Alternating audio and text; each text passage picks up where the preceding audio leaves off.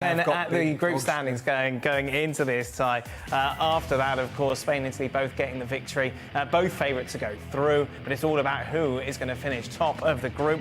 We asked everyone ahead of this tie what they thought the score was going to be between these two sides. Myself and Craig went for a Spain victory. Stevie, Don and Jurgen going for a draw as well. Jurgen, does the fact that both of these sides won their opening match make any difference going into this tie, or are both managers hoping their side go out there and make a statement? Very, very, very good question. I think, both coaches, they're tacticians. I think they're not going at all speed for a win. If they tie, they're happy with the result. They don't want to lose this game, for sure not. And so that's why my guess is a tie. Obviously, it's two powerhouses meeting up so early already in the group stage, which is fascinating to watch. But I think they're not going at full risk. Both teams are not going full risk. I was, because I think I've been reading some of the quotes from some journalists regarding what Spalletti's tactics might be. And I think your question's right, because I think he'll look at it thinking a point's not the end of the world. I've gone for a 0-0 draw. And the rumours are that he might play Roma's Mancini as a man marker against Morata. So Spalletti's already thinking, well, tactically, how do we stop Spain from scoring? So, yes, they've got to do a lot of work out wide, because that's where Spain's strength is. But in terms of man marking someone, if Mancini come in to mark Morata, that tells you probably what the idea of Spalletti's thinking going into the game. He's thinking draw, I'll take a point. Surely you have a bit of swagger, no? I've never known a striker been man-marked. Yeah, that's the rumours. That's the rumours. I mean, normally one of the centre-halves picks him up. Well, Mancini's a centre-back. Yeah, but what I'm saying is, like, it's not going to be... It's not like he's roaming around the field and somebody has to follow. Well, that's what he's thinking. It's not like if somebody's man-marking Lionel Messi and he drags him into areas. Alvaro Morata's not going to do that. Don't shoot the messenger. I just think you've got to stop reading these quotes. He's reading Gazzetta. He's Italian. I'm sitting there with my pink paper thinking, what's Spalletti's tactics going to be? Are you sitting there with a Gazzetta like this? Because I can tell you now, you haven't got a Scooby what that says in Italian. Look at the pictures. Don't shoot the messenger. Just telling you what they're saying.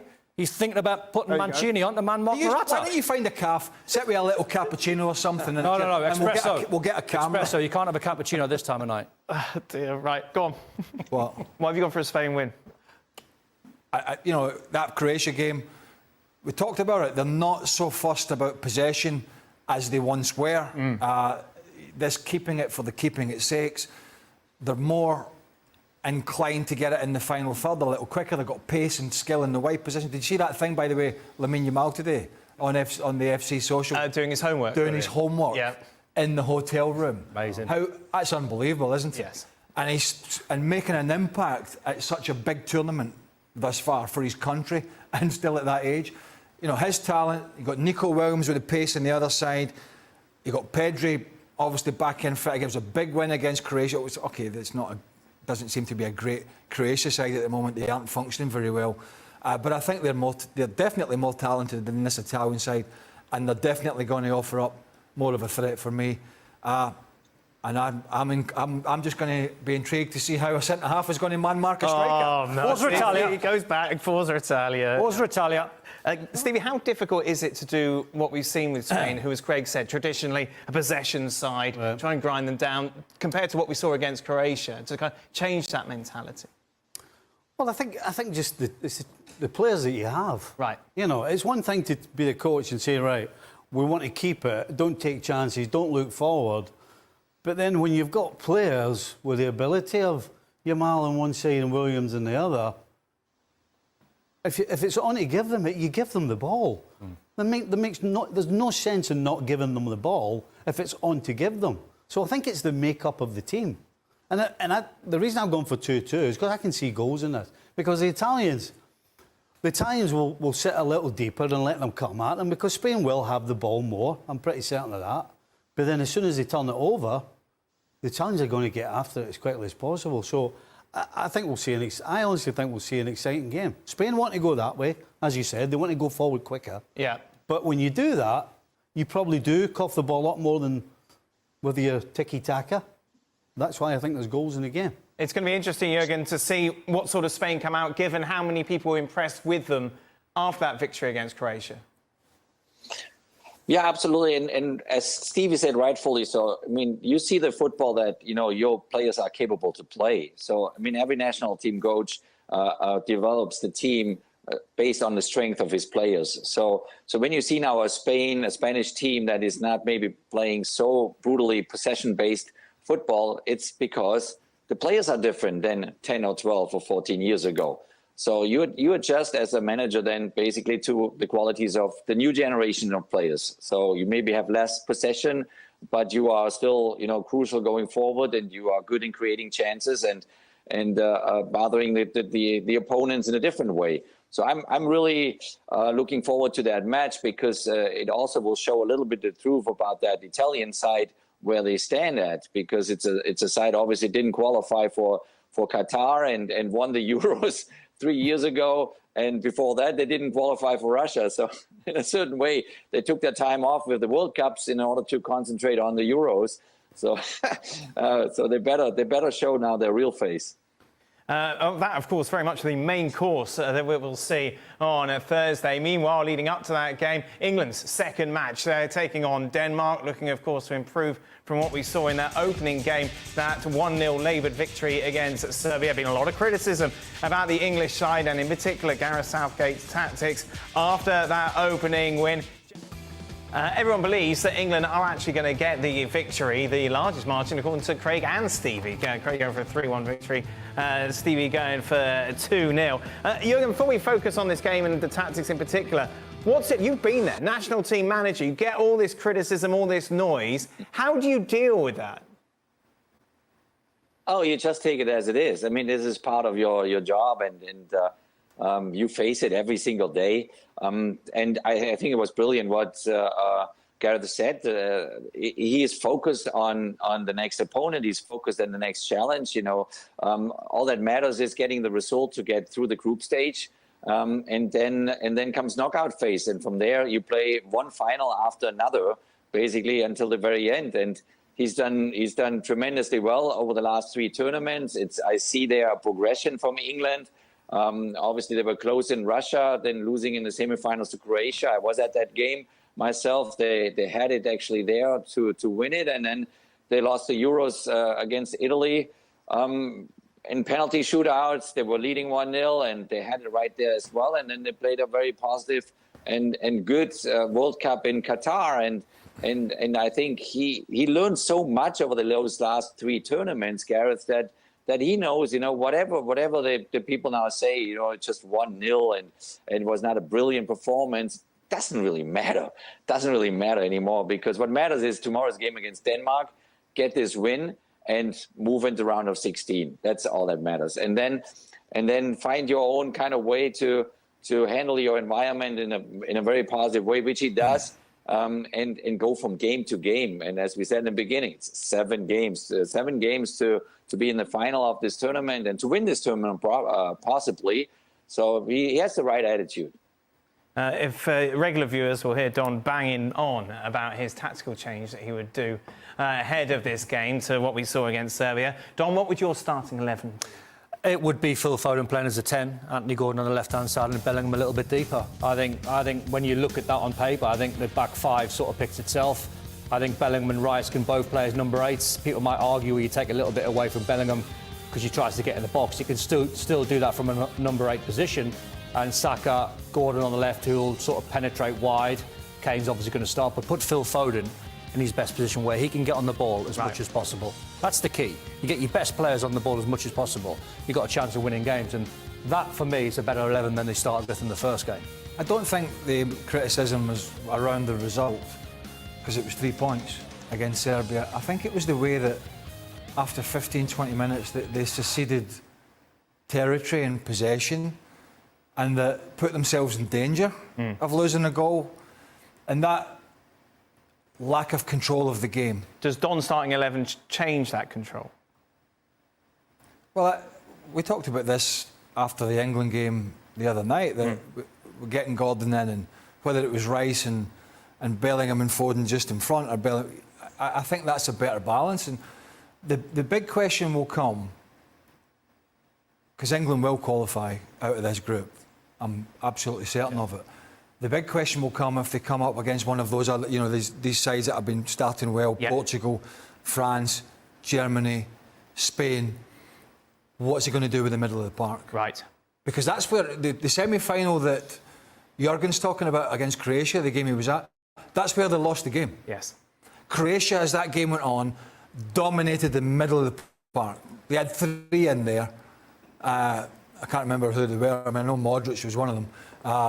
Rakitic, I think, was one. Brozovic. And it might have been Brozovic. But they don't, and Gareth never dealt with that, Southgate. He never dealt with it. And they got overrun as the game went on. And that's going to be the burning question for England as this tournament progresses. I know they've got some issues at the back with centre-half, but ultimately the middle of the park is where you're going to control the game or not. And that, all this talk about Mino and Adam Wharton and all these terrifically talented young players, that's a cesspit to throw them into. Right. I mean, it's all right giving them a game in the group stage if England have qualified and it's a 3rd game. It's another thing to get to the knockout and throw one of these youngsters in who have either got no caps or 2 caps. So that's a big burning question for Southgate. That middle of the park makes complete sense. One of the criticisms of England and Southgate is that when they go 1-up, they start the game well, they get themselves 1-up, and then all of a sudden it's almost like they put the foot on the brake. Well, if you've got Rice sitting, you've got Bellingham who will do both jobs. Yeah. Because he will get in the opposition penalty box, but he'll also get himself back in. And then you've got Foden in his best place. So when you do go 1-up, you're still going to be solid with Rice and Bellingham, but you've still got Foden to get you the second goal or to create the second goal. That's why it makes complete sense. And you've got a wide player in Gordon who will track back. And can take you up the pitch. Who can give you something going forward and will track back and help Trippier. That was something we noticed from the Serbia game, that Foden wants to wander because that's what he does and he's a fantastic footballer, but it was leaving a gap down that side. And plus, you're picking a form player. Anthony Gordon has been a form player. He's been outstanding for Newcastle this season. And to me, he's a player that he's not frightened of the occasion. He'll get the ball, he's something different, and he'll run at defenders, he'll stretch teams. And it's going to be interesting to see if Southgate, whether he thinks about doing something like that. How would you deal, Jurgen, with this Foden conundrum? Well, it's a tricky one. Obviously, as I said before, you try to find the right balance in midfield. And over years, we had that Lampard, Stevie Gerrard discussion always, does that fit? Is that the perfect way to do it? And now, obviously, Bellingham runs the show. Bellingham is the player, in the English side that is a big difference maker besides Harry Kane, obviously, up front as a fantastic striker. So, I mean, how much you kind of want to lean yourself out of the window and going forward too much, and leave some pieces kind of, in danger behind, I mean, especially as you say, once you get in the knockout phase, you need to have that right balance, defensively, especially the right balance, and I mean, it's a very courageous approach with Foden and in front of Bellingham, and have Gordon on the left flank, If they all do their job defensively, no problem. But it needs to be seen. And you have a Danish side that hasn't forgotten yet. The semi-final defeat from 3 years ago in the Euros at Wembley. I was at that game as well, and they are hungry. They're hungry. They want to really give them trouble tomorrow, the English side. So we have a great game to watch there as well, similar to Italy, Spain. The counter argument, just briefly to that. To the Foden thing was if you're a manager, you might be saying, well, that's taking away that space for Bellingham to charge into. When Bellingham, he's been great at Real Madrid, there's nobody played in that number 10 role. He has always sort of pitched in there from wide positions or from deep, but he's waited in Vinicius Junior and Rodrigo creating space, and then he's bolted into those holes that appear. If you put another player in there, that drags another defender in there, and sometimes those spaces. So there is a counter argument to it, and that's why managers get paid to make those decisions. I don't think he'll do it tomorrow, but it's interesting to see if he's going to make it. If they don't play well tomorrow and win and get criticised again, he's going to start second guessing himself, Gareth Southgate, if he plays the same team, which I think we're hearing he's going to.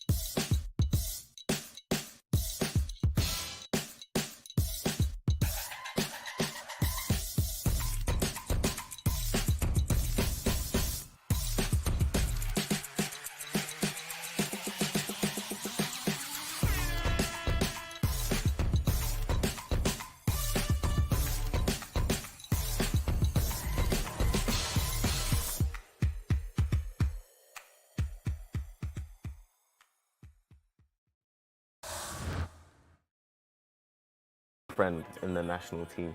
He's a bit boring, but I like him. He's a boring guy, but I like him.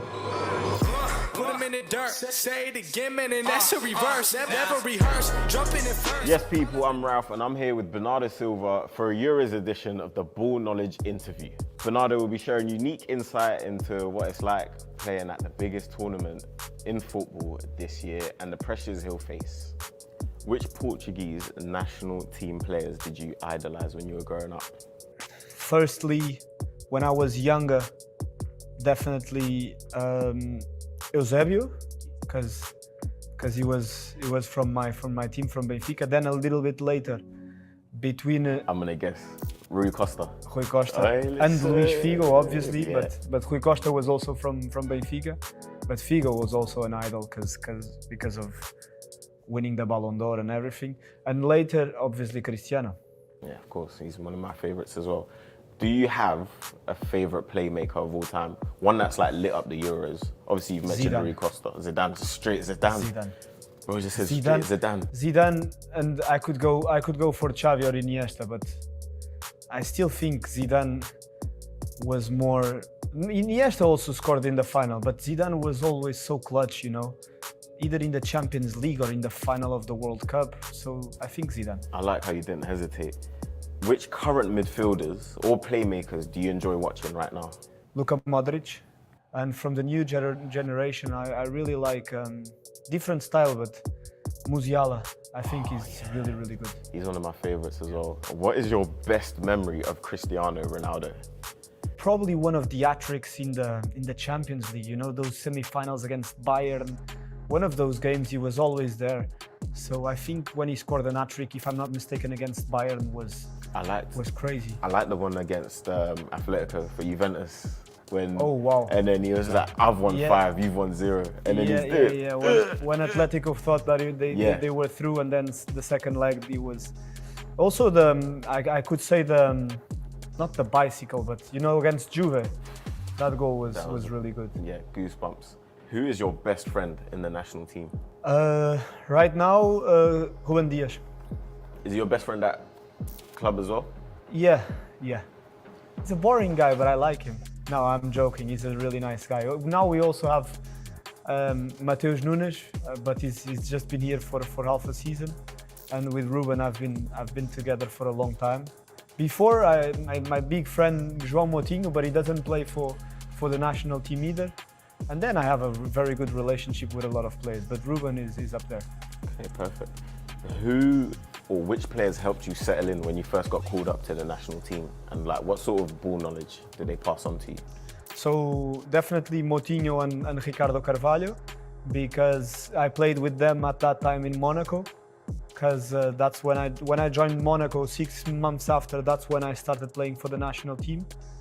And they were like my bigger brothers there in the national team and at Monaco, because it was tough for me to adapt, and they made it much easier, so definitely them too. Where were you for the 2016 Euros final, and how did you celebrate? I was in pre-season with Monaco, if I'm not mistaken, in Switzerland. And at that time we had 4 or 5 Portuguese players. And so we were having a proper party. So we just went to a room together, because we had the French guys all together and we didn't want to be with them, so we went just us to a room to watch the game, and yeah, we celebrated. You celebrate quietly, obviously you're playing at a French team, you can't really... French team, big rivalry, they thought that they were gonna win, and yeah, we beat them to that final. How do you deal with the pressure of playing for your national team at a major tournament? Do you have like any rituals, any techniques? Every time that I play, I get a step closer to dealing better with those emotions. It's like everything in life. But definitely representing your country and playing in a European Cup or a World Cup, it's massive, because playing for your country and representing your family, your friends and your nation is always a bit different, and I think you have a bit more pressure, so it's not easy, but yeah, I think we're really well prepared for this competition, and I'm really looking forward to the Euros. I think your squad is crazy. Like, we have a good generation, but then we need to perform, because in the last years were very good for Portugal, because we won the Euros in 2016, and then the Nations League, if I'm not mistaken, in 2019 or something. So it's been good for us, but this generation needs to perform. It's just not being good on the paper. Pick 3 non-Portuguese players you'd have in Portugal's Euro squad. 3 non-Portuguese players I'd have on my squad right now.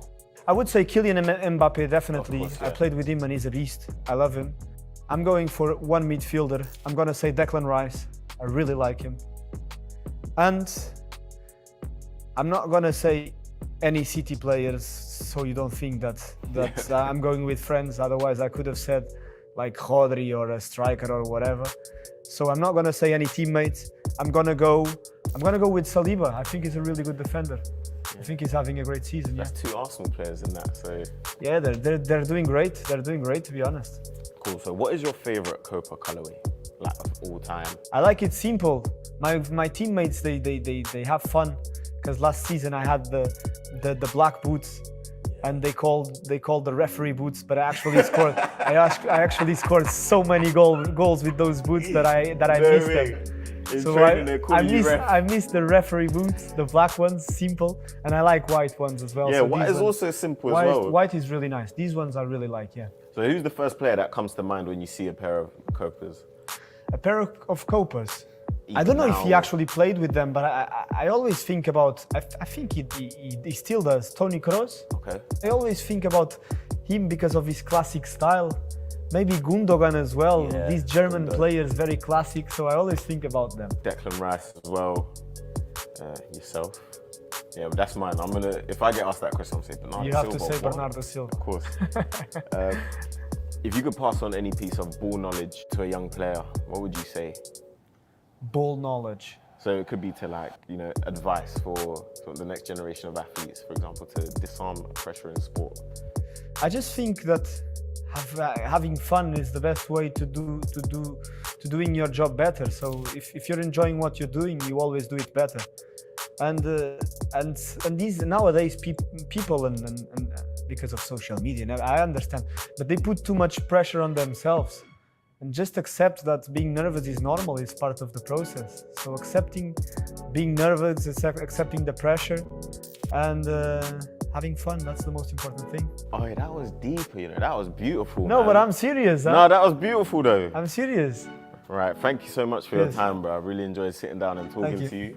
I've been Ralph, he's been Bernardo Silva, and this has been Ball Knowledge. Make sure you like, comment, share, subscribe, and click the notification bell so you don't miss the next video.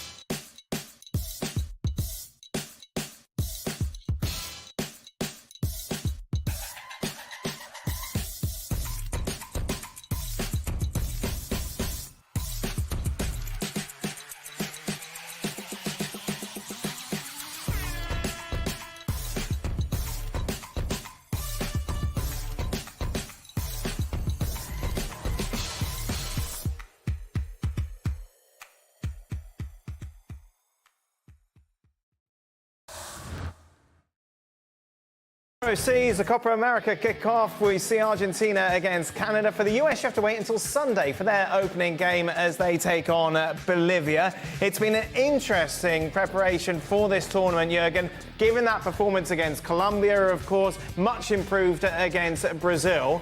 What are your expectations going into this tournament around Berhalter's side?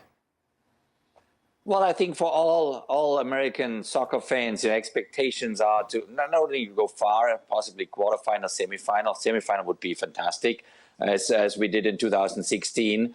But it's the key thing is they're learning. I mean, I always asked the federation years ago to participate in this Copa America as often as possible, because you need these games against the South American teams in order to learn, in order to grow your program, in order to grow your team. And this is a huge opportunity for for the American side to prepare them already mentally towards the World Cup in 2 years from now, which is in 2 years will pass by so fast. So this is a huge opportunity to grow together, to try things out, but also to hopefully be successful and build confidence towards the World Cup 2026, which is around the corner.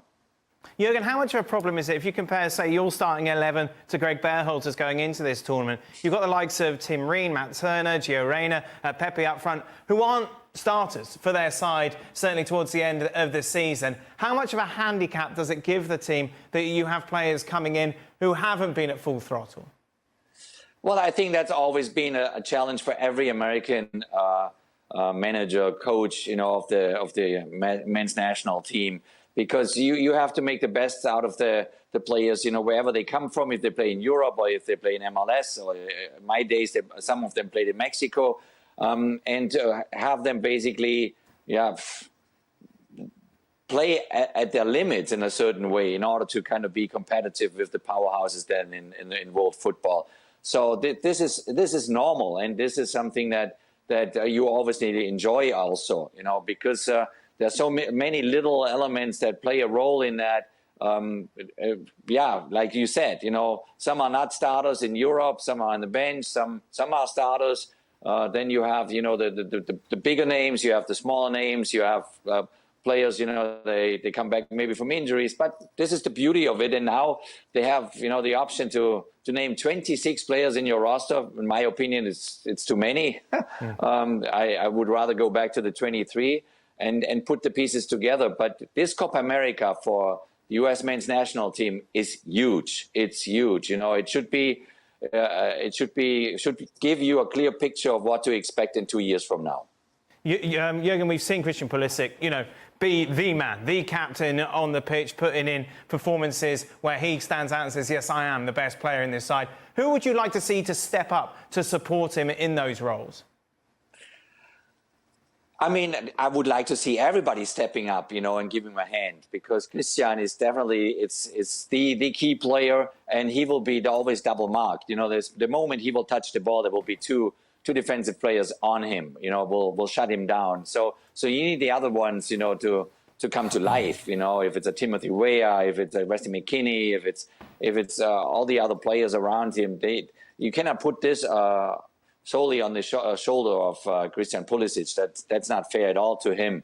But the players have the quality. The team is, if you go player by player, it's a very good team. It's a very good American squad that Greg Berhalter has there. So I think if they find a way to create the right chemistry, to have the support, obviously the support will come also from the fans in this tournament, then they can go far in this tournament already, and hopefully even further in the World Cup than in 2 years from now. Well, it's quite simple, isn't it? That player was Gio Reyna. Well, that's it. No, the US men's now have got a lot of solid players, some better than solid, and then they've got a couple of players that can do some outstanding things. Mm-hmm. And one of those is Gio Reyna, but unfortunately he's had a turbulent, to say the least, couple of years. Out at Dortmund,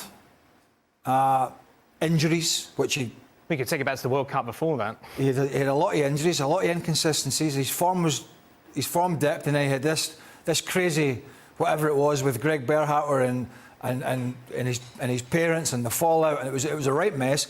Then he goes to Forest, and he's not playing there. He's coming off the bench. He's getting 20 minutes here and half an hour there, and so he's not been able to pick up the baton as the other guy in there that's going to be the game changer. Now, he will be, but he's another one that you name some players that are not playing regular, and he's another one. It's very difficult to go and play in a tournament like this against these powerhouses of South American football when you're only getting 20 minutes here and there for your club. But to answer your question, he's the guy, I think, that was supposed to pick up the baton and be one of the standout players, and his career at this moment is not letting him do that. Jürgen will say, hey, Jürgen, I became a US citizen this week, so I believe now. I believe that we can win. I've just got to chant that a few times and it's going to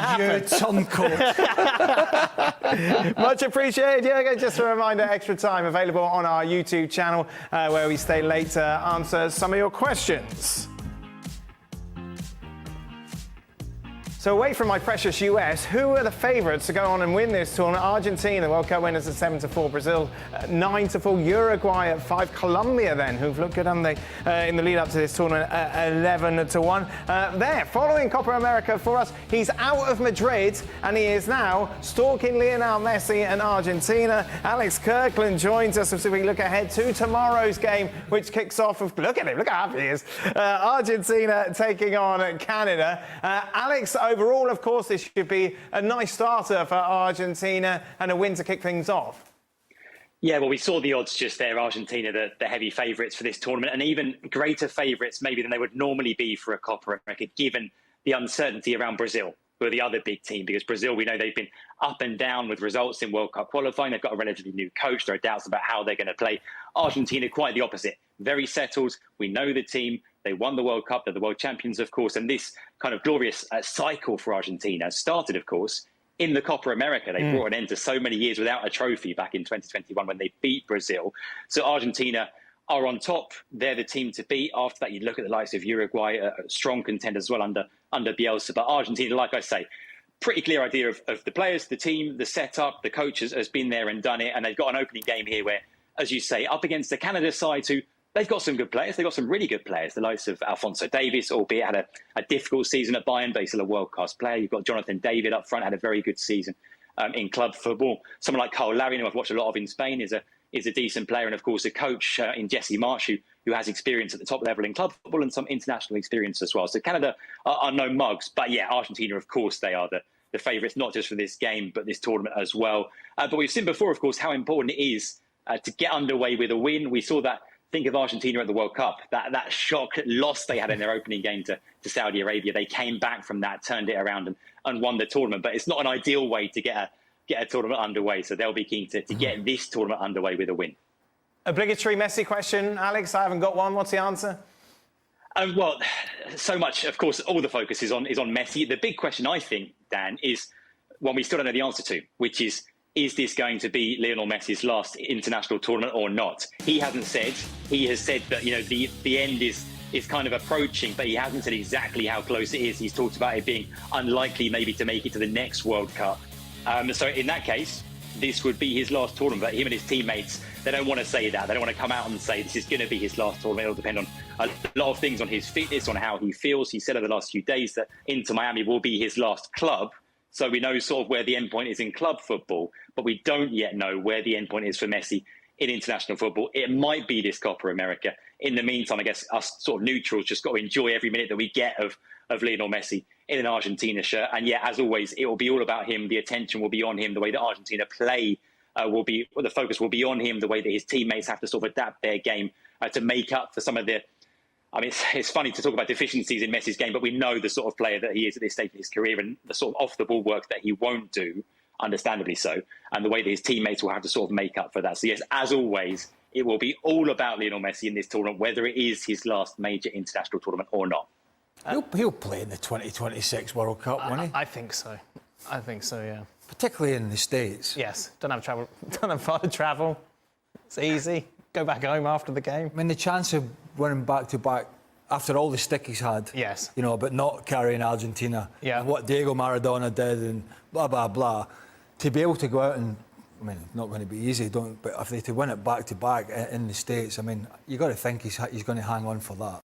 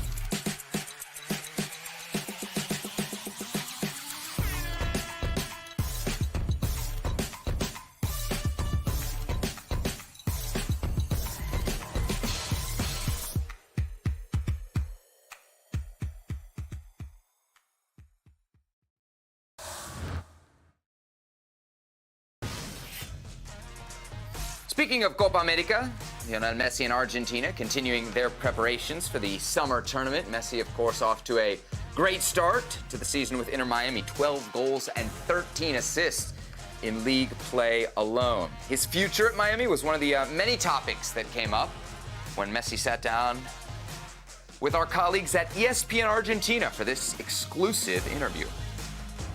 Leo, cuando se ven los récords, aparece una palabra. Messi, Messi, Messi, Messi. Pulverizaste todos los récords. Ahora, el hecho de jugar 6 mundiales no le pasó a ningún jugador en la historia.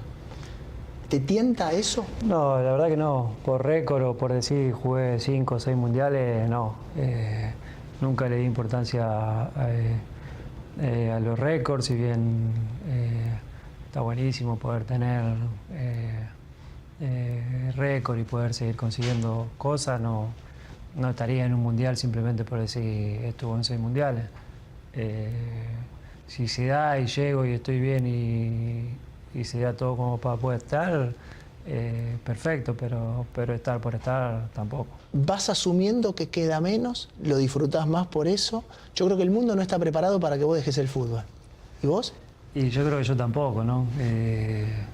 Toda mi vida hice esto, me encanta jugar a la pelota, disfruto de los entrenamientos, del día a día, de los partidos.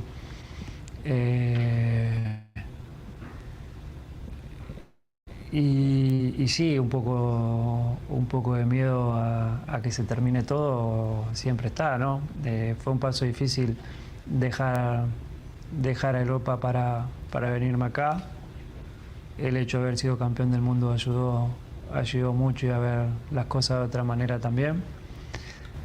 Pero no lo pienso, intento de disfrutar, por eso disfruto muchísimo más todo, porque soy consciente de que cada vez falta menos y la paso bien en el club, con la suerte que tengo de tener compañeros y amigos al lado, la paso bien en la sección donde tengo compañeros y amigos también y muchos y disfruto de los pequeños detalles que sé que cuando no juegue más voy a extrañar. ¿Tu último club es el Inter? Sí, creo que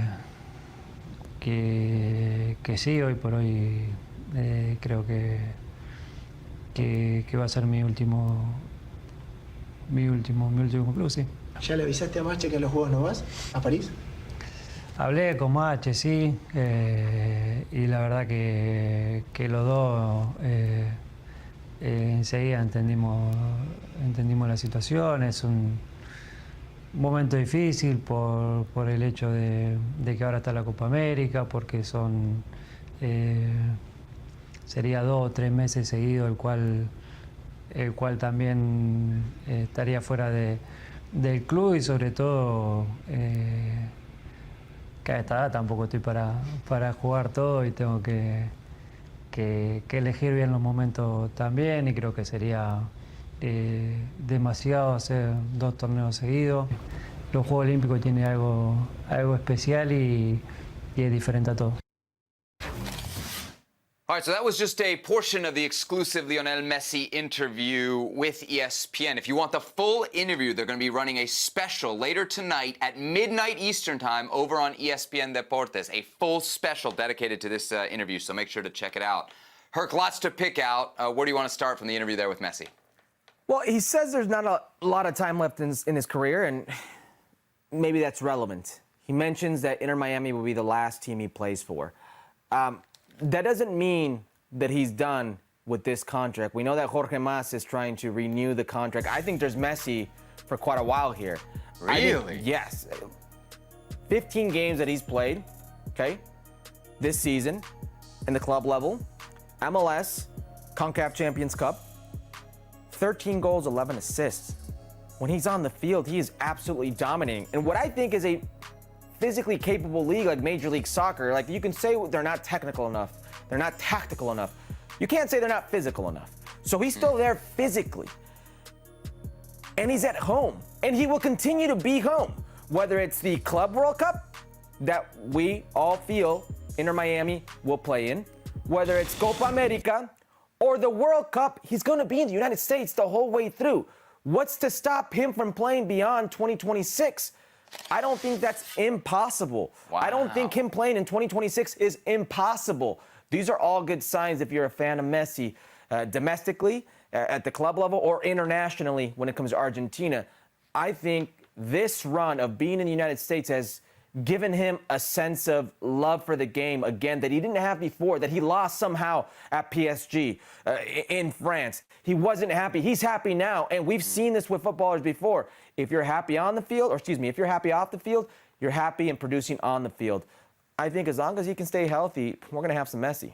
Yeah, I mean, it sounds great, what you're saying. We've always kind of assumed, though, that when he gets to 2026, perhaps plays that last walk-off World Cup, it's here in his now home country, that would be it. You really think he'll play past 26, like into 27, 28? Do you see him playing with Inter Miami when he's done with the Argentine national team? To me, that's a big part of it. Like, as long as he's playing with Argentina, I see him here. Once he's done with Argentina, he's having a blast. Is he just done with soccer? He's having a blast with his buddies in Southern Florida, you know. He's at the beach. He doesn't, I mean, he gets recognized, but certainly he could be left alone like he's not go to left. Publix. Well, whatever you want. This is a different lifestyle for him. I really think it's rejuvenated this man in a way that we've not seen from him before. I mean, look at his time at PSG. He looked miserable. Off the field, on the field, he didn't look like he was having a good time. He looks like he's having a great time. He looks like he's enjoying himself. He's still playing for his country. When that commitment is over, if you're telling me he can't just play club ball, he said Inter Miami. He didn't say how many more years at Inter Miami. I think there's time.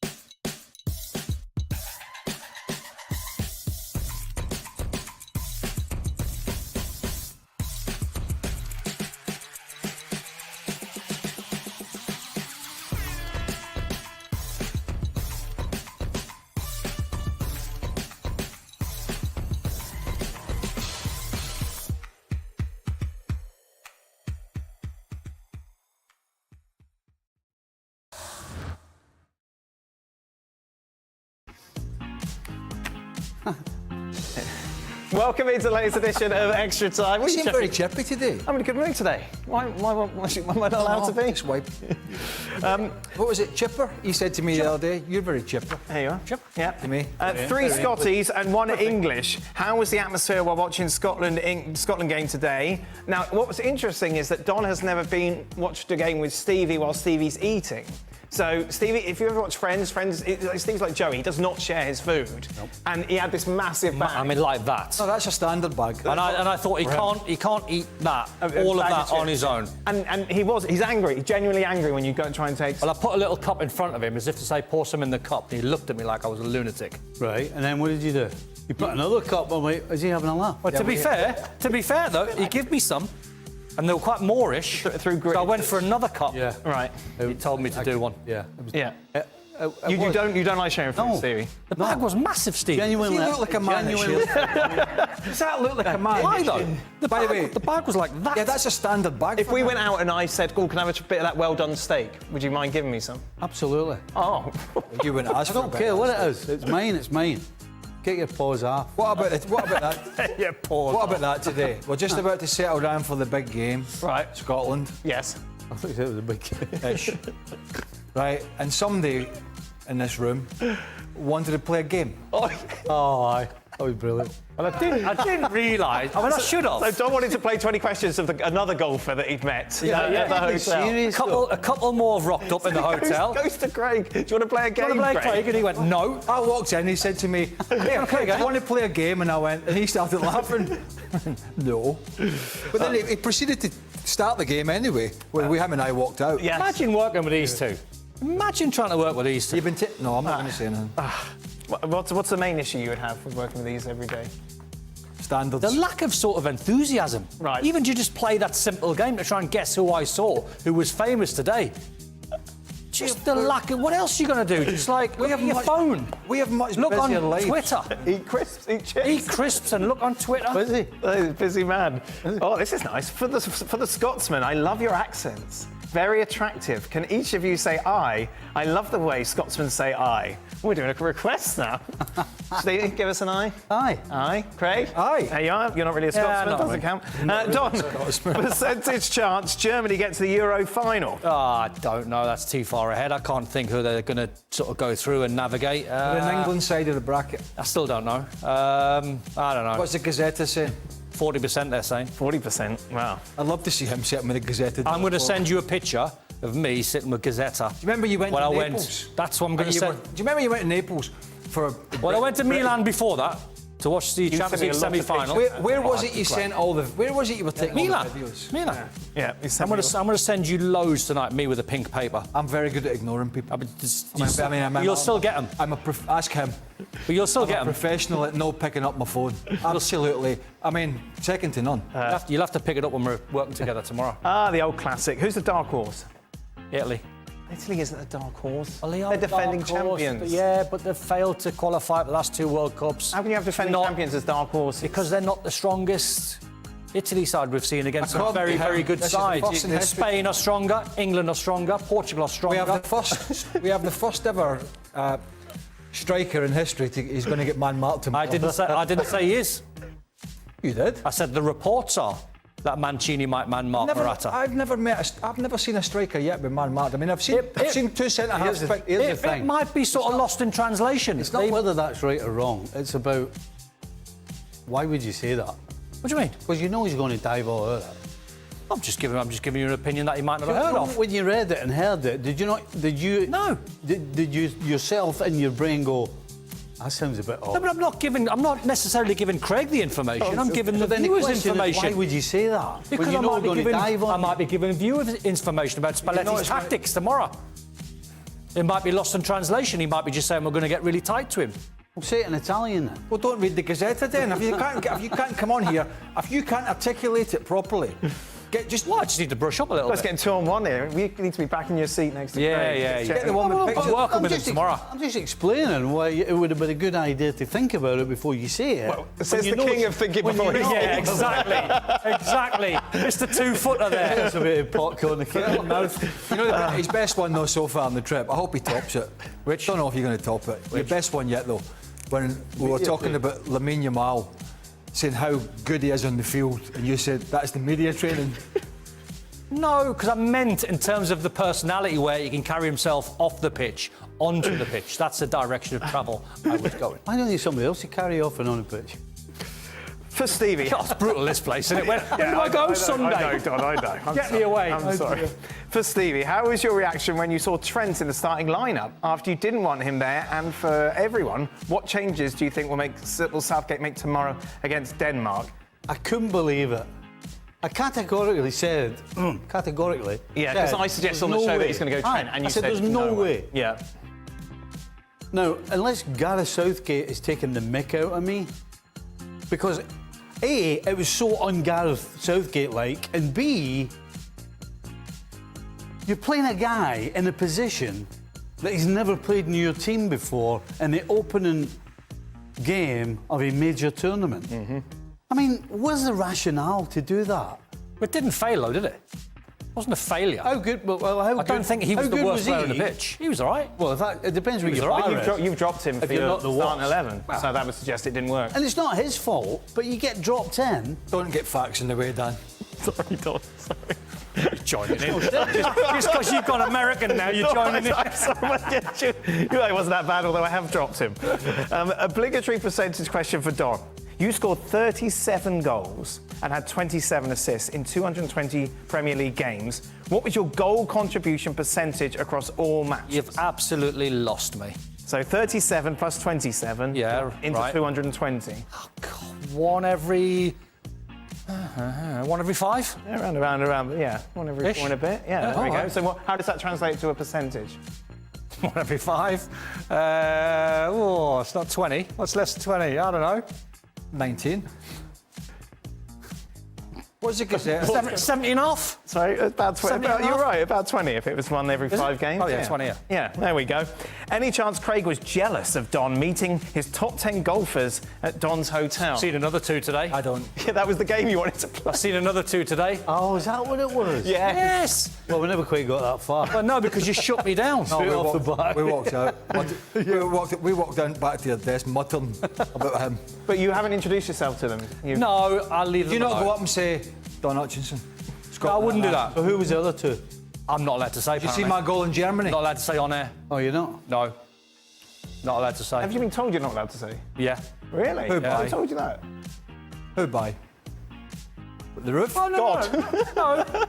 The camera? Well, he was on the other day. Pete was on the other day. Pete, don't listen to did him. Pete tell you not to say Well, I it? didn't sort of say it, but he's... He alluded to that fact. yeah. And then he went, well, he was in the top 10 in the world. And I was like, oh, panicking, thinking I'm not allowed to say, but you've dropped the top 10 in the... I don't know. There we Just are. in case, obviously, stalkers find out where I'm staying. Right. And I'll find out where they're staying. Yep. I'll be surprised if they don't recognise you. I think most people would know where the golfers are staying. That is it. That brings us to the end of today's Full show. lead today. Steve, you're on holiday now. HR. I am, yeah. Have a lovely time. Oh, I can't Go wait. to Jersey Shore. Jersey taking those, Shore, I love the put beach. put some cream on your legs. Don't Oh, burn- good idea. Very red. They are- Turned up at golf the other day. Yes, yeah, he sent me a picture. Lovely. I know, I saw you posted that picture. I'm calling HR. Yeah. I'm calling HR for it. Oh, all right, Don, OK. I've got a direct line. We will be back tomorrow for more, of course. Oh, you won't be here for England, Stevie? No. Oh, there you are. Be sure to check, of course, we'll be talking England, Denmark, and the big one between Spain and Italy.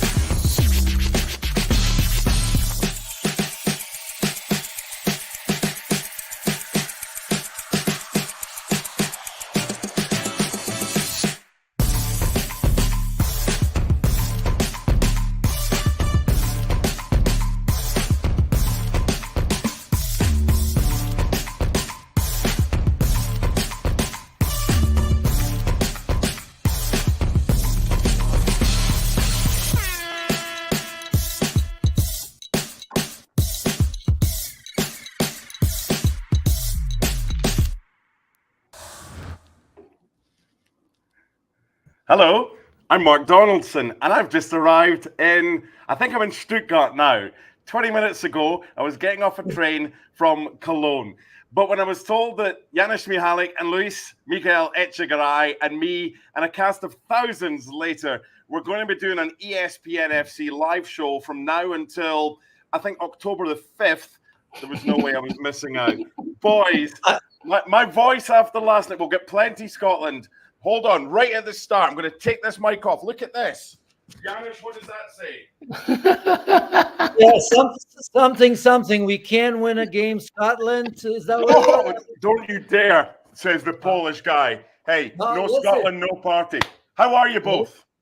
Oh, we're doing great, and listen. I'm like the Scottish, as you know, because you've been helping me. I got all the Scotland games, and even people in the studio here, I mean, loved it. Loved it. What's happening over there in Cologne, as you told me, 50,000. I mean, a special fan zone just for you boys. And I'll tell you what. Stevie Nicol was giving me, after Poland game, it should have been 3 or 4-0, but it wasn't. They played decent against Holland. It didn't happen for you against Germany, but I had zero doubt because they said, their heads are down. They're never going to come back. I'll tell you what, I was flying your flag. I said, if there's one nation in the world that has the character to say, you know what, we got to make it right because there's like, half a country flew over, it was Scotland. And you know what? And you did it. And it was, it was a great game. And in the end, I thought you were going to win it. Hey, Luis Miguel, we will find the only way that hasn't been found yet to screw it up on Sunday. But until then, we still have a chance. But what a tournament it's been so far. We're going to have the watch-along party for this next game. And I'll be honest, it's between... Slovenia and Serbia. Yes. Looking forward to this one. What have you made of the tournament so far? I want to keep talking about Scotland. Oh, we will. We've got 10 hours of this. I'm so happy about it. Listen, listen, there's an emergency element here, I heard. Water. They're bringing beer from Poland to Germany to Cologne, wherever Scots are, because there's none. I love it. No, MD, we've always talked about, or at least I've told you about, how Peruvians have a very close affinity to the Scottish. First of all, Iron Brew and Inca Cola are basically the same thing. We absolutely love it. Second of all, obviously being a Villa fan, anything that John McGinn does to me is fair weather. But we've got McGinn. Super John McGinn. I just don't think you understand. Right. He's Unai Emery's man. He's better than Zidane. We've got Super John. Bonnie, Scotland. No, I'm so happy for you. And like Janusz said, I also thought that after the debacle that was the first game against Germany, I just knew that whatever the result was, and great to have that result in the end, but whatever the result was, I knew that Scotland were going to come out like warriors and defend everything that they can and play as tough as they can. And you did. And absolutely majestic performance. And I salute the Scottish national team for keeping going. So well done. Any underdog to me is worth a shout and a celebrated support. Absolutely. Plenty more talk about that. Right, Janusz. The first game of three really good ones today, Slovenia against Serbia. What did you see from these two teams and two nations in the first game that impressed you and kind of concerned you? Well, I mean, Slovenia for them, anything is a bonus, right? What was the first game? Denmark, was it? I mean, right? I mean, all these games are, Serbia, I remember against England because England didn't look great in the second half. The Serbs, after making changes, as you see it now here, because remember, against England, Dusan Tadic didn't come out in the starting 11, and you could see that he was missing. Today, of course, you have Mitrovic with Tadic and Vlahovic. So, I mean, we all know about the potential of Serbia for how many years now, right? I mean, this is a loaded team that seem to never come together as a team. It's not a question of quality. Like Croatia, for example, right? I mean, a nation of 3 million, and they're in every competition. But this one, so far, it seems. But, for Serbia, I thought it got much better against England. And I expect them, today, they got to get the 3 points, right? Not that Slovenia won't have a say, because as I'm looking right now, pretty high press from Slovenia, very, very confident opening from them. If I can say after 4 minutes that they look a little bit better just from the off, I better be careful. But, these are the games of truth, aren't they? For, in a second game for both teams, this is massive, isn't it? It is. And you're getting to the stage where some teams are thinking, right, we need this. I mean, last night, for example, towards the end of the game, Switzerland are like, no, we don't really need to push forward too much because 4 points for them was enough. Scotland were happy with the draw because it keeps us in it. So for teams that lost the opening game, it might be a little bit more important to at least take something, Luis Miguel, because you don't want to be Hungary like I am. I'm starving, I'm not eating, but Hungary, the country, and having 0 points after 2 games. Yeah, absolutely. And especially in this group, right, that includes England and Denmark. Serbia want to make sure that they get something out of this, obviously Slovenia as well, because, regardless of the result later on, it's very important to get points on the board. That's it. That's really it. Not only does it build the logistical aspects of making sure that you climb higher up the table, but it builds momentum. It builds confidence. And it needs to be strengthened. And there's the lineup from Slovenia, as you're seeing on the screen. And obviously not many surprises. But the midfield here for Slovenia is going to be key against a very difficult Serbia. It's really important to make sure that this Slovenian side protects Oblak. We know how good All Black can be, but it's important for Slovenia to protect, especially when they protect the final third and defend. And then, if we, in a minute, move aside to the Serbia starting lineup, we know exactly what's happening there with Mitrovic. Obviously, we know what he can offer, but he was very isolated against England, but that's not really something different. Vlahovic now, as he partners with him, I would expect them leading up, thanks to the leading man, the creator, Tadic, to really create more havoc. I thought Serbia, even though they lost 1-0 to England, obviously all the criticism was on England, not creative enough, but you got to give a lot of credit to the Serbian side who made it really sticky, really difficult for the three Lions. And I expect for them today to be a little bit more adventurous. Janusz, you've been doing some stuff as well as ESPN for Polish television. Your focus, like anywhere, Scotland and England, is on your home nation. Have you guys been allocated different other teams? I know you've got Scotland, and has anybody so far had any of these two teams that you've been paying attention to that we're watching right now? Yeah, Serbia. I mean, I've done just about every group so far. Every day being in the studio, you run into these different teams. Watch that Serbia match against England very, very closely. Slovenia a little bit less. But as you just saw in that lineup, I mean, so much firepower. If you remember against England, you want to say, at least in the first half, I mean, Vlahovic was non-existent. He changed a little bit. I think the strength, as we'll see here, maybe in the wide areas, because Mladenovic came in the second half on the left-hand side, and he brought Vlahovic back. Mitrovic was okay, nothing special, but certainly when Tadic came in, that creativity that was missing in the first half changed, didn't it? So obviously he's been around now for a little bit. He still has the quality. Only the manager knows how much he can go, I suppose, right? I am pretty sure that what he did against England was very much tactical, thinking that England were just going to be pressing the quality of that team, where maybe you bring somebody, because who do you have? Remember, I mean, the big games, Milinkovic-Savic, remember him, Goodale, they're out now. I mean, it wasn't all that ago. I remember, Mark, specifically with you. Remember where Milinkovic-Savic was wanted by everybody. Manchester United. I mean, he got hurt. And his career kind of not right. I mean, you have to say that maybe he made a mistake way back when, where half Europe wanted him. We've all made mistakes in life, Janusz. I could think of many over the past 10 days since I was in Germany. Going to Germany is probably one of them, right? No, honestly, this has been the best thing in the world. There's a couple of days that are a wee bit hazy. Yeah, but apart from that, no, it's been great. What I want to say as well, both of you, you can take this one. I'll start with you, Ellie. And it's no surprise that the German people have been absolutely spectacular. And Scottish fans have had a lot of good press, deservedly so. But the Dutch, there's not been a nation so far that you haven't heard a good story from, whether it's people helping older people cross the road or just enjoying themselves and being friendly and kind. That's what it's all about, LME, isn't it?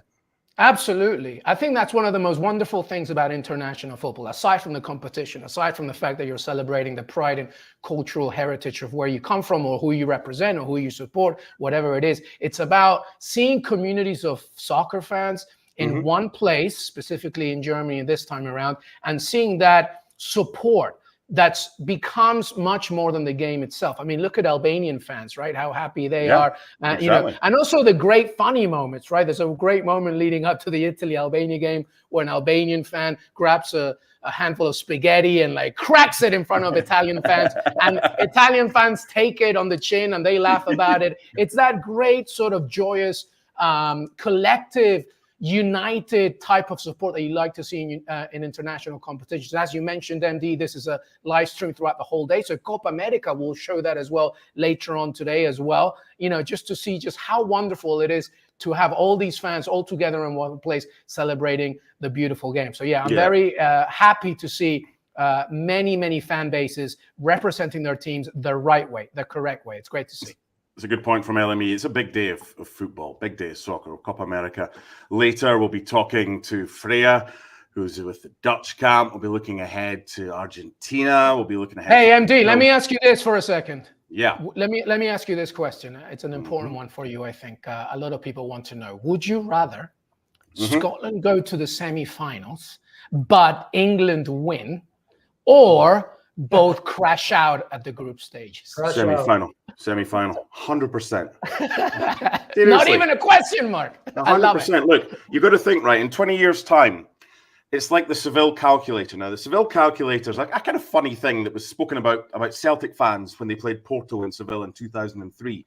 You cannot now find a Celtic fan who was not in Seville that day. There were 4 million, apparently, according to them. And in 20 years' time now, every Scot, there will not be one Scot on the planet who was not in Germany, whereas most of them, like a lot of them weren't.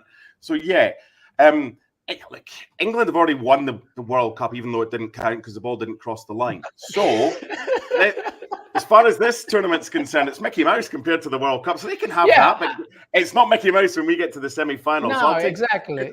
We've done that. We've got that T-shirt about going to the group stage and getting knocked out. We do that all the time. We want something a little bit different. As long as it's not, as long as it's not England that knock us out. There you go.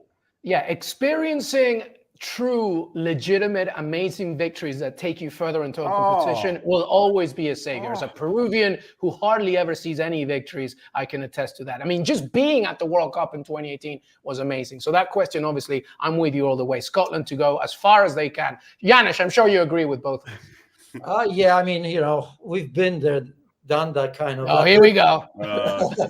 Of course, the Holy Grail, is the one that everybody chases. But yeah, for nations like Mark's and mine, Poland, where I was born, of course, I mean, 74, 82, coming third in a World Cup. It's talked about till this day, obviously, the greatest tournaments ever. And even the new generation still can say, every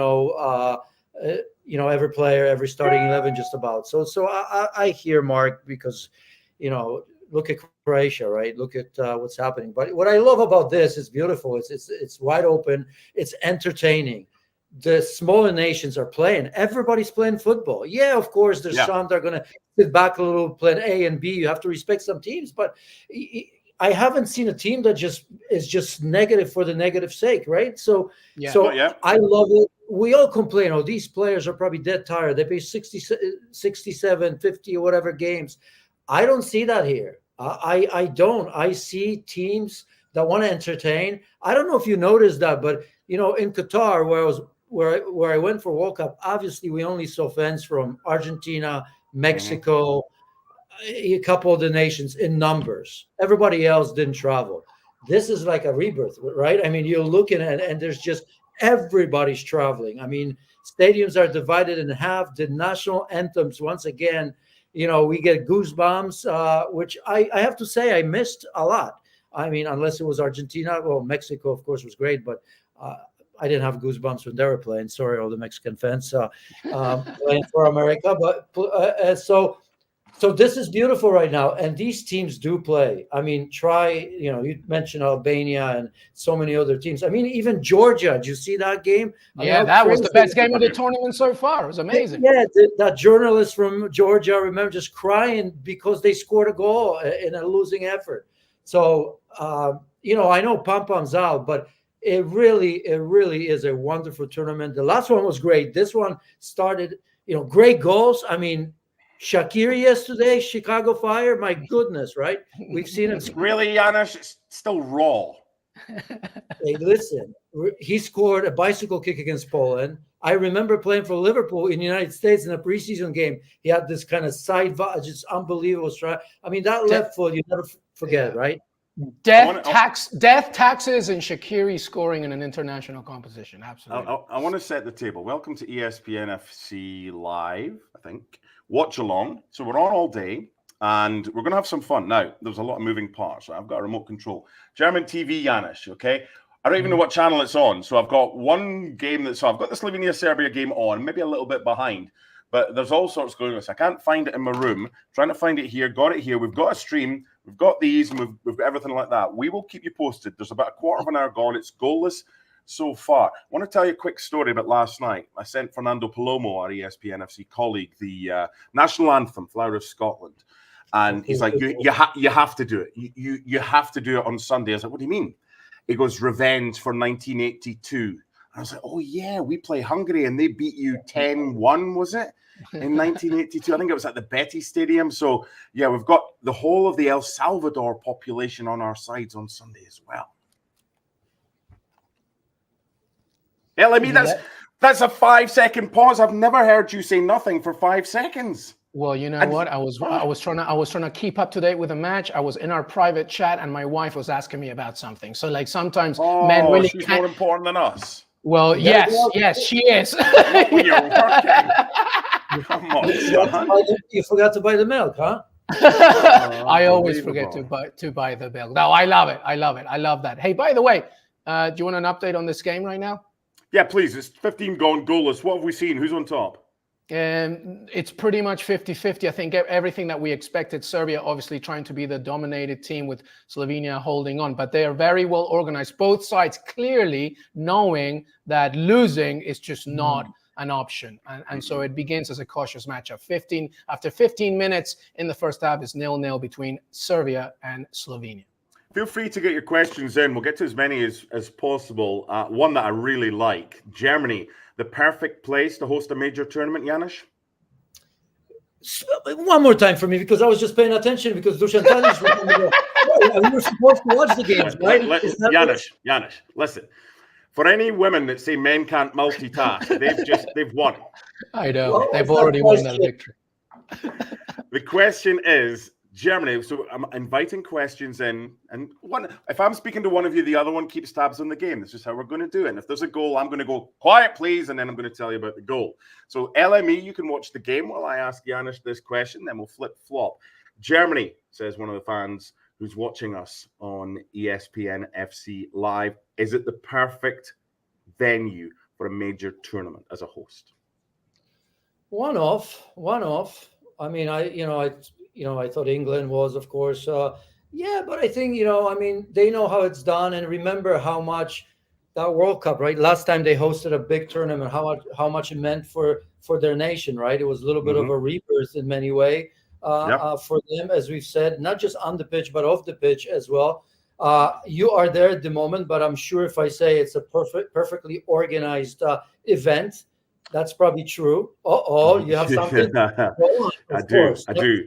And I don't want to... there's only one thing I'm going to be negative about, because everybody's been negative about it.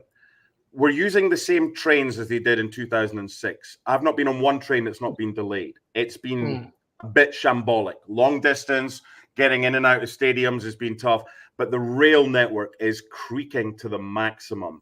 And I think it was the England game in Gelsenkirchen, the first game that they played against Serbia. Our own Rob Dawson was there, and he said it was taking fans 3-4 hours just to get back into the city. Now, a lot of that's to do with the influx of people. They probably have more people than they thought coming here, but you can't afford, because it's not just, it's like catching a flight, and we've all done that, but it's not the first flight. You've got to get the first flight on time to make the second flight. A lot of people here have got connecting trains, and coming down today, it was standing room only coming down from Cologne on the ICE train, but a lot of them had to get off at Mannheim because they had other trains that they had to get to. So apart from that, it's been brilliant. The hosts, the people are friendly, but the train network, Janusz, and I'm sure you've used the train network in Germany. It was great in 2006. It's been horrible this time. Well, you've made a point, Robbie. I'm sure they didn't anticipate 200,000 Scots coming over. And as I said, people coming from everywhere. That's it's almost, watching it, doing it from the studios in Poland, it almost doesn't feel like it's in Germany, because every nation has traveled in such numbers. Just watching the games, it feels that way, doesn't it? Right. So, but yeah, I mean, I think, I'm a big fan of one country organization. I know these days, the tournament's getting bigger, obviously, more teams and more teams. Less countries can maybe afford to do that or have that sort of infrastructure where UEFA is asking you for these big stadiums, right? Because the interest is there. So I understand that sometimes it has to be two countries. We see that in the World Cup, where next World Cup is going to be 3 continents or something, like whatever that may be. But to answer that question, yeah, Germans are known for their organization. I'm sure in the end it's going to be absolutely fine. Hey, Mark Donaldson, we got a big game, though. The Netherlands and France, and I believe we have a wonderful expert to discuss this. Freysia Coutinho Arias, how are you? Hi, guys. I'm good. Looking forward to the game. Also the games this evening, but definitely the game tomorrow, yeah. I It's love the it. third of three, isn't it? Because we start with Slovakia against Ukraine tomorrow. Then Janusz will be busy and excited for Poland against Austria. What's the mood in the Netherlands, Fresha, for this game ahead of the match tomorrow night, given how you played in the first match? Yeah, I think it was a good match to start with, because you don't want to start with a match where everybody's like, whoa, and it's a really good team, because you need to have more than enough topics to talk about, and also for the coach, of course. But yeah, the topic in the news also over here is if Kylian Mbappé will play or not. And actually, there's not a lot of news around our own national team. Everybody's able to play. Everybody was on the pitch today. Yeah, which is good. Looking forward to that game. And yeah, I'm expecting maybe 1 or 2 changes in the starting 11. I was actually looking forward to the duel between Denzel Dumfries and Hernandez. I'm quite sure everybody knows that it got quite heated between Inter and AC Milan, definitely with Dumfries celebrating then at the party, of course, afterwards, showing that image of Hernandez. It would be quite fun, I think, if you see them play against each other. I believe they asked Hernandez how he would react if he would see Dumfries, and he was acting like a professional, that he wouldn't mind playing against him. But it could be that we will see Geertruida tomorrow, since he's a couple together with Frimpong. We know that Hernandez is playing quite high, and I'm not sure if that's the best thing for Xavi Simons also to play against. So it could be that we will see Frimpong instead of Xavi Simons tomorrow. So LME is going to get into the kind of minutiae of the game with you in a second. However, let's set the table here first, because I've been as a fan to 4 games so far, well, 3 games so far. You're going as a fan to this game. So what are the plans for your kind of day? Because you've got the fan zones, which get there early, because A, the queues for beer and water for us professionals are quite long, but B, it can be difficult to get around. And the other thing I would suggest is get to the ground early, because everyone wants to kind of get there, and the transport network can be tough. So what are your plans for this game tomorrow as a fan? Yeah, I'm going with a few friends, and it's with a sponsor of the national team with a bus. So we're leaving quite early in the morning by bus, and everything is arranged. So we're having dinner and then going to the game quite early. I think the brother actually of Xavi Simons is also joining us. So I'm hoping for him that Xavi will play, but I'm not sure if he will. I mean, he will play, but I'm not sure if he's going to start in the starting 11. But yeah, it will be nice. I mean, there were so many fans of the Dutch national team, and well, we missed a few tournaments, and then you had Qatar, obviously, and not so many fans could attend the tournament before.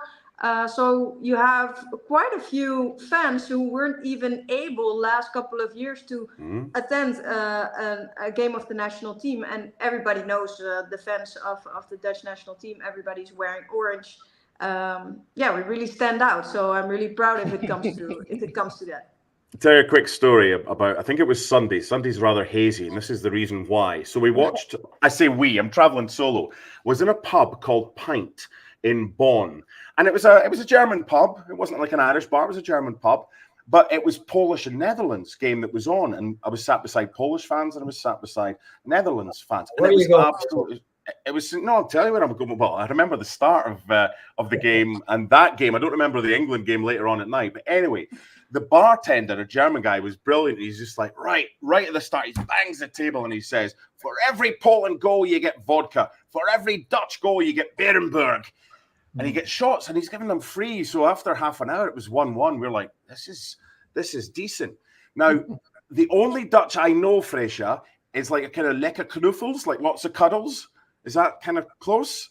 So yeah, the Dutch guy's like, yeah, the Dutch guy's like, yeah, there's Berenberg going on as well. It's just that's what it's like being a fan. So that's where the story went, Janusz. But please don't ask me too much. And here we are, LME, and we're just drinking water. Or yeah, you know, Janusz, I'm doing a countdown on how I'm doing a count on how many stories we get in the first 30 minutes. We got 2 so far from Mark Donaldson. I'm going to see if we get 4 more. Be careful where you Be careful what you wish for. This is like my third studio show. Well, in my hotel, and I had Spain against Italy, and you telling me about going to pubs and. I love it. I love it. Elmi, talk some sense with Fraser, please. Talk football and tactics. Let's talk some football for a second, because I do want to go back to this game. The Netherlands-France, obviously, historically speaking, it's a wonderful matchup, a tremendous amount of talent. Both are now facing each other after both winning. But as you mentioned, right, we'll get to obviously the Dutch lineup in a second. But in terms of your opposition, that's the big thing that you just talked about. Kylian Mbappe's availability. Per our very own Julien Laurens, it seems that he will not be playing in this game due to obviously the nose fracture that he suffered. Initially, it was meant to be a more serious occurrence, but luckily for him and the French national team, it's not to be so. But regardless, he is most likely, reportedly, ready to be missing this opener. However, Fraser, France is France, right? With the likes of Antoine Griezmann and Thuram, Ousmane Dembélé. Where do you think the Dutch should be focusing on? Where should they be prioritizing? Because I remember when we talked after your initial game, you were worried specifically in the midfield, right? And that's where somewhere France does not miss. N'Golo Kante won the MVP in the last game, so he's going to be all over the place once again. But where are you focusing in terms of this French national team? Because this is, after all, the 2018 World Cup finalists and one of the best teams in the world. Well, it's quite hard actually, because should you rely on your own strength or make a few changes to keep in mind what their strength is? But we did play against them quite recently, since we were in the same qualifying group. And then definitely the game, I think it was in March last year, where it was such a painful game. It was in France. It ended in 4-0 for France. And I think it was like we were down 3-0 already after 20 minutes. It was really painful. So if you would ask me, definitely, yeah, you should always rely on your own strength. But keep in mind, definitely the pace of the players in front, even if Mbappe is not playing, still, they have so many quality players. So, yeah, I think you should be happy also if you could get away with a draw.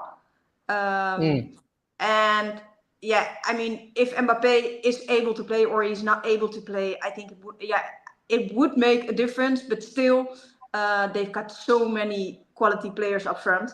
So yeah, and the midfield is I'm curious if Ronald Koeman, the coach, is going to give another chance to the same players. Would be quite harsh if he would pick different players already. And for example, we talked about the midfield, since they don't have a lot of experience, all of them together. But it would be quite harsh if he would make the change already. Right, that's enough serious nonsense. Let's get back to the story. Come up with a different story. This is what you're in for tomorrow, Fraser, when you go to the game as a fan.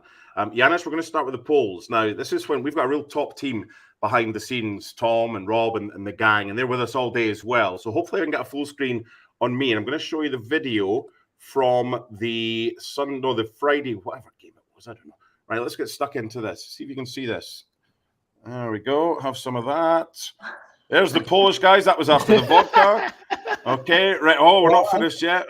That was just the Polish guy. Here's the bartender. Was that before or after the game? Was that before the game or after the game? This was halftime.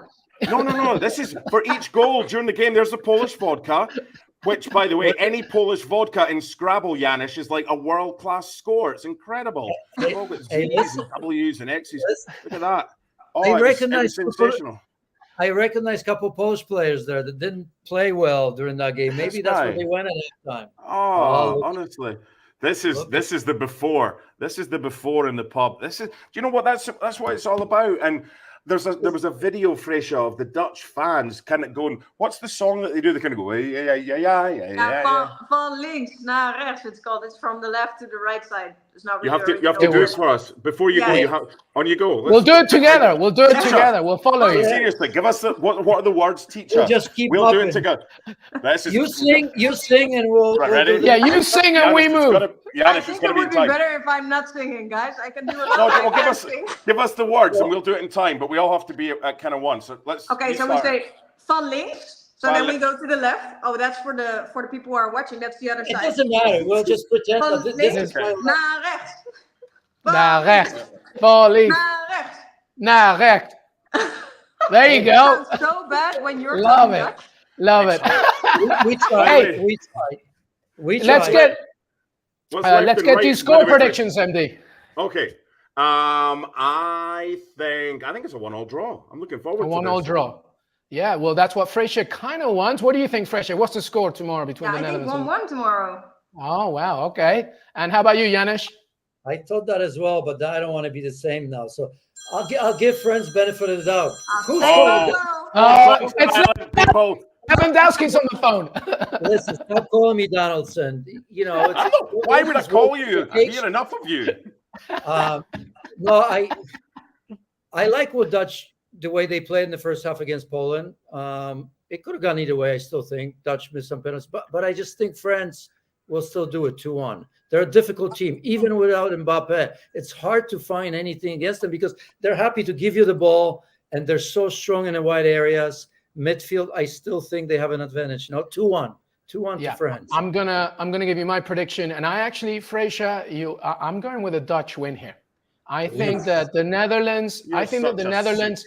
No, I'll tell you something. The Netherlands to me are. Let me explain myself. We've got a French guest next, and you're going to like. Let me explain myself. No. When I start before the competition, I gave my power rankings, and even though the Netherlands were not in my top 5, I said watch out for them because I do believe, specifically in this group stages, they will learn as they go along, and I think that. Yes, they are much more. The French team are much more than Kylian Mbappe, but they weren't showing that. To me, they not just like England when they suffered against Serbia, but the French team did show some vulnerabilities in that first game, and I think that the Dutch can exploit that. By the way, I'll have one story, very quick story about Denzel Dumfries. I interviewed him a few years ago, and obviously, if you don't know this, he was named after Denzel Washington. Because his parents love him. Not Dumfries in Scotland, no? No, definitely not. So I said, at the end of the chat, I said, Denzel, what's your favorite Denzel Washington movie? And he couldn't think of it. So I'm sorry, I can't think of it. And I was like, okay, fine. So we said goodbye. Days later, he sends me a WhatsApp audio and he's like, Luis, I just remembered what my favorite Denzel movie is. It's The Equalizer. Have a good day. And then he just hang up. Hold on. We have Fraser on from the Netherlands. You have just attempted a Dutch accent. Fraser? No, I didn't. I didn't attempt it. I was focusing more on his voice. I wasn't on trying his to voice. do the It still sounded a bit like a Dutch English accent. Yeah. Did you know he also has 2 caps for Aruba? Did you know that? Yeah, that's right. And then he was still an amateur football player. So then after that camp, he said, well, thanks, guys, for the experience. And I learned a lot. But, I want to play for the Dutch team in the future. So I'm really sorry. But this was also the last time. And then everybody had to laugh, obviously, since he was still playing at an amateur club. And he was quite old already. But look at him now. He is a wonderful player and a great human being from the interview that I had with him. So I wish him the best. Speaking of movies, I did the dad's joke in studio yesterday. 11 Bravehearts.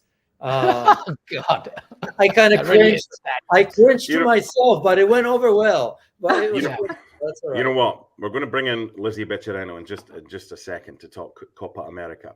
But if we've already had Fraser talking about the left and the right in Dutch, how is 11 Braveheart sound in Polish? Give it to us, please. I don't remember anything about that movie. I just remember. No, translate. No, translate. How do you say it? Ask me to act it. Go freedom. Come on, Janusz. Teach our viewers how to speak Polish. Hey, I'll get back to you like Denzel Dumfries in a week's time. Is that okay? Janusz, I'm asking you to speak your own language. I have to listen.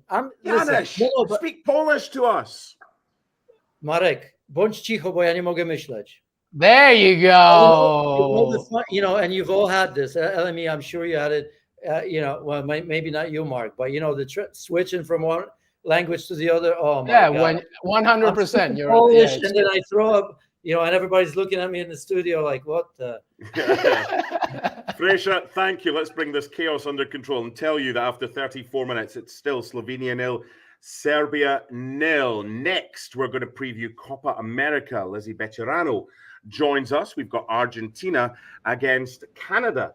coming up. Hello, Lizzie. How are you? Hello. Hello. Happy to be here and get the Copa ball rolling. Yeah, you're gonna have to sing, on this show. Speak to us in a foreign language as well. So but obviously so much talk about the Euros, and it's kind of crept up on a lot of people over here in Europe. Janusz, obviously in Poland right now. I'm in Germany, back in the United States, back in Central and South America. What's the kind of feeling like now that Copa America is finally here, and we'll have our watch along later on ESPN FC Live? I mean, it's definitely interesting. Personally, I've been feeling a little let down by Atlanta. I got here on Saturday, and slowly the fans have creeped in. Argentina is slowly taking over the streets of downtown, especially near the Argentina hotel. But in terms of activations, nothing yet from CONMEBOL or US Soccer or anything at all. Just one small Copa America sign near Mercedes-Benz Stadium. Is it the 285 or the 295 that's the ring road around Atlanta? And it takes forever to get on and off it. But just getting around Atlanta, you haven't been there too long, but how do you think those fans that attend are going to be able to experience the city and enjoy the game? Honestly, I think quite well. Everything in terms of like the stadium and downtown seems to be quite close. We've been walking everywhere. It's about a 9-minute walk from the team's hotel, Argentina, the team's hotel to the stadium. So fans are gathering around Olympic Park, their kind of hotel, taking over the streets. I think they'll be able to live it quite well. And as for the 4 Canada national team fans that I've seen, I'm sure they'll enjoy it. I think it's only right that I chuck a grenade in now for LME and Janusz. Here's the first grenade. The United States would be better off with Jesse Marsch as coach than Greg Berhalter. Janusz. Ooh. No, I'm going to give Berhalter the benefit of the doubt for this tournament. Okay. Because I think you've heard me on ESPN FC and on our shows say that this is the moment of truth. I mean, it's 2 years to the big tournament. I think there's some question marks, obviously, about him, the way he was there with the team, in the first time, although I think the showing in Qatar was much, much better than anybody anticipated, at least in the way that U.S. team played. Then we all know he had some issues with the team and players and friends. I wouldn't have, as you know, re-sign him, if you will. I would be looking for a different coach because it was a good moment. I think this team needs to go to that next level. And I'm not saying that Greg is not going to ever achieve that, but I think it's risky since the World Cup is here. And we have arguably, the most talented team in history. So, but let's see here. This is a big test. This is a real tournament. This is Copa America. We all know what teams from South America, I mean, not just how good they are, but how tournament ready they are because, they're qualifying, as we know, 10 teams. For me, it's the toughest in the world. And, you and I live or are from Europe. So give him benefit of the doubt. We'll see what he does in this tournament. It's positive. He continues. If it's not, they really have to look at it. I just don't know if Jesse at this moment is the right guy, though, anyway. So I say no. LME, is Jesse Marsch, the Canada coach, Canada, goodness me, the Canada coach preparing for this game against Argentina? Is Jesse Marsch a better coach than Greg Berhalter? If you were American, who would you want? I would want Jesse Marsch. I'm going to be very simple about that. I think Greg Berhalter shouldn't have returned in the first place. I think his time was up, regardless of what happened off the field. The United States men's national team, to me, for a long time, has needed to not just find an identity, but a consistent one. And I understand that they're a young generation, but they have so many players now, specifically the likes of Christian Pulisic and others who are not just playing in Europe, but playing key positions in good, big European teams. So they need a manager, I think, that should have taken him to the next level. And yes, obviously, I wish Greg Berhalter all the best. I know him personally. I think he's a great man, but I think that it should have been a new manager to lead the way. As Janusz said, Copa America, by the way, is entering a very important time right now because for the first time in more than 20 years, it's going to host the World Cup champion. And the hierarchy in CONMEBOL is changing. It's not just about Brazil anymore. In fact, they're not doing that well in World Cup qualifiers. You got the likes of Colombia and Uruguay and even Venezuela as well. This is a very strong South American contingent. Vamos, vino tinto. That's right. They're doing wonderfully. I'm in Miami right now, and the Venezuelan energy right here is really optimistic. Obviously, we'll talk about that with Lizzie in a second. But in terms of the United States men's national team, at the very least, whether it's Jesse Marsh or not, I really think that U.S. should have just gone with a blank slate and started all over again and see, let's prepare ourselves and see how we test ourselves against the very, very best. Now, granted, after that Colombia destruction, they played much better against Brazil.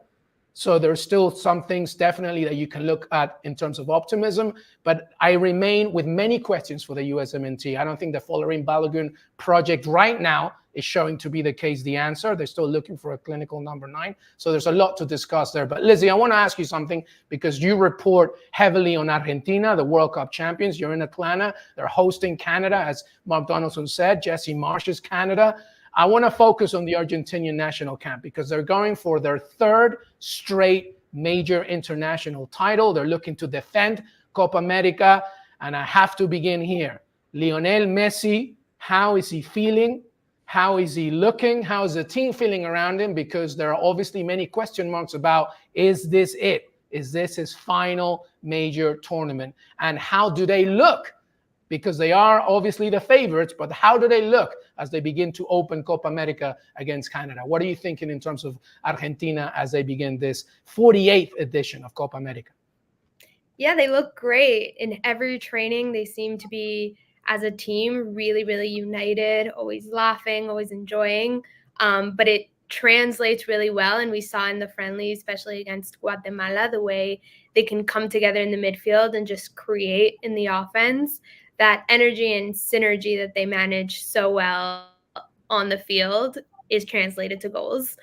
In terms of Leo, and Lionel Scaloni kind of addressed that yesterday in the pre-match conference, he's feeling great, but the team is not necessarily thinking about whether or not it's the last dance, though there definitely seems to be notes of it.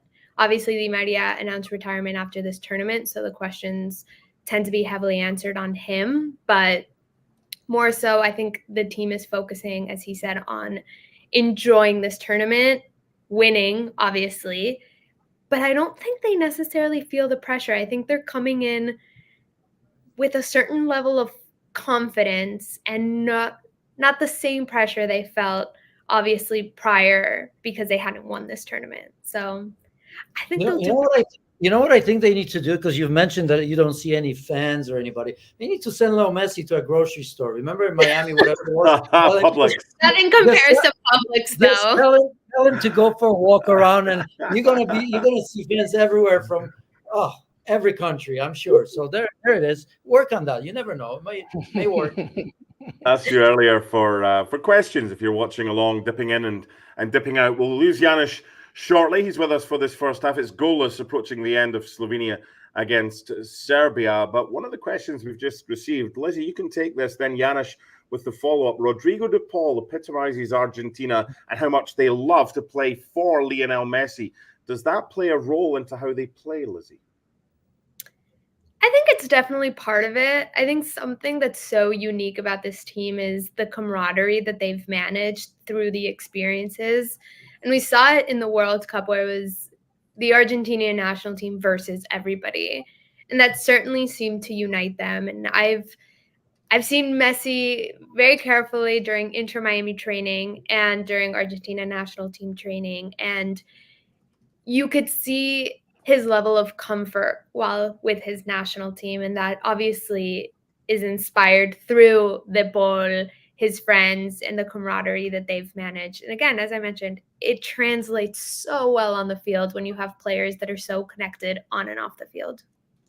By the way, this is a great question, it really is, because I often talk about it, the difference between teams and you know, these guys are from the streets, that toughness and character, right? I mean, there's obviously quality, but you know, you've mentioned Rodrigo de Paul. What about McAllister, right? I mean, we've seen him in Liverpool.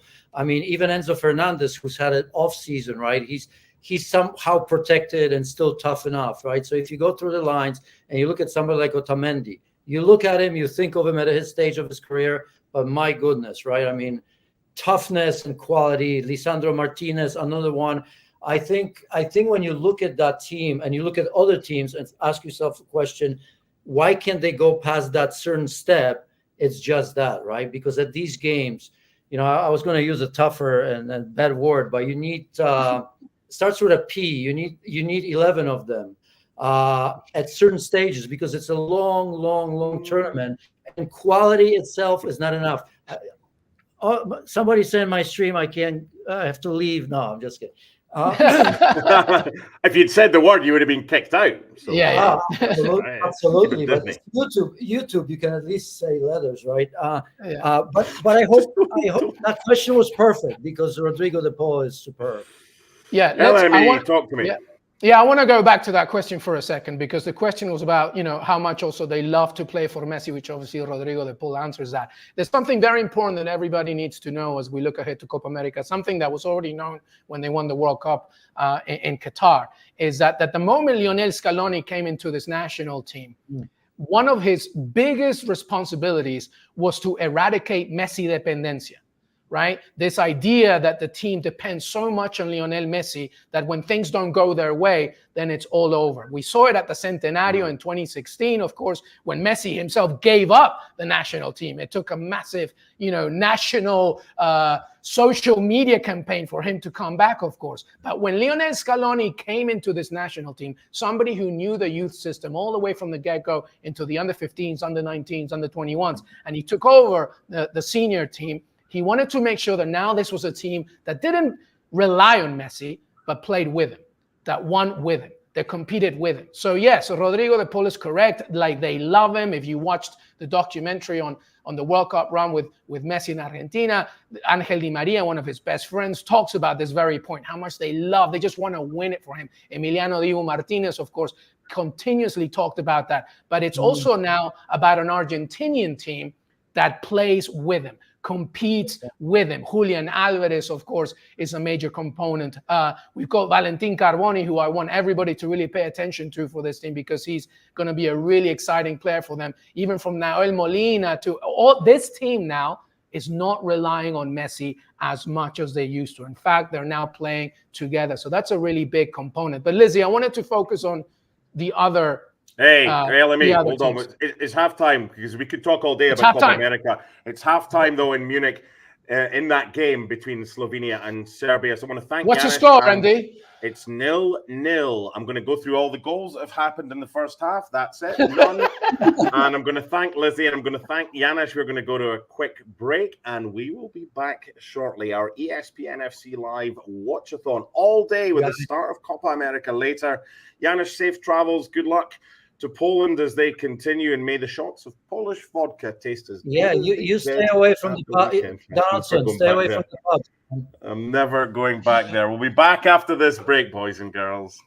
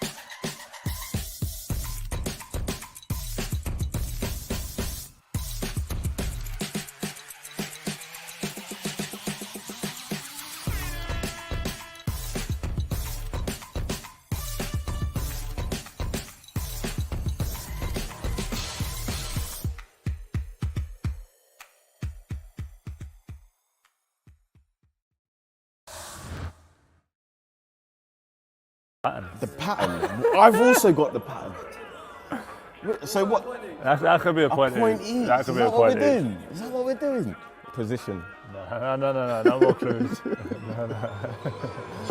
Put them in the dirt. Say it again, man, and that's a reverse. Never rehearse. Jumping in first. Yes, people, it's Ralph, and I'm back with another episode of the Ball Knowledge Quiz. This time, I'm joined by the best striker in world football, Harry Kane. How are you, bro? I'm all good. How you doing? Yeah, I'm good, man. I'm doing well. Right, so let me explain the rules to you. Basically, we're going to get asked a series of questions and we'll be writing our answers down on these whiteboards. Whoever gets the most correct wins. Okay.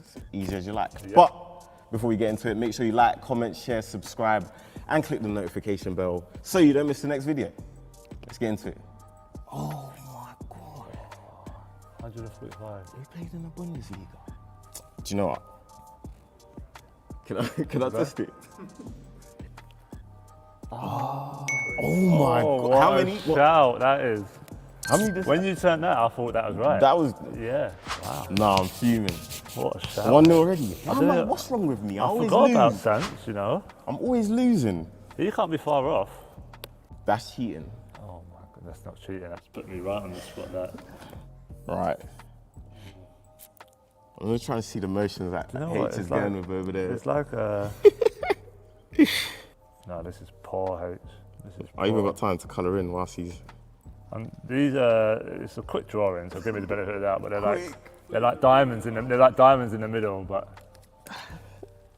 Oh no, mine's way better. What? it's like There's they're no like right- little like are they diamonds in the middle? No, that's Yeah. me, surely. Look, I've even got the. That's 1-1. And I knew they was blue and white in the middle as well. I was actually. But that's why I coloured in the blue. I got the pattern. The pattern. I've also got the pattern. So what? That could be a point. each. That could Is be a that what point. we're doing? Is that what we're doing? Both are close. Wow. Who's fit? 13.3k. Any clues? Position? No, no more clues. no. I'm are you going 100%? by who was the fittest at Tottenham when I was there. He's fit. Oh, I have to just do this. I got my answer.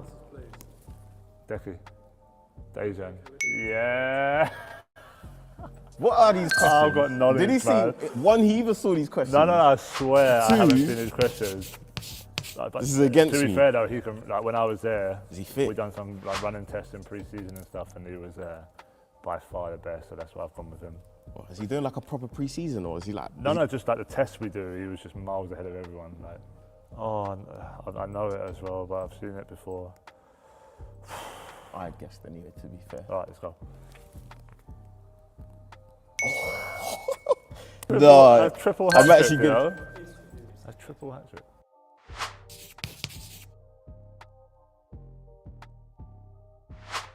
Oh, that's easy. Yeah. But I'm not winning. I need ones that Harry's not gonna know. So can we like? I know it. It's Zlatan. Yeah. Big dog. He's a Ferrari. He's a lion. What a player. Nah, he's a goat. Can we draw So it? you want me It's to like- draw someone? Doing Draw Kylian Mbappe doing his iconic goal celebration. what? I'm doing like a stickman version of it. Really testing my artistic skills. Me as well. I'm finished. I mean, how do you draw folded arms? It's like. Oh, the fade is hard as well. The fade is cold. The fade is cold. It's my horrendous. No way, please. Like, what is going on? If I don't get this point, this is what? What are you? What's the argument here? Yeah, that Yeah, was himself. like a Halloween thing, man. Nah, look, the fade. He ain't even got a fade. Look, what? That's. Oh my days. I'm actually getting. I mean, none of us I'm are actually getting cooked. If anyone wants to help, just sneak a little answer anyway. Just let me know. I don't even know what. It's got to be over 100. I agree. Alright, More than 120 or under? Would you reckon? I'll put my answer down. So. No, actually, I'm gonna stick with it. 110. On my life, I'm not doing it again. Don't shout me for these games. I was only 4 out, to be fair. I knew it was over 100. Chelsea, Spurs, Stoke, and Fulham. Do you even know the answer? Yeah, I'm looking at it. Stoke, Fulham. Spurs are just Stoke, though. That's what I'm trying to think. Yeah, for sure. Give us a position. He was forward. He also played for Barcelona. Huh? Which Barcelona? Barca B. Am I gonna have to forfeit? Bro, this is terrible ball knowledge from me. I might have to. Yeah. Oh, do you know, I was thinking of... No, I'm lying. I wasn't thinking of nobody. I was about to lie. I trained with him. Yeah. So, That's clearly poor. trained with him and he didn't know it. I actually didn't. Surely I get the point. Yeah. Fulham one threw me. What was I doing in 15, 16? 15, 16. No way you don't know. I know it's... No, do you know what? You one got or a few, innit? It's one or the other. It's like, I'm one goal out. I'm going to go with this. You've got to take a guess, Well, I think it was high. Oh, I don't know if it's this or the one below. I don't know if it was, you know, this much or this. Do you know that these are the problems I want in life. I'm sticking with this. I'm sticking with it. Okay, please agree with your answers. Harry Kane has got the correct answer. 25. He has won comfortably an embarrassing defeat for Ralph. I wasn't sure Right. 24, 25, but... So the game's ended 7 what? It don't even matter. He's got 7. I don't know what's wrong. It was tight. The drawings won it for me. Do you reckon? The two artists. No, because I only got 2 though. Yeah, I still would have won, but... What? Is there something wrong with me? Let me know in the comments how many you would have scored. I've been Ralph, he's been Harry Kane, and this has been the Ball Knowledge Quiz.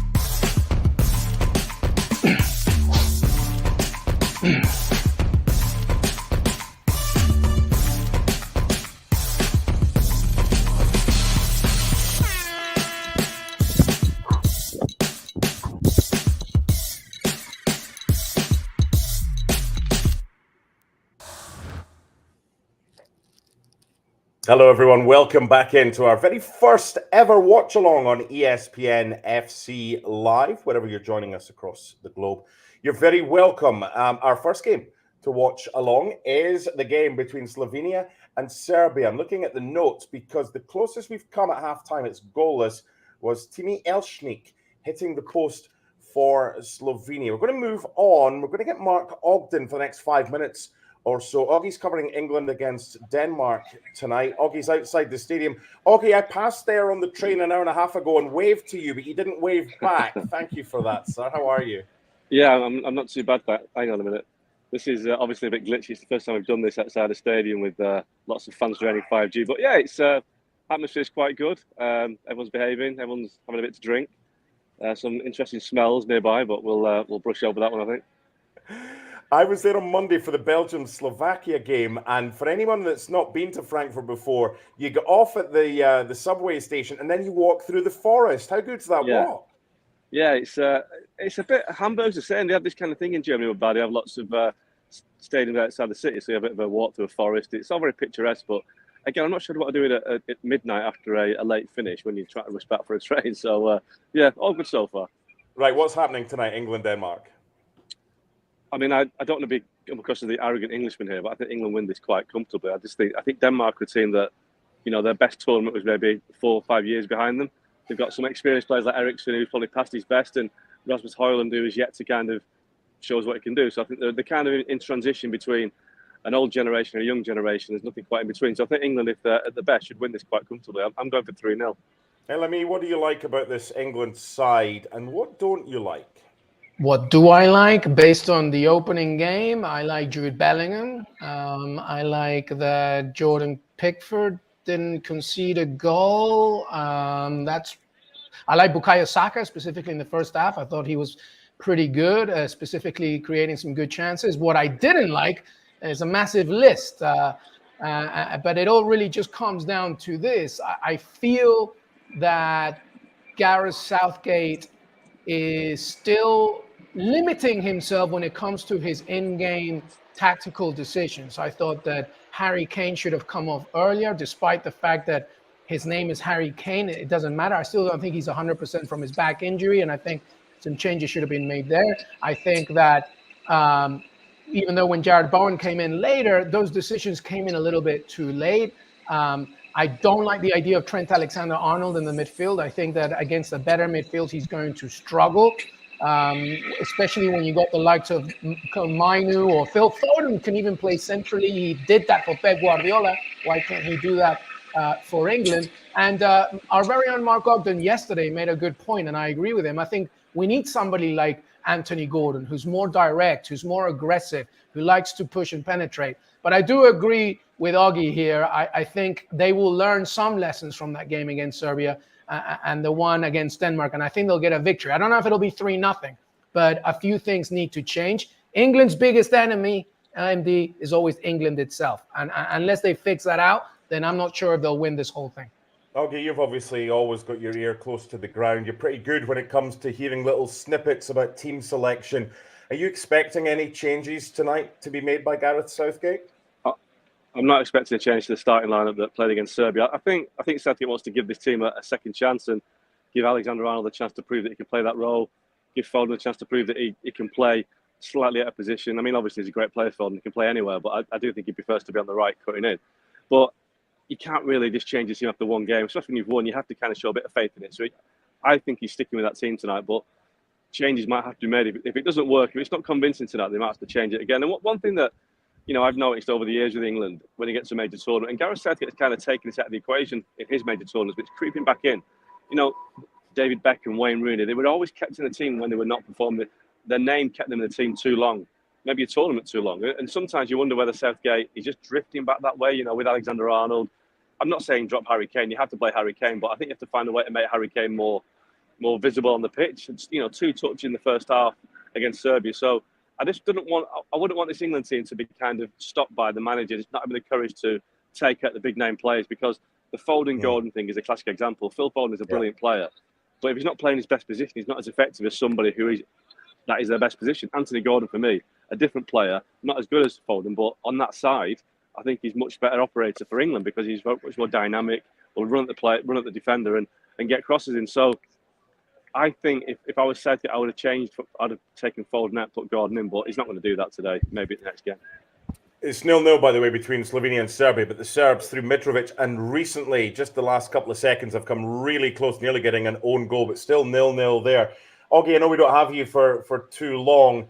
Because this isn't radio, it's TV. We want to see your 360. We want to see what's around you, where the trees are, where the stadium is, where you're going in. Set this scene ahead of England against Denmark for us, pal. Well, I was going to say, if I can be technically gifted enough to turn the camera in, I would do, but I'll just do it this way. Just go round with it. Yeah, that's there's fine. you don't want to see the train line, do you? You want to see the fans. So see everything. There we go. There we go. There's the fans milling around outside the stadium. The stadium's there. I think it's getting a little bit busy. Not quite as busy as it should be, in about an hour's time. But like I said, the English fans are having good fun with the Danish fans. The Danish fans are giving us some quite interesting chants in English. I don't want to repeat them, but they're quite funny. last thing from you before you go. Gareth Southgate's going to come out here and we're going to swap roles and you're going to be the England coach. Give me your England team, not the one that you think is going to be unchanged. Give me Mark Ogden's England team for tonight, please. Well, it's a tough one because obviously we've got injuries. I think the back four stays the same. Luke Shaw's not fit, so you can't put him in at left back. But I would take out Alexander-Arnold. I put Adam Wharton in. I think people say, well, Adam Wharton's only played in the Premier League for 6 months, but he's a really good player. Play him. Look at Musiala and Wirtz for Germany. Young players that they're turning it on. I'd play him. And I think I would put Gordon ahead of Foden. They were my 2 changes for the team. But I'm a bit more bold and adventurous than Gareth Southgate, so I think it'll be a lot less risky. Hey, enjoy the game. I've enjoyed your stuff so far from here in Germany. Mark Ogden available at ESPN FC. You can catch him on Twitter as well. Augie, thank you. And we will speak to him again soon. So a pretty comfortable win from Augie. But what about the Danes in their first game and the way Christian Eriksen played? He got the goal, but they didn't get all 3 points, LME. What did you make of their performance in game 1? Pretty much what I expected. I think it's important to remember that I think the Danish team and just the fan base itself is entering this tournament based on what happened in the previous one, right? Like the emotional roller coaster that happened, and of course, the tragedy that turned into a victory once we saw Christian Eriksen get up, and it was wonderful for us to see him score in the previous game. But I think I agree with Augie in the fact that Denmark is not a team that can live up, at least talent-wise, to the likes of what they're going to be facing against England. There's obviously some talent there, but it's not as completed or deep as the English national team. But guess what? That really doesn't matter. What really matters is that they just need to get out of the group. And I think that's the biggest objective for Denmark. So if you can get a point against England, if you can fight and stay and make it difficult, make it sticky for the 3 Lions, against the 3 Lions, then I think Denmark will be happy, because ultimately that's really the most important thing. But as the competition continues, I just think that their limitations are going to be showed off once again. But a good win for Denmark, and I mean it in a figurative way, would be a good draw against England. If they get a win against England, well, that'd be amazing, but I don't see it happening. But a draw would be a good result. It's 4:10 p.m. in the afternoon, local time here in Germany. We're 6 hours ahead of Eastern time in the United States. We will have the watch-along later for England against Denmark. All 3 games from the Euros today, plus Copa America later. We're on all day with our first ever watch-along on ESPN FC Live 3 times a day during the season. And a reminder that ESPN FC is every night in the United States on ESPN+. Speaking of which, we'll be joined by some of the ESPN FC boys and girls later. But before that, we like to talk minutiae and talk tactics and talk VAR. This is my kind of wheelhouse, and someone I love his Monday columns about the VAR review, Dale Johnson. And yeah, it might be a bit geeky to some, Dale, but you're my kind of guy. How are you? How's VAR been for you so far in the Euros? Hi there, Mark. Hope you're doing well. Yeah, I mean, it's been quite quiet, really, considering what we're used to in the Premier League on a week-to-week basis. But yeah, I mean, we've probably only had the one controversial VAR intervention, which was the decision to rule out Belgium's equaliser for the handball by Lois Openda. But we've really had a real shortage of these key match incidents that have been controversial, which haven't led to VAR interventions. Now, when you think about it, we've only had 2 penalties. One of them was given by VAR. We've only had 1 red card. That was given by VAR. There hasn't really been any big chatter about supposed misread cards, supposed missed penalties, because it's been a really calm tournament. We've had 15 games so far, which is like a round and a half of the Premier League. We'd certainly have more incidents in the Premier League in that time, but I was told a few years ago that tournament football is very different in this regards to like league football, domestic league football, where in the league football you're looking at probably 3 debatable key match incidents per game. And when you're looking at a tournament like the Euros, it's normally 1 per game. Now, that's put down to the fact that there is more jeopardy in tournament football, so players take less risks. They're less likely to go in rashly, etc., because they know there's a bigger price to pay. Whereas in league football, which is a season long over 38 matches, you can probably take those risks more. And that all wraps into where we are now, really, I think.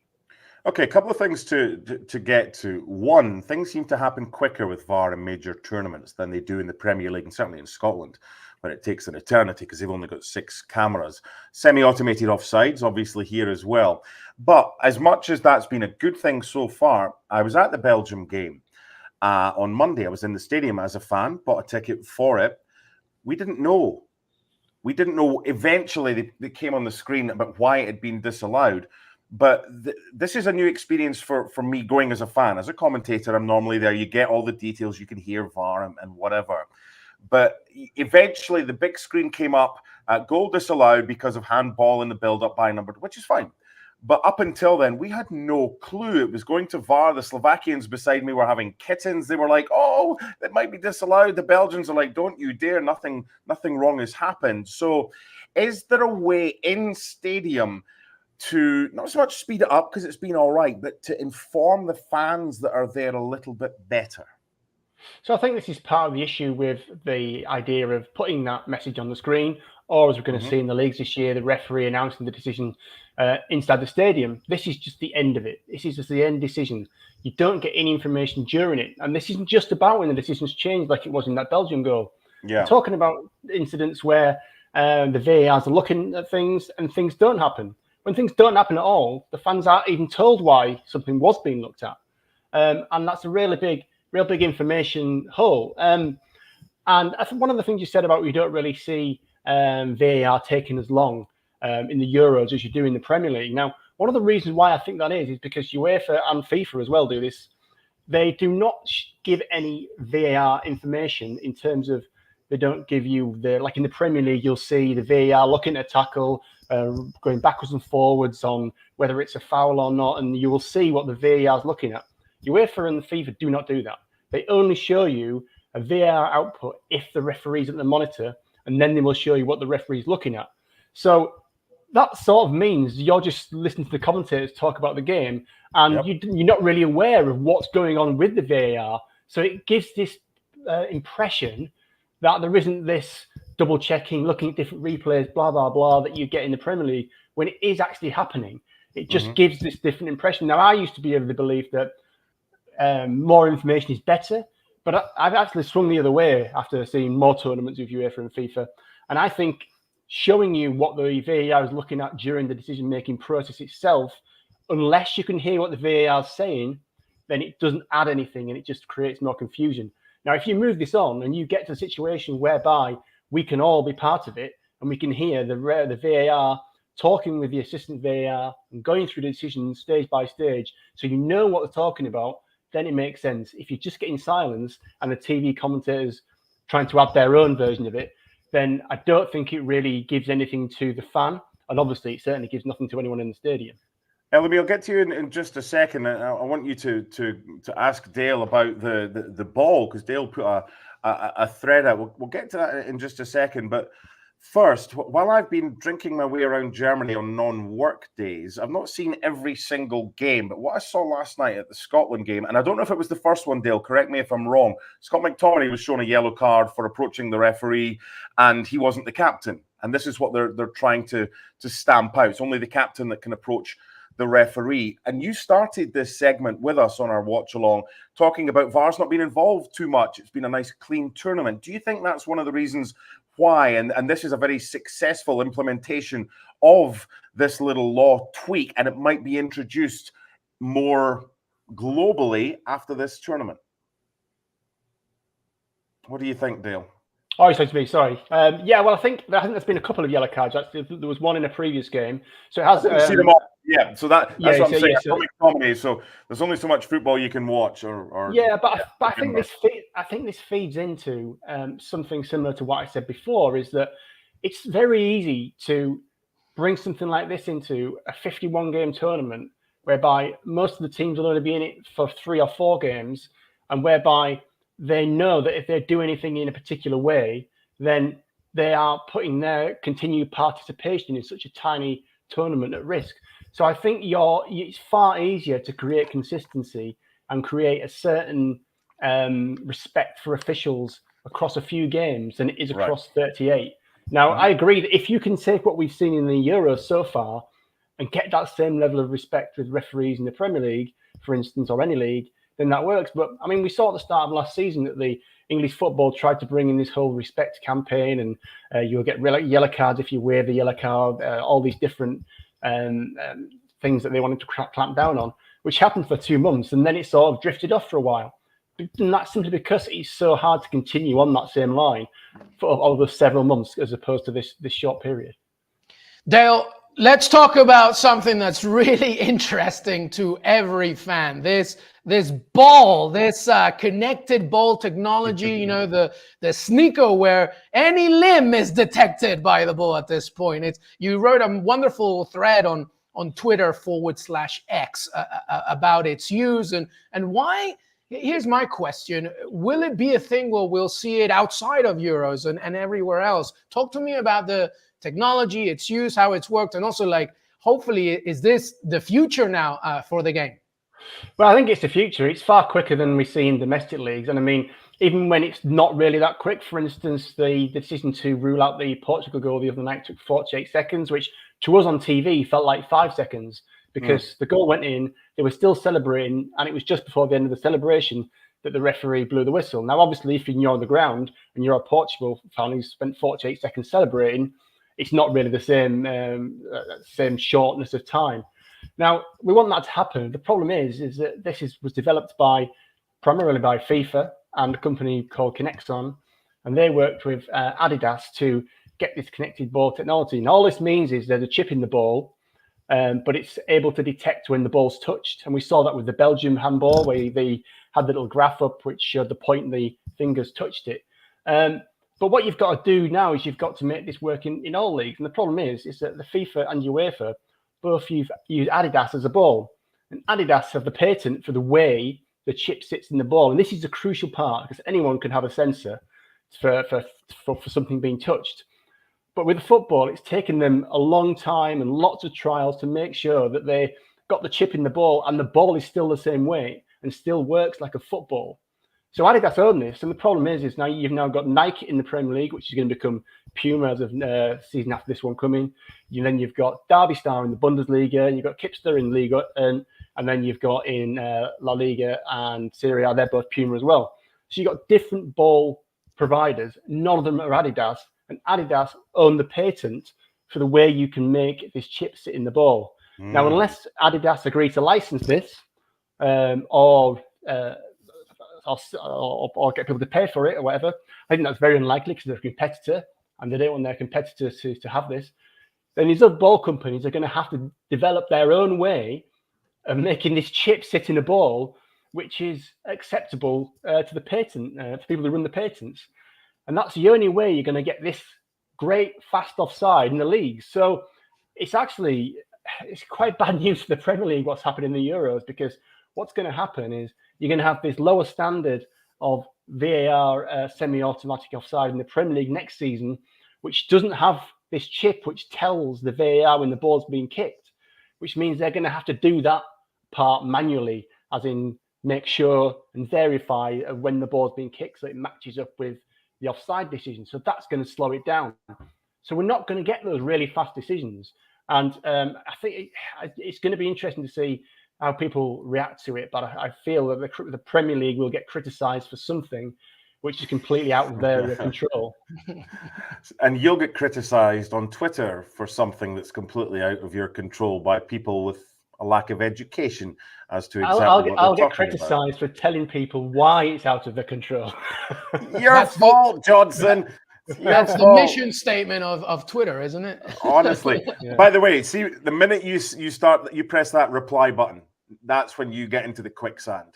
Just kind of, I was told many years ago, save draft. Usually after you've had a couple of drinks at night and you've kind of sent a tweet you think is funny, just no, save draft. Look at it again in the morning. If you still think it's funny, then send it. But don't do that. One final question for you, because we're going to do the last half hour LME and myself of Slovenia against Serbia. It's goalless right now. Both sides have just made their first changes of the game. Serbia have had the best of the opportunities in the second half so far. Slovenia had the best in the first half. Aleksandar Mitrovic again coming close. So we'll take you through the last 25 minutes. One final question for Dale. Is there anything we've learned so far that the bigger leagues might think, oh, that's something we hadn't thought of? Or do you think that they are going to do what they do regardless of what happens at the Euros with UEFA and VAR?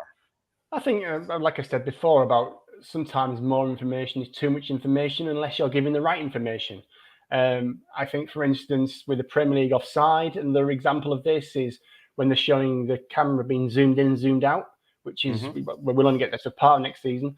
But how is that of any use to anybody watching the game? It just doesn't add anything. Just do what they're doing in UEFA and FIFA and let the decision be made and then give the final decision. But another thing I think I wish people could comprehend more is that the thing with a tournament like this is that you have got the best referees from every league in Europe.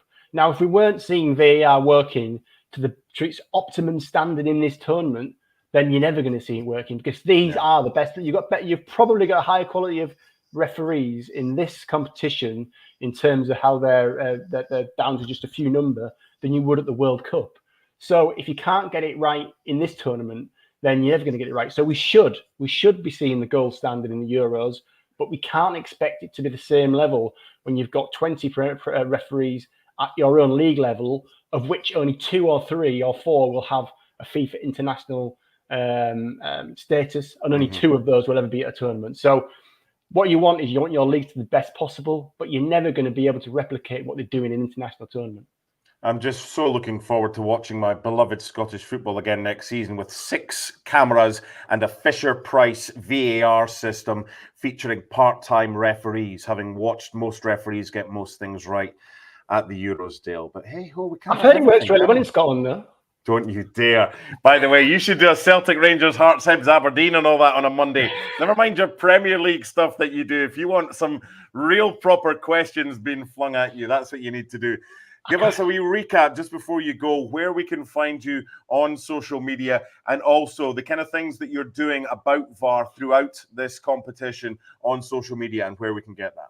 Yeah, you can get me at Dale Johnson, ESPN, and I run through all the VAR decisions. If there's anything controversial or interesting, I'll post about that, and I'm always welcome to answer questions on it. And I'll also be doing articles on the biggest VAR decisions, the ones that are best talking points. We've also got an article which lists every single VAR decision that there's been, whether it's controversial or not, including the offside ones.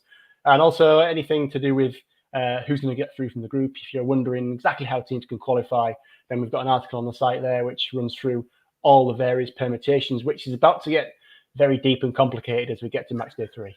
DMs open or closed? DMs closed. Replies open.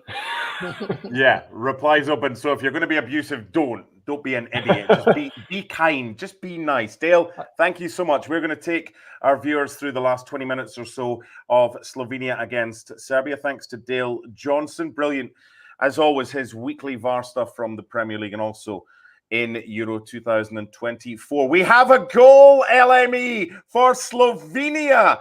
What has happened? Unbelievable, because basically, since the substitution, Stankovic has really created a lot of issues for Serbia. And obviously, right, as what's happened is, because Serbia has been pushing so much, Slovenia have attacked, and they're only needing a point, by the way. And who's the goal coming from? It is only from... I don't have the results. It's the Slovenian number 2 who's there got it is. forward. I see it. I'm only 2 seconds behind it. And it's a wonderful cross from the right-hand side, and it's number 2 for Slovenia. And by the way, this means Serbia really need to get something going, because Slovenia right now are looking good for making it through to the round of 16. Jan Karniček, the 29-year-old from Celje in the Slovenian league, has opened the scoring. The ball is a good one, and it's played in from the left-hand side by Elshnik. He's the one that hit the post in the first half, and then sneaking in at the back post, poor defending into the back of the net. We have the breakthrough, and it is Karniček, or Karničnik, who has opened the scoring for Slovenia. And now Serbia, having lost their opening game, in a bit of trouble. This should mean a lively last 20 minutes, because I've been mentioning while we were with Dale and while we were with Mark, LME, that Mitrovic has had a couple of decent chances.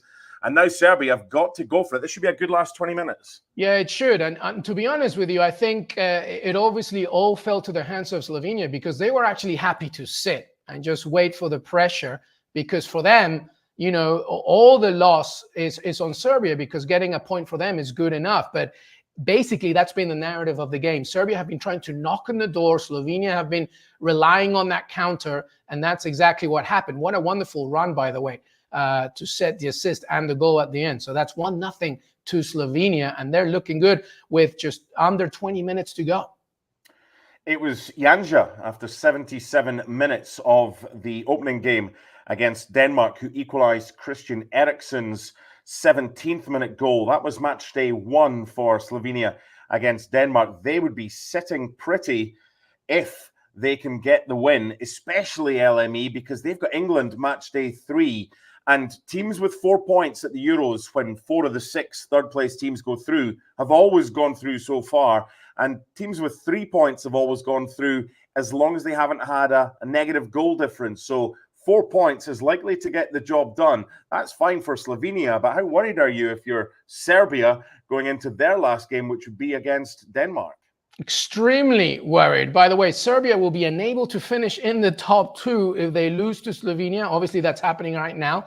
The 4 best third-place teams advance to the round of 16, and Serbia will be unable to reach the round of 16 if they lose to Denmark. If they lose and Denmark beat England, so that's a big one. And by the way, Mitrovic just get an attempt, and it was denied by the crossbar. So they're still knocking on the door. There's still hope for them. There's still a lot of time left here. But I feel there's a goal here coming. Whether it comes from Slovenia or Serbia, we'll have to wait and see. But Mitrovic now has missed 2 really, really good attempts in this game. But as you mentioned, this is looking good for Slovenia. And yes, Serbia should be very worried, because aside of getting 0 points on the board right now, they also have a -2 goal differential, and everything is against them right now in this group.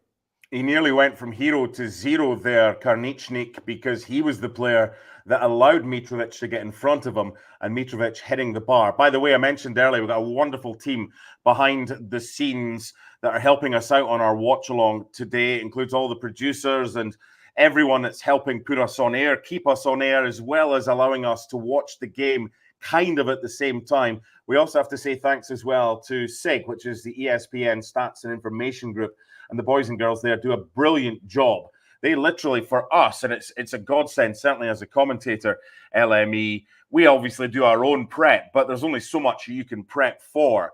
So they always help us out. They're always good with any questions. So they give us the information about Serbia being unable to finish in the top 2. But it also makes it interesting later today. Oggy was joining us earlier, Mark Ogden. He's at England against Denmark in Frankfurt. And after drawing with Slovenia on the opening day, if Oggy's prediction is correct and England win that, how worried are you if you're Denmark going into the final game? Theoretically, you might only have 1 point.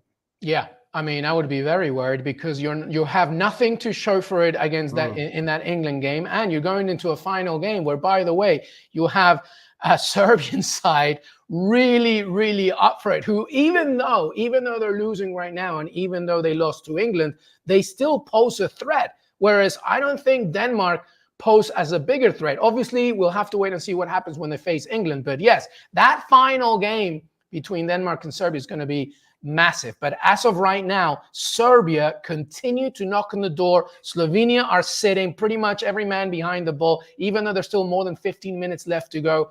And they're holding on. And they should be lucky to have somebody like Oblak between the sticks, because he'll be able to see how resilient they can be. But Serbia continue to push. But right now, Slovenia keep leading 1-0. Yeah, Serbia have got a free kick right-hand side, about 25 yards from goal. Dusan Tadic immediately going over and deciding that he fancies this. The captain of Serbia, it was a bit of a clumsy challenge there made by Nejda Cherin.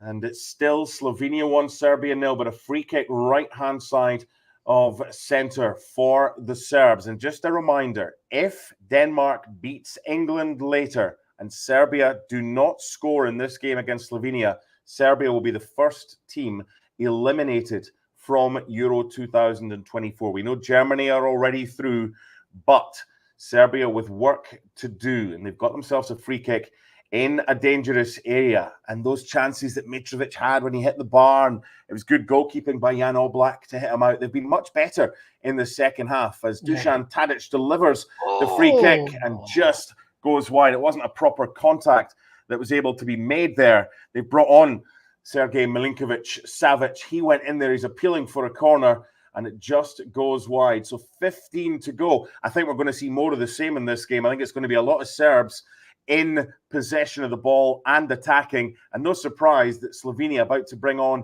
a couple of players just to freshen things up, maybe go a little bit more defensive as well, Luis Miguel. Yeah, and I can't see if the ref gave the corner, but it should be a corner because it did ricochet off the Slovenian defender. So it was a good idea by Tadic to put all the men, all the bodies inside that box and not just go directly for the heroic free kick. And it did come off a Slovenian defender. So let's see if the corner was indeed given. But yes, as you mentioned, some new additions here to revitalize the Slovenian side, making sure that they protect the 1-0. But no, it's given a goal kick. It should have been a corner.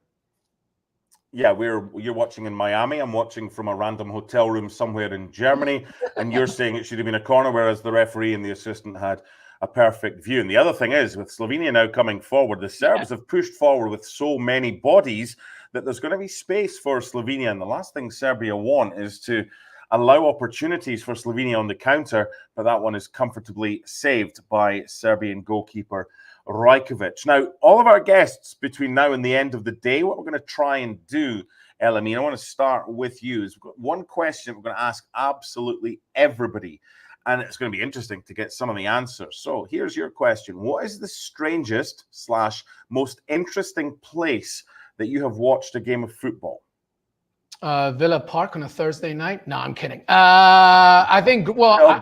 It'll be Tuesdays and Wednesdays next season. Exactly. That Thursday night's reserved for Heart of Midlothian, wherever we play in the Conference League or the Europa League. My friend, it's been a very long time that I can say something like, we will not be watching Villa on a Thursday night. It'll be on another night. In fact, it's never happened in the Premier League, so it's wonderful to see. But no, it wouldn't be Villa Park. I would have to say probably... well, I'm going back to my Peru days, right? There's a wonderful stadium in Lima, El Monumental Universitario Stadium, and it's kind of the north of Lima. And in the background, you can see the mountains of the northern part of the capital. It's just a wonderful, wonderful scenery. I'm not a fan of Universitario. My dad was an Alianza Lima fan. So it's actually blasphemy to even mention this ground, but it's definitely one of the most interesting, intriguing games. It was actually a Clásico as well, so it was La U against Alianza Lima, and those are wonderful, wonderful matches. The Peruvian national team plays some of those games now in those stadiums. So yeah, I have to go back to South America. To me, it would be Monumental somewhere in Lima. I think would be one of the most intriguing places. What about you? On the floor of Hollywood Studios with my phone charged, plugged in, it was the only place I could find, right by an ice cream stand, and I let out a yelp as Scott McTominay scored against Spain when we beat the Spanish 2-0 at Hampden. My wife's like, really? You've brought us to Disney? We're at not Animal Kingdom had been there. I think we were at Hollywood Studios, and you're going to sit on your backside. So she stormed off in the half. She goes, fine. I was like, come on, love. She took my daughter. They went and met whatever, and I was just happy sitting on my backside and getting excited. I've got these AirPods in. By the way, this is the first casualty of the watch along. I'm going to need to find. So basically, I got to this hotel room 5 minutes before we came on air. My stuff's all over the place. I don't know where my charger is for this. So I've got one new AirPod that isn't connected to this. The old AirPod is still working, but it's probably got about 5% left. So this is all the things that we do. We don't complain about stuff. We manage things. But that was the weirdest place.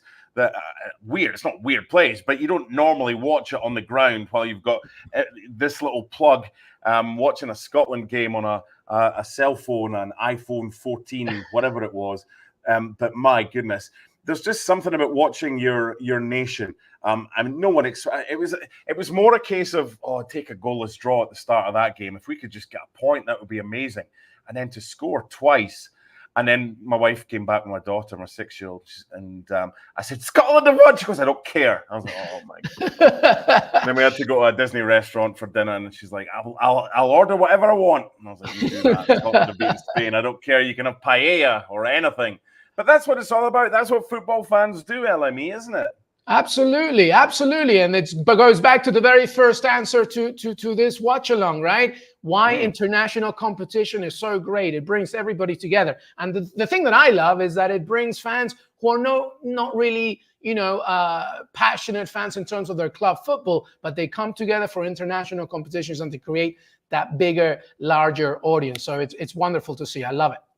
Okay, so this isn't connected. So I've got you in one ear. If that goes, then the fun begins. But hopefully with the 10 minutes remaining in Slovenia against Serbia of our watch-along, we can keep the connection with this AirPod right here and tell you that there are 10 to go. Slovenia still ahead and Serbia pushing forward, but good clutch by the Slovenian goalkeeper. So the current Group C standings, Slovenia on 4 points, England on 3 points, Denmark on 1 point, and Serbia without a point. Those are the live standings. So a reminder that if Denmark beats England tonight, it would be Denmark and Slovenia on 4, England on 3, Serbia eliminated from Euro 2024. No surprise, LME, that we're getting a couple of Serbian changes, and they're attacking changes as well. They've got nothing to lose now. No, and they need to just throw it at it right now because time is running out. Less than 10 minutes of regular time, and the changes are coming indeed. And it is Bermancevic coming on as well. They're number 26. They're basically trying to solidify everything going forward, and that needs to happen straight away because, as you mentioned, if they lose this game, it's almost all done for them as well. So they're putting a little bit more firepower. But as of now, with 8 minutes to go in regular time, Slovenia continue to lead this way and topping the group, as you mentioned, MD. Amazing. This next bit's what's known as the business is throwing ahead and trying to keep the audience that you have. Obviously, we understand that we're here all day. You don't need to be. Of course, you can do what you like. Dip in, dip out. We'll still be here. We'll still be talking no matter what happens today. We've got the Copa America starting later. We'll have the watch along for that. But I'm going to throw ahead to what to expect from the England against Denmark game. I'll be back with that one. LME's done his shift, so he'll get a little bit of time off. Don Hutchison will be joining me for that one, along with Craig Burley. Dan Thomas from ESPN FC, new US citizen, will be joining us as well. And we will go through England against Denmark. Not so much shot by shot, but it's a watch along. It's something that we kind of keep you company. If you don't like the commentators, that's what you can do with us. If we talk too much when we commentate, just press the mute button or get a Spanish feed or just do a watch along. That's what it's all about. But another chance. I tell you what, they're coming closer and closer, Serbia, LME, but not to be. At that time, it was the sub, Samardzic, that fired just wide.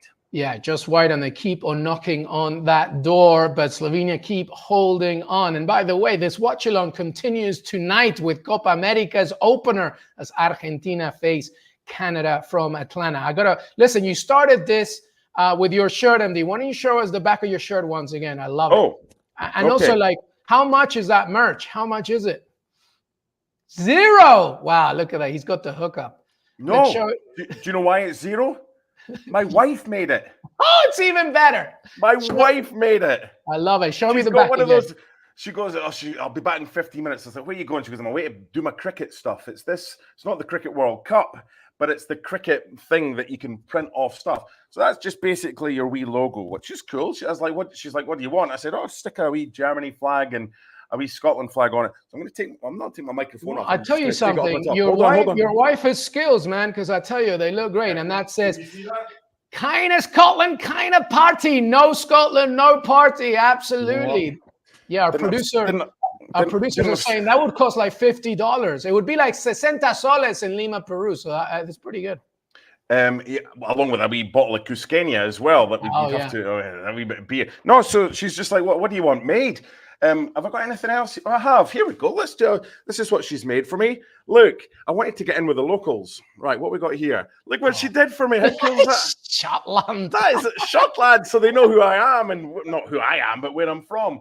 What else have we got here? Oh, there's all sorts of nonsense. And by the way, as you're looking for more merch, Serbia once again, a beautiful cross in that almost sneaked in the goal, but Oblak coming big, as we mentioned. He's going to have to come big in these last few minutes. But Serbia right now have a corner with just over 5 minutes to go. Yeah, I went to the merch tent last night at the Scotland against Switzerland game. Got myself a Scotland scarf. I think that was, to be honest, the merchandise, it's cheaper than it is in the United States. I think the scarf was only like $20 or 20 euros. So it wasn't too bad. T-shirts were 25. If that was in an American stadium, that's double the price. It's like if you go to a concert. That's great video. They're not trying to take advantage. The beer in the stadium, it's Bitburger, I think it is, but they do a Radler as well, which is like a shandy. They do currywurst. Pretty much all the places, which is interesting. It's like the German sausage, but it's spicy, and you can choose to have it in a bun, or you can also have it chopped up. That's not how kind of chefs chop it up on there, but you know what I mean. But you have it in this curry sauce, and you know how I was kind of going through earlier about the Polish shots and the Dutch shots when I was watching the game in the bar. I have to show you this. One of the best things that I've tasted so far. I was out and about walking in Cologne the other day, and a little bit hungry, so I decided to stop for some food, and it was an unbelievable fresh fries, right? So chips. Have a look at this. Okay, so good. But look at the container, right? Yeah. So you've got, apologies. Oh, I can show you what I'm looking at right now. So you're seeing our ugly faces, well, mine certainly. I've got some random block of flats. Someone's on a hammock. Someone's out on their balcony. That's what I'm looking at. But anyway. You've got curry sauce, but the little pouch. So you dip your chips in. So you take one of the chips, you dip it in there. It's all good. The Germans just get food, and it's a culinary delight, this country. I didn't get this size from eating salad, LME. I tell you that. Well, you look wonderful to me, MD. That's great. That's great. That food looks amazing. By the way, Serbia. Update, please. Update. More importantly, Serbia, Slovenia. There was a cross from the left-hand side, but it didn't come into anything, and Serbia just keep pushing. And here comes another attack entering the final third. But Slovenia have basically thrown every single man behind the ball, and that long, hopeful ball goes for nothing. And so far, so good for Slovenia. Now, Serbia, MD, are getting desperate. You know, one of the great things about any tournament, there's always a story, right? No matter what. And game of the tournament so far, I didn't see it, but it was the game in Dortmund. We were in the square, getting one of the squares in Cologne, getting absolutely drenched. Had the opportunity to maybe go to Dortmund to take in Turkey against Georgia, but looked at the forecast. It was miserable. Despite the rain, Turkey against Georgia was one of the stories, one of the games of the tournament so far. Now we're in a position whereby, 2.5 minutes plus added time, we could have Slovenia on 4 points. Down in Frankfurt on Monday, sitting beside the Slovakian fans, they beat Belgium. These are stories that you can't expect beforehand, but that's what we're getting. Yeah, absolutely. I mean, who would have thought it right now? But that's the wonderful thing about this competition. I mean, it's honestly kind of incredible to me that, you know, as you mentioned, one of the best games was Turkey-Georgia, but that's a wonderful thing about it. Even though we've got these giant powerhouses like, you know, France or Italy or Spain, it's these other nations that are fighting very, very hard. By the way, the England-Denmark teams are going to drop in about 15 minutes. Yeah. So hopefully we'll be able to share that. But MD, with 88, 89 minutes here, Slovenia keep on defending. I think Mitrovic is going to have a look at this game when he returns to his hotel room and look, man, I really missed a couple of sitters. And I think that he's going to rue some of these chances that he missed. But here comes another cross from Slovenia, but straight into the hands of All Black.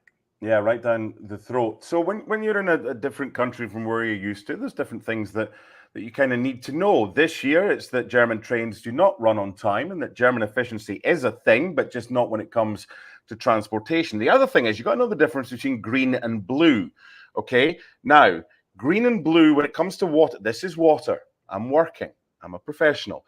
One of them is still, one of them is sparkling. I've got my microphone here.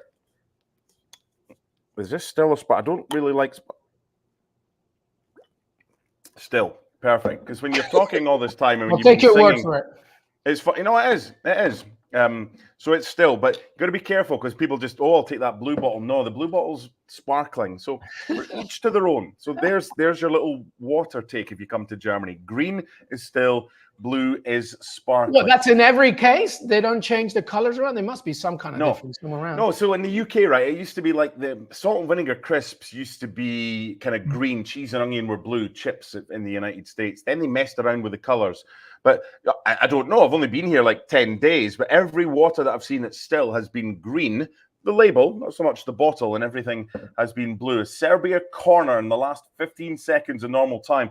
The other thing here we're going to pay attention to is the fourth official and how many minutes have been added. There's this play on. I thought there might have been an offside flag. I think some of the Serbians were appealing for a penalty. From what we have seen, 5 minutes. Slovenia get 5 ready minutes to make of a stoppage. sub. Yeah, 5 added minutes.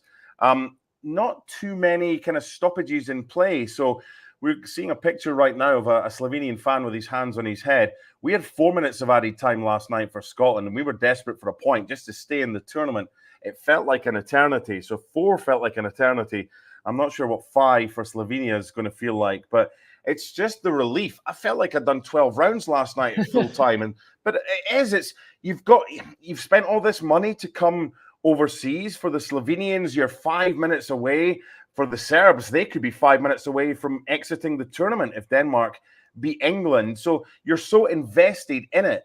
And it's great being a commentator, LME, but there's nothing that beats being a fan, whether it's your domestic team or whether it's your international team. But right now, it's all hands to the pump defensively for Slovenia because the Serbs are pushing. But now Slovenia have it back and a chance just to run down the clock. But this is when you get decisions, LME, that referees give, that they only give in the final 5 minutes of games. There's always a defender that'll just flop all over. You'll dive down. The referee always gives the free kick to the defending team. And now we've got a yellow card from Luka Jovic, and we're into the second minute of 5 added minutes. Now it's a case of just get the ball forward and do what you can. Yeah, Slovenia won't mind any bit if there's dead ball situations now, because now Serbia are going for everything. But now, once again, after an audacious attempt from Luka Jovic from that free kick, there's now been a possible Slovenian player on the floor. I think it's the goal scorer, actually. It is. And I think that will be absolutely fine for Slovenia fans if they can just bring this down. Because as you mentioned, stoppage time will last an eternity. If you're a team like Slovenia right now, you're trying to just make this into the final whistle. A lot of the time in stoppage time, you get players, I've got cramp. There's nothing wrong with them. But this is actually a head knock. Karničnik, the goal scorer, it was an attempted overhead kick by the Serbian player that's actually caught Karničnik, and there's great scenes inside the stadium of the Slovenian fans. Plays back underway, but no doubt the referee might add a little bit of time. The Serbian player who had the attempted overhead kick was checking on Karničnik, and he's okay, and we resume. And by the way, this would be the first team victory for Slovenia in Euro history for them. This is a lot at stake. It's a historic occasion, and Oblak comes out picking up the ball again. No, he's not even picking it up. He's going to take his sweet time. Time is running out for Serbia, Mark Donaldson. This is a big result. Here's another example of what I was just talking about. Oh, there's a little Copa America that's theatrics exactly here. I like it. I can say it. I'm Peruvian. Trust me. I see it every single day. It's fine. It's fine. Get that Oscar nomination right now. It was the Slovenian that ran into the Serbian player who then fell down, and it's the Serbian player that gets the yellow card, and now it's like, it's histrionics, and it's like, if someone's hurt, by the way, why do they roll over 3 or 4 times? Because we call it a performance from the movie Platoon. No, free kick. And somehow they get a free kick out of that Slovenia inside their own Amazing. box. 93-30 we're at for this one. And we have a free kick at the edge of the box. Referee's dishing out cards like he's a Vegas dealer right now. Everyone who makes a challenge is picking up a yellow. This time it's Jani Vipotnik who goes into the book. And the Serbian coach, Dejan Stojkovic, he's not looking great, but the Slovenian coach, Mr. Kek, is he's looking a little bit calm. I don't know how you feel at this stage. The fans are really nervous, but maybe externally he looks a lot calmer than he is internally. The Slovenian coach, Macha Kek. I think that's what's happening. He's given out all the emotions. There's nothing left to do but just sit in this chair and just wait for the final whistle. But here we go. It's literally just over a minute left in stoppage time, and Serbia now going with those deep, long balls, hoping for somebody to get on the end of it. And once again, it comes to nothing. It's a corner. Corner. Yep, it's a corner. Now, Serbia, if they can't score from this, will become England fans, or anything but a Denmark win tonight for Serbia when England played Denmark. Goalies come forward. Goalies come forward. Rajkovic's in the box. He's a big boy, by the way. And it could happen. It's equalized. Luka Jovic. Unbelievable. 95-01. A minimum of 5 added minutes. And the goalie going forward, he actually went towards the corner kick taker. He took a defender with him. Luka Jovic came in. Jovic only coming on as a sub for Dusan Vlahovic in the 64th minute. And it is Serbian delight and Slovenian dismay and despair. The Slovenian coach, Michallik, cannot believe it. The Slovenians look like someone has taken away their euros from their wallet and left them for the remainder of the tournament penniless. Corner kick from the right-hand side goes beyond the goalkeeper who'd come up. Keeper, no one on the line, poor marking. What a moment for the Serbs. Yeah, and a great in-swinging corner. And by the way, Rajkovic's entrance, the keeper coming up, was great because it deflected and it had to force a lot of attention from the Serbian defense to the Slovenian defense, to protect, allowing Luka Jovic to at least get the head, and at the end of that, and what a slide, what a knee light, better than Shaqiri's yesterday. And it's a 1-1, Slovenia and Serbia. Wow.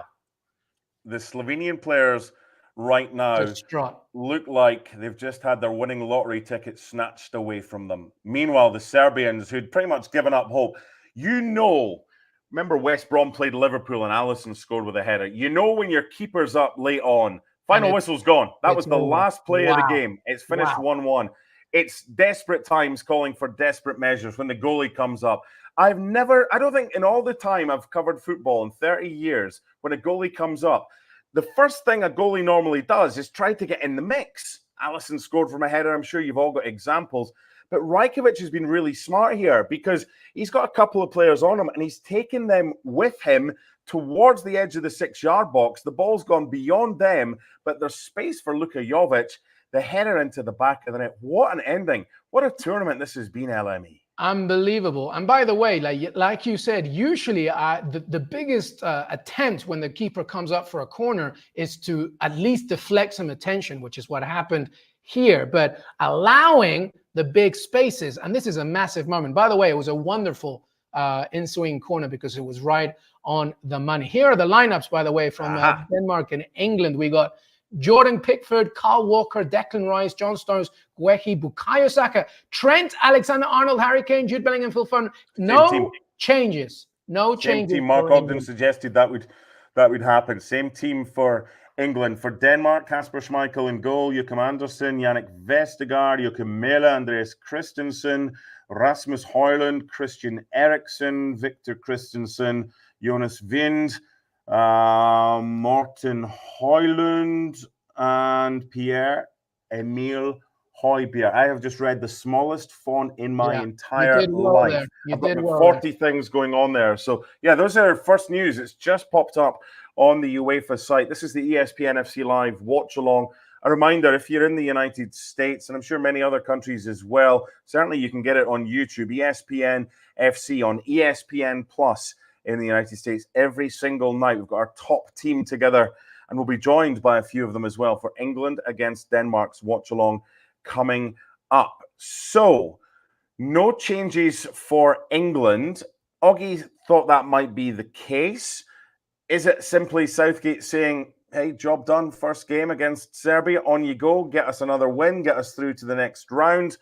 Or did you maybe expect, because you said Trent Alexander-Arnold was maybe the one, but why would you not play him in the second if you play him in the first? And it was fine. I mean, this doesn't surprise me either. This is typical England's mentality under Southgate, plan A or bust. I mean, I think just trying to make sure that, okay, we struggled a little bit against Serbia. Let's amend the mistakes for the second game. But I still feel that, you know, the reason it's not really a criticism on Trent Alexander-Arnold. There's more to do with the fact that there are better equipped natural midfielders that can help out in that midfield. But no, Gareth Southgate's sticking with the same lineup. And the hope is that this starting 11 will rectify a few of the mistakes from the first game and just push on forward. Okay, live league table. Slovenia had 4 points. Then Luka Jovic equalized in stoppage time. So it's England on 3 points, Slovenia on 2 points, Denmark on 1 point, Serbia on 1 point. That changes things, doesn't it? That late goal, because game 3 is England against Slovenia, and England favourites. Slovenia now have gone from pretty much being secure of a place with their first ever win in the round of 16 to having to take something against England now. Probably a win, otherwise they are out. They are absolutely distraught. That's such a sore one for the Slovenians. Yeah, they were moments away from a historic victory at Euros 2024. And now look at this. Put your finger up. And if you're on mute, then take it off mute. Oh, no, I wasn't. I'm right here, my friend. You're going to get through 10 hours of this. Yeah, no. You can hear me now? The AirPod that's gone. Okay, we'll take that out and we'll recharge that.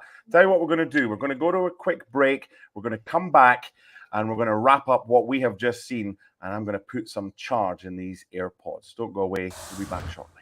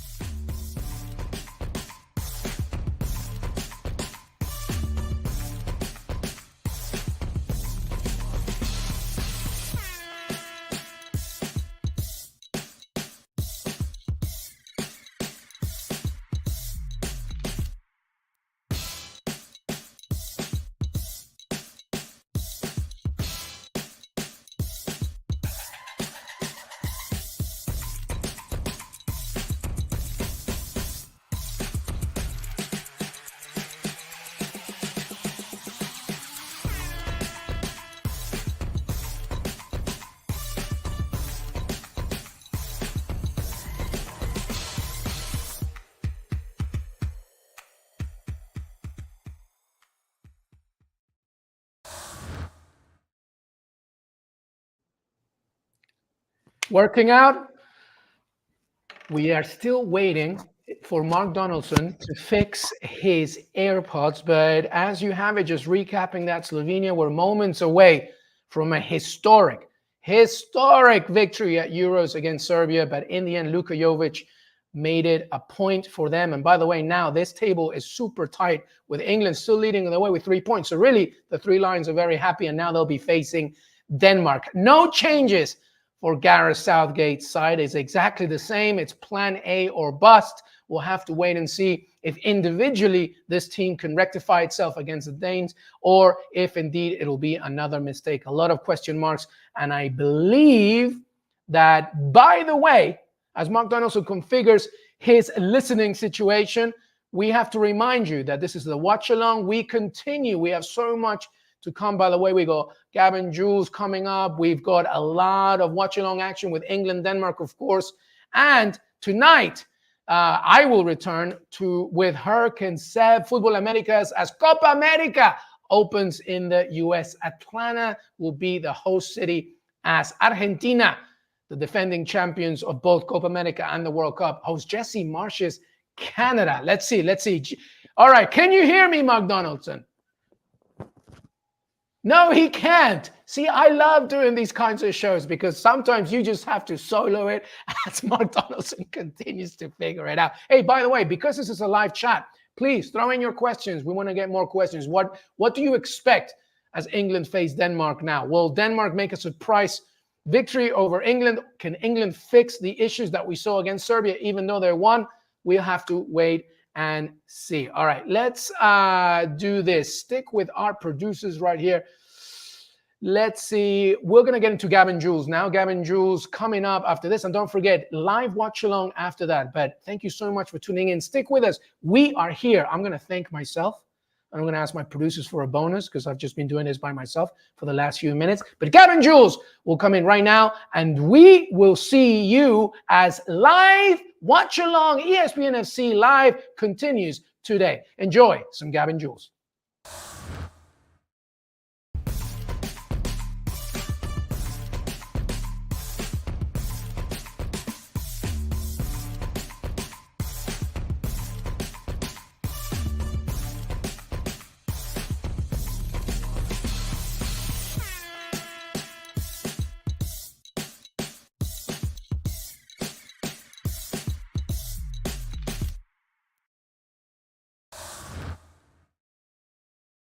The Gab and Jules show. I'm Jules. This is, oh no, Gab, he's not here with me. He's in Stuttgart. I'm here at the Skyline Spaces office in Berlin, kind of East Berlin. Lovely area where we are recording the show while we are here in Germany with Gab. But Gab is in Stuttgart. Gab, because you were at the Germany-Hungary game last night. That's right, Jules. I left you there on the banks of the river Spree at Scaling Spaces, the co-working space. I myself, I'm here. I was at the old Neckar Stadion, now the Mercedes-Benz Arena. I watched Germany become the first team to advance to the knockout round. I was against Hungary, not to be taken for granted, because of course Hungary, really good record against Germany of late, much sterner test than Scotland. They came through at 2-0, deservedly so, deserved win. But Jules, they had their scary moments as well. Yeah, I thought especially, the start of the game, after 30 seconds, they had Hungary kind of like burst through, and there was a bit of a misunderstanding between Kimmich and Rudiger Tah over just a long ball, and it almost created a big chance for Hungary. I just thought, especially in defensive transition, that's where maybe Germany looked the most vulnerable, and I thought Hungary played well. They were well organized again. In the end, Germany are a much better team, especially when they had the ball. Gundogan, Musiala, especially, we will talk about him after, Toni Kroos, of course. But I think you agree with me on those transitions where maybe Germany at times will have to be careful. Yeah, and I think the transition especially is where you get kind of the good and the bad of Toni Kroos, because last night, I think even more than in the Scotland game, we saw him, when Germany have possession for these long spells, he becomes essentially a third center back. He just goes over to the left-hand side. And because Hungary, for whatever reason, decide not to press him, he sits there. He's like a quarterback behind a really strong offensive line, simply going through his reads, right? Yeah. Getting, receiving, or like a point guard if you want. That's great and all. And he can pick out passes, and he helps Musiala and Gundogan, be really good in this game. Wirtz and Havertz, on the other hand, quieter. But on the flip side, yeah, when they lose the ball in transition, it is an issue. Obviously, Toni Kroos's mobility isn't what it is, and probably what it should be at this age, or if you're going to play that way. Yeah, I agree with you. I mean, to see the passing range again yesterday in that game was great. And again, I agree with you. I'm not really sure why there was not like a plan Toni Kroos from the Hungarians. But they still played well, like we said. We saw Kai Havertz being taken off very early after 57 minutes and looking quite bemused when you saw his number on the board? Yeah, Havertz and Florian Wirtz both coming off. It's interesting. Look, I think at that point, Germany did look to me like they were firmly in control, although they did concede another late chance. I think it was more to do with the fact that they weren't getting anything done. Yeah. And so then the question, do I want to continue down the same range? He brought on Sané and Fulkrug together. So you've got Sané who can, give you that verticality that maybe Wirtz wasn't giving you, and he can give you the crosses. And of course, the big man Fulkrug. I mean, I thought the star man was Jamal Musiala again, not just on the goal. And to be fair, let's be honest, it's an easy goal from a player like him. Gundogan does a lot of the hard work, and then it's a finish that you expect him to score. To score back-to-back goal at that age for his first Euros is impressive. But overall, even if sometimes there's maybe a little bit of doing it too much on his own, trying to dribble, trying some difficult stuff, he's still been outstanding. And Germany, again, one of Germany's most key players in that game. No question about it. He's sort of kind of built this for Musiala and Wirtz. And as long as one of the two shows up, again, Wirtz really struggled, I thought. I think they're in pretty good shape going forward. The issues, I think, are going to be elsewhere in the state. Yeah, no, you're right. And I guess the last game against Switzerland, where, by the way, if Switzerland wins, they go top of that group. Germany have 6 points, they're guaranteed to qualify. Switzerland have 4 points. We'll talk about that draw against Scotland later. But if Switzerland managed to beat the Germans, then they would have 7 against 6. They would top that group. So that game against Switzerland is important for Germany too, to secure top spot in the group. And also, because even if Switzerland were maybe a little bit disappointing against the Scots, it's probably the biggest test so far for this Germany side, for Musiala, for Wirtz, for those defensive transitions that we mentioned, for the defense. It'll be a very interesting game. Yeah, no question about it. It is a banana split. And look, a lot of people don't like this format, but I think what it does mean is Germany cannot just pack it in the final game. They want to finish top of the group. If anything, for seeding purposes. Gab, watching on television, obviously you were at the stadium yesterday, watching on television, it looked like the atmosphere was great. Where I was watching it, loads of Germans everywhere. It seems that really, we saw it against Scotland, but it's really picking up now, all that support. We saw yesterday, and we wrote together for the website, something that the German players, the ones in the squads, where they were born, they've changed the names of the train stations in those cities of their hometown to put their name underneath, which is a nice touch. Although, as you reminded me, for Jamal Musiala, who was born in Stuttgart but hardly lived there in his whole life, really, it is a bit strange. But anyway, so you could feel that passion. You see shirts everywhere in the streets, etc. I guess the feeling within the stadium was similar. No question about it. And really, I think in the streets, I really feel like Germany were ready for this kind of competition, for this kind of tournament. What's been equally interesting is obviously there's a lot of immigrant communities here in Germany. Germany's very easy for a lot of people to get to. Yesterday here in Stuttgart, the center of town, obviously there's a ton of Hungarians, but also a ton of Albania fans, I guess, who had come down from who had been watching their game against Croatia, going through the streets. It's all been really, really painful. It's really peaceful, even. Really good-natured, and I think they're very good at making people feel welcome, putting on tournament. That is one thing I think that Germany's really gotten right. I mean, at least here in Stuttgart, comparing it to a big city like Berlin, where I was before, this really feels like the World Cup is on. Yeah, I agree with you. There's the Euros even. But yeah, it's that kind of vibe, and you would expect it. It's a massive football country. You could tell. There's no doubt. We will talk about Hungary and especially Szoboszlai in a little bit. But just to finish on Germany, you mentioned at the start that Nagelsmann kept the same starting 11 than the one against Scotland. I've got no issue with it. He was happy. This is also the same one that played back in March and in the friendlies as well. Is there a risk, maybe, Gabi, at some point, even if he makes early substitutions? We saw that in the Scotland game because they'd won the game, so he could rest players and they didn't need to play more than, for some of them, an hour, for example. And again, against Hungary, maybe more this time by the fact that he was not too happy with Wirtz or Havertz, hence why they came off early. But is there a risk maybe that he hasn't really tried anything else? So what if there's a game where either somebody's injured or somebody suspended or something like that? I'm not sure. Even if Fulkrug could be another number 9, of course, even if Zani is another option on the right or on the left, all of that. Do you think he was fine to use the same starting 11 for the last 4 or 5 games and not trying something maybe a little bit different from the start? I mean, not just during the game?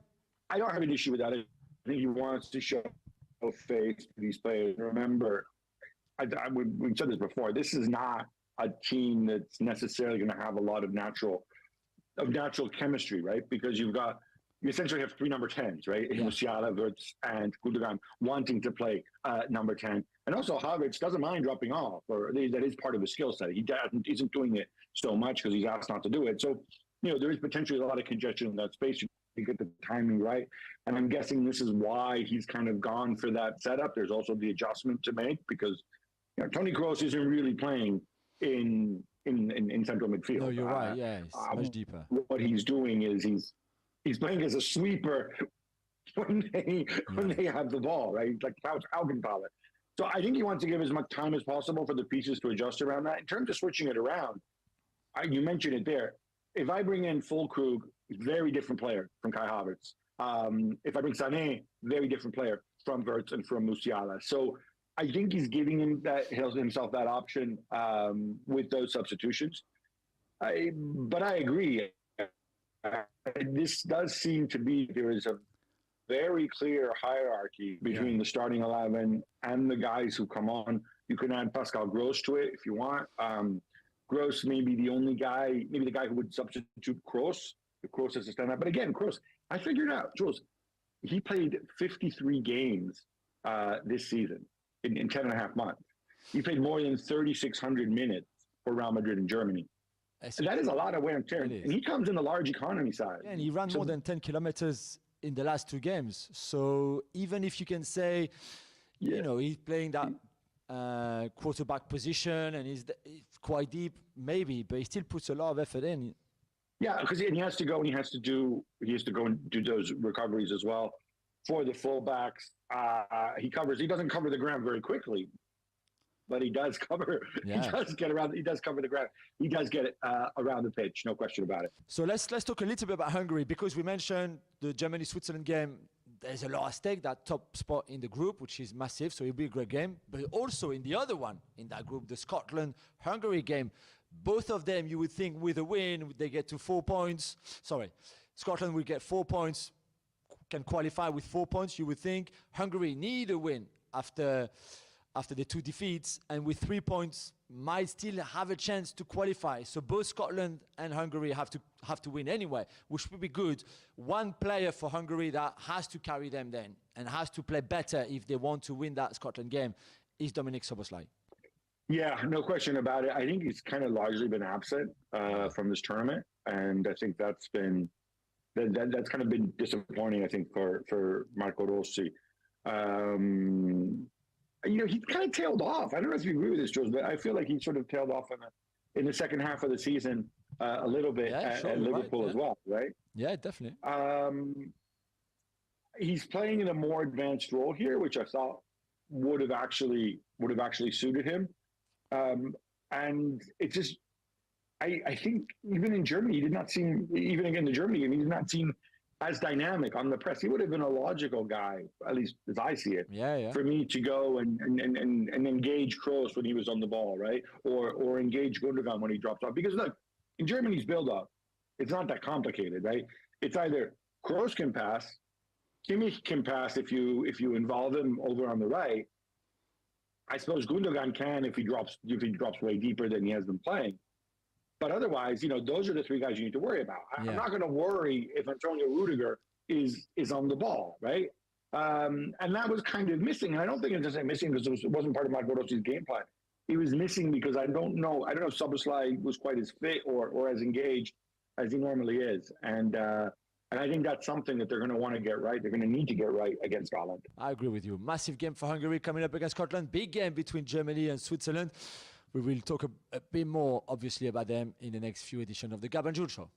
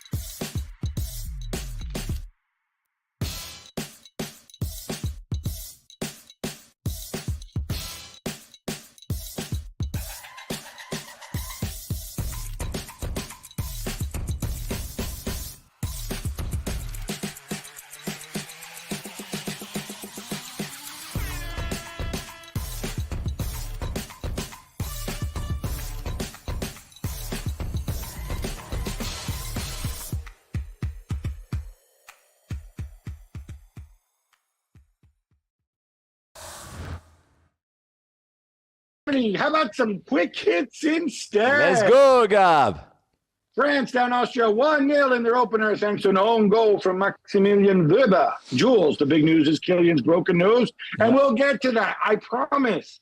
But how did he look to you otherwise? Likewise, so in the sense that this is what we expected. Really, this is what this team is good at. And Deschamps said it to the players after the game in the dressing room. He said, this is that collective strength that we saw in that game, how good they were together as a team, the structure, the discipline. Yes, it's not sexy football, but we know that it's never been sexy football under Didier Deschamps anyway.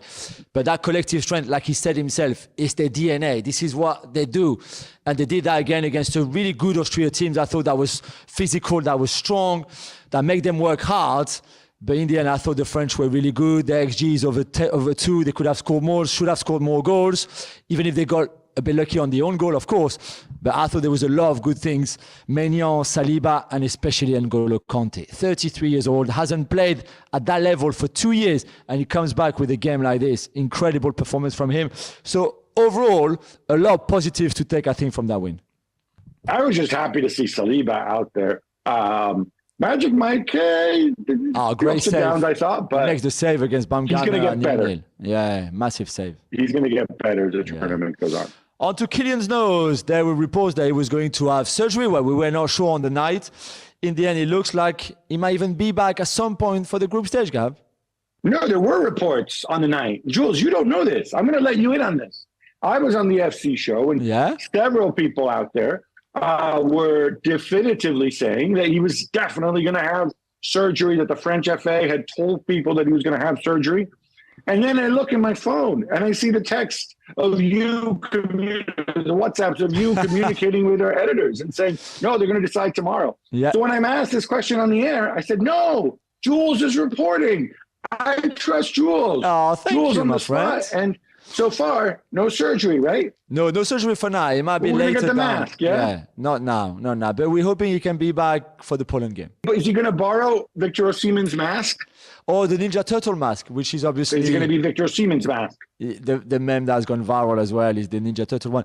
We see a lot of great players have played with mask and have been great as well. Like you mentioned, Osimhen, he was probably better with the mask, Osimhen, than he was before he had the mask on that season. So, I'm still very, very optimistic that Kylian will have a great impact on this tournament.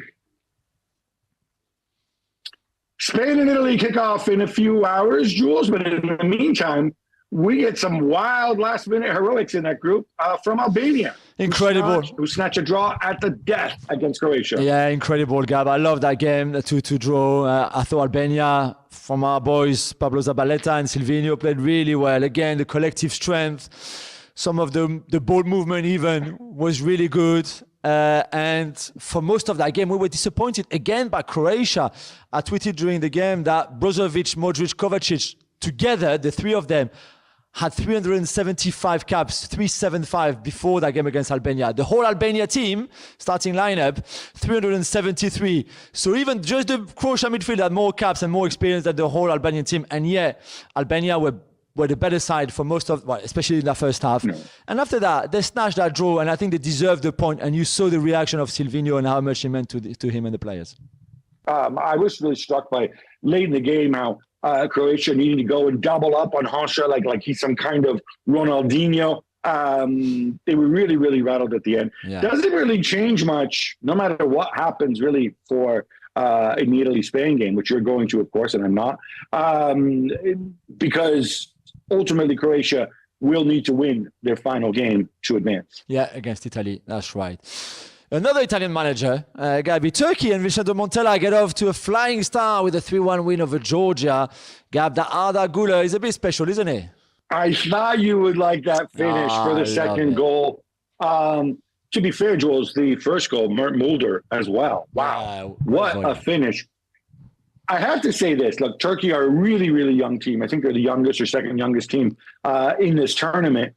But this was not a comprehensive win. They were ups and downs. Georgia, I thought, were really, really impressive. Georgia, the lowest ranked team in this competition. They had a number of chances that forward, the guy from Metz, Mikotadze, who used to be he could have had a hat trick at one point. So there's stuff for Turkey to work on defensively. But man, they're young guns. Kane and Yildiz, Arda Güler. That's really exciting.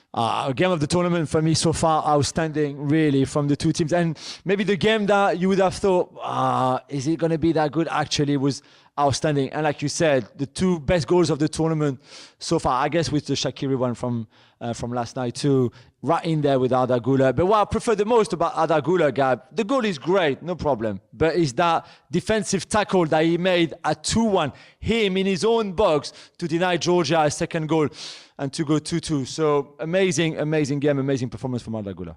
A late goal from Francisco Conceição gives Portugal the win over the Czech Republic, or Czechia, as they like to be called now. Jules, as I see it, this is all about two guys. Roberto Martinez, or Roberto Martinez, as Augie calls him, and Cristiano Ronaldo. I think you're right, Gabi. I mean, let's start with the win for Portugal. They didn't play great at all in that game. They conceded a goal that was far too easy to score from an opposition point of view, but at least they showed character to come back late, even on mistakes, two big mistakes by the Czechia defense. So that's the first thing. The second thing, you're right, it's a lot about Roberto Martinez, first of all, because his tactics make no sense whatsoever, certainly at the start. The Cancelo positioning, somewhere in midfield, somewhere not. Nuno Mendes as a centre-back. To have Bruno playing quite deeper, no Palhinha. So really, they didn't have any defensive-minded play, because Vitinha can play as a holding, but he's not as defensively minded as a Palhinha, for example. Rafael Leao on the left-hand side, crossing the ball for nobody. So there was a lot of things that didn't work. And even when Martinez made some changes, going to a back three, there was still a lot of things that didn't look right. Bernardo Silva on the right-hand side. So there's a lot of things we can do. We could do a whole show probably on that. However, I thought Cristiano was good. I don't think he was dominant like some people said. I don't think he was bad like some people said either. He had this genius back heel, for example, for Vitinha in the first half. That was a great moment. But then I think he was the victim of the bad choices tactically, especially from Roberto Martinez. Yeah, it did feel really, really weird seeing that. I'm all for guys who want to do things differently. I just don't know that the opening game of the tournament is the time to do that, because it looked like they'd never tried this before. I agree with you completely. And speaking of Cristiano, Gab, there were concerns, and rightly so, about the fitness physically of the players who are in this tournament and who play in Saudi Arabia. Cristiano, Conte, Mitrovic, Milinkovic-Savic, etc., etc. But both Cristiano and N'Golo Conte looked like they were pretty sharp. Yeah, and I don't know why this should have been an issue, because, look, these are older players. The season in Saudi feels like ended like months ago. I know it wasn't really months ago. And also, I don't know. What does N'Golo Kante do in Saudi Arabia other than train and look after himself and, I presume, pray occasionally? No, I'm not surprised these guys come back and are in top physical fitness at all. My boy Ciccio Calzona and Slovakia down Belgium in what is probably the upset of the group stage. Jules, you're going to blame the other Italian coach in this game? Well, to start with, I'm going to blame the Belgian players themselves, because I think this is their own downfall, this defeat. Jeremy Doku, who takes far too many risks so early in the game and gifts Slovakia a massive chance to what they end up scoring from. From Lukaku to Trossard to Doku again to Bakayoko to De Bruyne, they had enough chances, they had enough of the ball, they had enough good positions to come back in that game and not lose it. And they did. So yeah, Tedesco could have done a few things differently. Some of the substitutions or lack of, I was a bit surprised. But overall, Belgium on another day should win this game. And in the end, they end up losing. It's their third defeat in a row, if you count the end of the World Cup and these Euros. That never happened in big tournaments before for this national team. So a lot of things to sort out. The good thing for them, I guess, is this is still a weak group. So even starting with a defeat, they can still beat Ukraine, they can still beat Romania and still qualify, of course. So it's not all gloom and doom. But that was not a good start, obviously, to lose a game like this. Staying in that I group, need my Yuri Tielemans in games like these. I know. I agree with you. Staying in that group, Gab, Romania destroying Ukraine 3-0 was also a bit of an upset. No question about it. I mean, look, Romania, obviously, you've got the cult heroes like Stanchu, Dennis Mann, who I'm assuming you're a huge fan of because we've been hearing about him since he was 16 years old. And his career just never really went anywhere. But could get happen. He's not old yet. No, yeah. This was really emphatic, Jules. And like Ukraine are just so many big names. Maybe not the super powerhouse that the names would have us think they are, but man, I expect your veteran players to step up. The guys who've been there, who've done it. Yarmolenko, Zinchenko, so many guys. Mudryk, all right, Mudryk less so because whatever. But Sudakov, had a good shot. Other than that, very intermittent. I think there's an issue here where Sergei Rebrov, I don't know if he's the problem, but he's not part of the solution. Yeah. And, players coming out and saying, oh, we let Rebrov down. Part of that is you being a coach and kicking their backsides and making sure they do not let you down, because this was big. They had all that home support. I agree. Scotland bounced back from their opening day humiliation against Germany to hold Switzerland to a 1-1 draw. And Jules, they also hit the post late on with a magical Jan Sommer save too. Yeah, I mean, this is Scotland back to what they're good at, really. That intensity, the physicality. Okay, with the ball, not so good, and they score a goal and they got a little bit lucky. The Scott McTominay shot was deflected by Fabian Schär when Jan Sommer would have had the ball and would have caught the ball. So they got a bit lucky on that. But then they fought hard. They lost Kieran Tierney to an injury. Poor guy was in tears. This is a massive blow going into the third game that they have to win against Hungary to hope to qualify. But apart from that, the rest was far more what we usually see from them under Steve Clark than obviously what we saw against Germany. So well done to them for the reaction that they showed. Well done to them to still be alive. And really, that they were they wanted to be at the start of the tournament after the draw. They knew that if they could be in a position to qualify after the first two games against the two toughest teams in the group, then facing Hungary, which is a bit more of their level, then they will be in for a shot to qualify, and they are. So well done to them to show that reaction and the character. And now, historically, that would be history. They've never qualified ever for a knockout round of a big tournament. Never at the World Cup, never at the Euros before. If they were to do it this time, it would be historical, of course. It would be something very special. Massive. Manchester City were hoping to sign Savio from Girona. And Manchester United were looking to try to sign Jean-Claire Todibo from Nice. However, both those deals look like now they are in jeopardy after UEFA saying that they could block them. Yeah, look, it's strictly speaking, it's not, UEFA don't have the authority to block transfers. International transfers are a FIFA matter. And obviously, Savio, I think technically he's on loan at Girona from Troyes. Yeah. But I think what's happened is UEFA have said, and they've been very open about multi-club ownership and kind of allowing it, but they said, look, this year we've got these transition rules in place. We're going to scrutinize related party deals very, very closely if the two teams are the same competition. And in the meantime, we're going to work on longer term legislation. And I think essentially City United, they don't want to take a chance on this. Yeah. And that's why these deals are sliding by. Ian Maatsen is reportedly on his way to Aston Villa from Chelsea after the clubs agreed a deal of between 35 million and 40 million. Jules, are you surprised he didn't stay in Dortmund? Well, a little bit maybe, but maybe not so much either. Villa also in the Champions League. I suspect his wages will be higher there than at Dortmund. Maybe just a little question mark I've got is that Villa could get Samuel Lin Jr. from Juventus in the Douglas Luiz McKennie swap deal.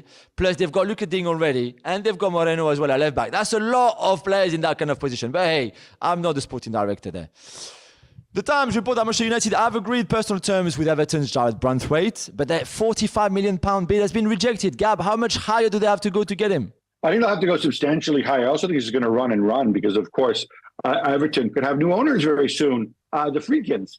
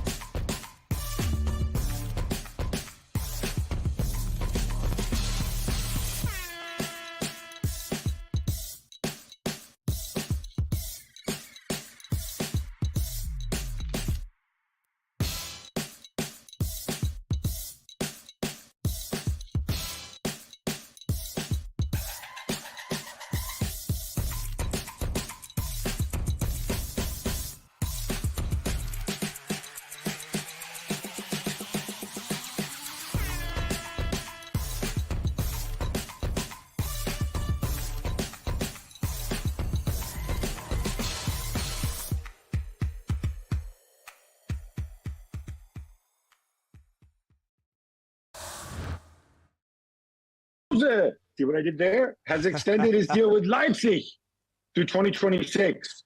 Jules, make sense to you? Yeah, I think so. I think overall it was a good season from them. A bit inconsistent at times in the league, especially, and we saw being able to be great. I know they finished fourth. I know that's true, but also because Stuttgart were incredible, and then Bayern and Bayer Leverkusen, okay, above them. So yeah, you're right. They should not maybe be behind Stuttgart. However, I think you saw something good there being built with Xavi Simons, with Openda. Don't forget, new players as well in key positions. So I think he deserved that. I love these little one-year extensions. Yeah, that's true. It seems to be the new thing. And also, you expect more from him and them and the club and the team next season. So let's see. The pressure is on, without a doubt. That Douglas Luiz to Juventus deal rumbles on, Gab. But now it looks like it won't be Weston McKennie moving to Aston Villa in the other direction. That's right. Look, I know some people don't like the idea of players being viewed as commodities and stuff like that, but this is exactly what it is. Now, the deal now, so Alicia Lehmann, who happens to be Douglas Luiz's girlfriend and, of course, is a striker for Aston Villa, she's going to move to Juventus regardless if Douglas Luiz moves. Now, the counterweights for Douglas Luiz in the deal, it's still going to be Samuel Ealing Jr., of course, but Weston McKennie has said no. He hasn't been able to work out a deal with Villa over his salary. Of course, Juventus were offering him an extension. It's not quite an extension. They're offering him a pay cut. Yeah. I guess Villa not willing to offer him as much money as he would have wanted. So now they stuck Enzo Barrenechea in there. And again, for those who are not familiar, Enzo Barrenechea he's 22. He was at Frosinone on loan this season. It seems like they're just chucking in players, and this really feels like it's a bit of an accounting move for all clubs. I hope Weston McKennie and the many Weston McKennie fans in the US, the ones who always remind me, well, Weston McKennie played the third most minutes on Juventus last season. They don't mind that his status as a throw-in in a deal has been replaced by Enzo Barrenechea, who I think, frankly, most people have never heard of. Paris Saint-Germain, some help at the back, maybe? Gertruida being linked. You like that? So I'm a big fan of Gertruida, somebody who can play is that kind of centre-back who's really good on the ball, who can step into midfield, all of that. We've seen him doing that with the national team, for example, under the Dutch guy. Is it what they need right now, considering the centre-backs they have? And Gertruida can also play right-back, by the way. I'm not sure. They wanted and they still want Lenny Yoro, who is obviously highly coveted this summer by Real Madrid, by a lot of English clubs as well. So maybe they know they're going to miss out on Yoro. I would much rather have Yoro than Gertruida. But if you can't have Yoro, then if you get Gertruida for a good price, I think there's a really good player in there that offers you a different profile to what you have, and that I think will suit and fit Luis Enrique's philosophy. So I'm going to say yes to Gertruida if it happens, Gab, if there's a possibility, for sure. Rafa Marin, who's I think it's all under the price. Yeah, for sure. Rafa Marin, who's one of the players that you really like, Gabby, could be on his way to Napoli from Real Madrid. Yeah, Rafa Marin does me. I mean, in fact, when Alex Kirkland and I did our Real Madrid Keep Dump series, we suggested he should be the heir to Nacho in central defense. Homegrown, was at Alaves on loan last season, had a really, really good campaign. But no, it looks like he's going to go to Napoli. It's only a 10 million euro deal, but this is the crucial part here. Real Madrid have what they call the recompra on him, which means that they can buy him back at a fixed amount. And I don't know what that amount is, but interestingly, I think with Real Madrid and doing these deals are kind of like loans that generate money, except you don't have to take the guy back. If I'm Real Madrid, I would probably set the buyback at 20 million, 30 million, something like that. And so if you're Napoli, you're not going to say no because you're getting him at a very good price, right? And you'll get some nice money back if he does well. If you're Real Madrid, you're getting a good price for a player. You're getting 10 million in, which you can use to help pay Kylian Mbappe's enormous wages. Exactly. It's a win-win. And you're getting a guy now. It's a win-win. To me, the signals, though, is they still need a center back. It can signal one of two things. Either Nacho decides to stay, which I honestly hope is not the case, frankly, it's for him. or they're really going to make a push for that center back they want, and could be your man Lenny Yoro, who's been mentioned left, right, and center, of course. Yeah. Jules, I remember way back on this podcast when you first introduced me to Ryan Cherki. He was 16 years old. You told me he's more precocious than Camavinga, who, of course, made his debut at 16 in Ligue 1. I cradled a dream to see him play for Italy one day when I discovered that he had some Italian blood in him. That's not going to happen. Fair to say, it's taking a while for his career to take off, but now he's been linked to Paris Saint-Germain too. It's just because he's young and French. Well, they've always liked him. Luis Campos has always been a big fan of his. He's got 1 year left on his contract, so they offered 15 million euros for a transfer fee, which obviously Lyon have rejected. If Lyon don't want to let him go, I think they would like ideally to extend his contract, keep him maybe another year, and then let him go the following summer, next summer in 2025. We will have to see. His agent is obviously Kylian Mbappe's mum, or that team around the Mbappe clan. So it'd be very interesting to see. He's so talented. We all know that. Right foot, left foot. I mean, how many players right now in the Big Five leagues takes corners with both feet? I think he's the only one, really. So it's just incredible talent. But like you say, his career hasn't really taken off because there's a lot of inconsistency. There's still games where he's anonymous too much considering his talent. So it will be a bit of a gamble for PSG. But if it's a gamble at 15 million euros, maybe 20, I'll take it. I'm ready to take that gamble and see where that goes. Wait, his agents are the Mbappe clan? Yeah. But aren't they in Paris Saint-Germain suing each other over his unpaid wages and stuff like that? God, you've been in this game long enough. You've been in this game long enough to know that when you need someone, even if you are not the best friends, you still make it happen.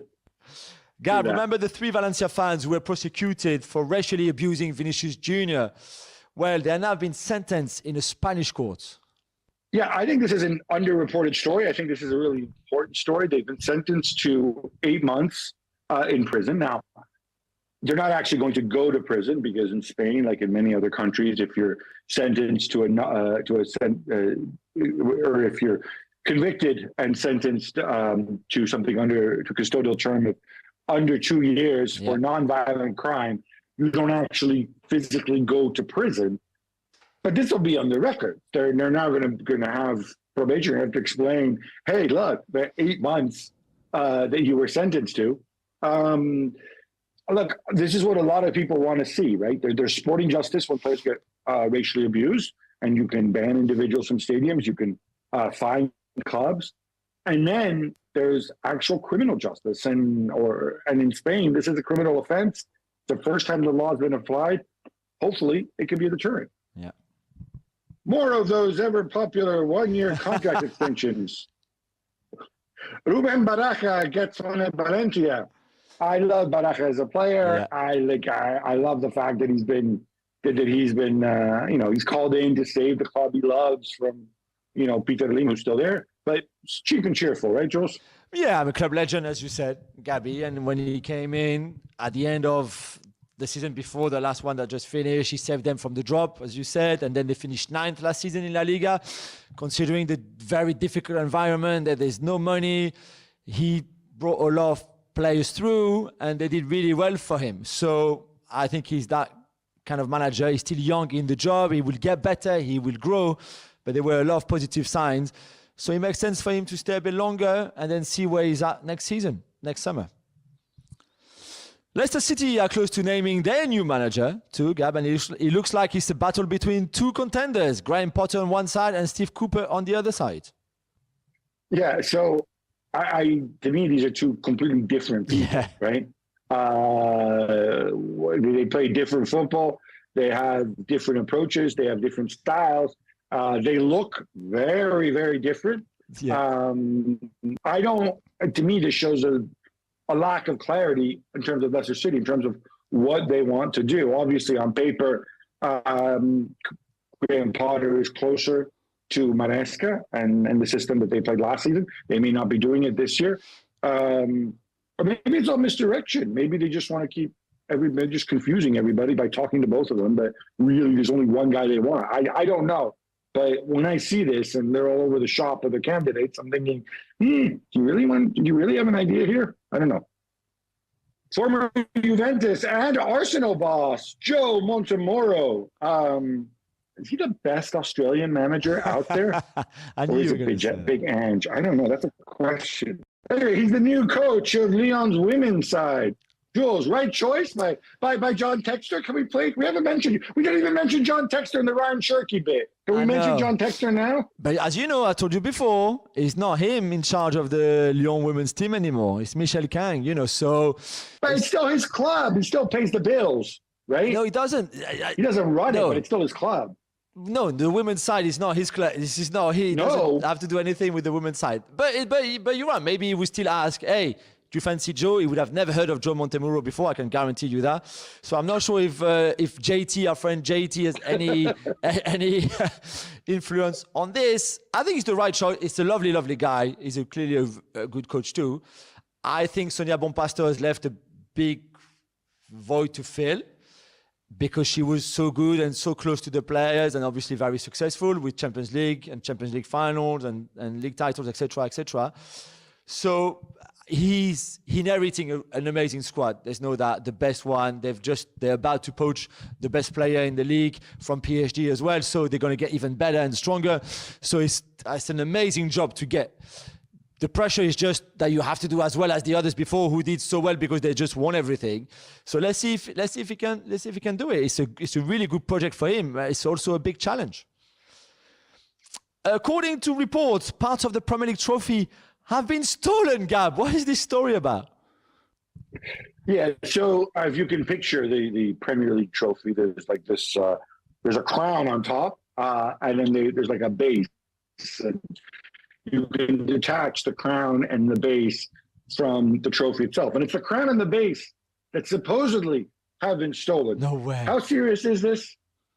It's not very serious. It's not very serious for several reasons. So first of all, they don't just really make 2 Premier League trophies every year. One that they give to the team that wins it, and the other one, I guess, that they keep lying around. I don't quite know what they do with the other one. Apparently, the crown and the base were stolen from when it was on tour somewhere. I think it might have been in Belgium or whatever. But what struck me was the Premier League trophy is insured for £250,000, right? Yeah. That's around $300,000, give or take. Does that sound like a lot of money? Yeah, but if it's real gold or something, it's expensive, no? It's probably the value of the actual gold rather than the trophy itself. I'm assuming they're just going to melt it down. Yeah. I guess what I'm saying is it's not like when the Jules Rimet Cup was stolen and the dog found it in the back garden. They make these new ones. They make new ones, 2 new ones every year. Move on. Michy Batshuayi won't get to play with Jose Mourinho, Jules. He's moving across town. Wow. To Galatasaray. Wow, just wow. If you move from Celtic to Rangers, if you move from Fiorentina to Juventus, we know who. And now you move from Fenerbahce to Galatasaray. This is amazing. And just imagine the reception that he will get next season from Fener fans, where he did really, really well, by the way, in the last 3 years, I think he was there for. When he will get there and play on that pitch with the Galatasaray shirt on, it's an incredible move, I think. And again, we know Michy quite well together. It's not surprising that he's like, me moving to the biggest rival, the arch enemies. Yeah, I'm all for it. Let's go. Bring it on. Bring it on. Raul Sanllehi is the new co-president of Inter Miami, our old friends. Gab, you can never have enough former Barcelona people at the club. Yeah, I don't quite understand what he's going to do. Sanllehi's had an interesting run. Obviously, he was at Barcelona. He was at Arsenal for 2 years, where it's safe to say he had some good bits and some not so good bits, then left the club. He's a football administrator, but administering in MLS is very, very different because of all the complicated rules with designated players and salary caps and stuff like that. So yeah, you can bring in more ex-Barcelona players, but you already have Busquets, Luis Suarez, Jordi Alba, and somebody else whose name I can't remember. Anyway, so I don't know. Is he there to babysit those guys? Is he there to hang out? Is he going to be co-president? I don't really know. I don't fully understand what his role is going to be. MLS is a different animal, but clearly there's a lot of institutional memory, a lot of historical links with Barcelona, especially the old Barcelona before this one. And look, I think he's a smart guy. Maybe wasn't the right fit when he was at Arsenal. Yeah. But he can bring a lot to the table. Mats Hummels wasn't called up to the Euros, of course, but he's still training, Jules, and he's sharing his training sessions on Instagram. And he chose to train in a Greece shirt. Any significant? Is it where he's going on holiday? Well, imagine when I saw that, I thought, okay, Panathinaikos is going, or Olympiacos is going, or maybe he's there on holidays, you're right. He just said that it's difficult to find a football shirt that doesn't attract like rumors and stuff. Like, I guess, I don't know if he'd worn an old like Bayern Munich shirt, for example. People thought, oh, okay, maybe he's going back there, not that they need him. Or maybe a PSG shirt because he loves the PSG shirts. So I thought he picked Greece. But remember when David De Gea, who's still training on his own, by the way, for a year now, was training with in a basketball NBA shirt. We were like, well, what's the point of that? At least I prefer Hummels. At least he's training in a normal football jersey. I don't know. If you're in the gym, do you need to train in a football jersey? No, that's true. That's true. That's up to you. Yeah, we like Mats Hummels anyway. Gab, you were at the Germany-Hungary game yesterday. We said that before, and you have some strong thoughts of what happened when the home fans trying to start the Mexican wave in the stadium. Yeah, look, I don't want to come across as sort of grumpy, no fun pundit here, okay? And I have max respect. If you pay your ticket, if you want to sit there, you want to do the wave, that's absolutely fine. But what happened, although it's not to my taste in any way, shape, or form, let me make that clear. But what happened here was at 2-0, there's like 10 minutes to go. And the Germany fans start doing the wave, and it goes around the ground, and about maybe a quarter of the ground was just made up of Hungary fans. And as soon as the wave gets to them, they don't do anything. They do not they're participate losing. They may be not in the mood. Absolutely. But then the Germany fans boo them for not wanting to do the wave. It happens once, twice, 3 times. And I'm like, guys, read the room, right? You do the wave when it's a joyous collective thing. They're losing. They're potentially on their way out of the Euros. And you're going to make them bad enough to do the wave, but then you're going to make them feel bad because they won't decide to participate in your nonsense. I mean, I agree. I would have loved it. The shoe was on the other foot. They were 2-0 down. And then the Hungarians had started the wave. Let's see how many Germans would have joined in. That's so true. Because when I was at the Spain-Croatia game, there was obviously far many more Croatian, like 40,000, 50,000 for only 10,000 Spaniards. And the Spain were 3-0 up, so the Spaniards started doing the wave on their corner. And then obviously they were doing it, loving it. And then when you arrived to the Croatian, they were like, come on, as if we were going to do that when your team is battering us 3-0. So I can see exactly how the Hungarian fan felt. Yeah, they also, come on, Spanish fans, you should know better. Exactly. No way for you. Come on, man. Exactly. Jules, that brings us to an end. Thanks again to Scaling Spaces for the co-working space that are hosting us on the banks of the Spree. I will be back there in Berlin very soon. Never you mind. Until then, love the game, love your neighbor, love yourself.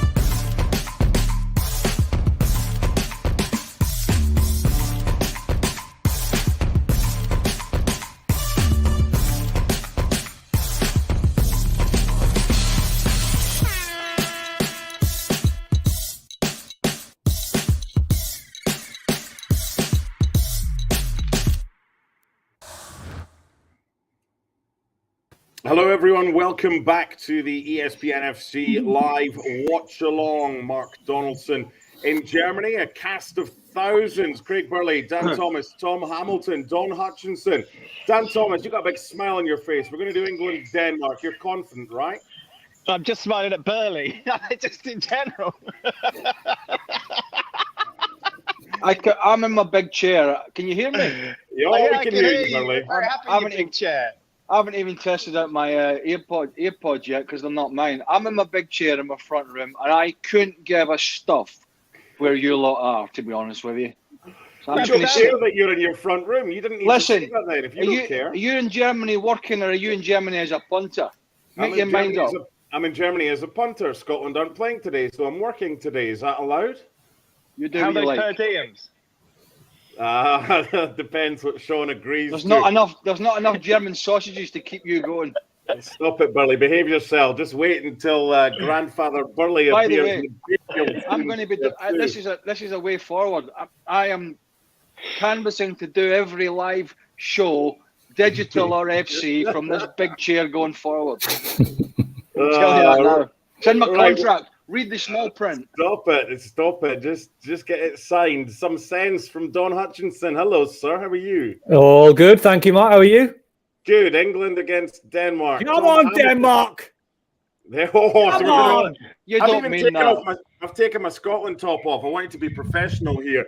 Tom Hamilton, 24 hours ago, I was enjoying a beer with you. You were on the water. You're a pro. Oh, Yeah, wow. all good. Whoa, aren't you lucky, Tom? I know. And and a bit of a German sausage as well. But it's wow. Tom, can we ask before let's get to who paid? I did. Well, I got you 2 beers. Don't you start. God, I actually pig bought. flying by my house. Don't you start. Just because you're a US citizen now, Thomas, that doesn't mean to say you can be even cheekier. I'm not having any of that. Apparently there's an invoice landed in Sean Riley's desk for 2 beers from Germany. I'm right there is. Let's not talk about what we got up to in Germany. I want to talk about England against Denmark. Dan, you're not with us for too long. Craig's with us for as long as he can be bothered. No. Don's a pro. He's with us throughout. Right, Dan Thomas, unchanged England. Is that the right decision? No, I don't think it is. I don't know what you saw from Trent Alexander in the first game, which gave you the idea that he's ready to play in his position at this sort of level. But obviously, Gareth Southgate saw that Don wanted to change things up and thought, well, I can't listen to Don. So I'm going to have to stick to my grounds here and go with the same 11. But look, this team should be good enough to beat Denmark. It's that simple. Will we see them score early and sit back as they've done on so many occasions? Probably. But I suppose overall, England will qualify from the group. They'll get past Denmark. They'll get past Slovakia. And it's all about what's going to happen in the knockout stages. Craig, are the English been a bit cocky? Denmark looked all right in stages in their first game. Christian Eriksen, or are England too strong for them? Don't you start, Thomas, or we'll mute you. I'm cocky. Are you talking about Thomas, or are you generalising for the whole English population? No, just Thomas. Just Thomas. Yeah, well, they'll qualify from the group. I'm a bit surprised they didn't make a change in midfield. We've talked about it. But he's obviously trying it again. Trent Alexander-Arnold took a bit of heat. And Don has mentioned this on the FC show. I don't really know why. He seemed to be a bit of a scapegoat, but I'm a little surprised he's gone the same way again. But I'm expecting them to play better. That's the one thing. Play better than they did against Serbia. Yeah, Don. How much stronger are England than Denmark if they're at their best? Oh, they're far superior. But I wouldn't write this Denmark side off. Looking at the team on paper, I mean, they're very experienced. Michallik in goal. Vestergaard, Christensen, Joachim Andersen. They're going to be defensive today. England will have all the ball. That's why I said yesterday, if I was picking England's side, I'd have dropped Jude Bellingham back as a number 8, played Phil Foden in his strongest position, which is the 10. Then you get Anthony Gordon on the left-hand side and Shaka on the right, supporting Kane. So I'm a little bit surprised that Gareth's gone this way in terms of the 11, exactly the same 11. Maybe he's been a little bit stubborn. Maybe he knows more than what we do in terms of the individuals, but in my opinion, this is not the England's strongest 11 I would put down on paper. Tom, just before we let Dan go, who's got the harder job today, Denmark or you getting a word in edgeways with this 5? So it was interesting. I've just been listening to what Thomas Gravesen was saying, and he said Denmark are crumbling and they're predictable. And he says they're way too old and they haven't changed anything in the last 4 years. So that's Mr. Gravesen for you. But look, I think it's going to be interesting. I think England will win. I agree that I think I'd like to see a couple of changes, but there's also a concern that Luke Shaw's by no means fit. He's not even on the bench, so taking just one left back now maybe looks a little bit silly. But we'll see. I'm looking forward to it, and I think it could be quite attritional, quite a grueling game. But let's see. Graveson's not so, isn't he? He's crazy. Dan, we're going to let you go to watch the game at home. You got any superstitions when watching the country? Or, hold on, you're not finished yet. Answer the question. Hey, what about the rest of us? Hold on, you've got plenty of time, Burley. Hold on, I'm just going to stand up for the Danish national anthem. Hold on a minute. Hey, Dan, any superstitions? Are the kids allowed to watch the game with you? Is the wife sent to wherever? They really don't like soccer. They don't really want to spend any time with me. So that's a bit of a problem going forward, but there we go.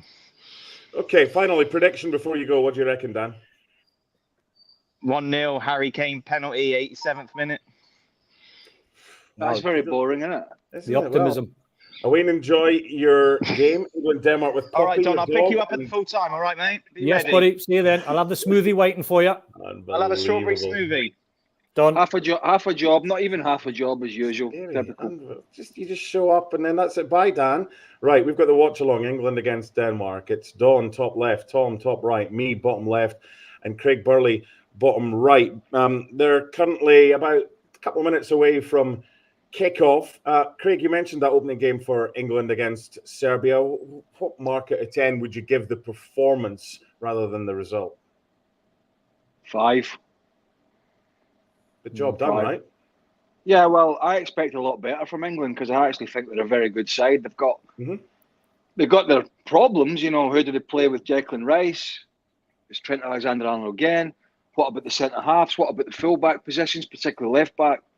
So they have got some headaches, but they have some of the most talented forward-going players in this tournament. There's no, and I include France and Spain and Germany. When you look at Foden and Bellingham and Rice can do a bit of everything, and Harry Kane and Shaka, and before you get to even Cole Palmer, who had an amazing season. So I expected a bit more from the Serbia game because Serbia are very mediocre. And I was surprised, and I think this is where the criticism came Southgate's way. I was surprised how much dominance they allowed Serbia as the game wore on. It didn't hurt them in the end.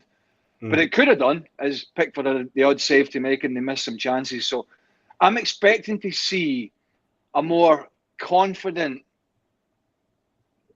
arrogant almost, you know, just puffing their chest out, taking this game by the scruff of the neck performance from England today. And I think that's what the English media are looking, as well as a result, obviously. The English media are looking for a performance today, which I don't really think, apart from the first 15 minutes, 20 minutes, they got in that Serbia game. Don, quick talk about tactics as the teams are just being introduced, the captains shaking hands. It's a 4-2-3-1 for England, but Denmark are going 3 at the back. Now, if Harry Kane drops deeper like we've seen him do, what do the 3 centre-halves do? What should they be looking to do if they don't have anybody to mark?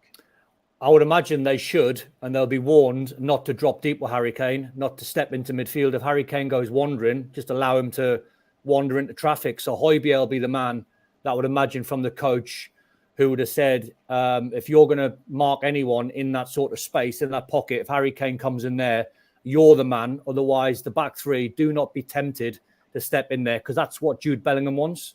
So England's game plan is, if they can get it out wide to Shaka, who's got dribbling ability, and take them further up the pitch, then so be it. If they can find Phil Foden, me and Craig watched the first game, and it was evident that Phil Foden was drifting inside to try and get on the ball as much as possible. So weakness-wise for England is down their right-hand side where they haven't got the ball because Phil Foden's tucked in. But in terms of the tactics from Denmark, whatever you do, if you're one of those 3 centre-backs, do not get sucked in to where Harry Kane goes. Allow him to go into midfield, allow him to wander and stay in your shape, and do not then allow Jude Bellingham to make the runs in behind, because that's what he wants. The Danish fans, by the way, did you see how colourful they were there? Well, not to the people who aren't watching the game because they're watching the watch-along. So you're going to tell us? Well, well, you've got to paint a picture, Craig. I'm painting the picture. You know, if you're maybe they're watching this and watching the game like me, and it's just the bright red and the supporters, and it looks like it's a lot. Where is the game? And don't say Germany. It's in Frankfurt, I think. It's in Frankfurt, where Belgium played Slovakia. Come on, Denmark! Okay, so we've got come on! And we've now got a shot of Gareth Southgate looking very glum. I hope that's not an omen, by the way. And the other thing is, if you're going to pipe on all game, Donaldson, I'm going to go out there. I'm going to get on a flight and I'm going to get to Germany. I'm going to punch you right in the snoz. Right? And then you're going to expense it. Burley, Right. dogs today. We are underway. Rundown of the lineups. Pickford in goal. Walker, Stones, Gahey and Trippier. And a 4 for England at the back. Alexander-Arnold and Rice. Saka, Bellingham and Foden. Kane up top. For Denmark, it's a 3-4-2-1. Schmeichel in goal. Anderson, Christensen, Vestergaard, the 3 centre-backs. Joachim Mæhle, Hjulmand, Højbjerg and Christensen. And Eriksen playing behind Højlund and half a chance. Oh, go Burley. Burley, don't be a rascal. Early stages of this one, and England, will they want to take the game to Denmark and assert their authority, or can Denmark play a bit of a higher line in the early stages? Nah, Denmark won't play a high line. I mean, they've just shown there in the first 20 seconds of the game probably what their game plan's going to be, and it's going to be sit a little bit deeper. If they get the ball into Eriksen, great. If they have to bypass him and hit long to Rasmus Højlund, who's got pace, who can run the channels, then so be it. But they've started quite confidently, Denmark. Yeah. I've got 3 dogs here as well, lads. So I mean, it's amazingly quiet at the moment, but they're all sat. They're all sat to my left-hand side, actually watching the game for some reason. I don't know why that is. What type of dogs have you got? Sorry. What type of dogs have you got? I have a golden doodle, a sheepadoodle, and I have a mutt. I have a mix, a rescue, and they were walked this morning, Tom, at 6 a.m. as I got up and prepped for this show.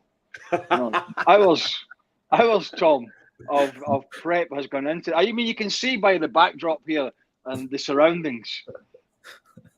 But how long have we got you for today, Burley? Well, as long as I'll have a think about it. I mean. Okay. Depends on his internet.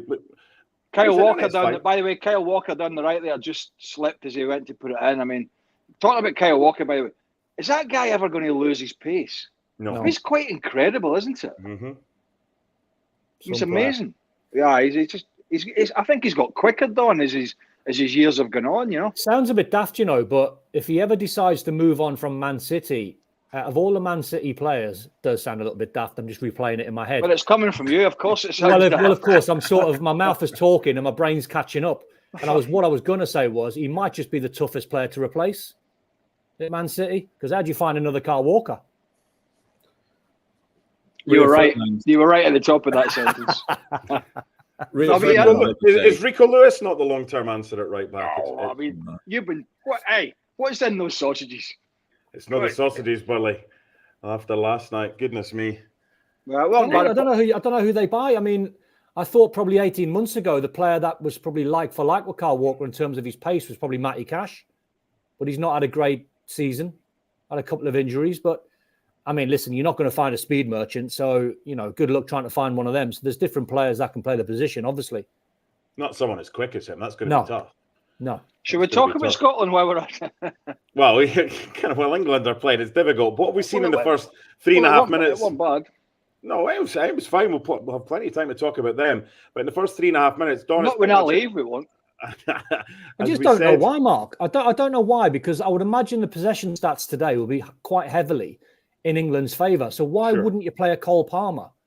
Why wouldn't you play Phil Foden in his best position? His loyalty, his biggest weakness, Gareth Southgate. 100%.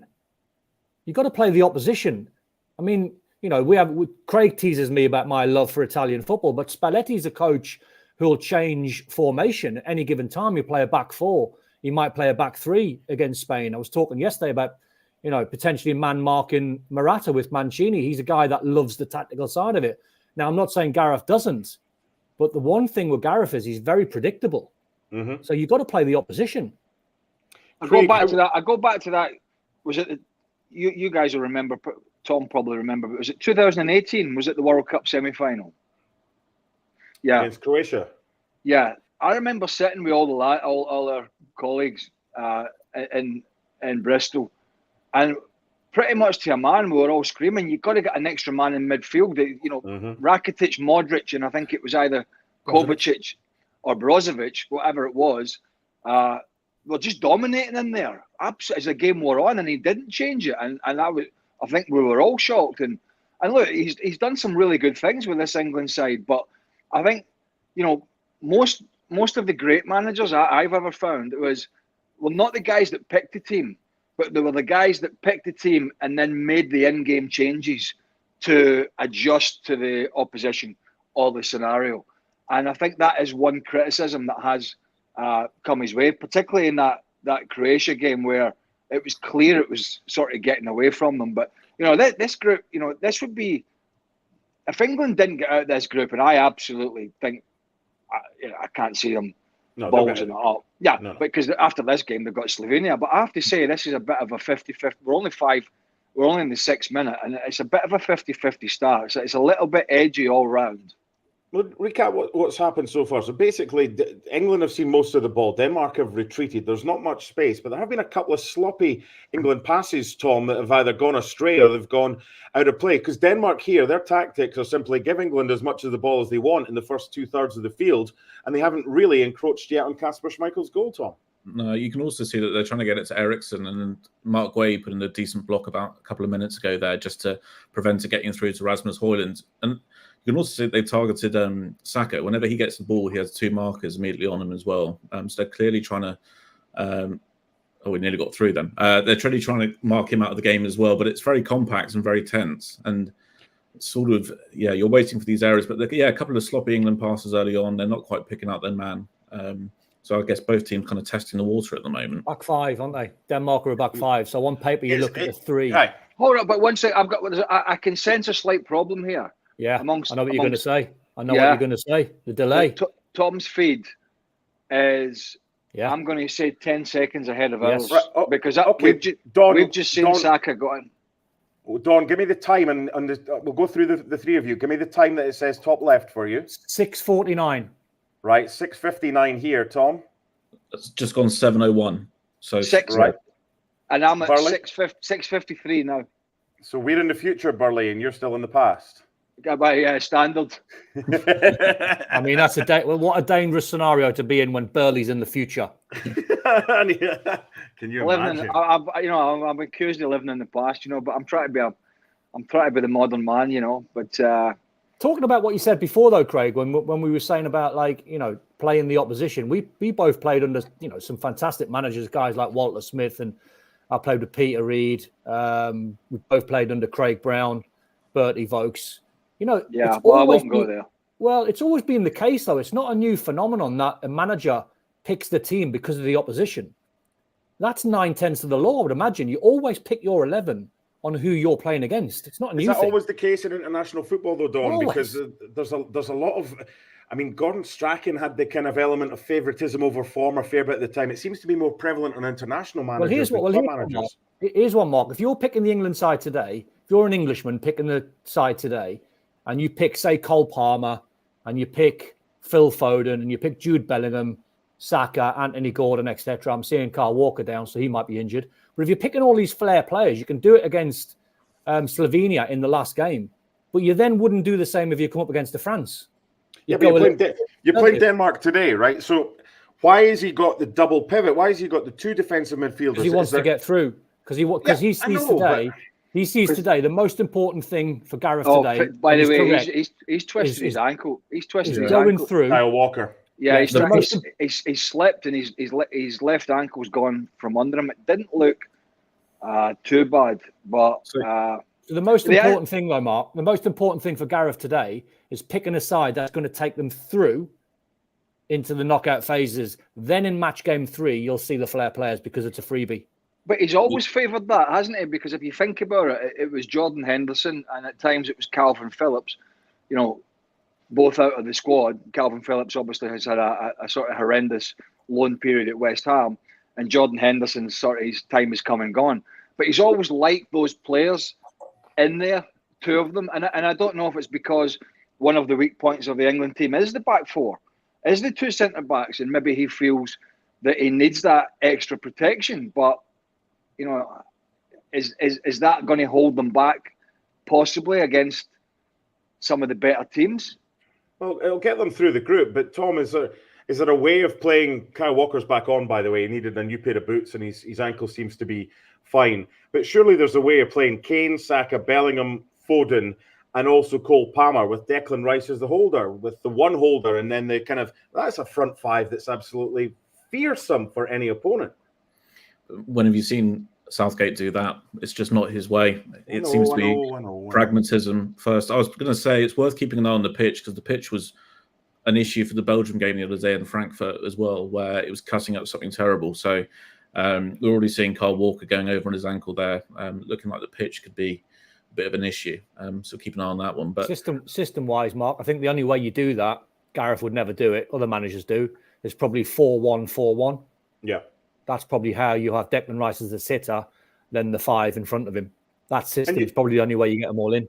You could play your two wide guys a bit narrower as well to kind of have them more in. But Kane drops deep as well. By the way, it's one of the best walks to this. You wouldn't know about this, Craig and Don, because obviously you get taken, you get dropped off outside. But from a fan's perspective, the subway, both Tom and I were there on Monday at the Belgium game. The subway is what, Tom? About a 15-minute walk? And you actually walk through the forest to get to the stadium.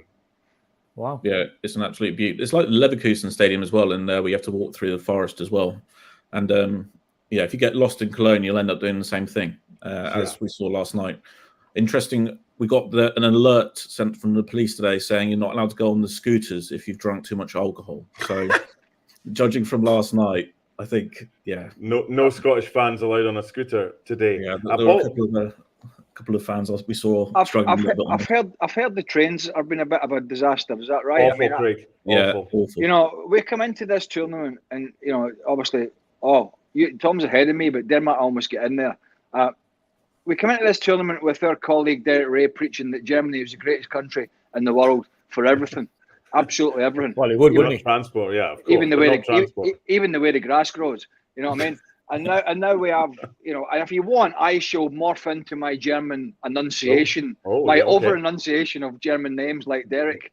But yeah, it's a bit surprising. I've seen a lot of pictures about, you know, people complaining about they get into the games, but the actual stadiums, I mean, I don't think the stadiums themselves are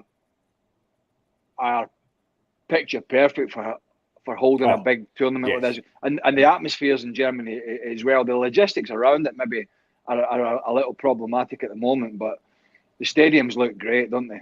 Yeah, every single long distance train, there hasn't been one that I or anybody I know has been on that hasn't been delayed so far. Don, what I've noticed so far, 12.5 gone, it's Denmark 0, England 0, chance at the edge of the box for England if they can get the shot off and fires it over the bar. But England seem to be playing, it was Phil Foden with the effort. Don, England seem to be playing with a little bit more intensity. They started with a slower pace, but they've picked it up, haven't they? Yeah, I've just seen that. So obviously I'm a little bit delayed. So I've just seen that's what Phil Foden can do. You know, he drifts inside from that left-hand side. I stand by it. If you're any young player and you want to watch probably a player who can manipulate the ball, Phil Foden and Jamal Musiala are the best two players at taking the ball in tight areas, quick feet, take it on the back foot, take it away from players.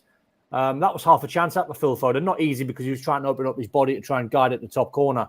But that's the strength of England. Me and Craig, as I said before, watching the first game, the Serbia game, and Phil Foden, the first 15 minutes, was coming off that left-hand side, getting in the pocket, and he got quite a bit of the ball and he looked good. But the more England then faded and they couldn't get in possession because they coughed it up in the second half, Serbia then down the right-hand side, where Phil Foden really tucked in, they were starting to find one or two weaknesses because Trippier then started to get exposed. And tactically, when you watch England as well, there's a different dynamic when you watch them down the right-hand side because they've got Bukayo Saka who can take players on inside or outside, but they've got a fullback in Kyle Walker that loves to sort of bomb on. They don't have that with Trippier at left-back. He's more conservative. What have you seen so far, Craig, in this game? Well, that's really been the only chance that I actually think it was a poor finish. I might have bobbled a little bit for Foden there, but once he walked it onto his left foot, kind of leaning back and skied it over. But it's not the most exciting game. I got a question for you. You know, bearing in mind this game in the US is on linear TV, why are we all in different feeds and delays? You know what I mean? It's like strange. You know, it's not. You know what I mean? Surely there's one. We've got the link from work, so Tom and I are on the same link, which I thought you'd be on as well. Are you watching it on just? I'm watching TV? I'm watching it on my telly. Yeah. Okay, but that's how you've got the comfy chair. Next next time you do an FC, you should ask that chairs should be your kind of. This is where I want to broadcast. This is mine. Nobody's allowed to sit on it at home. Not even the dogs. The dogs. Yeah, they Is that try. the dad chair? Granddad chair. Shouldn't say that. Dad chair was 20 years ago. It's granddad chair now. Tom, what's a good? Sorry, Craig. What's a good tournament for England, Tom? Well, The Gold Cup. Probably win that. They'd have to. I mean, whenever they come into a tournament, the expectation is sky high, isn't it? Like everyone goes nuts. You've seen the scenes in Frankfurt today, fans diving into the fountains and whatever, and loads coming over. I think there's a feeling that they do have a good chance of winning the whole thing this year. A lot of people had tipped them. Anything less than the final four would be a failure. But then there's that potential meeting. I think it's in the semi-finals with France, which will be if they get that far, then that'll be the one maybe where that might be a hurdle too far. But look, the expectation is I think people up and down the country will be expecting them to come back having won it. But look, they haven't yet really. What's the path for them, Tom? Can you try and paint a picture to me what the path might be for England if they top the group? Who would they potentially play? Well, Scotland in the final, Don. Obviously. I'll come back to you on that one. Give me a couple of minutes, and I will just do a quick bit of. Is there anybody since? Lobs a grenade. Well, let's be fair; they've been expecting that since 1966, haven't they? But is there any reports on what route the open top bus is going to go yet, or are we're leaking those reports about where the victory parade will be heading, just to give anybody a heads up that might be watching this? It's going to be along the Champs-Elysees, Craig. Yeah, try and go past like Ibiza or somewhere, and they can pick Jack Grealish up on the way through. Oh, too soon, son. Too soon. Goodness me. Winners of Group C will play third in Group D, E, or F in Gelsenkirchen. So England would go back to Gelsenkirchen, where it took most of their fans 3 or 4 hours to get home to their hotels afterwards. Not the best. That's the one stadium that people have kind of said the traffic and travel around there aren't the greatest. By the way, in this game, it's 0-0, 17 gone, but Kyle Walker's away down the right-hand side. This is the first real chance for England. Must be and is Harry Kane. They scored. 6 yards out. Yeah, England we're just ahead against them. Dear me. Not playing catch-up. We're not waiting for you. I'm not just going to pause for 10 seconds. Dear me. But once again, I'm sure you can see the goal now. Once again, they're targeting this left side of Denmark, and Harry Kane with a Harry Kane finish. He's not missing from just outside the 6-yard box. And England ahead, Craig. We talked about Walker, didn't we, at the top, really? His pace, his willingness to still get forward. And Denmark, to me, they had got a little, I need to see it again, but they got a little sucked in, or a lot sucked in, and tucked in, and there was a huge space down that right-hand channel, and that was just all ready for Kyle Walker to bomb down there. And it took a couple of ricochets when it went in. I think there might have been a chance for a Danish player to clear it, but it fell at Harry Kane's feet. We're just seeing it again. Yeah, the Danish fullback didn't even see Walker coming behind him, dilly-dallying, and then Kane was 6. Kane was 6 yards out. Yeah, look, that's absolutely awful defending. Just sauntering as if it was who's the 17? Christensen. Christensen. Yeah, he thought he had all the time in the world, and Walker was in there like a shot. I mean, it's a massive deflection, like a big, and Harry Kane 6 yards out, right on the 6-yard line on his left peg. He's not going to miss this that. This is the test, though. This is the test now, because this, I think. Yeah, they did that in the Serbia game, didn't they? Exactly, and this is the test now for England. Have they got the mentality now to go and get 2 and 3? Because I know what will happen. Next 10 minutes, they'll sit back and allow Denmark a bit of possession. Well, if they sit back, at least we can bring the big hammer out on FC later tonight and give them another bashing. But I'm like you. Why wouldn't you? Don't. This is exactly as you said. This is the Serbia scenario. In fact, I don't think. When was the goal against Serbia? 13th minute was Bellingham's goal. So not too far apart. And are we going to see something similar from England here? I would hope not. Go and really show to this Danish side how good you are and put this game to bed. And then Southgate can make some changes, give some fresh legs some game time.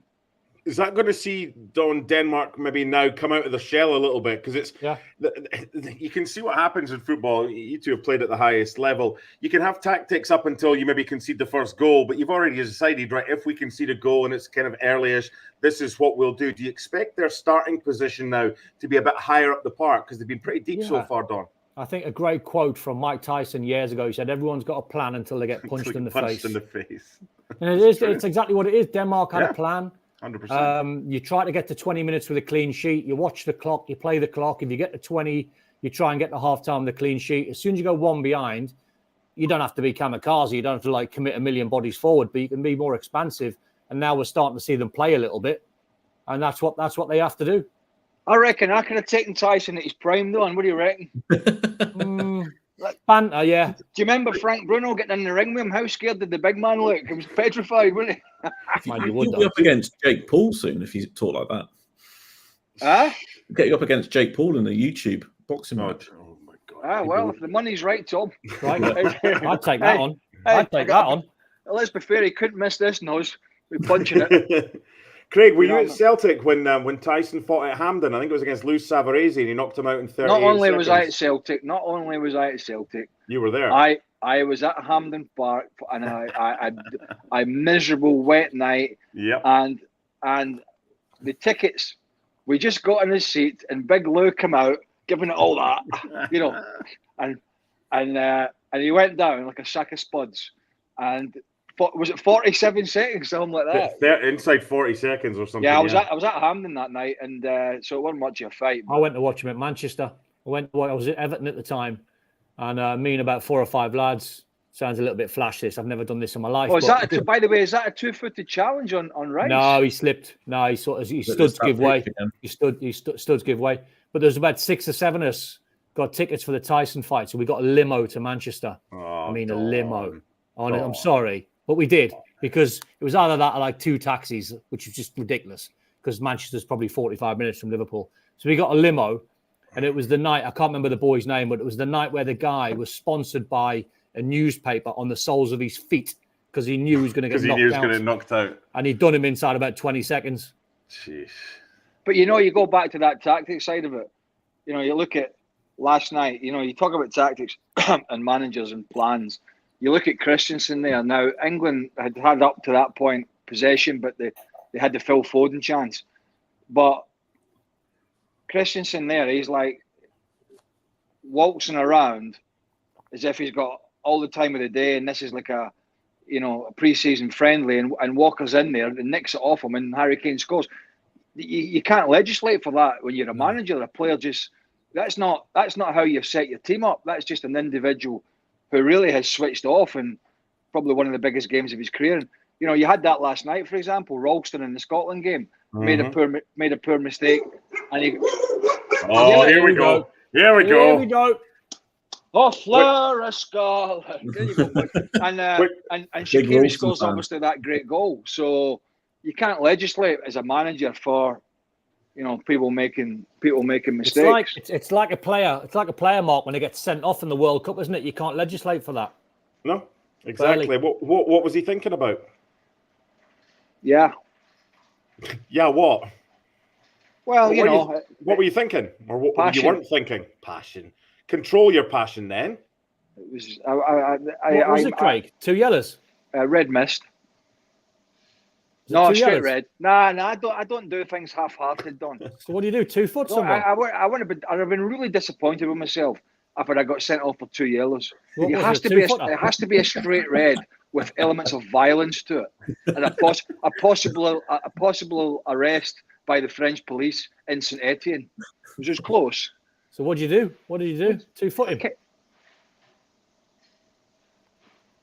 Can I every good YouTube channel.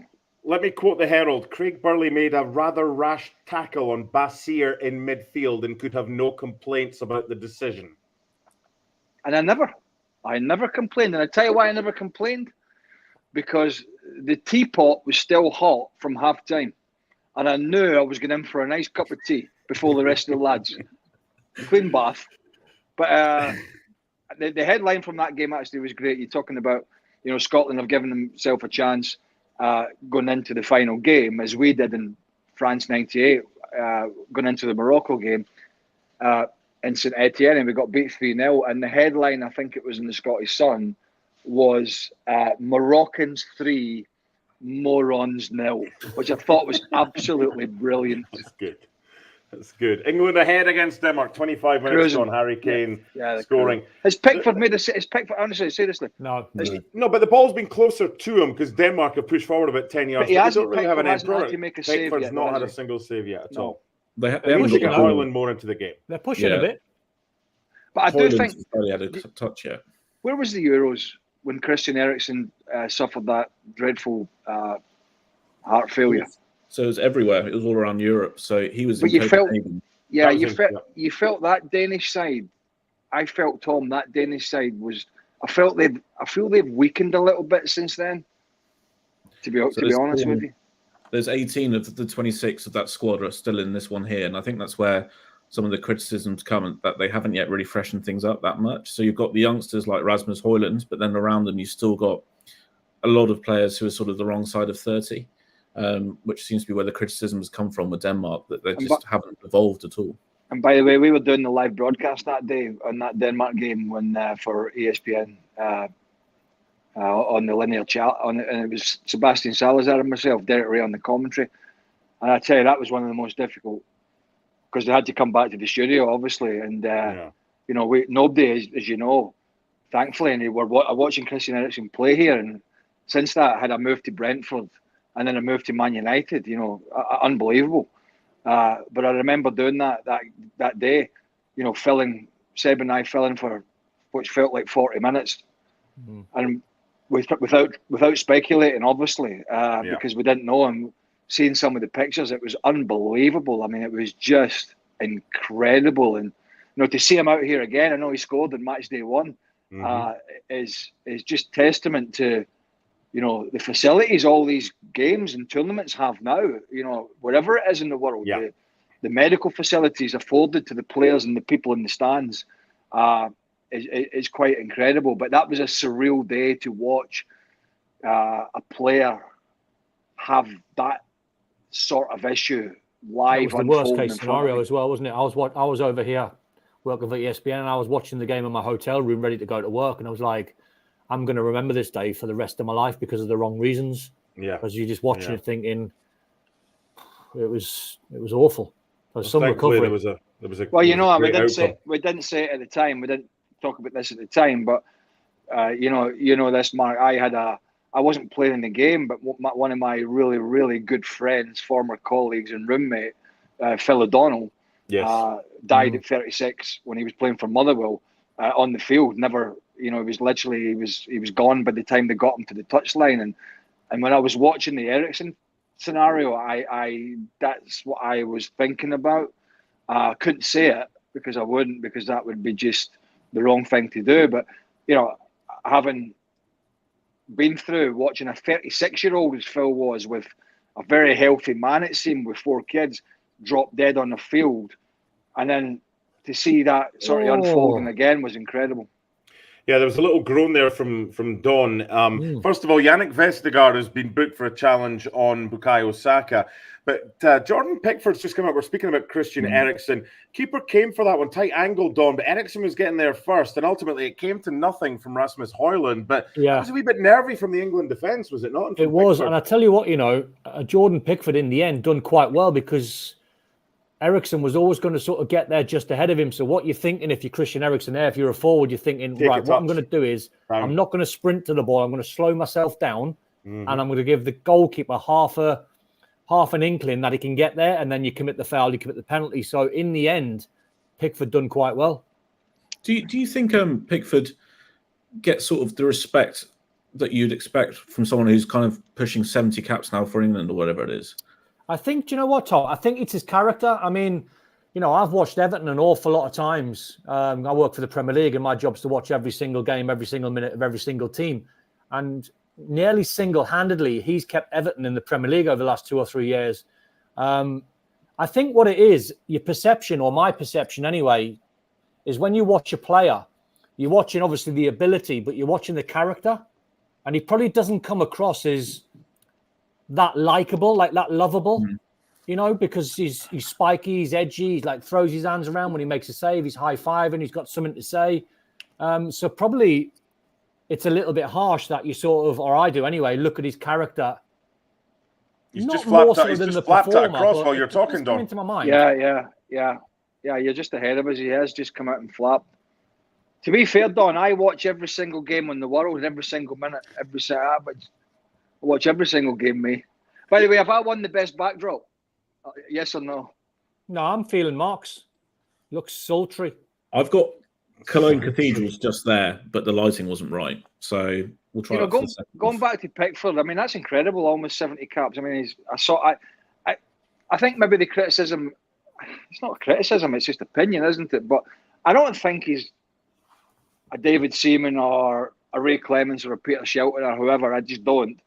But he's clearly not a bad goalkeeper, is he? But it's not. Am I right in what I'm saying though? Am I right or wrong? Where sometimes we look at the character and we sort of our perception is right. Let's because he's screaming at a back four and always, yeah, he's very demonstrative in the way he goes about it. I tell you, the one that summed it up for me was in that Croatia game that you mentioned before, Craig. He pulled off a save against Mandzukic, and he stood over Mandzukic. I remember it clearly. And he stood over Mandzukic, and he absolutely hammered him.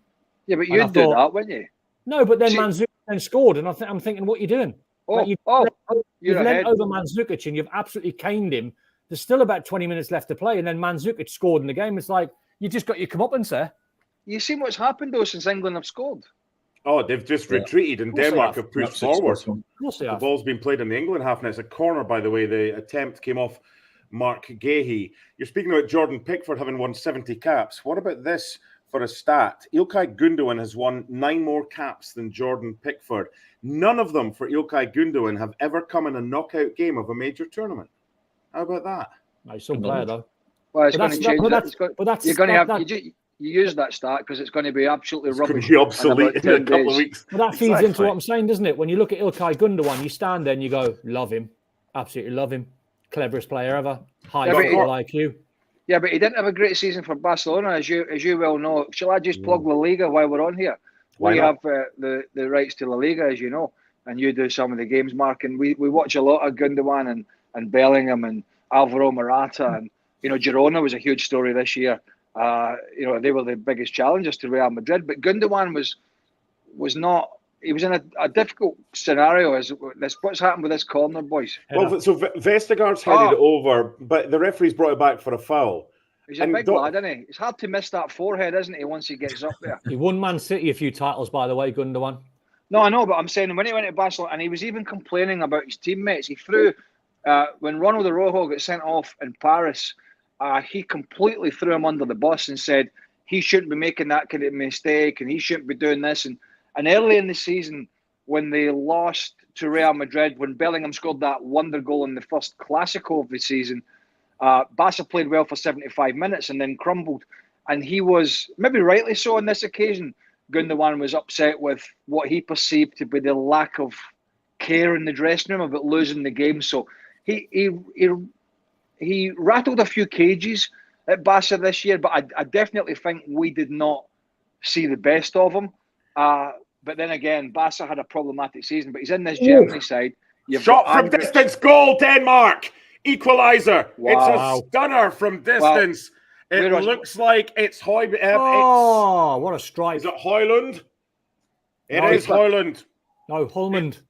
Hulmand has scored the equaliser for Denmark, number 21. Should he save it there? The 34th. He was a long way out with hardly any back left, wasn't he? Should he save it? Greg. We were talking Pickford. Should he save it? There's the colourful red, and the Danish fans absolutely loving it. Bright red all over the place. This is what do we talk about? What do we talk about? This negative, go back in your shell, you score a goal, England, and you let the opposition. I think it's a goalkeeper mistake. Well, whatever it is, Don, whatever it is. No, I know it is, but it's standard. I never expected anything different. It's the mentality. Harry Kane, it's come from their own throw-in, left back. Harry Kane's dropped deep. He's tried to switch a ball from the left back position. He scuffed it. It's been picked up in the middle of the park. Big mistake from Harry Kane. keeper, Don, or not? It's a good strike. Nah, to be fair, it's gone in off the post. Here's one for you with regards to the goalkeeper there. We've like a little bit of ahead. We've seen a couple of replays. His footwork is not good. And if there's one thing Shaka always says about goalkeeping, watch their footwork. He's taken a little step before he has to get across, and that's cost him. I don't know if you can say it's the goalkeeper's issue. I think there you've got to stop the shot, Craig. Well, on top of that, let me just sort of paint a little picture. Trippier's got the throw in back and deep in the left back position, deep. He's thrown it to Harry Kane. He's pressurised. He's taken the touch, Harry Kane, and he's tried to do what we always see him do for Tottenham and Bayern. He's tried to spray a long ball straight across the pitch, and he scuffed it. I think he was under a little bit of pressure. He scuffed it, and Denmark pounced on it. So really and truly, it was England's own doing. But just popping the champagne here. Yeah. I tell you what, Don, we're not supposed to drink before we go and do a live show at Bristol, but we might have to make an exception if this continues. But do you know what, though? Do you know what? Did anyone really expect England to do anything different when they took the lead, apart from back off? Is it not the same as what happened against Serbia? It's a mentality thing. They've got these great players that can dominate a game. Every one of them dominates games for their own clubs, right? This is. I don't know.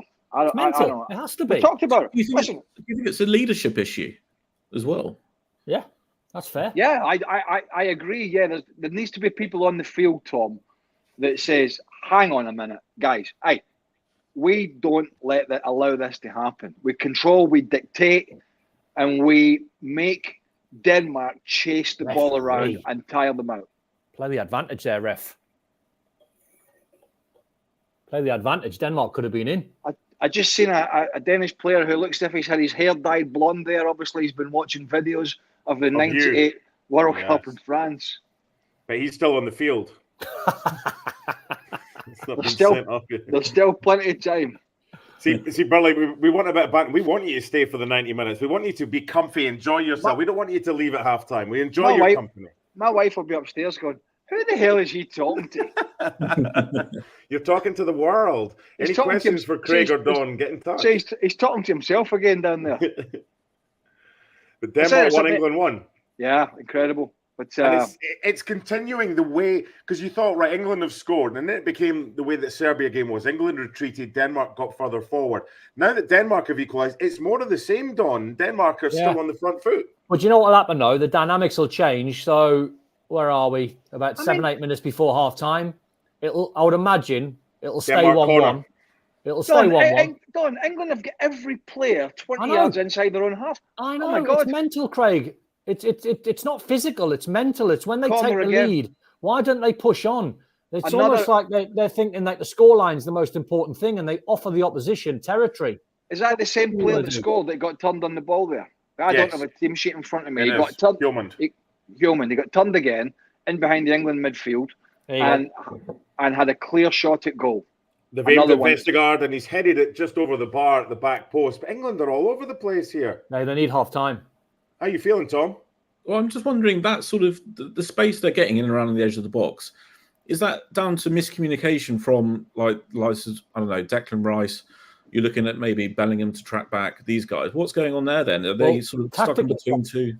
So tactically, they're playing 3 at the back, which turns into a 5 when they haven't got the ball. But if you look at the numbers across the middle of the park for Denmark, it's a 4, with then Eriksen as the 10. So he's the one that needs managing. So if you put yourself in the shoes of Declan Rice and you're playing the game today, you're thinking, right, I've got a player standing behind me in Christian Eriksen because he's the number 10. I've got 2 midfield players in front of me. So him and Bellingham are going sort of man for man. So it's a brilliant question you ask, because I've had a million rows with managers over the years. And the one that comes to mind, it's always in the back of my mind. And I played for Sunderland under Peter Reid, who was a great manager. And we were playing at Old Trafford against the Man U great side. And Cantona was playing as a number 10. And he was absolutely destroying us in the first half. And I've gone in at half time and I've gone crazy, right? And I've gone to Peter, I've gone to the gaffer. Like, gaffer went, is what we're doing about him? And he went, you just concentrate on Paul Scholes and Roy Keane. He went, let the centre-halves worry about Eric Cantona. So I said to my midfield partner at the time, can't remember who it was, I said, right, we're going to go man for man. I'll do Scholesy, you do Roy Keane, and let the centre-halves figure it out. And what happened was the centre-halves weren't brave enough to come out and mark Eric Cantona. So they just stayed in their shape. So we got done again second half. We got absolutely mullered second half. That's what's happening to England. Just seeing this goal again, it was a great strike, wasn't it, on the replay? So here's one for you, Craig. Having seen that goal again, I think you maybe had a question, Don, about Pickford, but there was a replay there from behind the goal, Craig, and it showed Trent Alexander-Arnold, maybe lucky if he's a yard or two in front of the centre-backs, nowhere near, whether it was him or Declan Rice, and Hillman's got the acres and acres of time. That's a slalom run here, and England with a shot that's saved by Kasper Schmeichel. So, but to go back to Tom's point about, we're just seeing this run now, bit of a weak shot straight down the middle. If you're sitting deep like England were, and I don't agree with that, if you then decide to sit deep and that's going to be your tactics for 15 minutes, there shouldn't be that space. If you're sitting deep, there shouldn't be that space. So to me, England at times have got themselves in a scenario where Craig is very narrow. Yeah, but what I'm saying is they've got themselves in a scenario where they're neither pressing the ball nor they're in a really good shape. It's kind of somewhere in between, and that's why there's these little spaces. But I am shocked that we're coming up to sort of 4 or 5 minutes to half time, and this is the same movie all over again. Foden's just got it off the back four. Yeah. I think this also speaks to the unfamiliarity in the team because of the injuries they had and the way he's gone. Like Gueye and John Stones won't have had a chance to build a centre-back partnership. Rice and Trent in the middle have barely played together in that sort of formation they're playing at the moment. So this starting 11, you imagine, has probably only had a handful of times together. And it's, you've had 2 years to get ready for this. It's an interesting one. Do you know, Tom, listen, it's all on the manager, obviously. This tactic is on the manager, but I'm looking at it, I'm thinking, right, where are the leaders out there? And Harry Kane wears the armband. He's not the most vocal. So it's a little bit all on Declan Rice to try and get everyone around him. Harry Kane should be saying to his players, any chance of getting 20 yards further up the pitch? Like, he should be giving them a right rollicking, Harry Kane, but he's not. Phil Foden's just put a cross in. It wasn't a great cross to look at, but he could argue that someone maybe should have gone in at the back post. Craig, I want to ask you a question about this England side compared to the England side that you played against in '96 when Gaza scored that goal. How would they compare the England of '96 and this England team?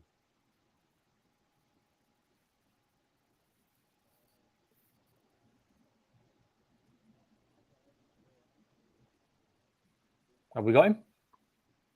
We lost him. We lost him. Are you muted? Or is your AirPods gone? I think your AirPods, because batteries have gone. Schoolboy error. Batteries have gone. Batteries have gone. Schoolboy error.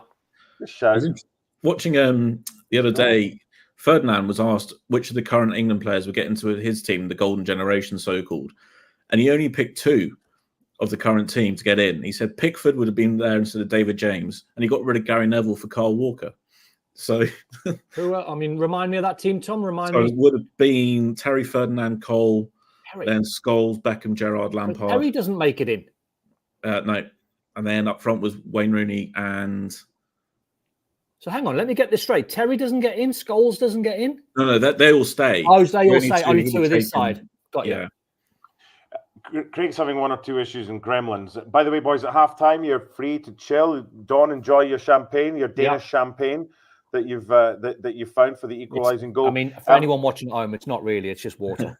Of course it is. Likewise here. But Denmark coming forward again. We'll hopefully be back with Craig shortly once he gets things sorted. And Jordan Pickford with a save from distance. By the way, Don, I wanted to ask you and Craig the same question. Would you rather, and we did it earlier, Scotland go to the semis of the Euros, but England win the Euros, both have to happen, or both crash out of the group stage? Both crash out. Both crash out, 100%. You wouldn't want to see Scotland in the semi-final if it meant England winning the thing? No. What do I want to see all them boys come back to England for? Getting MBEs and OBEs and 90. You live in England.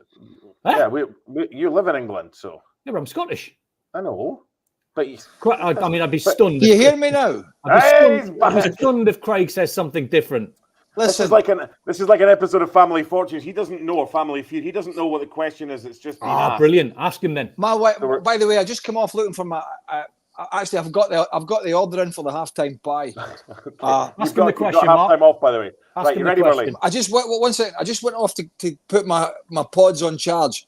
We're doing the whole shebang here today, because I'm really enjoying rubbish in England here. This is fantastic. I mean, if England had done, I tell you what, if England were winning 3-0, you'd be off. I would have thrown my daughter's AirPods in the forest on the back of my house. But as there's a little bit of pain being injected into the English veins, I'm going to stay. Okay. But my wife just said to me, "Did you just swear there? Did I just swear, boys?" No, I don't think so. No, I don't think so. I think I'm far too professional for that. Well, tell us the word and we'll tell you if it's a swear word. No, it's not. She's mumbling in the background. Do you want to be on TV, dear? No, it's leave Cheryl alone. Ask him the question, Mark. Ask him the question. But were you getting chirpy, Burley? She said, here, I've just been told they'll hear me in Germany if I talk any louder. Oh, you're waking up the neighbours. Right, as England put a cross in, Yeah. I will ask him the question, but I want to kind of why we're here, looking ahead and talking about this England-Denmark game. England just playing around with it, edge of the box. Finally, they've got within range of the Denmark box. Bukayo Saka, 12 yards out down the right-hand side, but blow the whistle, ref. Blow the whistle. And over it goes, and that'll be it. It's half Don, time. we're going to have a field day tonight, Don, on this show, aren't we? Oh, you're not wrong. The question for you, Craig. Yeah. Would you rather Scotland get to the semi-finals of this Euros, but England win it, or both crash out at the group stage? Both out. There you go. See? Standard. It's not even a debate. It was like when I lived in London, and when I lived in London, and it was almost the worst case scenario because I played in the Euro 96, as you know, and we got knocked out in the last game against Switzerland. And England, when Gareth Southgate was stepping up to take the penalty, also at that point, Tim Henman was in the semi-final of Wimbledon.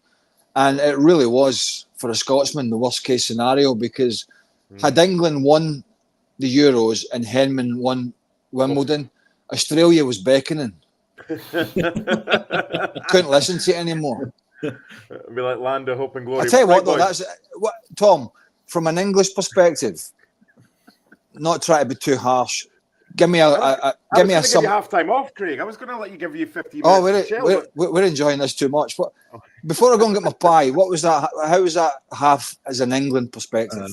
Underwhelming, I think. Yeah. I think you wanted to see them take control. You wanted to see them, as you said, push on from when they scored, and instead, as you both predicted, they went back in their shell. Changes. I can't see what they're getting out of Trent at the moment in that position.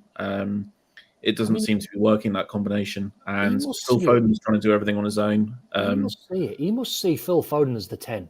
He must see that Gareth. Change Trent for Bellingham, Gordon on the left. It's so simple. Gordon or Bowen on from wide positions, both can run with the ball, but Gordon's maybe quicker and more direct. But Bowen did well when he came on the other day. They're not getting Bellingham on the ball nearly enough either. He's been quiet, and they need to get him going again. And I just don't think the system's working. We're seeing they don't know who to pick up. You can see that all the spaces they're creating in and around sort of Rice, Trent, in that sort of area. So I think they need to shift things up a little bit. Tricky thing for Denmark, Mark, quickly, in that halftime team talk from the manager, the tricky thing for them is, do we go on and beat England? Have we got it in us to go and beat England, or are we satisfied with a point? That's the dynamic of that conversation. What's the deal with half-time then, Mark? Because I've got last night's barbecue in the fridge. You go and get it. You've got 15 minutes. Once the second half kicks off, you need to be back in position with one of Cheryl's fantastic meat pies. I'll give you one of them or one of them when I'm coming back on. The AirPods. Schoolboy error, that. Yeah, plug those AirPods in. Don, they're on charge. I will not be silenced. Yes, we have Burley for the full 90. Tom Hamilton, Don Hutchison, Mark Donaldson. We're back for the ESPN FC Live Watch-a-thon when the second half gets underway. Before that, 20 questions with Harry Kane.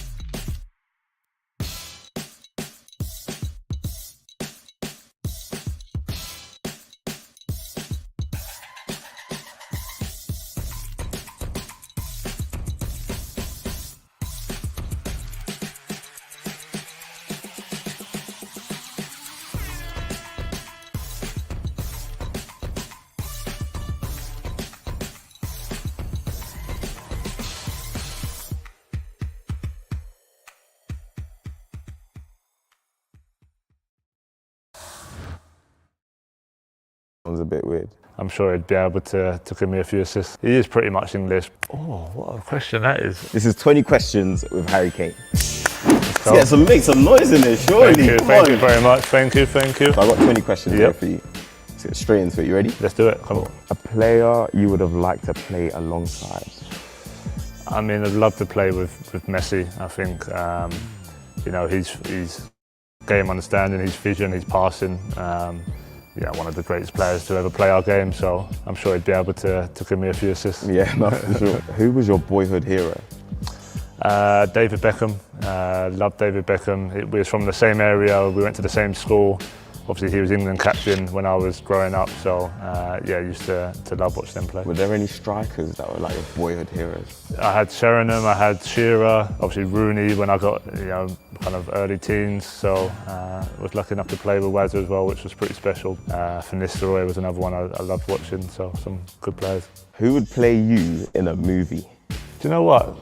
I've had the Ryan Gosling shout a couple of times. Honestly, ask my producer what I said to him. I said Ryan Gosling or Ryan Reynolds. Maybe, whoever does the British accent better. I mean, I'll take either of them. What's been the best performance of your career so far?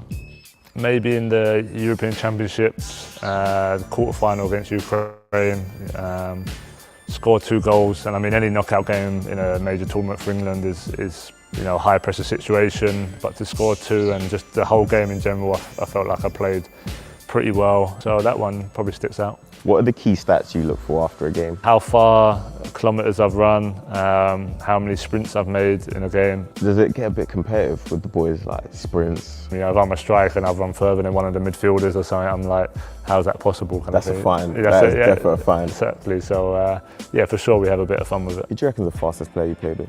Oh. You were mentioning earlier, Alfonso, Carl Walker. I think Carl Walker for me is probably the fastest. I put Carl as the fastest, but I would love to see that race for sure. What moment in sport, outside of your career, gives you goosebumps? I think it was 2012 Ryder Cup.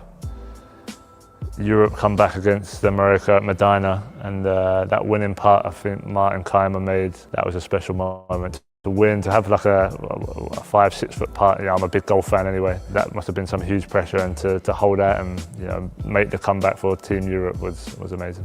Favourite sports person outside of football?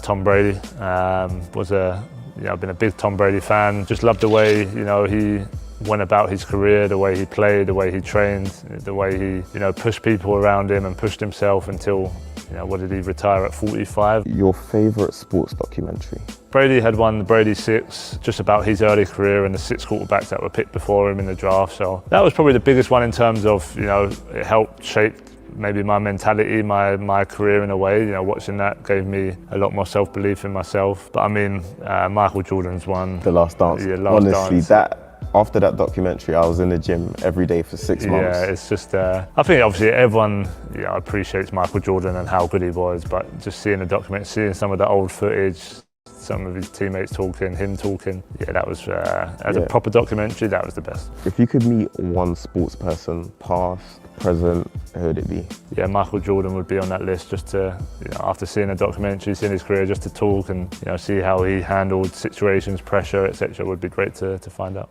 What's the best Christmas present you've ever received? You know, off the top of my head, I can't really think, but it would have been something to do with football when I was younger, for sure. What about worst? I think I got a guitar one Christmas. I wasn't expecting it, and then it was like, oh yeah, it's amazing, but I'm probably never gonna, I never did use it, to be honest. Best defender you've ever faced? You know, I faced John Terry early in my career, and I thought he was, you know, the reason he was one of the best defenders in the world. Really smart, really intelligent. Chiellini, you know, against Italy, against Juve, was really tough to play against. Again, really smart, used his body well, strong, good in the air. One German footballer you wish was English? I mean, I'm playing with Jamal Musiala at the moment, and he is pretty much English, but he obviously chose to play for Germany, so incredible player, great guy as well. So young, got so much talent, so yeah, would have liked it if he picked England rather than Germany. Which teammate would you not like to sit next to on a long haul flight? Who's a snorer? I'm going to put Eric Dyer in there. Eric Dyer just sleeps anywhere. No conversation. No conversation from him. He'll probably sleep the whole 12 hours, whatever the flight is. So sorry, Eric, but I need a bit more from you. Biggest prankster at Bayern and England? Biggest pranks that Bayern, I'd probably say Serge Gnabry. In my short time there, he's probably the one who's welcomed me in the best ways possible. A few pranks here and there. So no way, I don't get that kind of vibe from him. He was quite serious. No. He's got a good jokey side to him. So no, really good guy. Maybe someone like Madders. They put like a glass of water, a bottle of water at Demarai Gray's door. And I see that when he got himself locked out. Yeah. So I'll probably put Madders in there, a bit cheeky like that. Yeah. What was the last song that got stuck in your head? Recently, Big 7 from Burna Boy. Yeah. Oh, do you know what? I saw a video of you singing some Burna Boy in the changing room back at Tottenham. Yeah, I do like Burna Boy, to be fair. A musician you'd like to see live? I have seen Burna Boy live at Afro Nation in Miami. 10 out of 10. Really, yeah. Honestly. I mean, I saw Adele and I thought Adele was incredible live. Yeah, maybe someone like Burna Boy or Dave. I haven't seen them live, so that'd be good. What would you rather learn? How to play a piano, perform magic, or paint? Oh, what a question that is. I would probably say piano. Being able to switch off, play a bit of music on the piano, etc. Yeah, I think I'd enjoy that, so I'd choose piano. What would be your walkout music if you're a boxer? Walkout music? Burna Boy. Burna Boy, yeah, Big 7. Maybe something like Mr. Brightside, just to get the fans going, like get the energy in the stadium you need that support for sure. So yeah, Mr. Brightside. 3 teammates you love to see on I'm a Celebrity. James Maddison, I think he'd be good value for. He might win. Yeah, I think he would actually. He's got great personality. Kieran Trippier, again, just good bit of banter with him. Would love to see him in some of them challenges struggling. I'll go with Fonzo Davis. I'd like to see him. He's fun as well. Yeah, I'd like to see him in some of them eating challenges or something like that. See how he gets on. Last one. Top 3 biscuits to dunk in a cup of tea. Number 1, chocolate hobnobs. Number 2, custard creams. Number 3, I think I'm just going to go chocolate digestive. Yeah, classic. You like that? Yeah, I love them. Yeah. Hobnobs as well. I don't like custard creams though. No? So, nah, they'd be safe. I wouldn't be nicking them from you.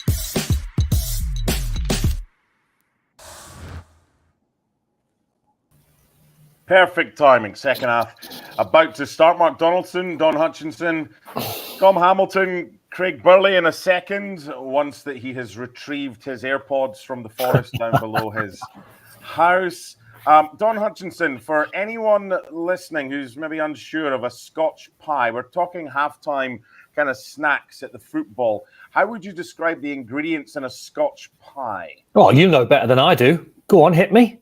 Well, there's no meat. No meat? Really? You think that No, prime fillet it's going to steak- have the lot in. It's going to have the lot. You It's going can to have get good haggis in. ones. It's going to have haggis in. It's going to have the lot in, surely. Well, this is the thing. So the further south you go, Tom, you get Cornish pasties down south. What's the kind of most popular halftime snack at the kiosks if you go to the football in the Premier League? Well, that's a really good question. Oh, thank you. We're normally sat sort of head down on a laptop at half time. Oh, don't give me that nonsense. Pretend you're a fan. You imagine it would be a pie of some sort. I know, look, the best halftime snack surely has to be a Cornish pasty. Yeah. Straight down from, right at the bottom of Cornwall, Senning Cove, Land's End, around there. Perfect. Brown sauce, no sauce, ketchup, what? No, you don't need sauce. Just let you know. I'm Nice bit brown. of potato, bit of meat. Any pie, steak. Yes, there he is. Any pie, brown sauce on. Oh, Von, no. Is that the shirt you wore in 98? Oh, Denmark. Oh. You're allowed to talk, Burley. He's muted. You're not going to say for... Oh, Burley, don't do this to us. No, what does it say on it? Yeah, FIFA. Wait for it. Wait for it. Wait for it. It gets better. Talk to me. What's he got? Drum roll. It's not a French hat, is it? Oh, Scotland cap. He's got his Scotland cap. We're full in here. You know Oh, hi. Freedom! You know we're doing England-Denmark, yeah? You're loving this because Denmark have equalised. Don't go too early, Craig. Don't go too early. No. I realise we're doing England Denmark, but I just want to show that at this network there is absolutely no bias. By the way, I don't know if England have had a team talk, right? But whatever team talk they've had hasn't worked. It's awful. They've Denmark gone straight on the England back have not had foot. a kick of the ball. They've gone straight on the back foot. It's exactly the same. But sorry, pressure whatsoever. I've just come back from eating The Isle of Skye, I'm no very big and I'm awful shy. The lasses laugh as I go by. I tell you what, Donald, where's your trousers? I tell you what, I hunted this house high and low, and I cannot find the bagpipes. I just couldn't find them. I was going to use one of the dog's legs. So, has he made any changes? No, it doesn't look like it. Changes. It's the same. My nephew got in touch, right? Will in England, and he's like, he's got to bring on Wharton. He's got to do something, and he's done absolutely nothing. Wharton would be a good one. Do you know, Mark? Right, the criticism of Gareth Southgate is I've seen Jose Mourinho take Joe Cole off. I think into a 20 minutes into a Chelsea game because tactically it's the right thing to do. I've seen Guardiola take players off first half time. Why does Gareth and why do some managers think? Because I guarantee you what'll happen. Set your clock, right? Wait for the hour. On 60 minutes, he'll make a change. It's like that's the inbuilt program for some managers. Or we'll give a team talk. Let's see if it works. 15, 20 minutes. If not, we'll make changes on the hour. If you need to make changes, if it's 15 minutes in or 20 minutes in or 45 in, make them. You may have noticed also, apart from my attire, in the backdrop here, right? The backdrop, I am. Can we go full screen to Burley so we can see this backdrop, please? Yeah. Go full screen to Burley. Come on. There we go. So this here is my blinds at the corner window, and I'm shutting them because the wife is out there sunbathing. No. And I've been told in no uncertain terms by the boss, get those bloody blinds closed now. Now, is the boss the wife or is the boss the ESPN boss? No, the wife. The wife, of course. So on the strip, Craig, is that what number? And has it got Burley on the back? Or is it too old for a name check on the back? Turn round, son. Turn round. I'll try and turn around. I have to get it in shot. I'm not very good at turn around, man. Come on, in we go. Let's see. Look at this. Burley 8. Burley 8. Down Burley a bit. 8 what? Down a bit. That's fine. Burley There 8. it is. There it is. Don, how impressive is it that it still looks like it fits Burley the same way it did in the World Cup? That's pretty good, is it not? Well, I think that's an indictment on. I think that's an indictment on the shirt manufacturers back in the day, because we used to wear massive. Did you see that? Yes, yeah. Craig. You just wanted to see the bald spot in the back of my head, didn't you? No. Look good. You're wearing a cap. Oh yeah, I forgot about that. You're wearing a cap. That's an indictment, Mark, on the strips that we used to wear back in the day, because they were always massive. The baggy, yeah. Yeah, so it still fits him. Out of in both your playing careers, which was the shirt which you swapped, which you treasured the most? I didn't swap, Tom. Easy, Tom. Which one? I played and scored in the winner. Oh. At Wembley? No. Who did I get? I got Shearers that day. And I think I got Jamie. Don, that's the game. Don, that's the game. 17th of November 1999. Scotland, England 0, Scotland 1. I played man of the match, and Don scored the winner. That's the cap. That's the cap from that game. Hey, Craig and Don, who had the chance near the end for Scotland to make it 2-0? Was it Christian Daly? Oh, jeez. Yeah. Do you know what? Do you know what? Do you know what, Tom? Right? We'd worked on set plays with Brownie like you wouldn't believe, and I can walk you through the plan that we had for the England game. And it was, I was going to start from a corner. I was going to stand inside the goals. So if you try to think technically offside, but not really, because you can't be offside from a corner. So in the nets, and whoever was going to clip it to the near post, can't remember who that was. I think it was you, Craig. I was going to run towards the near post, and someone was going to hit a little 7-iron, 8-iron to the near post. I was going to then run towards the near post, flick it on, Christian would score. And we never had a chance to work on it throughout the whole 90 minutes. Then right at the end, it was perfect. When David Seaman didn't know much about it, did he? Oh, chance Shaka. No, he didn't. It's a great save. To answer Tom's question, though, Lothar Matthäus, number 10. And when he took his shirt off and we swapped shirts, Tom, he sort of got changed and he'd done that one. And as I got in the dressing room, he'd left his captain's armband inside. So I got the German captain armband, Lothar Matthäus, number 10. Huh. By the way, I didn't swap. By the way, England, it's kind of gone much the same. That was just Shaka got clattered there, but he was. But they've got a bit longer, Craig. They've got a bit more direct, because Denmark had most of the ball in the first 4 or 5 minutes, but then England are starting to try and stretch it a wee bit more rather than play through Denmark. Dangerous, a wee bit long right now, isn't it? Yeah, it's looking about. It's going to get open, isn't it? Dangerous, because that'll allow Ericsson on the ball.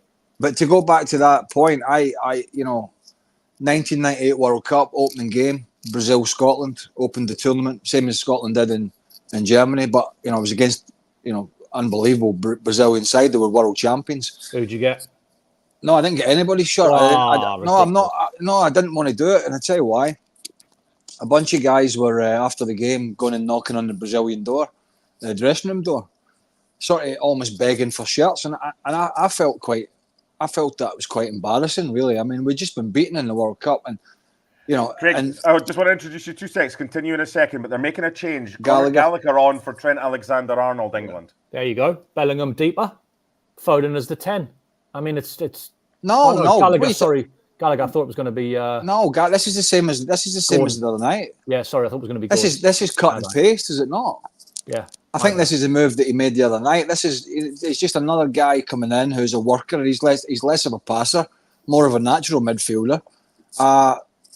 Again, it's kind of similar. I would have wanted to see, as Don was saying, and we've talked about this, a bit of an adjustment with who was in midfield and then a bit of pace on the wider positions to give them natural width on both flanks, right and left, which they don't have because Foden drifts about everywhere. But to go back to that point, some of the lads, and I won't mention their names, went in the Brazilian dressing room, and the Brazilians they couldn't have given the stuff, and Scotland players, some of them were begging for the Brazilian tops, and the Brazilians were almost like nonchalant about them, almost flicking their dirty linen to them with their feet, and I didn't want to do it, to be honest with you. I was quite happy to keep the top that I played in. This is not actually the one.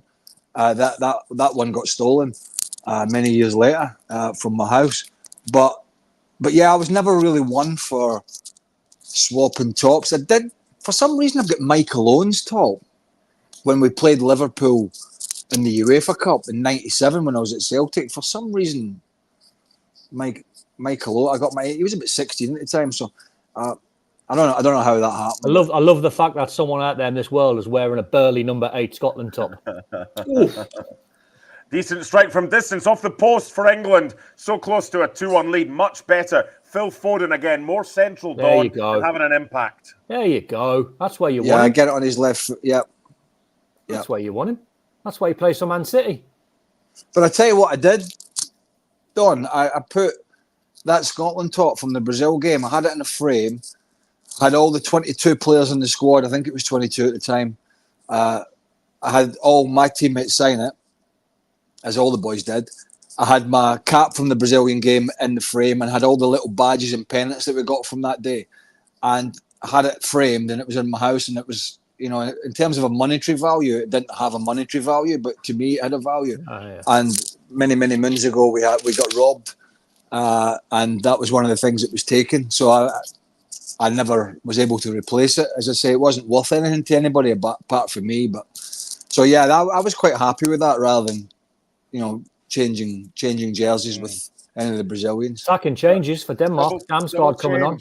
Yeah, Damsgaard coming on, number 14, and Ba coming on as well. So whether it's a fresh legs, if you're Denmark right now, Don and Tom, you're not changing, apart from personnel, you're not changing tactics, because so far it's working. Although the second half so far began with Denmark continuing where they left off at the end of the first half, but England have since come back into it. So I think it's just a case of fresh legs, Tom. Yeah, absolutely. And I think they still haven't yet managed to get Rasmus Højlund into the game. No, not at all. Properly. Like he seems to be more sort of an irritant rather than someone who is actually sort of having a chance to influence things. So he must be getting a little bit frustrated. But they're sticking to what they've done. Look, you can see there that back five is so prominent there. And from there, they're just sort of trying to suffocate the game and then hitting England on the counter when they can. Damsgaard's an interesting one. He was so disappointing at Brentford. I thought he was going to be a really exciting signing, but never really kicked on. So we'll see. But look, it's pretty comfortable still, I think. Apart from that Foden chance, we've seen Bellingham run through the middle a little bit more with the ball, which is what we want to see. But it's still. Jude just clattered into someone, so I wonder if they're starting to lose their discipline. He got. I tell you what, in some La Liga games this year, he got really frustrated with the officials. He did. Oh. 4 O's and an there from Half Burley. a chance for Denmark. Well, you talked about Rasmus Højlund, Tom, and you know, tongue in cheek a little bit, but you know, getting frustrated for him will be nothing new for this season, will it? You know, playing in that Man United side, which we got dominated by a lot of teams, but this is England having to defend their own box here again. But just go back to the strip thing, and this is you can check this up. This changing strips and looking to swap shirts. England chance just wide. Is that Shaka? Yeah, again coming in from the right, playing in a more kind of less out wide, more central wide area. Yeah, but still playing off the right hand side. So there is some discipline to England's right hand side. There's no discipline to the left hand side because Phil Foden, again, as you would expect, drifting around. By the way, Burley, we've got a visitor. Wait, 1 second. Let me finish on that swapping the shirts, and you can check this out. You can send somebody to Brazil and verify this, but I have it in good authority. The Brazilian Ronaldo was after my shirt, and you can go to Brazil and you can ask him that he knocked on the Scotland door. He says, Burley, it's the only one I want, and I went, get stuffed. Not interested. Not now, Ronnie. Not now, big fella. He wouldn't get into it now. He wouldn't get into it now, would he? We have a visitor. It's England 1, Denmark 1, approaching the hour mark. Who's it? Who's that? This is Albert. This is the official mascot of Euro 2024. I thought you were going to bring Dan Thomas back in just for a moment. No, Albert's bigger than Dan. This is for my 6-year-old daughter, so this is what I'm taking. I just thought he can join the party as well. So there you go. Still England 1, Denmark 1, but a special visitor to our watch along on ESPN. How much did that set you back? What did I pay for that? 15? 20? I don't know. Okay. It's not too bad. It's all right.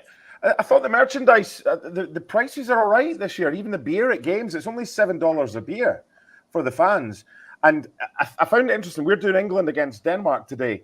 They said that the beer is back to full strength in this game in Frankfurt, and there's a good range down there. We were there on Monday, Tom, but they had limited alcohol beer. They reduced the alcohol content for England-Serbia for the fans. That's pretty damning, and it's pretty sad that they had to do that. I don't know if you saw, if it showed on the TV, but obviously you were there yesterday when Switzerland thought they scored the winner through. Oh, the beer went everywhere. All the beer went all over. What a waste. And then Gunn had to go around picking up, stacking up the cups himself to then put them like neatly aside beside the goal. That's the new age of VAR, isn't it? That's the new age of VAR. Don't chuck your beer until VAR's double-checked it. Right. And the thing is, you get $1 back for every cup. So Angus Gunn's probably made himself about €100 by picking up all those cups. Wasn't far off, to be fair. Exactly. Right. What have we got? We've got an hour gone. Don Hutchison, England 1, Denmark 1. What have you seen in the second half so far as we have a caution? And it is a second yellow. Vestergaard was booked in the first half. Looks like this might be Conor Gallagher who's gone into that's the a boot. shock. That's a shock. That's what he does.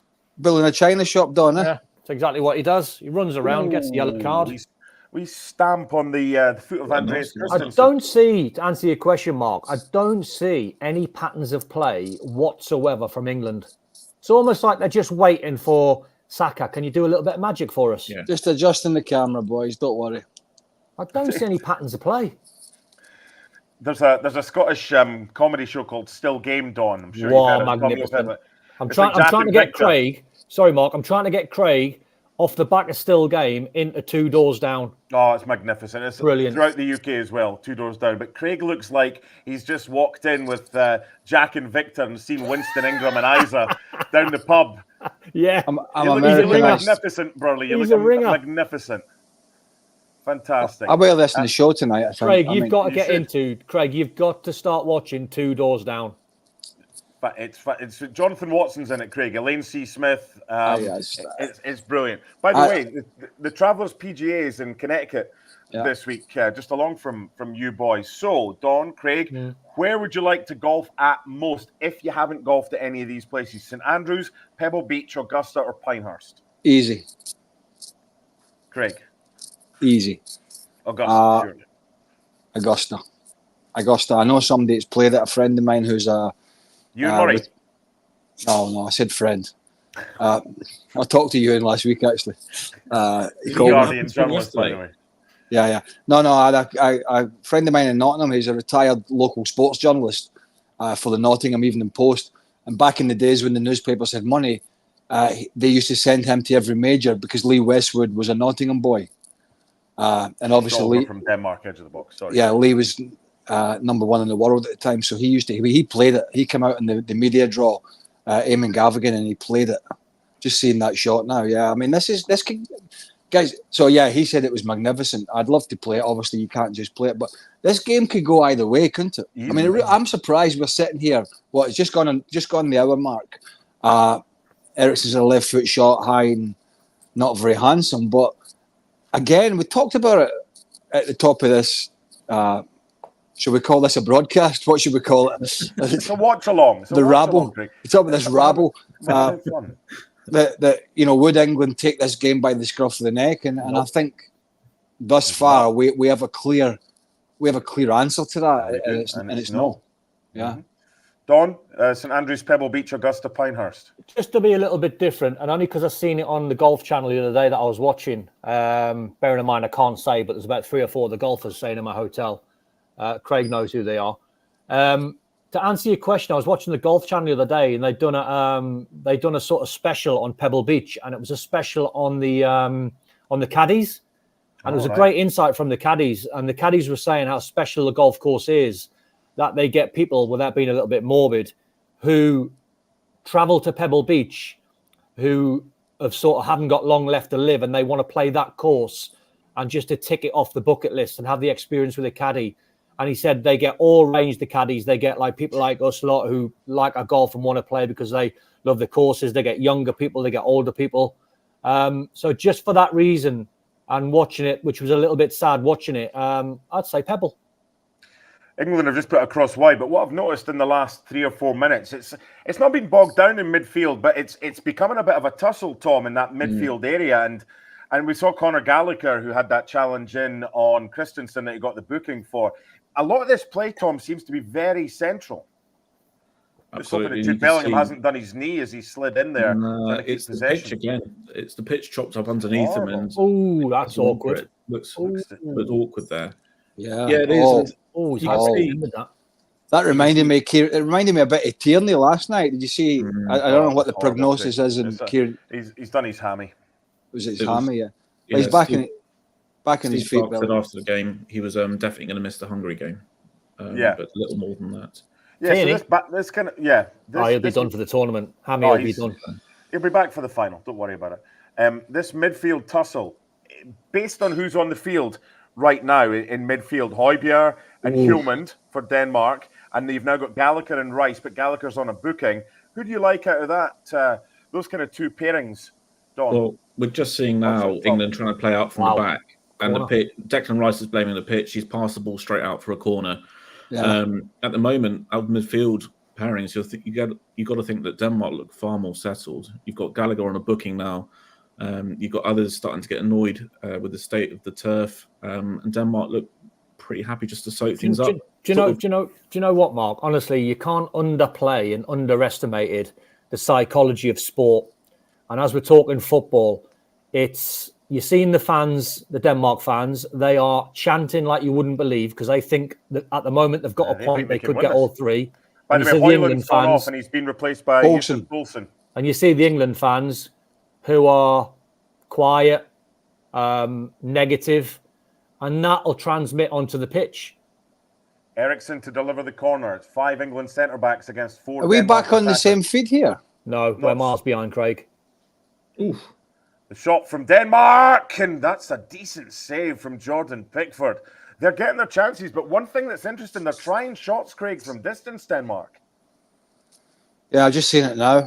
10 seconds behind we are. Yeah, it's not the strongest, but it's a decent, as you said, decent effort. Again, we're just over 20 minutes from the end, and I'd imagine, maybe England have got a late winner. I don't know, but this isn't going to take away any of the criticism. In fact, probably more so. This feels worse than Serbia. Yeah. Really? Yeah. Well, so that's bad, Well, who's a better team, Denmark or Serbia? Denmark, I'd say. I would. But still, we're in that chat again where, England have had this scruff of the neck, this game, and just allowed Denmark to gain confidence, and that's what happens. Craig, Conor Gallagher's just put another tackle in, nowhere near the ball, having already been booked. That's all right. Remember, he came on as a sub. It's fine. It's not a yellow card, but well, there's hardly any. Listen, this guy, right?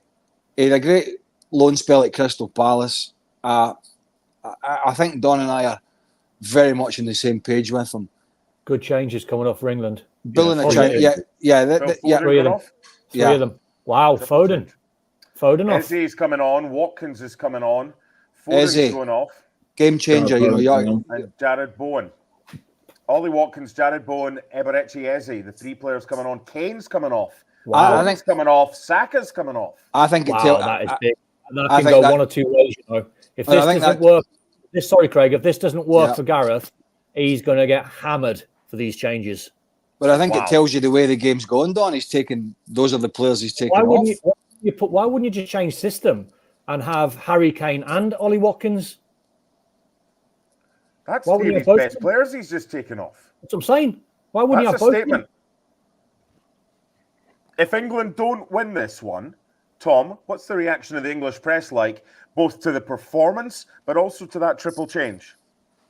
I think to the triple change, if England don't win, then that'll be highlighted as one of the moments where they could have swung the balance of the game back into their sort of favour and brought some more momentum. But it's a big decision taking off three such players. I mean, then you're taking off your captain as well. So stubborn. Again, is that not stubborn, Tom? Just change the system. But I tell you what, guys, as well as England can be thankful whatever happens here. They have Slovenia in the last game. This we go back. We've talked about this. You know, they have had in recent tournaments, to be honest with you, a pretty soft pathway to the knockout stages, and they've taken advantage of it. But you thinking if they'd been in like the Spain, Italy, Croatia group with Albania, playing like this, playing like this, and maybe going to get away with this, probably are against Serbia, Denmark, and Slovenia. They're probably going to get away with it. But any of those other groups playing like this, I cannot believe he's took Harry Kane off. Yeah, I can't, even if it's a penalty. All right, someone else can score a penalty, but he never misses. But what? That baffles me, that one. And I don't blame any sort of bad back that he had it sort of buy-in towards the end of the season. I'm not buying that one. So Ezzy's going to play off the left-hand side, it looks, yeah? Maybe a little tucked in. Watkins through the middle, Gallagher very central. And Bowen off the right, coming in on his left foot toe. And for England, good save by Kasper Schmeichel. Tight angle, right-hand side corner for England. Ollie Watkins immediately involved after coming on, but there's that ball in behind and the runner from deep, onside. It's a beautiful ball from Bellingham, that as well. Mm-hmm. We've hardly mentioned his name. That's not a run Kane can make, really, because he hasn't. I mean, he'll make it, but he hasn't got the pace of Watkins to get in there. It's a great run, timed it beautifully, and the weight of the pass, I think, from Bellingham was excellent. The angle's really against him as Schmeichel come out and smothered it, but that was a little better from England. See, this goes one or two ways. If England win it, Gareth's going to get loads of credit for making the changes. If they don't, he'll get slaughtered. Oh, Denmark on a counter chance, maybe for a one-on-one. That's good cover and defending, but Denmark still have it 35 yards from goal. Christian Eriksen involved. We're still watching the corner. If your corner they end up scoring, then we've got a problem. Because in real life, 10 seconds ahead, Denmark have got the ball midway inside the England half. Yeah. I mean, by the way, you try and suck Conor Gallagher into making one more tackle if you're Denmark. Of course you do. Yeah. You try and get him off the pitch. Absolutely. Yeah, he's just crazy, isn't he? I mean, he's coming on and he's such a, I don't know, he's just charging around. He does it at Chelsea as well. He charges around making these tackles and putting himself in awkward scenarios. And I think if you're Southgate sat on the bench, you've made that change, whether you agree with it or not. Good save, Pickford. Yeah, well, I haven't got there yet. No, let us know. Yellow card for Denmark, free kick for England. But there's another example of a shot from outside the box. Did and you see the another pitch? Example of the pitch cutting up. Did you see the pitch there when Pickford made the save? There's 2 or 3 Denmark players just really struggling with the pitch. Yeah, the pitch was awful for the Belgium game the other day as well. It doesn't look too. It doesn't look too bad. There's bits of it when you see it close up, Craig, and low down view like we're getting just now. There's a lot of chunky bits. Looks like Murrayfield. Yeah, like the back of Craig's Barnet. There's chunks everywhere. But again, I can't talk. I just got one in there before you come back to me. That's all right. It's a long show later.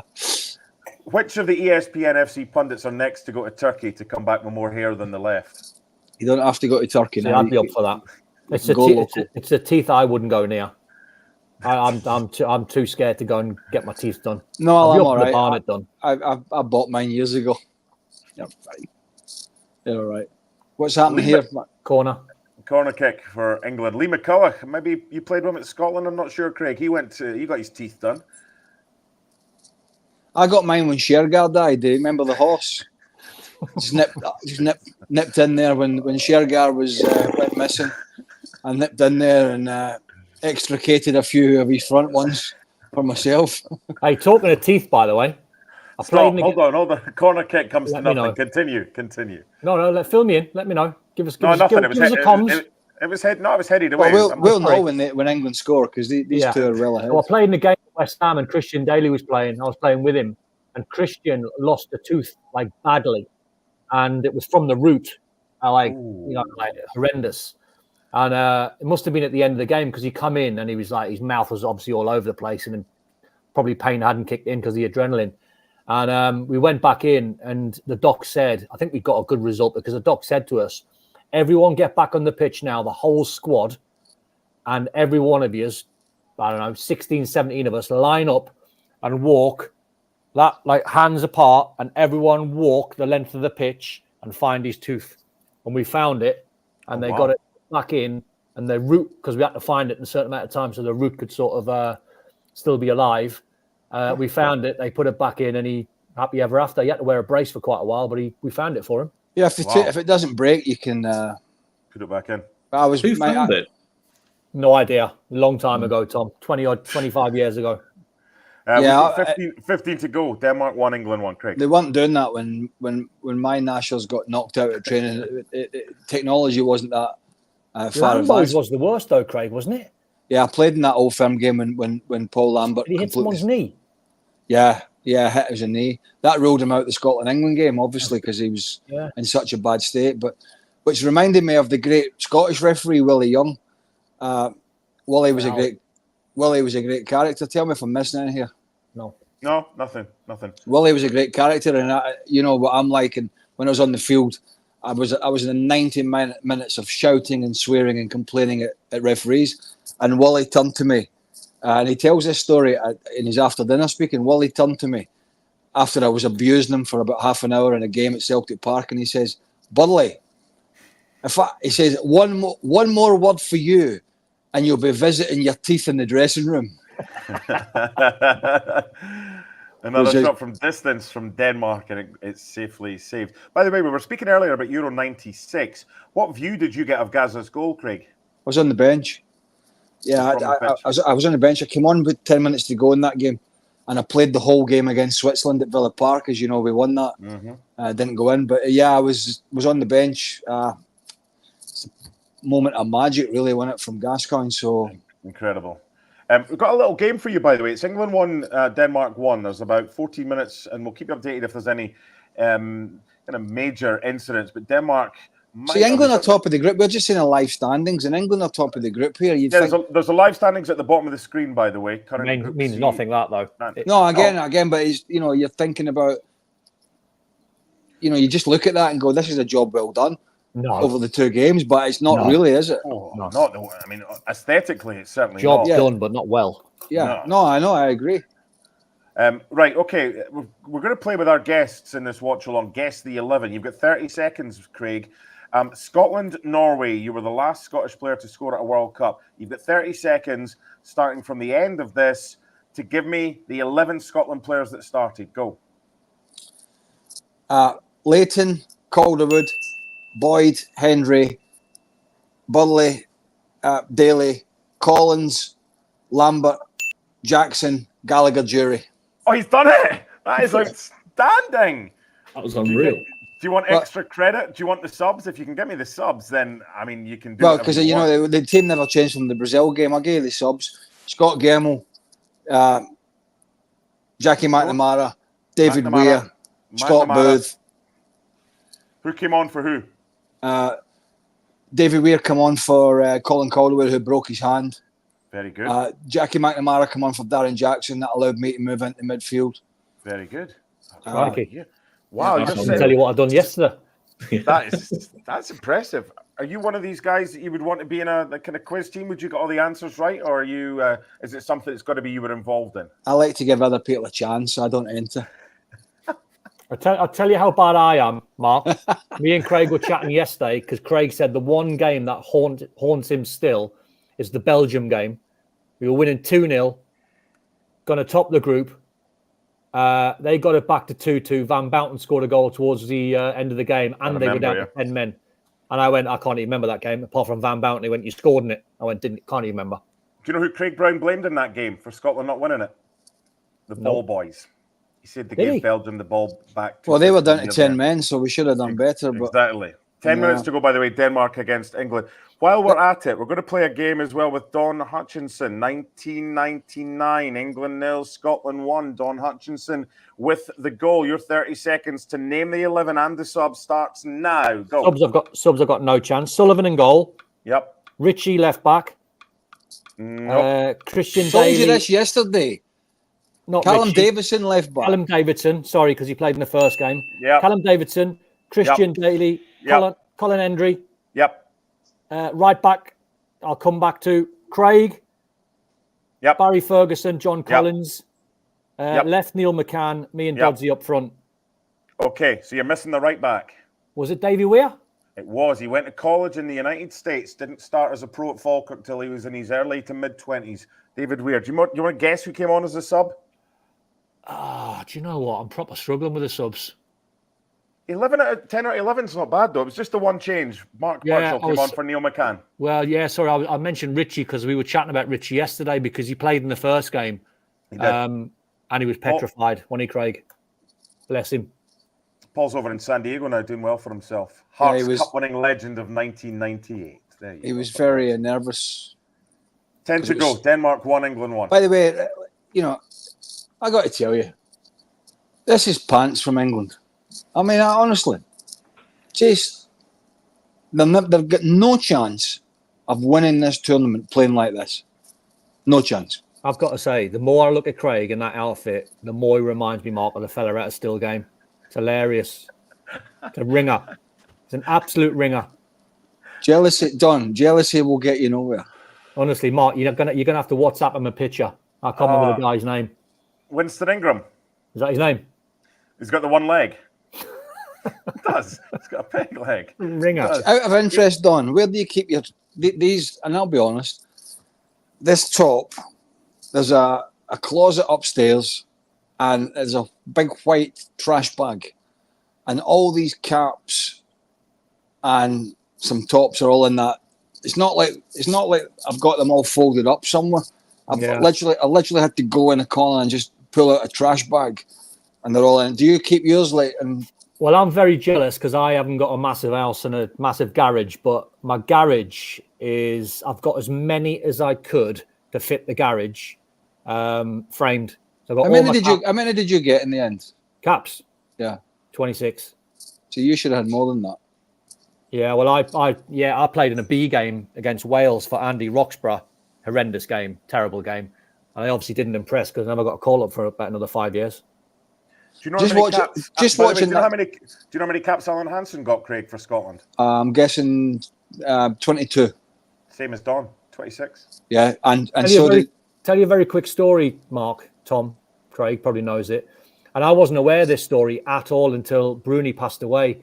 And I seen an interview on Sky Sports in England, and he told a story about myself. And he went, he asked one of the coaches, anyone that I should pick from the B team, and one of the coaches went, Don Hutchison, and he went, no chance. He went, absolutely no chance. He will never get an our midfield.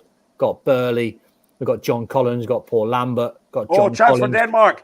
Mistake in the back from England. Denmark through on goal. If he can cut it back. Oh, it's a brilliant recovery tackle. I think it might have been Mark Gahey. It was. He might have been at fault initially. What a chance that was for Denmark. Tom, what were you thinking there? I mean, looking at giving the ball away there, but he's done so well. That recovery is fantastic to get back. But that's a huge chance for Denmark. Like, they had two men just waiting to have the ball squared to them. Look at the pitch there, look. We're seeing the highlights. The pitch looks terrible. It's the sub. It's Alexander Ba, who dispossessed Mark Gahey, the Benfica striker. But then Gahey getting back. So corner for Denmark. Swung into the box, right across the face, and put over for a goal kick. They're living dangerously here, Tom. Yeah, massively. Denmark can close this out if they just play with a bit more accuracy. That's quite a decent chance. That. Oh my God! So to finish that story very quickly, Mark, Tom, Tommy Burns was the coach, and he said, "Why don't you pick Don?" And Bruni went, "No chance. He'll never get in our midfield because of the boys that I mentioned." He went, "No, play him up front." And Brady went, by the way, did you see that chance here again? Yeah. Denmark. He went, "He'll never start off. He'll never start on our side." He went, "Listen," he played second half against Wales. He went, put him in against Germany. See how he does. So obviously scored the winner in Germany, and then scored the run at Wembley. Goal! By the way, Højbjerg's just sent one wide. Gareth Southgate said to his players, "Focus." Højbjerg edge of the box. God. They're taking shots from everywhere. Jordan Pickford would not have had that, and Højbjerg that close. Probably about a foot away from Denmark a 2-1 and the lead. corner before that, Andreas Christensen had a volley under pressure from 6 yards. Look at Tom's face. There. Do you see what happened there? Conor Gallagher couldn't make a tackle on the yellow card. England's displays put Tom to sleep. Look at poor Tom. Craig, are you sympathetic for Tom? Sorry? Are you sympathetic for Tom? Look at him. He's sad. He's watching this. And pop here. I'm feeling Tom's pain, to be honest, but it's... You're not really. This has not been... But you see, though, Craig... from England. But Craig, to your point, though, Conor Gallagher getting a yellow card there, that could be so costly because he had to duck out of a 50-50 on the edge of the box against Højbjerg. Good point. Yeah, and again, it's the same change he made in the Serbia game. It's you would call it, you would say it's a safe change, but it's not, is it? Because he is such a loose cannon, but he's certainly more experienced than... Well, it's not a game changer, is it? ...than Moreno or young Wharton. I mean, I have to say, you know, sometimes experience counts for a lot, but young Wharton at Crystal Palace this year with that left foot has been terrific. Yeah. Denmark switching it to the right-hand side. Is it going to have too much? Just drifts out. But the weird thing is here, the strongest likelihood as we speak, 85 gone, England 1, Denmark 1, is that England will win the group with 7 points out of a possible 9 unbeaten. Can Gareth Southgate say, well, hey, it's about reaching the pinnacle towards the latter stages, or do you think he'll know? He'll know he's going to. If this stays 1-1, he'll know he's going to get battered. You can use that narrative behind the scenes. You can say to your players, listen, don't listen to the press. Get off social media. We've topped the group. We're in a good place. Give it all the positives, but he'll know in the back of his mind he could get hammered for this. I think also being in Germany and the form of the hosts at the moment, it's going to be inescapable for England. They're not going to be able to dodge the hype around Germany and how well they're playing, and comparatively to how England are playing as well. Sure.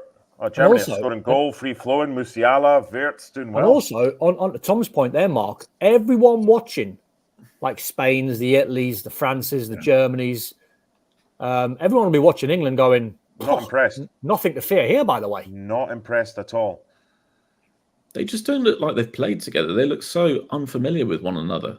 Well, they probably haven't. They look like a team of individuals, don't they? Yeah. But they haven't, though, Tom, have they? I mean, no. Eze's not played before, and Bowen's not had a million caps. Most international teams are the same, aren't they? You know, at the end of the day, good players will adapt, and they're just not adapting. I mean, it's no wonder that the Ineos were finding Southgate a difficult sell for that Man United job, as we're all sort of raising our eyebrows, going, "What? When was the last time, guys? When was the last time Jude Bellingham touched the ball?" We've hardly mentioned his name, Don. No, yeah, that's what I'm he saying. had that through ball to Watkins. Yeah, that's it. Yeah, but you know, the second half. Yeah, but Denmark are popping this ball around, and they're the ones that are controlling most of this late possession. But I mean, all that flair. This is why he'll get the stick, Tom, because you've got all that flair, and we've not mentioned any of their names. No. Didn't mention Foden second half. Not mentioned Jude apart from that one pass second half. No, we didn't mention Kane apart from the goal. Yeah, I tell you what, if he wants to get Foden into a more natural position, if it's not playing as a number 10, he might have to. Foden not on this pitch. He might have to. He might have to see what you guys think. He might have to drop Shaka, play Foden on the right. No, just play Anthony Gordon. Play Anthony Gordon off the left and put Foden as the 10. He's not going to do it. No, but that's the answer, Craig. You've got the TV cameras are focusing on Cole Palmer at the moment. Palmer sitting there unused again. Yeah, he's going to get a bit of a pasting for this performance again. He deserves it, Craig. Yeah.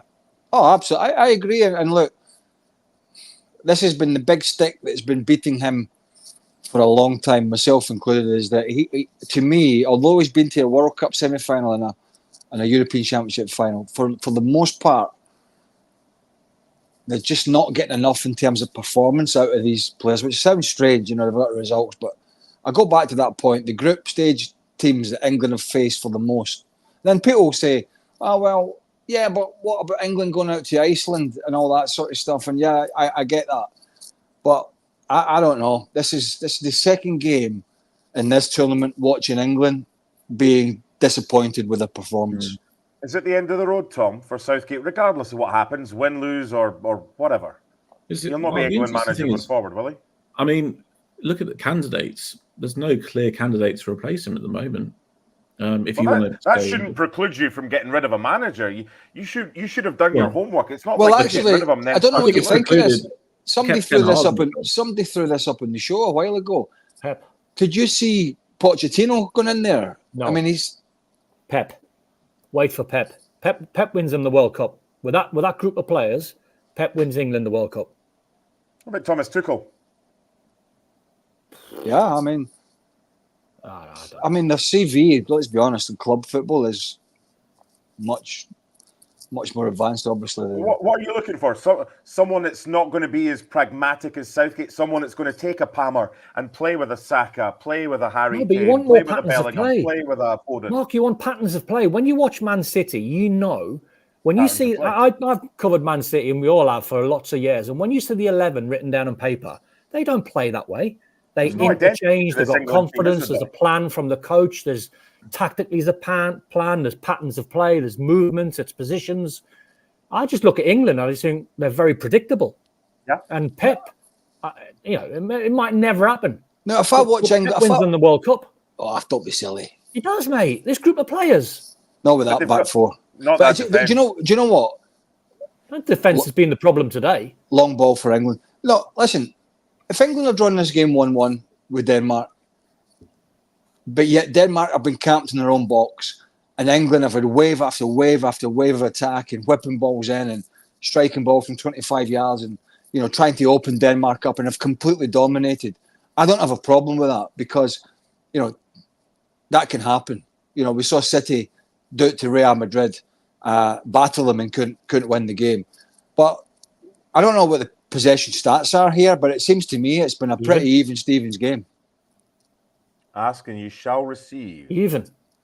Statistics, 51% possession Denmark, 49% England. Yeah, that's even. Total shots, 16 Denmark, 12 England, 3 saves compared to 6 made by Jordan Pickford.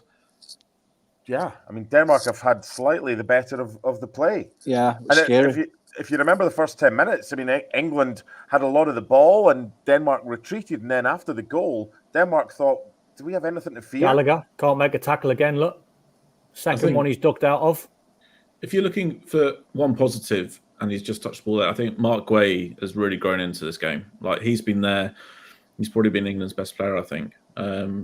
Considering he's so inexperienced at international level, he's looked fairly solid. But what about Trippier? What have you made of Trippier at left back, Tom?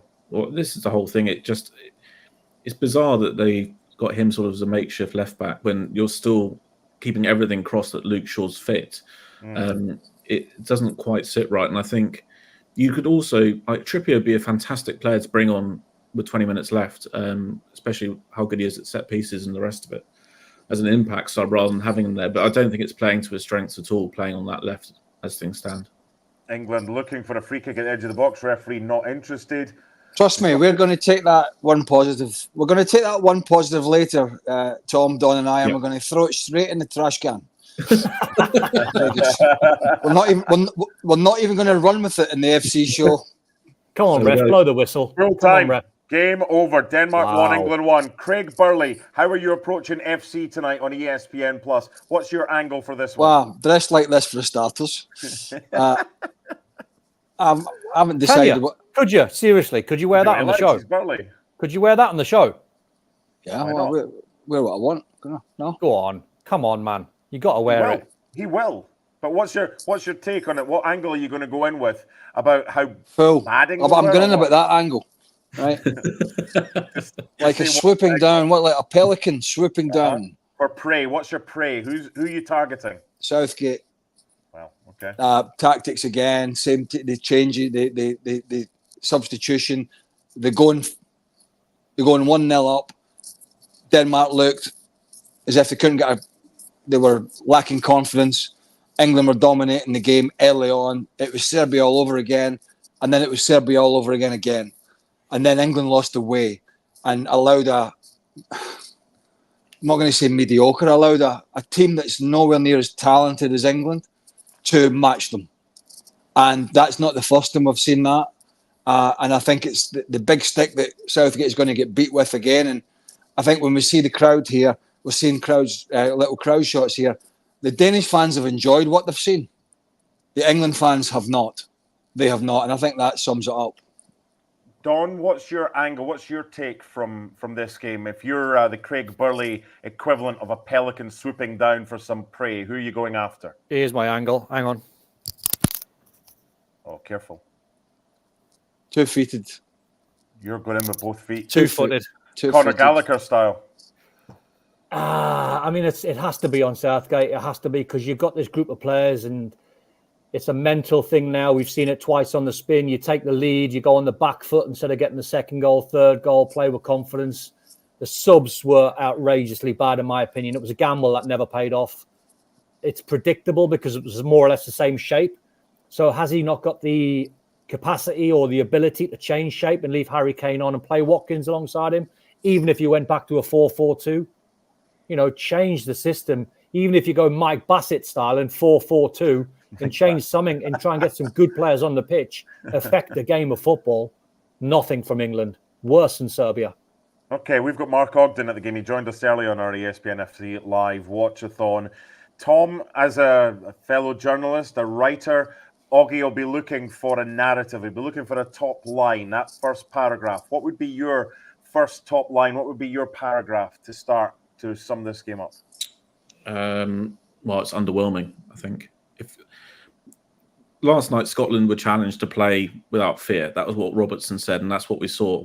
England this time were challenged to put down a statement, and they haven't. So they still look like they haven't taken a step forward. I don't really know what you can learn from this as England manager. The 3 substitutes didn't work. They're meant to bring momentum. They're meant to bring a momentum shift, and instead, it just kind of nothing happened. They just looked like they were running through treacle. It was underwhelming, and I think that's the main thing. You're looking for them to put together a statement performance where the likes of Germany already have done. We'll see how Italy do later. France beat a very good Austria team, and I just think it's something where you're still not sure exactly where this England team are, and which is alarming considering the build-up, the hype they've had coming into the tournament. But at the moment, would you put them in top 3 favourites? No, not England. England suck again. I think would have to be. And I'm watching the Danish players and their coaches in a huddle and then going to their fans, and they're being applauded for dragging every ounce of their ability out. Look at the stats. So you've always seen the stats on the TV. Yes, yeah. 16 attempts to 11. Yeah. England ended up with slightly more possession. It was tight when we were speaking about it with 10 minutes Jordan to go. Pickford, 6 saves, and all that sort of stuff. But, I don't think there's much more in the tank for Denmark. And that's, as Tom mentioned, that last night we saw with Scotland, to a sense, that it was needed. There wasn't a lot more there for what they had, maybe a little bit. And I think Denmark are the same. But England, no. I mean, I think if we saw some, in fact, we did see a shot of a lot of England fans, and they just looked, even though it's not a disaster, 4 points, they were just leaning on the railings, looking glum and not enjoying what they've seen from what they have. And I think that's the big takeaway again is, and you mentioned it during the second half, Jude Bellingham, what was it, one pass, a great little pass to the substitute Ollie Watkins, and him and Foden. I mean, we said before this tournament, if England are going to go all the way, they have to do the basics right, but they also have to get the absolute maximum out of their key players, and that is Kane, Foden, Bellingham, maybe Shaka, but particularly that first 3 that I mentioned. England cannot operate to the level of France and other teams if those guys are as subdued as they were again today. Don, you enjoyed yourself? What a show, by the way. Absolutely brilliant. Absolutely loved the chat. Brilliant. Tom, Mark, Craig, amazing show. Well, I wouldn't go that far, but I mean... Hey, Craig, we've enjoyed your company. Have you enjoyed ours? Again, I wouldn't go that. No, it's been a little different. Here. You're still here. It is. We're trying something different to see. Right, I've got to go, boys. I've got to get. Yeah, we're going to. Don and I are going to watch the Spain-Italy game, and but it's been a bit different. It's sometimes difficult to watch a game when you're chatting away. You sort of don't concentrate. It's a bit like watching a regular game at ESPN when Stevie Nichol's shouting at 5 tellies behind you. You're like, for God's sake, somebody shut that man up. But it's been something different This has been something different. Unfortunately for this is my line to finish. This has been something different.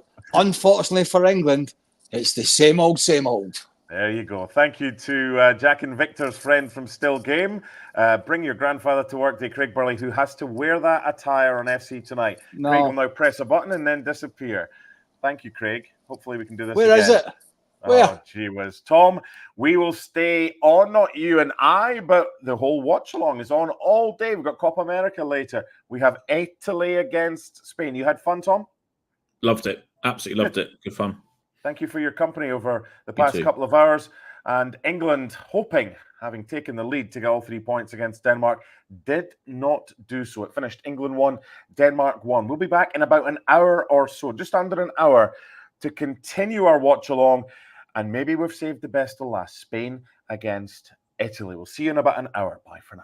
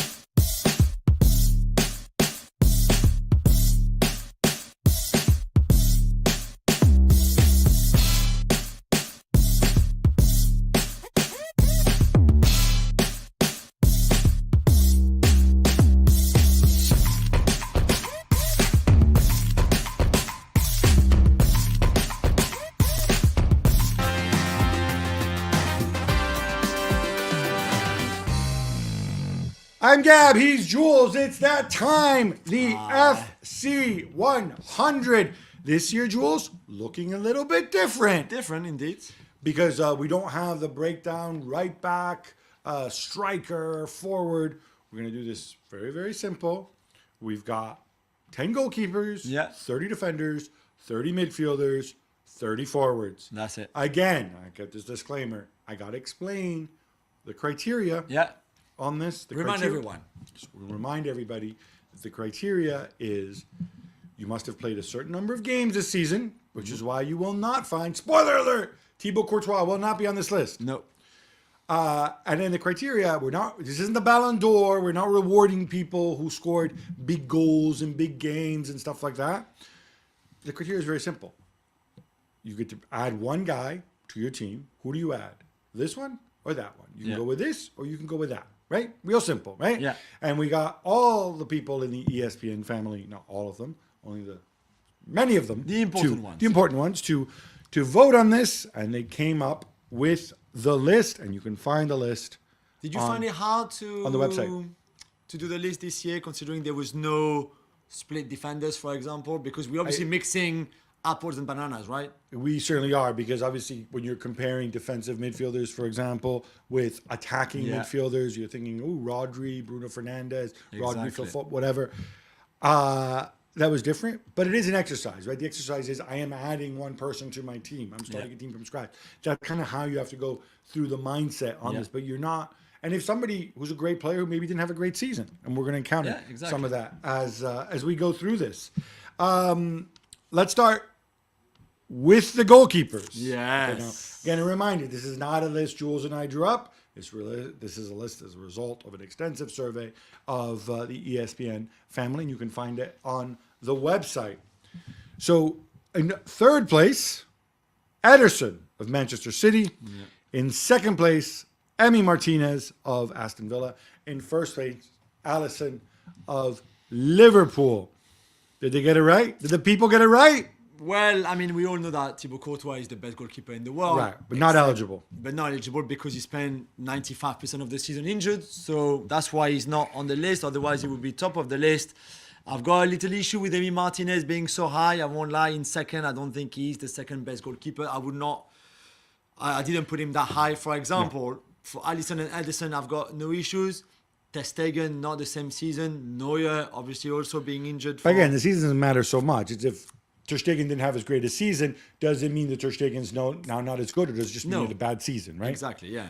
The only one really is Martinez being so high. It wouldn't be my choice. I struggle with this too, because I don't think there necessarily was a standout goalkeeper this season. I mean, when I look at the top 10, the only one who I think didn't necessarily have a rough patch at any point is probably Lukas Radetzky from Bayer Leverkusen.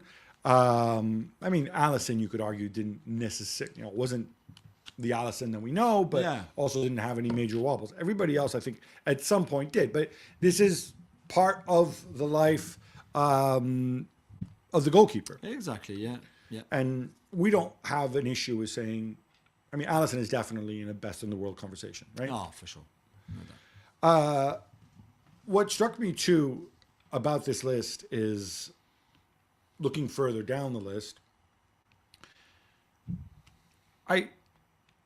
We've got people like Gigio Donnarumma, dropped to 10th, not the best season at Paris Saint-Germain, but then occasionally comes up with these huge saves. Massive.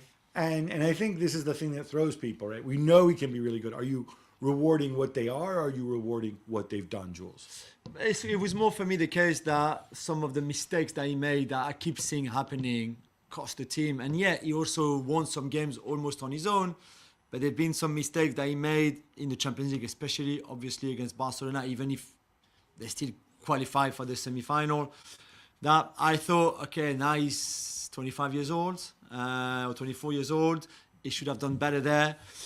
McMahon is a similar one. He's down to 7 because he's had injuries, because when he was outstanding the season before with Milan, this time we've seen a little bit of fragilities there and there. And that's why, because in the end, especially for goalkeepers, right, you also reward consistency. So, being at the top for that long, not making those mistakes, not repeating mistakes, improving certain part of your games. And that's certainly what the top 5 have done easily, not maybe so much from 6 to 10. Yeah, I think that's a big. That's been a big criteria that certainly influenced our voters and the jury in this. Defenders, okay. In third place, Virgil van Dijk. In second place, William Saliba, and in first place, Antonio Rudiger. Now here again, I told you what the criteria were. I'm just going to give my view here. As much as I love Rudiger, you can give Rudiger player of the season at Real Madrid or whatever. I'm not comfortable with Rudiger at number 1 so much. Again, difficult. We're comparing, fullbacks who are more attacking with center backs. I would have gone Saliba or Van Dijk personally. Yeah, they were my top 2. Personally, I had Saliba first and I had Van Dijk second.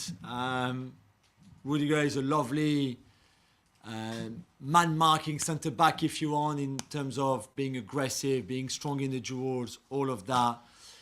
With the ball, it's a little bit different. I think Van Dijk and Saliba have everything. And I think Saliba can still improve and will still improve. He's obviously much stronger than the other 2.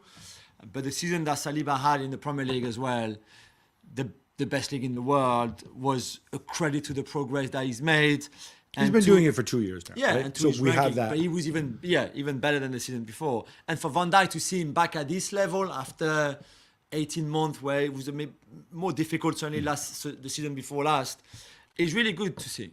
Really so I think the thinking is, again, Van Dijk was at a high level for a long time. Yeah. Then he had the dip, and then this season he got back to the level. So we know that this is his real level. It's not like a freak season where everything went well for him. Kyle Walker's in 4th place, who's basically another center back playing right back. So if you don't count him, the first legit fullback is in 7th place, and that's Achraf Hakimi.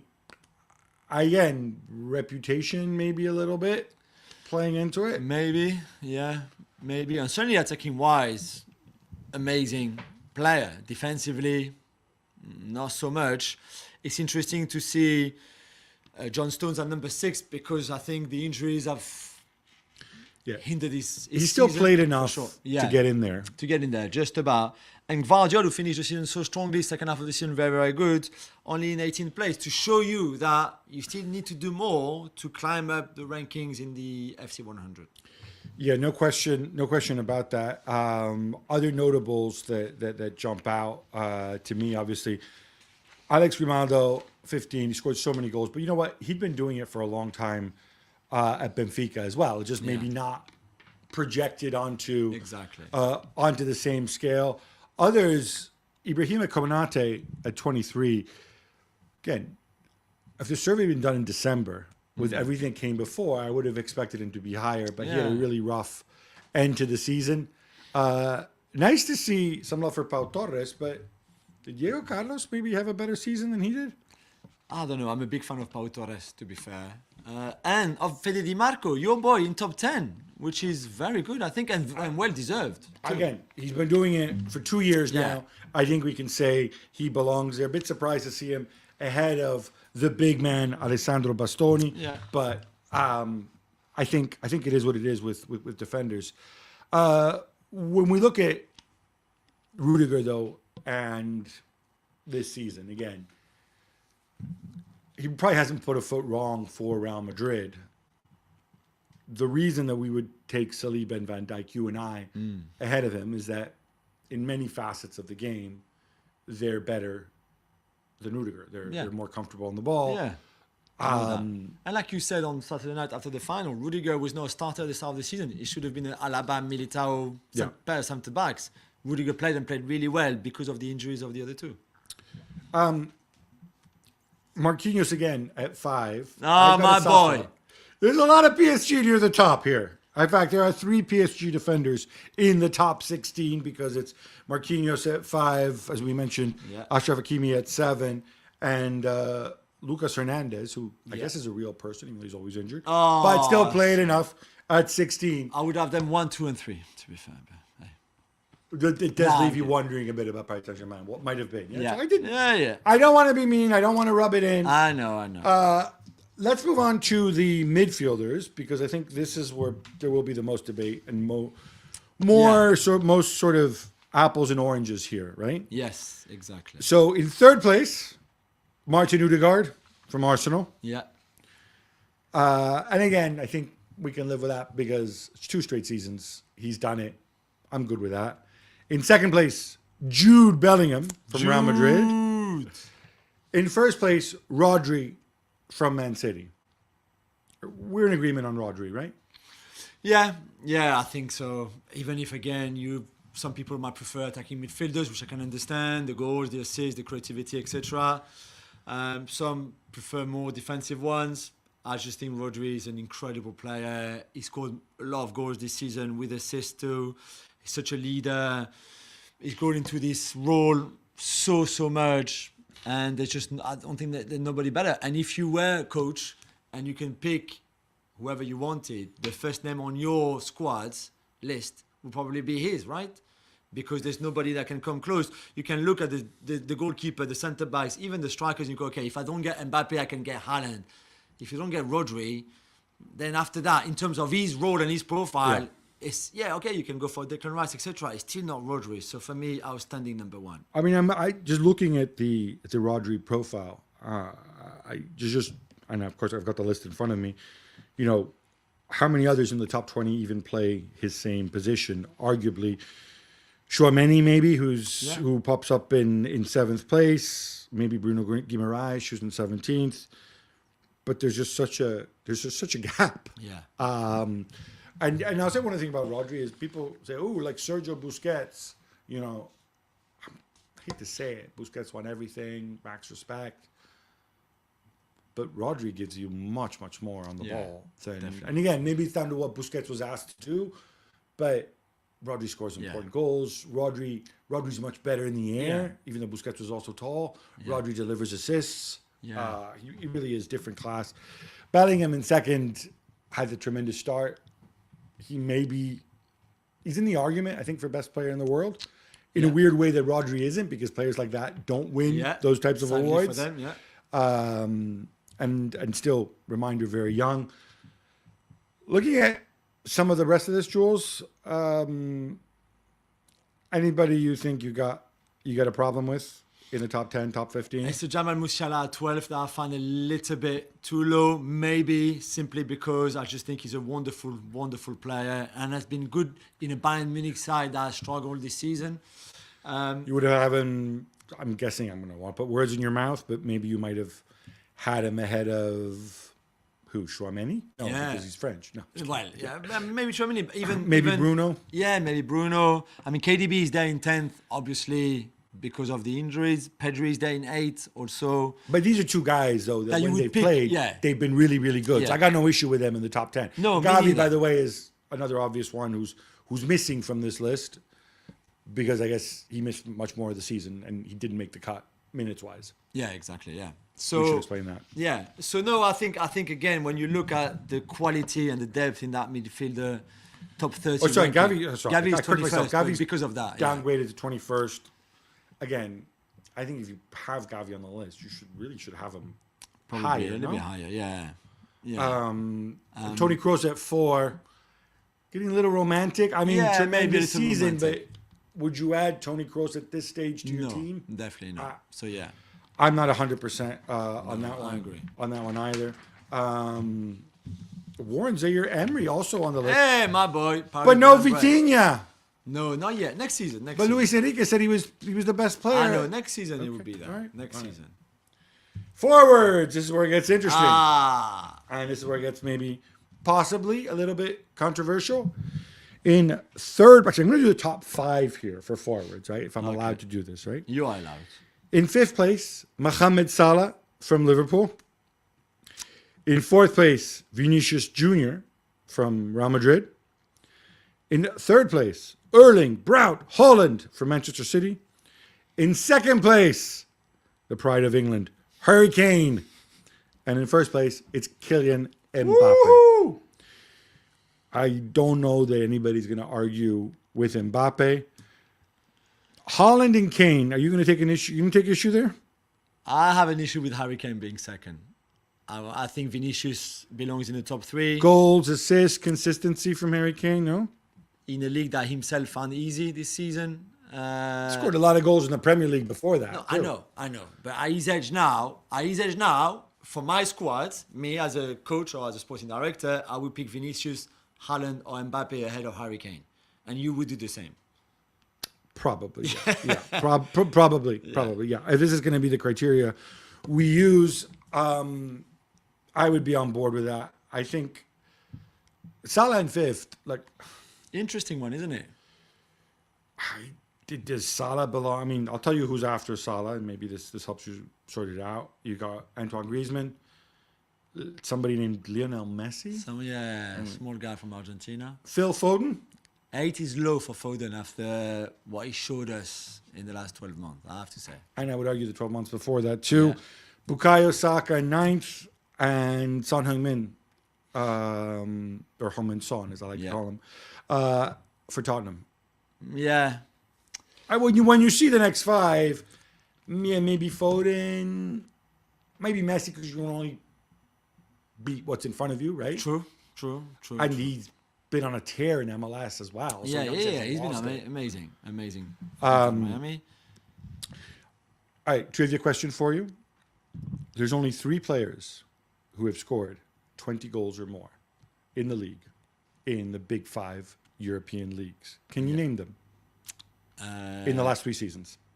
In each of the last 3 seasons. Okay. 20 plus goals from the big 5 leagues. Can you name them? So Mbappe, Kane? No, not Kane. Kane hasn't scored over 20. No, he had 19 goals, I think, or 18 goals for Spurs last season. So Mbappe, Haaland. Yes. And then the third one, Lautaro Martinez. Lautaro Martinez, El Toro, down in 12th. Behind Cole Palmer, that doesn't sit well with me. Yeah, again, Cole Palmer, a tremendous season. Incredible. You like his talent. Yeah.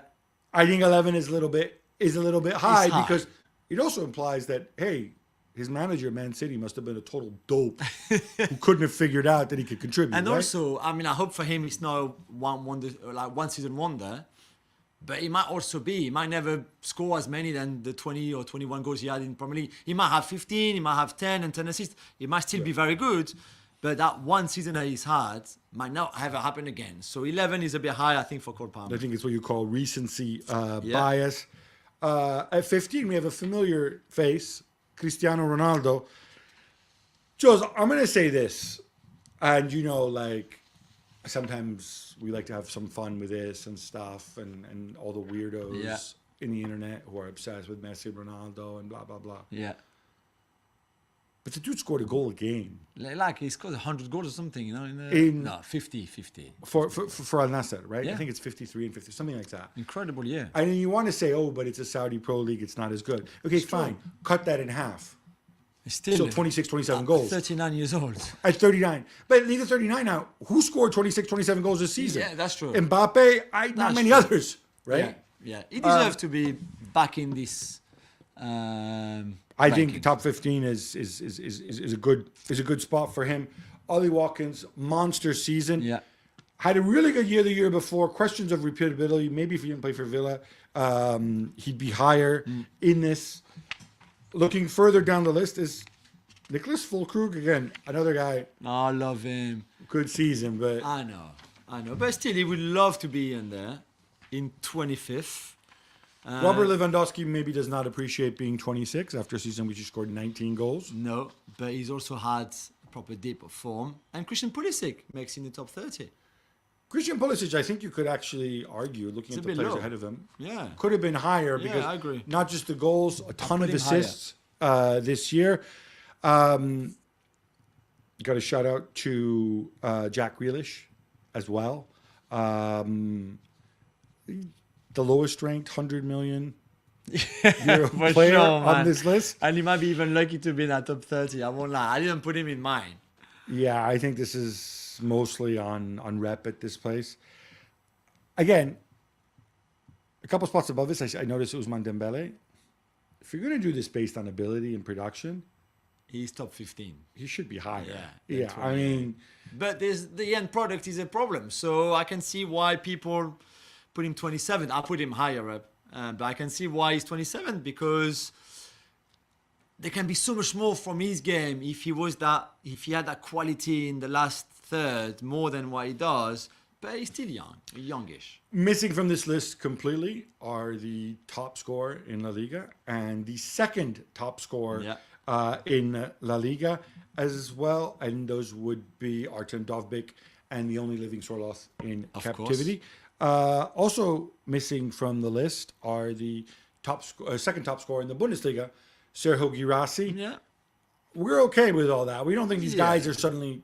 No. They could be one-season wonders. Yeah, exactly. I need more from them to have them in that top 30 next season. And yet, sneaking into the list at number 30, presumably because, he's done it before, though he did it at Coventry, Victor Gyökeres from Sporting. Yes. Did you put him on your list? I put him on my list, yeah. Because of his age, because of the quality that he brings, because he's not a kid. I thought this guy. No, but he's like still not 33. Yeah, but 25. He's still good. It's not like Guirassy's 50 and I know. Sort of, they're all in the mid-20s. No, I know, but I think if Gyökeres is there, Guirassy could have been there, and Dovbyk and Solo. I think there's room for one of them, really. Right. The others are far more established, are far more, in a way, deserving to be there. For him, who do you hate from this list? Who would you definitely take out, other than Grealish? Not hate as a person. So Grealish is not for me in that list. The other one I will take out is Füllkrug. I'm sorry, Nicholas. Again, you're not my cup of tea. But that's it. That's the only two, really. I would keep we Leo can debate and who'd be Cristiano. higher or lower, but but they're the three that I think. Come on, not this year. This is the list. Again, it was voted on by people. We're only here to comment it. It's up on the website, ESPN.com. I'm sure it'll be talked about. You'll find lots of digital content, digital content surrounding this. I just want to make it clear, please don't shoot the messages. Don't abuse us. This is a list. I think you might actually find it's hard when you're comparing different positions within one generic thing. I mean, Joshua Kimmich, who's in here somewhere again, he plays half the season in midfield, half the season at fullback. It's difficult to compare. I think it also gets really, really, we agree, top 10, fine. Once you get outside the top I think it gets it gets really, really tricky. So there it is. Let us know what you think. You've got many ways to go and do that.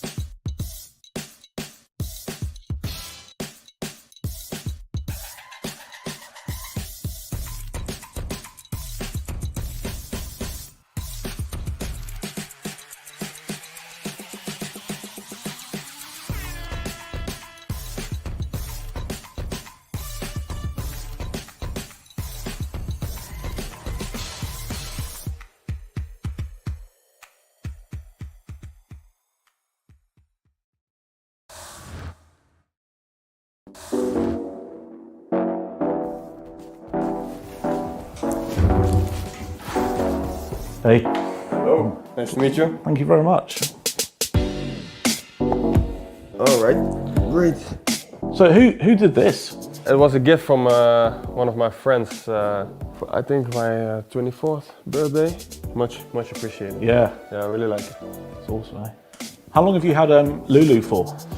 2 years now. 2 years? 2 years, yeah. So did you bring her over from the Netherlands? Yeah, she came with us from the Netherlands. All right. Is she learning English yet? Or is it still all Dutch? She's barking English. Yeah, she's barking English. Better clap.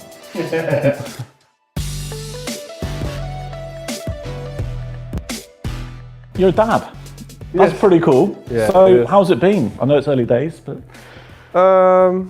Yeah, it's been amazing. I think one of the, if not the best moment of my life. Yeah, really grateful that that everything went well, and yeah, happy to be a dad. Yeah, is it the sort of thing where you're constantly looking at your mobile, your phone, waiting for it to ring, saying, right, it's coming, we got to go, or is it all sort of laid out? I mean, how does it all kind of work, especially you're traveling and the rest of it? Yeah, it was a little bit crazy, to be fair. I think it was the day before the Everton game, and I remember Joe Gomez telling me, like, why don't you bring your phone to the meeting just in case?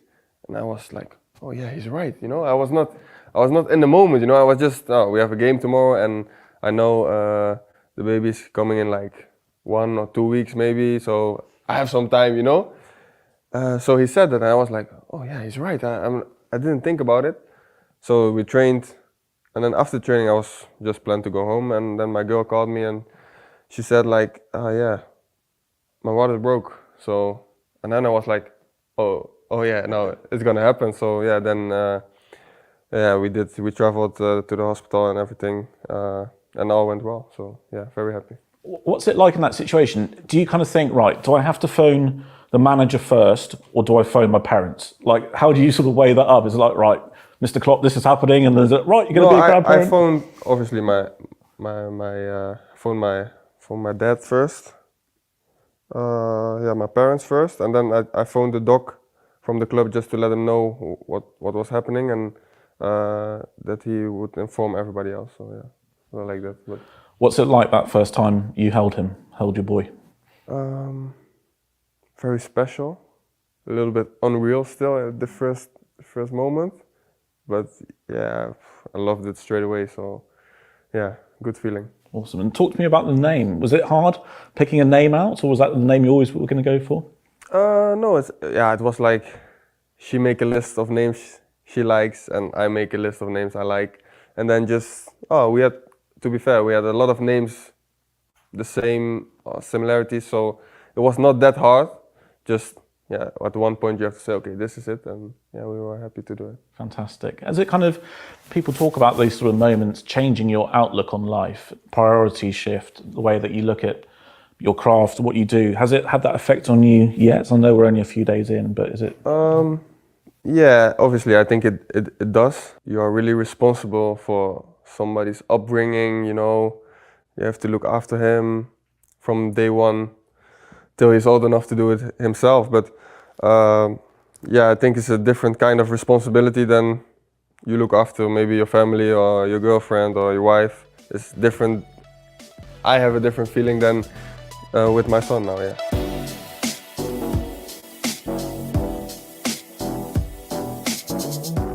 I know how important religion is to you and your faith. How does that sort of work in everyday life for you? Yeah, for me, like, faith is like more like a lifestyle. So it's not really something that obviously I'm reading the Bible and everything is I'm thinking about it, but it's not like I go to church and that's the moment that I believe or something. It's really like every second of the day you're growing into faith and try to do the right things according to the Bible, according to the will of God, you know. So that's what I said, it's really a lifestyle to be good to everybody and how to behave, how to react in certain situations. That's what I try to live by. It's always easier said than done, but nobody's perfect, but we try to be. Is it tough on the pitch when you've got someone like kicking your Achilles, trying to wind you up? And then yeah, it is. It is tough. It's tempting to fall back into old habits, maybe, to get angry quick or things like that. But the more I can only speak for myself. The more I learned and the more I grew in faith, the less problems I had with that sort of things. Has that always been a big part of your life, faith? Yeah, it was. But when I was younger, obviously, didn't know that much. We went to church and everything, but it was like more inner search from within, like searching for what's the truth for me. And at the end, I found it, and try to evolve in that as well. Talking about the truth for you there, is it possible to sort of convey what you feel your truth is, if that makes sense? Yeah, for me, it's like, obviously, I think everybody in the world knows the story of Jesus Christ. So yeah, he died for our sin, and then it's like he washed our sin away, and then it's for us to try to live a good life. What does that mean? The Bible says that's love. So love everybody, love yourself, love your neighbors, love your opponents, love everybody, and from that point, from that moment on, you will see the fruits also of what you sow.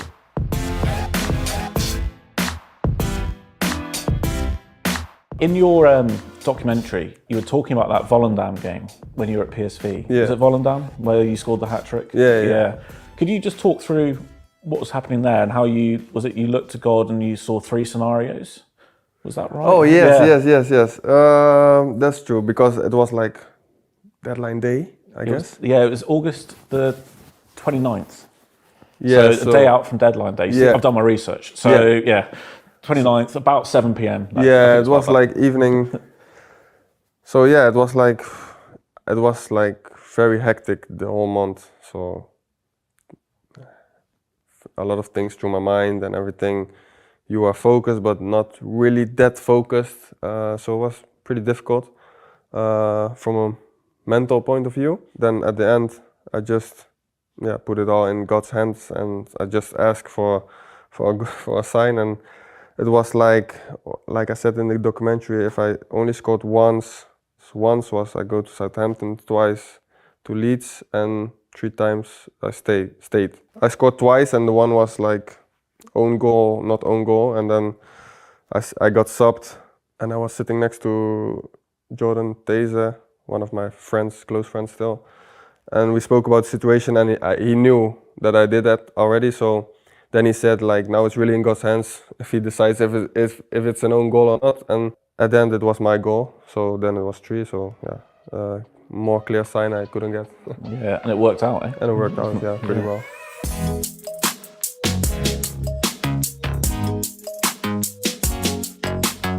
Talk to me about the Liverpool move when they came in for you. It was after the move was announced after the Qatar World Cup, where you had a brilliant World Cup, scored plenty of goals, and I know that the Argentina game must have been hard, but then Liverpool came in. Talk to me about how all that sort of happened and your mindset, your thought process at that time. So I was on vacation. We had a week off, so I was in Dubai with my girl, and 1 or 2 days before we went back, my brother, and who was also my agent, and the other agent called me and said there was interest from Liverpool, pretty serious. But I was really calm because I learned from the previous window. So we just looked at the situation really calmly, like if it happens, it happens. If it's not happening, yeah, it's not happening. So, but it went very fast. So I think we came back 23, 24 personal terms agreed, 26 clubs agreed, 27 I was there. So it went really fast. That's unbelievably quick. Yeah, it was really fast, yeah. Was it hard for you to leave PSV? I know how much that place would have meant to you. Yes, it was very hard. Played there in total, I think with academy and everything together, 16, 17 years. Lots of friends, lots of good people. But yeah, I think it was just time. Is it scary when you leave behind something you know so well? Yeah, in my mind it was, but that's something for me where I can feel God's presence as well, because it was just in his hands and just happened so quick, but I was so calm and I was not really stressed about those things. So that was for me also a sign, like, yeah, it's a God move, let me say it like that, you know. How different was your first experiences at Liverpool in terms of training and the club compared to PSV? What were the differences you felt? Mostly intensity-wise, big difference. The intensity here is very high in comparison to PSV, to the league there. So yeah, I think that's the biggest difference. So intensity-wise and physical, the physical aspect.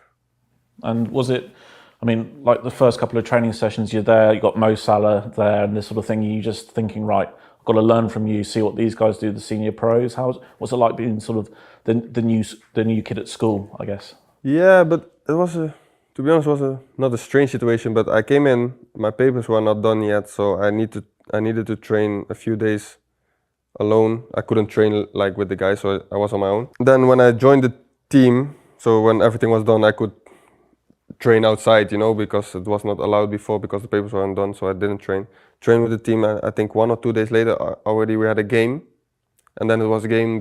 So yeah, I didn't have really time to like a preseason. There was no preseason. It was just I came in, training game, and then the game started.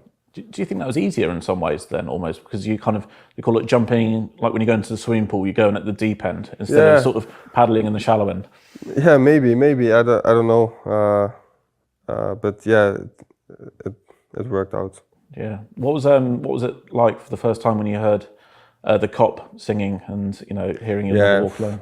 Amazing. It still is amazing when they do You Never Walk Alone or even any other song. Yeah, I need to say the fans are very special.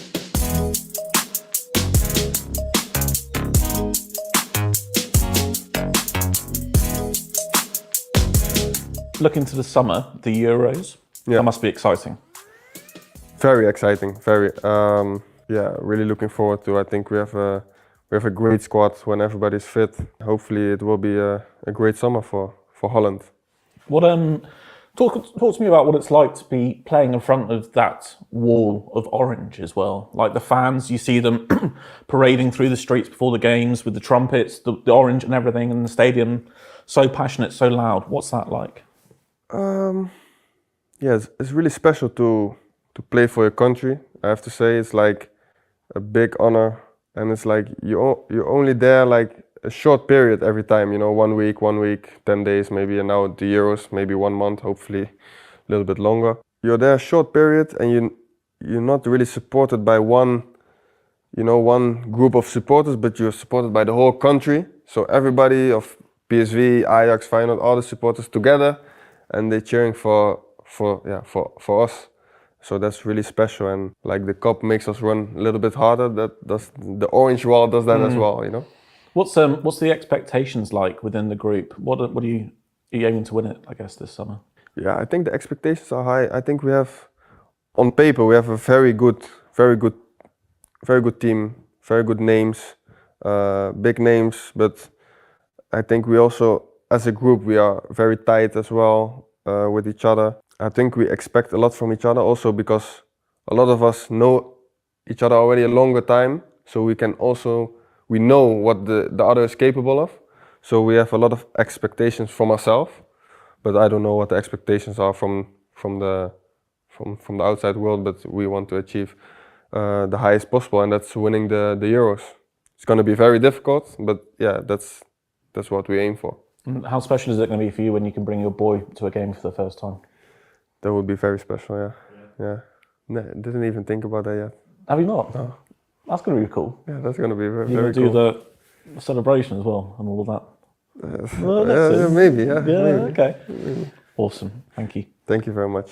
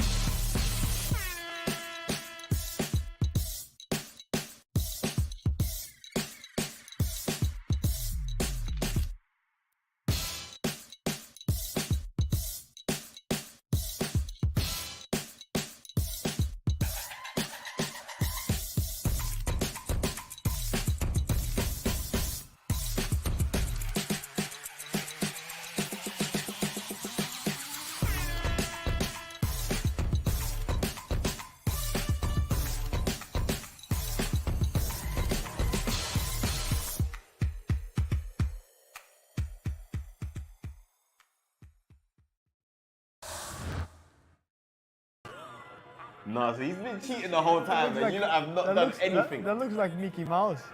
Look.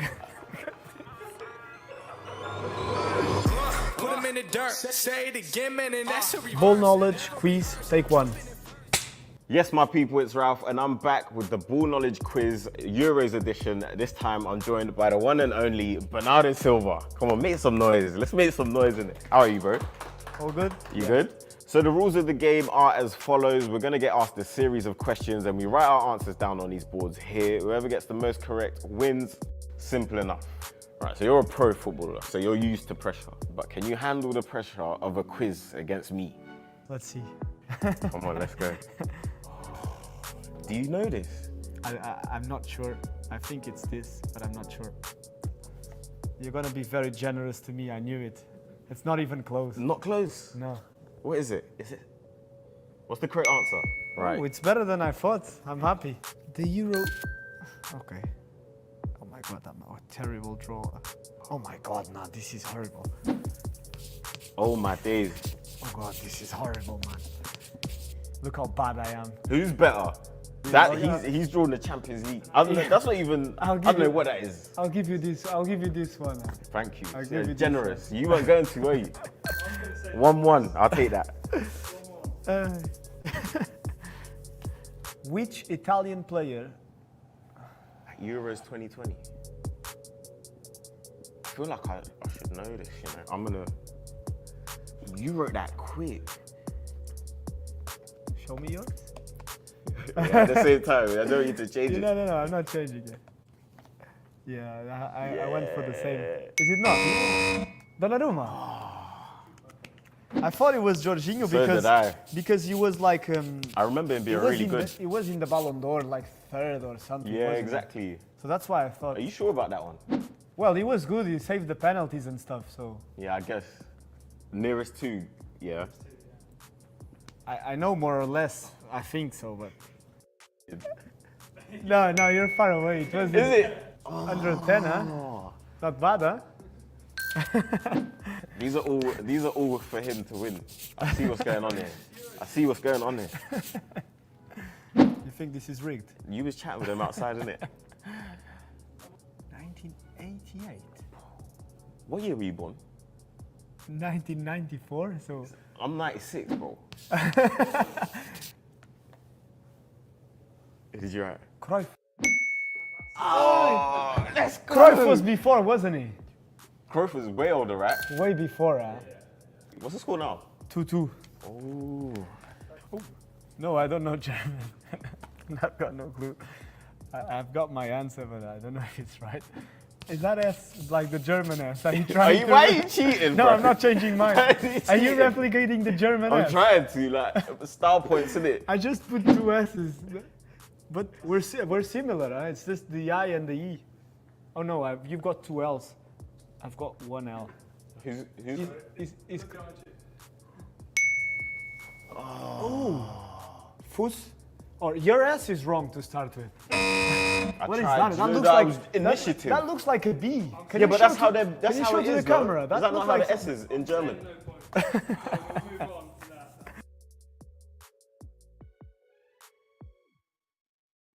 Wait, repeat. Can you repeat the question?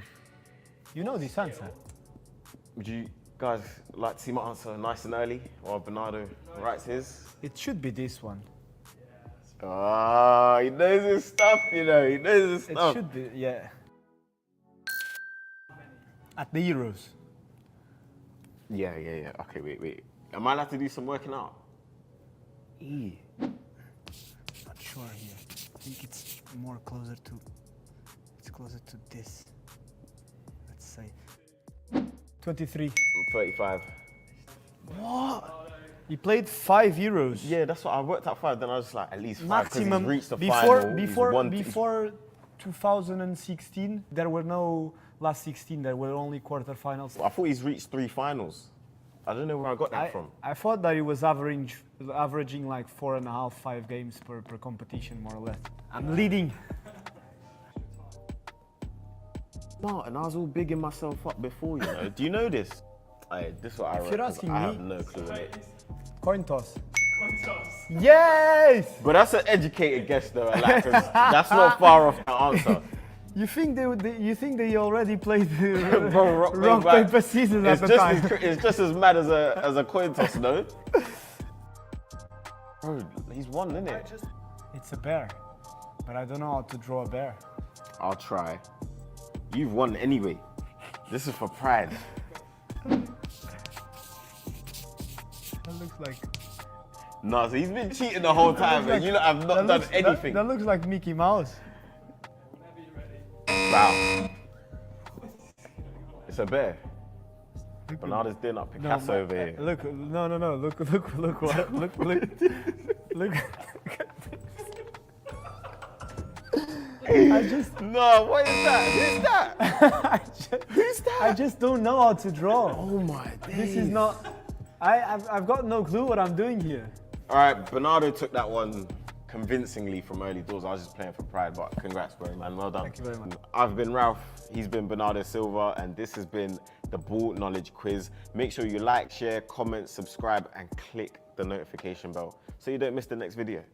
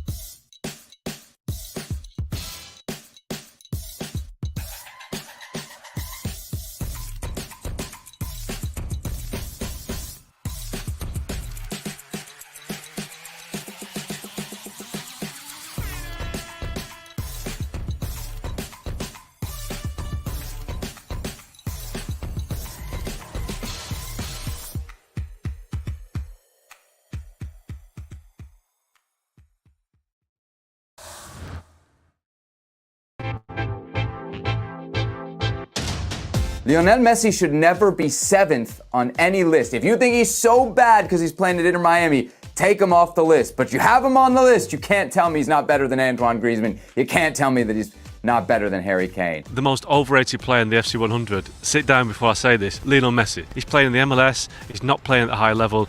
His last season at PSG was terrible. Nobody can say that Lionel Messi's not the greatest player we've ever seen. He is. But he doesn't deserve to be there now. But I expected better from the voting body for this project. I think among people with certain avatars on their Twitter accounts, I would expect Ronaldo to be that high. He scores a lot of goals and he doesn't make his team better. Al Nassr hasn't come close to winning the Saudi League in either of the seasons that Ronaldo's been there. And I'm not sure that any team that employs any player on the FC 100 at any position would exchange their player for Ronaldo. So for underrated players, Guardiola is criminally low. For me, he'd be in the top 5. He's had an unbelievable season for Man City and is slowly redefining that left-back position. Granit Xhaka to be in the mid-20s in the midfield, completely underrated. The best season as a player that I've seen from him as a professional. He was outstanding for Bayer Leverkusen. And then the other player which I wouldn't have anywhere near the FC 100, and that's Jack Grealish. After being a main contributor in the treble campaign for Manchester City, he really dropped off. He's a myth to me. Does he go down the outside of any and beat anybody on the outside? No, he doesn't. Does he really create opportunities for others? No, he doesn't. I think other wingers, such as the Crystal Palace duo of Michael Olise or Eberiche Eze, or his own teammate, Jeremy Doku, deserve it higher than him in this list. Federico Valverde in 26th is criminal, I can't lie to you. This is just the most baffling one on the entire list for me. Guess who played the most minutes for Real Madrid this year? And yet, he's behind 4 other midfielders on Real Madrid alone, let alone the entire world, and much lower on our list. You got man like Paquetá and Palhinha ahead of Valverde. He's a superstar role player, basically, in that he's basically incredible at anything. He's versatile, he can play anywhere, he does everything. He's good at absolutely everything. It just makes no sense. There's only a handful of midfielders in the world that I would take over him, and we have way more than a handful of midfielders ahead of him on our list. Bernardo Silva is definitely the most underrated player on the list. If he had more goals and assists, then perhaps he would be higher than number 22 on the list, but he's absolutely key to how Manchester City function. Definitely should be higher. Most overrated player on the list may cause some waves. Number 3, you have Erling Haaland. Bear with me for a second. Over Vinicius, Griezmann, who's been unbelievable, and Phil Foden is below him. Yeah, it's got to be Haaland. For me, the most underrated player on this list probably has to be Barcelona's Ronald Araujo. Look, I'm all about making defending great again, like good old school defending. I don't hear enough noise about him on Barca or even for Uruguay. So for me, he's the most underrated player on this list. The most overrated goalkeeper in the list, Gigi Donnarumma. Now, bear with me. Without question, he was the standout player in Euro 2020. I guess he had the one mistake against Madrid in the Champions League a couple years ago that led to a goal. And maybe that's sticking in people's mind, plus Italy not qualifying for the World Cup. He has made a series of high-profile errors for PSG, particularly in the Champions League, the holy grail of their own exploits. But Donnarumma coming in 10th, I think, is sort of shocking to me. I just don't feel he gives you the confidence that he did 3 or 4 years ago. I don't see a time in the next decade, basically, when Donnarumma is as low as he currently is on our list. I'm going for Jan Oblak. His level has declined in the past few years, and he doesn't even warrant a top 10 finish for me in that list. I think when I look at the list and I look at number 30 and I see Mickey van de Ven from Spurs, completely and totally underrated, alongside Saliba, was the best defender, a central defender in the Premier League. And when he got injured in the second half of the season, Spurs, my goodness, the defence was all over the place. There's no question, Mickey van de Ven, totally underrated.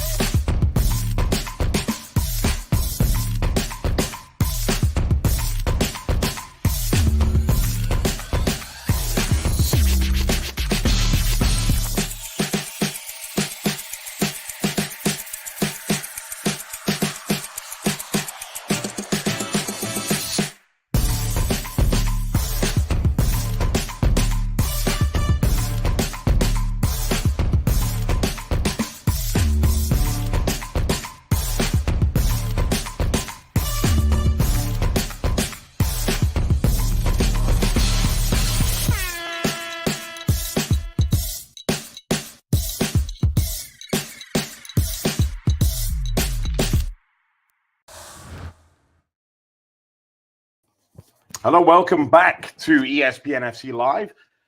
Our busy day of action continues soon with another game from Euro 2024. Delighted to be alongside Rodrigo Faez to look forward to the Copa America games that are coming up. Also have Rob Dawson to both look ahead and comment on the game we're about to watch, and also to discuss the England performance. Rob, how was it? You're saying that because you're a proud Scotsman and you know that it wasn't very good. Haven't they said were a poor. I could see the little glint in your eye. It was poor. They were poor. You can only hope that it's a sign that maybe they're going to grow into a tournament and maybe save their best performances for later on. But judging just on the 90 minutes, it wasn't great. And I think you could probably even make a case that Denmark deserved to win. And obviously, England haven't lost, and it could have been worse. And you would expect them to still go through the group, but there'll be massive alarm bells ringing for Gareth Southgate and lots of the England fans. There are plenty of questions for him to answer before that last group game. There'll be plenty more chat about the England-Denmark game. But Rodri, how are you, and what are you looking forward to today in the Spain and Italy game that's upcoming? Well, first of all, thanks for having me. Secondly, Rob, go on, because England has to be in the next round, yes or yes. And sorry for this. What should I expect from Spain? Well, I expect Spain, first of all, to compete against Italy. I think we have a great locker room. I think that we don't have any more Xavi, Iniesta, Villa, or Fernando Torres, but I think that the group that we have in Spain is beautiful. I'm not really sure if we have, and I think that we have the same problem, Rob and me, with England and Spain, that I still think that De La Fuente, Spain national team coach, he needs to prove a little bit more. I don't know if this is something like, Rob with England and Southgate, whatever. But, in this game, I expect Spain to compete, to win. It's like a derby for us because Italy, traditionally they've always won us. So, I hope to repeat what we did in the Euro Cup back in 2008. And let's see what happens, because we don't really know exactly what's going on. So we hope to win. We get a win. Italy unchanged. Rodri, this is the Spain lineup. Unai Simon in goal. 4-3-3. Dani Carvajal, Robin Lenormand, Aymeric Laporte and Marc Cucurella. Once again, preferred to Grimaldo at left back. Pedri, Rodri, Fabian Ruiz, Lamine Yamal, Alvaro Morata, and Nico Williams. Does it pick itself, that team, Rodri? Yeah, I think the only doubt that we have in Spain, it was if De La Fuente was going for Nacho or Laporte. I think finally he chooses Laporte because of, he's maybe stronger than Nacho. Nacho is quicker, for example, but, when you play against Italy, I think that De La Fuente prefers Spain to be like more physically. And I think that's why Laporte starts in this game. Secondly, I think that Spain is a good combination in between veteran people like Rodri, like Morata, with youngsters like Nico, Lamine Yamal, Pedri, that he's a youngster, but he looks like a veteran sometimes. And I think that, the lineup is quite interesting for us. Maybe that proves that Spain is not like a main favorite like England or even like France. But I think that they have to be, and they deserve to be, like in that second tier with Germany, because I think they can do it well. But at the end of the day, they depend on the areas. I mean, if you are good on the defending line and on the attack, if Morata scores the goals that he needs to score, I think that Spain is going to be out there for sure. But if not, we're going to struggle. What do you make of this game, Rob? It's two of the heavyweights of European football. Just a couple of minutes on the clock. Who would you give the advantage to, Spain or Italy? Yeah, I mean, it's like one of those throwback almost to the tournament when it was a smaller tournament. Obviously, since it's an expanded tournament, you don't have these heavyweight clashes in the groups as much as you used to. So it's obviously nice to see two massive teams play in the group stages. I mean, judging from the games I saw, the first group games, I would probably give the edge to Spain because I thought they were very impressive in their first game. I wasn't particularly sure about Italy's performance against Albania in their first game. Obviously, they came through and won the game. I think maybe a lot of people in England perhaps are underestimating Spain a little bit. You know, Rodri's right. Perhaps they're not the team that won the Euros and won the World Cup a few years ago. But there's so much quality in that team. And obviously, for someone who watches City a lot, I mean, I think Rodri is the best midfielder in the world. And when you've got a player like that in your team, then you're always going to have a chance. They've got some really exciting young players. And I think, you know, just judging by what people are saying in Germany around the tournament, that maybe Spain are being underestimated a little bit, that lots of people are talking about, you know, England and France, you know, perhaps France rightly so, England maybe a little bit less so, judging by today's performance. But, you know, I really wouldn't be that surprised if Spain got to the latter rounds of this tournament. And, you know, once you get to semi-finals, then anything can happen. Rodri, early stages, 3 minutes gone, and most of it has been played inside the Italy half. Spain with a lot of possession. Is that what you expected? Yeah, sure. Because, I mean, in Spain, when the ball position is in our hands, we are really comfortable. And if not, you have to run against the ball or behind the ball or behind the Italy players. And that is where I think Spaniards are really uncomfortable in that way. I think, you know, you can be a little bit versatile, indeed, because if you don't have the ball position, maybe you can go in any counterattack with Lamine Yamal or with Nico Williams. But at the end of the day, they prefer to be with the ball position in our hands and trying to build from the back with Rodri, which is for us maybe the main guy to watch in this game. Not only because of what he is for Manchester City, and we all know about Rodri, but also because he's playing a different role in Spain. He's not the guy under Guardiola control, and he looks like maybe more complete even, because he's not only like a defensive midfielder, but he also tries to get in the rivalry box, trying to score a little bit more, and he's like a bit released of that position that he holds on the Manchester City squad. We'll keep you updated with anything that's happening. It's been a lot of possession for Spain. They're trying to utilise Nico Williams on one side and Lamine Yamal on the other. But the Italians, after 5 minutes, still goalless. I want to quickly look ahead to tomorrow, because some breaking news over the past hour or two. Rob, at which stage does breaking news no longer become breaking news? After what time has elapsed? That's a question before I even ask the question. It's always breaking news. News cycle moves so quickly, it's always breaking.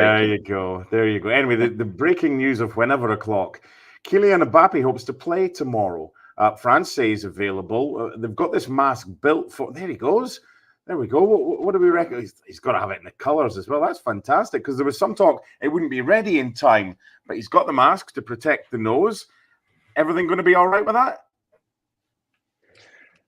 I mean, it's one of those strange injuries that it's really just up to him. You know, it's not a muscle injury where you're going to get the medical team involved and they're going to say, look, we don't really want to push you. We don't want to make this worse. It's really down to Kylian Mbappe whether he feels comfortable. I mean, I can imagine as a striker playing in a mask, it's not particularly comfortable at all, but it's something he's going to have to deal with now for the rest of the tournament. I can't imagine that they're going to let him play without the mask for the rest of the tournament. So I'm sure that if he feels comfortable and he feels ready and he feels like he's in a position to play, then he will. I mean, the only thing I would possibly say is that it's an awfully long tournament. France have won their first game. They're going to get out of that group. Yeah. What you don't want is a situation where, you know, he gets another knock and he's out for a knockout game. He's clearly their best player. And when you talk about the favourites for this tournament, most people are basing that on the fact that they have got one of, or if not the world's best player in their team, and you don't want to lose him. So, you know, it's going to be down to him. Obviously, it's a massive game for France against Netherlands, but it'll be down to him. If he feels comfortable and he feels comfortable wearing the mask, then I'm sure he'll play some part.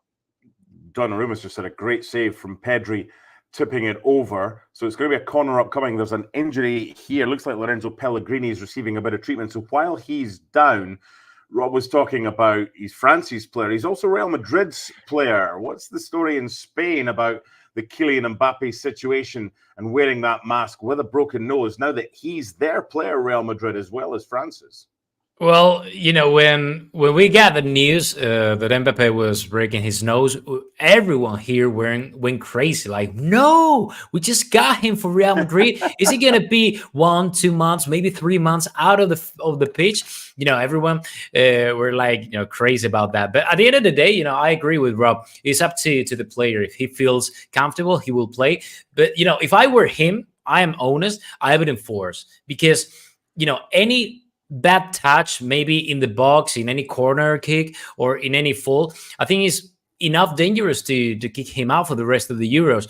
And I think that France, they have a great squad, because if he's not playing, maybe you can choose Thuram or Kolo Muani, or maybe you can get Griezmann a little bit on the attacking line. I mean, for me, there's no need to force if I were Mbappe, because he's gonna play, the whole or the rest of the years. But at the end of the day, he's gonna be the one to take the choice. I remember back in the Champions League final in Lisbon, when Diego Costa, the player for Atletico Madrid, they were facing Real Madrid in that La Décima game, and I remember that he was substituted on the maybe 3/4 minute of the game, because it was only about the player's choice. And I think that Mbappe wants to play. So at the end of the day, it's like, okay, if you want to play. But I would enforce if I were him for sure.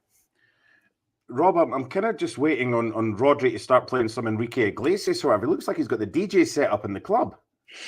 That's a proper setup, that, isn't it? I'm in a hotel room in Munich. That's what I need. I've had to charge these. But I'm a different DJ, because nowadays DJs they play not good music. Rob knows the music that I play. I'm more like Oasis and Britpop. Yeah, that's great. Don't sound old though. You're the young lad here. Rob's the one with the good hair, and I'm just the one that no one else was available. So they asked me to do this. Oh, you've been in Cologne. You've been drunk for goodness knows how many days on your off days, following the Tartan Army. Anyway, I digress. Enough Enrique Iglesias talk. 10 minutes gone, approaching 10 minutes. Spain against Italy. Is it one of these games that, you look at it and you think, wow, a decent game like the Netherlands-France? There's always that kind of danger that these games can disappoint because they're hyped up so much. But to be fair, both sides are probably going to go through. As I say that, Spain are coming forward and they've got options left, right, and centre.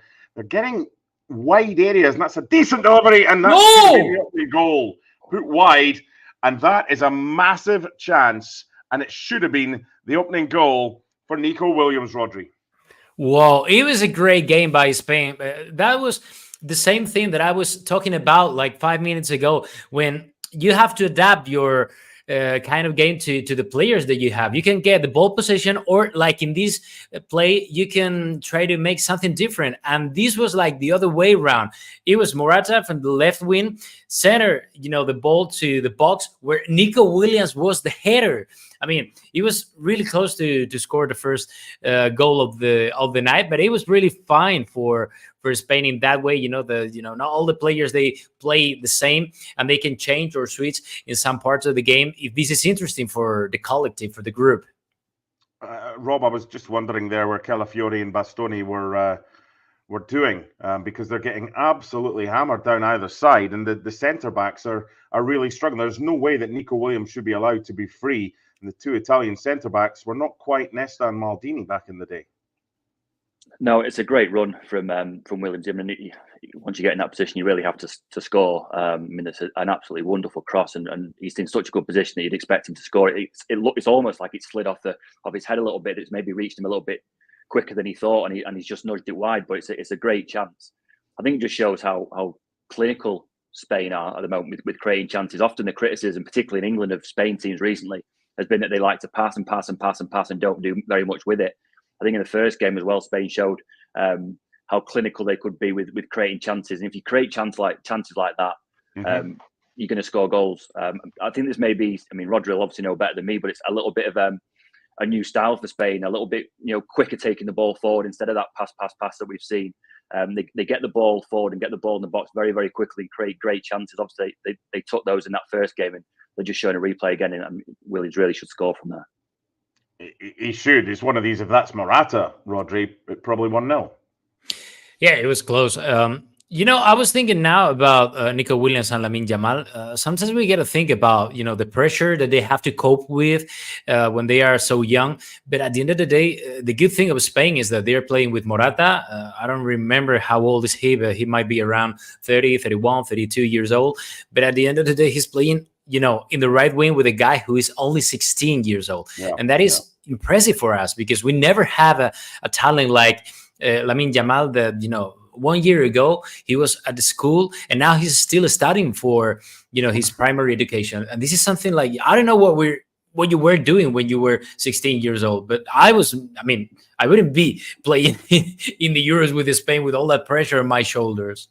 16. I was working in the equivalent of BJ's in the US, a place called Macro. You know the people that stand after you've bought your shopping, after you've added the tax on at the end, Rob, when you go to Macro or any of these places. You know the people that count the thing at Costco and then they stamp and they go, right, on your way, you can leave. That's what I was doing at 16. I wasn't taking my homework with me to the Euros because I was still playing for Spain at the time. What were you doing at 16, or do we not want to go there?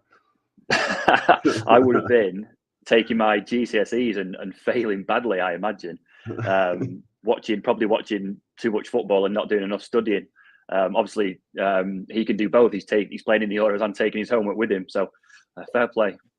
I was also at school as well. It wasn't like that's what I was doing full time back then. This was the job at night. And I used to work for Sky TV in the customer service department at the age of 16 and 17. And then I went on to work for them. But anyway, who cares about that? 13 and a half minutes gone. It's goalless as we expected so far, Rodri? Yes, I think so, definitely, because Spain keeps the ball possession. I think that's fair for De La Fuente's squad, and they had only, the big chance is for Spain. And the good thing that I am watching now at this moment is, how Nico Williams is moving in between lines and how they are trying to release Morata from Italy's defense, because they are being very strong, very tough for Spain. And that is why, Nico Williams, Lamine Yamal, Morata, they're trying to switch their position in order to take that wall down, which is something important for Spain. Rob, you were at Slovenia against Serbia earlier. We'll get your thoughts on that shortly, but I want to bring in Mark Ogden. We spoke to him earlier on our watch-a-thon. He was at the England game, and he said England would win 3-0. Oggy, floor's yours. Yeah, didn't quite turn out that way, did it? Let's be honest. England were terrible today. I thought they looked really tired, really out of ideas.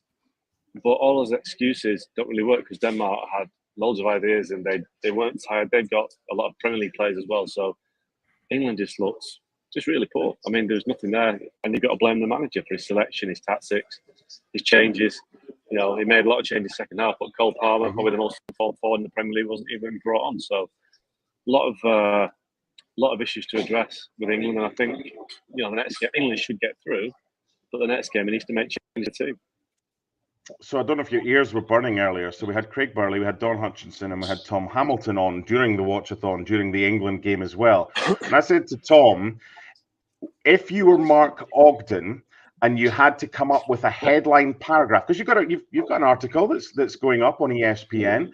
We were trying to think what your angle would be, because funnily enough, Burley and Hutchinson went in with 2 feet. They were like diving in with a red card tackle on Southgate, not so much on England, but on Southgate, how he's wasting a potential attacking generation with these tactics. What do you think Tom Hamilton said, or what was your kind of opening paragraph from what you had to say about the England performance? Well, I've not done it yet because I've been lost for words. But no, it would be something along the lines of, it is Gareth Southgate. Gareth Southgate is England's weakest link in the sense that they've got this great array of superstar players, Jude Bellingham, Harry Kane, who aren't playing very well, by the way. But the coach isn't good enough to get the best out of them. Now, if England had a Jose Mourinho or a Thomas Tuchel, they're not going to have Pep Guardiola, but if they had a coach of that level, I think he would be pragmatic enough to say, right, we've got all these great players, but you're not all going to play. So Phil Foden or Bukayo Saka, it's one or the other. Because you both want to play on the right, so only one can play. And the other side is taken by Anthony Gordon. He doesn't play Trent Alexander-Arnold in midfield if it's a top coach because he finds a player that plays that position every week. So you play Kobe Mainoo or Adam Watson. I was watching today and it really struck me how limited England's options are in midfield. There's just nobody in that midfield who can pass the ball. Me and Rob have seen Christian Eriksen over the last 18 months at Man United gradually decline to the point where he barely got a kick at the end of last season. He dominated the game today. He ran the game. Good. But England didn't have a Christian Eriksen. They didn't have anyone that would put the foot on the ball and see the bigger picture. Jude Bellingham, for me, massive reputation. But all he does is he wants to play in the final third. He doesn't want to track back. He doesn't want to do the defensive work. He wants to glory goals. He wants to be the guy that picks the pass, but he can't pick a pass like Eriksen. And he needs to defend a bit better. But I think a top coach would get this out of the players. Southgate, I just done his press conference and it was like sitting in a corporate meeting room with a lot of flip charts. It was a little bit uninspiring, shall we say. Any headlines that you're allowed to say, or is it embargoed what Southgate had to say afterwards to you? No embargo. It wasn't that good, to be honest. No, he's basically said about Harry Kane that he took Kane. I mean, Harry Kane was taken off. That doesn't happen very often, but he took Kane off because he wanted to get more energy into the team. Now that tells you that Harry Kane isn't providing a lot of energy. But Southgate also said he's not had a full 90 minutes for 5 or 6 weeks. Well, there's a lot of players in the squad that have got injury issues, and if Harry Kane isn't fit enough, then he doesn't play. I know he scored today, but he doesn't actually do anything else. So this is what I mean about a big coach having the confidence to do that. Harry Kane will always play in the biggest games, but if he's not fit yet, get him fit and let Ollie Watkins or Ivan Toney play against Denmark. So Rodri's he loving also this. said that Sorry, Mark. He also hinted at. He was asked a few questions. He kind of dropped a couple of hints about the mentality of the squad, about how the pressure was beginning to get to some of the players. When he was directly asked about it, he gave a kind of politician's answer, which was, the challenge is to win. That's why we're here, and I will walk towards that challenge, and we have to walk towards the challenge. It was a strange answer, but he didn't play down the suggestion that some of the players are struggling with the pressure of playing for England. I was going to say Rodri is quite happy right now. We're talking England because he's happy to watch Spain and he can update us on what's going on. I wanted to ask Rob your take on the triple change, which saw 3 of England's best players, Foden, Shaka, and Harry Kane, all go off. What do you make of it? I mean, the Kane thing, I think, is a worry, because if you're taking your main goal scorer off at 1 each, that suggests there's a problem. He's had a little bit of a back injury at the end of last season. Southgate, from what I've seen and what I've read, has kind of played it down a bit and said, he's ready, he's fit. But there has to be a reason that you're taking Harry Kane off at that stage of the game. I understand that it's maybe not his best game and you've got options on the bench. But if you're taking your main goal scorer off at 1-1, that suggests there's something else going on. I can understand why you take Shaka off and you take Foden off. You've got a load of options on the bench. Mark is right. I think the whole English public now is going to be calling for Cole Palmer to play some kind of role, because he's not played a minute yet in 2 quite uninspiring performances. You've got Anthony Gordon as well, who's played fantastically well for Newcastle in the Premier League last season, and also hasn't really had a bit of a look in. I think the Kane thing was odd, frankly. I fully understand why you want to throw on Watkins or you want to throw on Ivan Toney to get you a goal, but you do it and leave on Harry Kane, because if the ball drops in the box, who do you want it to fall to? You want it to fall to Harry Kane. So if you're taking him off, that suggests there's another problem, and maybe an underlying problem. Obviously, Southgate perhaps doesn't want to talk about it, because why does he want to sort of admit that his captain is struggling and is struggling with possibly with that back injury? But I thought that was very strange. At that stage of the game, I wouldn't have taken Harry Kane off. Rob, you were at Slovenia, Serbia earlier. Slovenia got a chance of causing England more pain? Well, yeah, if England play like that, definitely. I mean, Slovenia were the better team against Serbia today, and only denied a first ever Euros win by a 95th minute equaliser. I thought it was interesting after the game that you would have expected Slovenia to be quite low after that, after conceding such a late goal. But their manager came straight out and said that karma will come back for this team, basically saying, well, we've conceded a goal that we didn't deserve to concede, and we will get one the other way next time. And I think perhaps when Slovenia come to prepare for that England game, they will smell blood. They'll see an England team who aren't playing particularly well, who are struggling to create an awful lot of chances, who do at times look vulnerable at the back, and say, we can get enough out of that game to go through. They'll have nothing to lose when they play England. The pressure will pile on England now. Yeah. The pressure, Mark's already talked about the press conference there with Southgate. The pressure was already on Southgate after that first game. It will be on 10 times that amount after that draw against Denmark. And there's going to be 3 or 4 days now of stories about who should play and who should play. Should Southgate, should he be manager? Should he carry on as manager? Slovenia will love all that. And they will go out in that last game knowing that they've got a real chance of causing a big upset. And they've got 2 players who are playing quite well at the moment. They've got Jan Oblak in goal, who was fantastic today. And they've got Benjamin Sesko up front, who perhaps hasn't been as involved as he would have liked, but has got that ability, that talent to produce that moment of quality that will worry England. And Slovenia will go into that game with a real chance of shocking England. And that's what their manager will be telling them, that we conceded a late goal today that we didn't deserve. Go and get another one against England. Go and get it back. And England should be worried. I want to get Oggie's thoughts on the potential England lineup for the third game, but just quickly, Rodri, it's 0-0. We're a quarter of the way through it, 22 and a half minutes. What's the last 5-10 minutes been like? Well, it's been like the beginning of the game with Spain maintaining that ball possession, and Italy, they had one chance. That is why Luis de la Fuente is trying to tell the Spain defense to be really focused on Italian strikers, but at the end of the day, it's the same ball position for Spain. They're trying hard to collaborate with Morata, Nico Williams, and Lamine Yamal. Pedri is making it really well now at the moment, but same game up to this date. Do you think Italy would have watched videos of Scotland 2, Spain 0 to get an idea on how to beat Spain, Rodri? I don't know. Maybe they should watch some Scottish videos in order to drink better. Brave. Well, there's no beer left in Germany in some of the places we've been. Oh, watch out. Yeah. Spain, I've got a chance. You'd say. Close, Morata, no cigar. Yeah. What happened, Rodri? No, he had a chance, a really nice chance now for Alvaro Morata, Atletico Madrid player, inside the box. He was trying, maybe he was a bit score for, the right wing, but he tried hard, and he was even, well, maybe not as clear as Nico Williams' chance like 10 minutes ago, but it was a good chance for Morata, and he proves that Spain is doing well. So I'm happy now. Okay, we'll keep up to date with Spain against Italy. Oggy, what team should Gareth Southgate play in the third game against Slovenia? And then Rob, same question to you afterwards.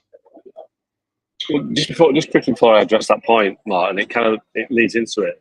Before the first game, I did a piece about burnout, and it was kind of classic England making excuses before they start. But the piece was that England, only Portugal, got more minutes in their legs this season, the squad, than Portugal. So England are tired from this tournament. And Gareth said after the game that his team don't press high because the profile of his players doesn't lend itself to pressing high. And he said that, but the actual physical profile of the squad right now doesn't allow that. So he's basically saying that his players can't press high at the pitch. The 2 games into a tournament, he's suggesting they're too tired to do it. So that is a big concern. So England players are tired now. They got jaded today. That is a big worry. So he does have to freshen it up.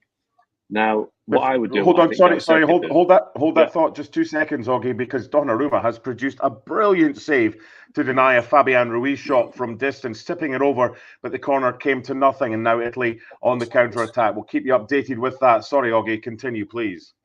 Yeah, so I'm just saying that what I would do is different to what Southgate would do. I think what I would do, I would make a lot of changes. I would take Trent out of the team, Alexander-Arnold. I'd take Foden. I'd either take Foden out of the team or Saka, and if you're taking Saka, you play Foden on the right. Don't play him on the left. Play Anthony Gordon, put Kobe Mainoo or Adam Wharton in midfield. And maybe try and find a place for Cole Palmer. I think it's going to be difficult to get Palmer in as well. But I think he's got to play after not playing a minute in 2 minutes, is he? In 2 games, is he not? He's got to play at least. The problem he's got is that Bellingham and Kane isn't working, and they are the 2 most high-profile players in the squad. But it's Gerard Lampard. Bellingham is playing too close to Kane. He hasn't got the legs anymore to get behind his defenders. There's something not right there. A good coach, a world-class coach, would find a way to sort it out and maybe put Bellingham a bit deeper. But there's so many issues right now. He's plugging lots of holes and a lot of problems, and I don't quite think Gareth Southgate is the man to do it. But we've said that for a while, and what the implication of a bad tournament will be for Southgate. Obviously, it might diminish Man United talk, but that's a different story for a different day. Indeed it is. Rob Southgate Dawson, as he's known to some of his friends, because he's good at picking England teams. What are you going to go for?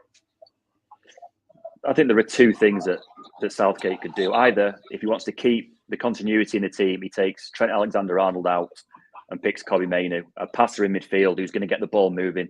I just don't think it's moving quick enough in midfield, and you get the ball out to Saka and to Phil Foden a bit quicker than it has been. The other option is, and this is what I would have liked to see before the tournament, is to have Declan Rice as your number 6 as a holder. You ask Jude Bellingham to drop a bit deeper and play as an 8. You play Phil Foden a bit further forward. You play Saka on the right. You get Cole Palmer in the team in another wide position, and you play Kane up front. Obviously, that relies very, very heavily on Jude Bellingham being able to play a little bit deeper in that 8 role and go almost box to box. But I think after today's uninspiring performance, they need some kind of spark. You need a spark in that England team, because they probably are going to go through to the knockout rounds, but they need a performance to wake up the rest of Europe, because today it just wasn't there. And I think if you were to play a midfield three of Rice, Bellingham, and Foden, you get Cole Palmer in the team, you get Saka on the right. That is a lot more exciting than the football we've seen. I think probably Southgate's just going to drop Trent Alexander-Arnold and pick Conor Gallagher, which is completely uninspiring. But if I was him, I would try and get Cole Palmer in the team, ask Bellingham to play a little bit deeper. You've got so many attacking players. Try and get as many of them as your team as possible. It can't be much worse than today. Rodri, there was Bellingham is that. Sorry, Oggy. On you go. I was just going to say the problem with Bellingham is that at Real Madrid he can play that free role that he's got because he's got Toni Kroos behind him, he had Camavinga, Tchouameni, the brilliant players in midfield behind him, and he had Vinicius Junior ahead of him and Rodrigo. With England, doesn't have that benefit, that luxury in midfield. England got a very good midfield in terms of passing range, and I don't think at the moment he's not found a way to reconcile the deficiency of the England team with what he's used to at Real Madrid. That the role isn't working. 0-0, 28.5 minutes gone. Spain against Italy. It's getting to the stage from what we've seen so far, Rodri, that this might be a case of when rather than if Spain take the lead. I suppose the only thing, from two supposes there, that you would like to see more from Spain with all this ball possession is maybe Donnarumma tested a little bit more, but they've already called him into action a couple of times. Are you happy what you've seen so far?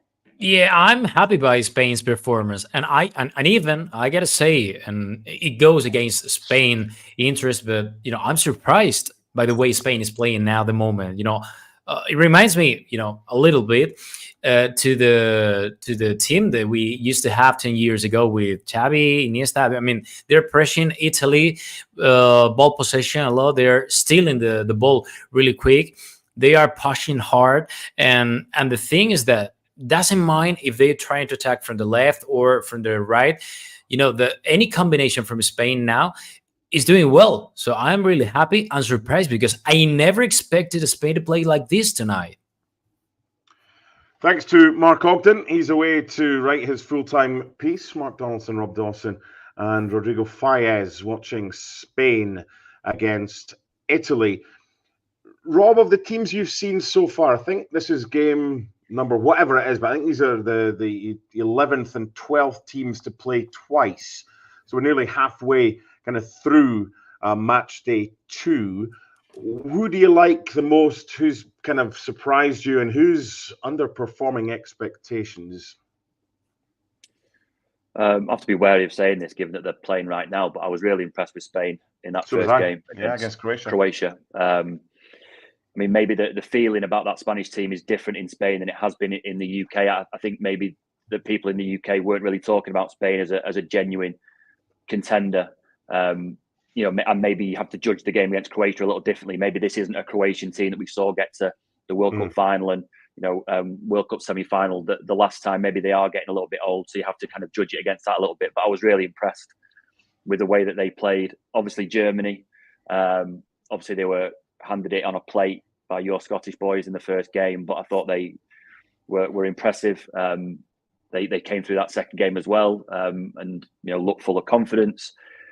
I think that the main takeaway though from the early games of the tournament is how open it is. I think that each of the big teams have got quite big flaws, and that it maybe is going to be one of those tournaments where the team who can hide those flaws the best is going to win. There doesn't feel to me like there's an outright favourite, possibly. I mean, even the way that France played, I thought they didn't look particularly fantastic going forward. They gave up a few chances as well. I think there's probably a real chance for maybe a Spain team to come out of that. Rodri talked at the start of this show about maybe that second group of teams, the likes of Spain and Italy. I think Rodri put Germany in that category as well, behind sort of France and England. Maybe there is an opportunity for a team to come out of that pack and win the whole thing, because I genuinely don't think after the first round of games that there is a standout favourite. I don't think there's any more than two types of digs. There's the obvious one and there's the more subtle one in the middle of a sentence that just kind of says Germany 5, Scotland 1, and then swiftly moves on as if you'll never notice that. I noticed that, Dawson.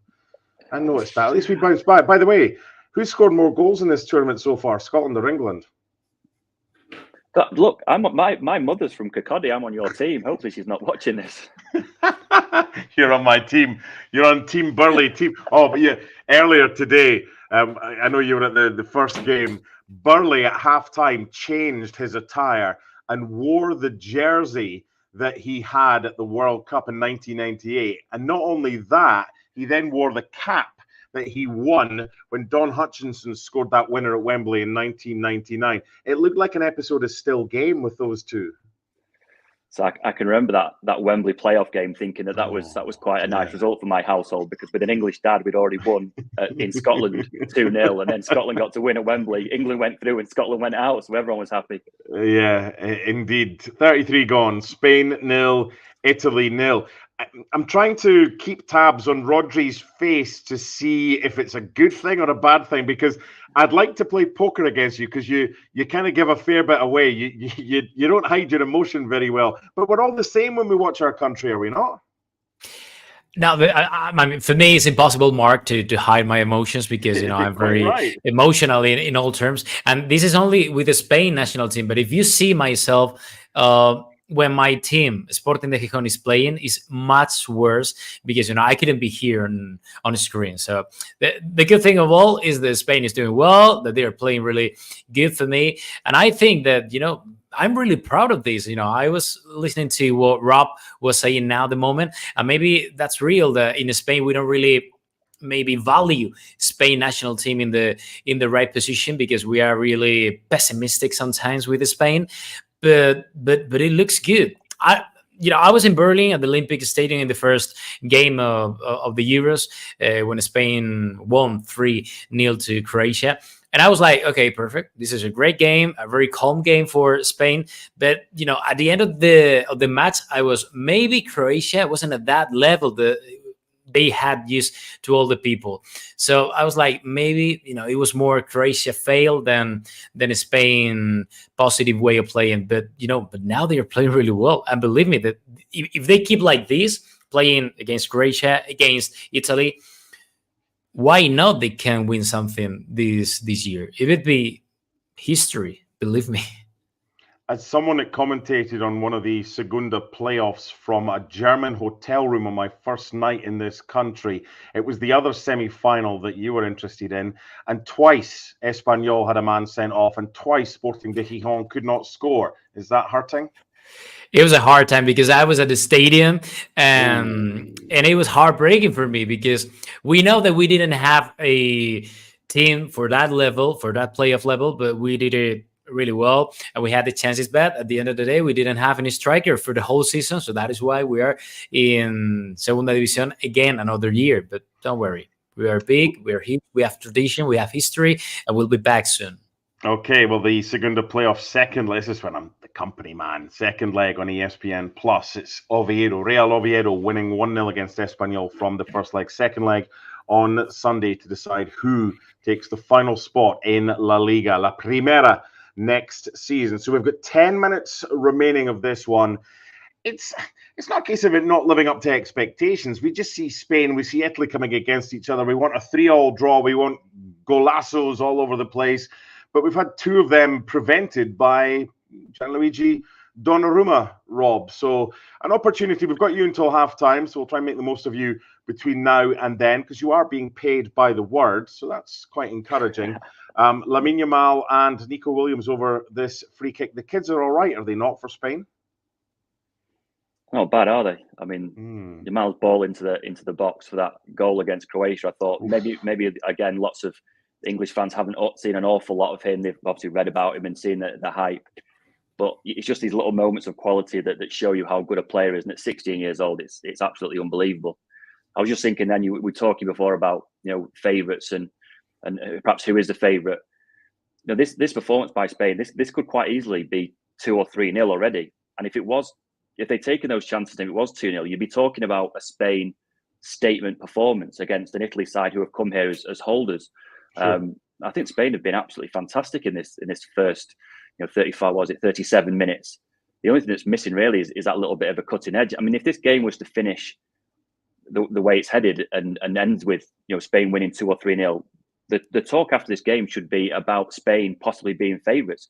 it feels like, again, this tournament is waiting for one of those statement performances. And the way that Spain have played in this opening sort of half an hour or so suggests that they are more than capable of doing it. Again, it may be a little bit down to this Italian side, the Italian side of, well, not 4 years ago, 3 years ago. Maybe they've got their own limitations, but I think, if I was a Spain fan, I'd be absolutely delighted with this first half performance. Could it quite easily be 2 or 3-0? Rodri, we've spoken a lot about Spain. I think it's only fair we speak a fair bit about Italy as well. Not so much their performance today, because they've been on the defensive, and they are again as Spain come forward, but once more, good defending by Italy. They're kind of playing on the counter-attack right now. How does this Italian side, Rodri, compare to, say, the last 10, 15 years of Italian sides? Well, you never know with Italy, because I think that they play much more released than the Italy that we all grew with. And at the end of the day, they combine really better, and I think they are quite good with Scamacca in the up front. I think they have good individualities with top players quality, but maybe not as good players as they used to have before.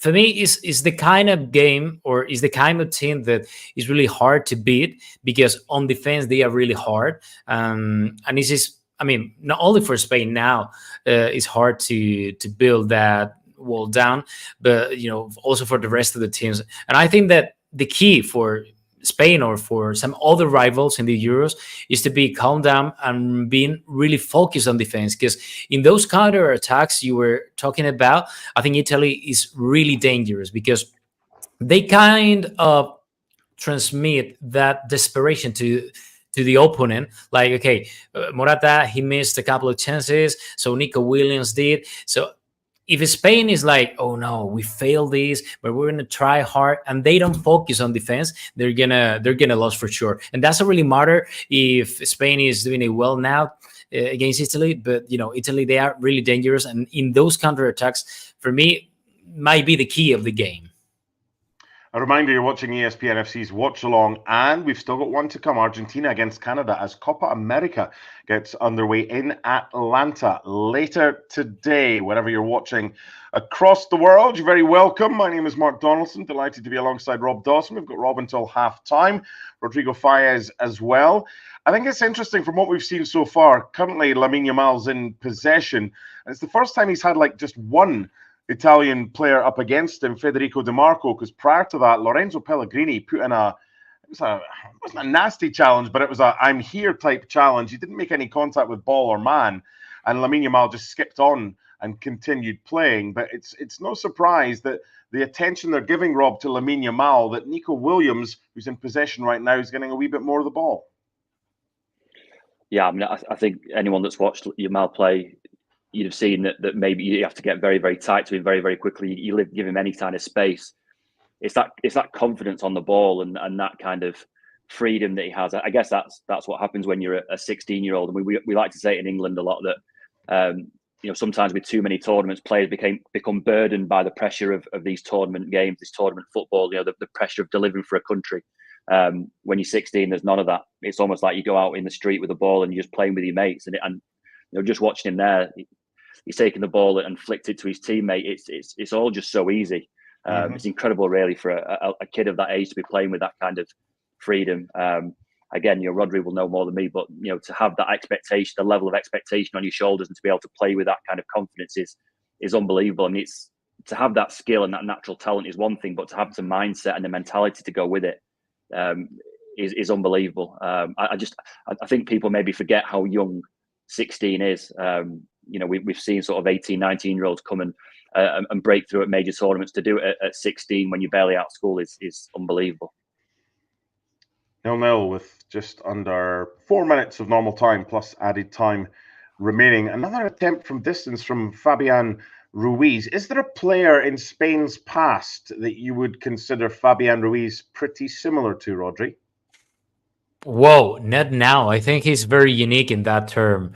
For us, it's a surprise, Fabian Ruiz, because no one believed that he was going to be at that level. No one expected him to be at the level that he's playing now. First of all, because he looks really comfortable in the Spain squad, which is something that when Luis Enrique was a Spain national team coach, it wasn't that important for the team. But now it looks like De La Fuente gave him those credentials in order to say, okay, you got to make one step ahead. You got to be important. You got to feel that you are important, because you can be important, but if you don't feel it, you're not going to be at that level. And he's like a released player in that term, because he tries to defend, he helps a lot the defensive line, he attacks really well. And now what we are watching, or maybe discovering, is that, I mean, he's scoring goals. I remember the goal that he scored against Croatia, that he looked like the Armando Maradona. And now we've seen a couple of shots from the outside. But this is something incredible for us, because we never expected Fabian to be at that level. And even in PSG, we never saw Fabian with that self-confidence that he has now at the moment. Rob, you've covered a lot of major tournaments. I know we're early doors into Euro 2024. How does it compare with others that you've covered, some of the major tournaments? I think so far it's been one of the best, just in terms of the amount of goals that we've seen, the amount of good goals that we've seen scored, the amount of exciting games. I was at the Turkey Georgia game in Dortmund the other day, and I think sometimes when we approach these major tournaments, you look for the big games with the big teams, and maybe it's best to judge a tournament on those games between sides that maybe you're not looking for as much. And that was an absolutely fantastic game with two teams who just both went for it, both with wonderful attacking players. And I think that shows that the quality that's on show. Sometimes when you expand a tournament, obviously the Euros is now expanded to include more teams, you dilute the quality a little bit, or you become worried that you dilute the quality. But certainly from the games that we've already seen, that doesn't seem to be the case. That you've got these smaller nations, even like Serbia and Slovenia today. A fantastic game in the second half at least, between two teams, and a thrilling end to the game with a 95th minute equaliser. So if the tournament goes on and carries on in the way that it has done, I think we're all in for a bit of a treat. It was the Scotsman that's responsible for more teams at the Euros, after former SFA chief executive Gordon Smith tried to get it increased to 24. Basically, it was after England lost to Iceland, and he used that as an excuse so England would have more chance to progress further in the tournament. That's a true story. I wonder why he would, as a Scotsman, would want more teams to be allowed to qualify. No Scotland, no party, Rob. You know that. Come on now.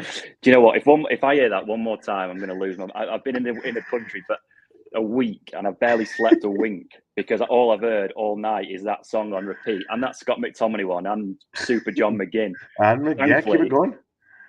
I'm staying in the outskirts of Munich tonight, so it's a little bit quieter. But I've spent a week in the centre of Cologne, and I've got a wink of sleep. I've been dreaming about Scott McTominay and John McGinn for a week.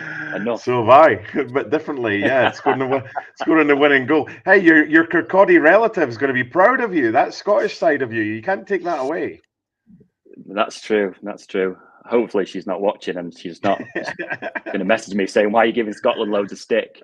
But in fairness though, there is some truth to that no Scotland, no party. I arrived in Cologne a week ago. Obviously Scotland weren't even playing there in their first game, and the entire square was full of Scots fans, and they were absolutely fantastic. I think obviously it's a very, very catchy song, and if I never hear it again, I won't mind. But there is something to be said for no Scotland, no party. Indeed. 0-0. We're into the final minute of 2 added minutes. Rodrigo, just before half time, let's get your first half thoughts on what you've seen. I think Spain has been better in all terms. In the defensive line, they didn't have any work at all. But, in the midfield, they were superior to Italy.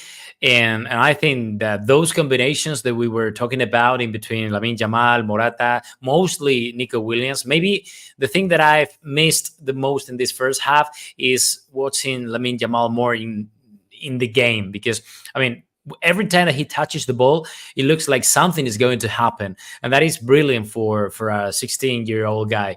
And that is why maybe in the second half, they try not to focus all the attack for the left wing with Nico Williams, and they try to balance that attack with Lamine Yamal, because I think in that 2-against-1, I think Lamine Yamal and Carvajal, they should be like the key for Spain in order to score the first goal of the night. Okay, it's half time between Spain and Italy. Ready, Rob? Come on. John McGinn. On the wing. No Scotland, no party. There you go. It's half time. It's Spain 0, Italy 0. And we leave you with no Scotland, no party. We'll be back for the second half. Not with Rob. He's away for a lie down. We'll see you shortly. I'm Bye. going. That's enough.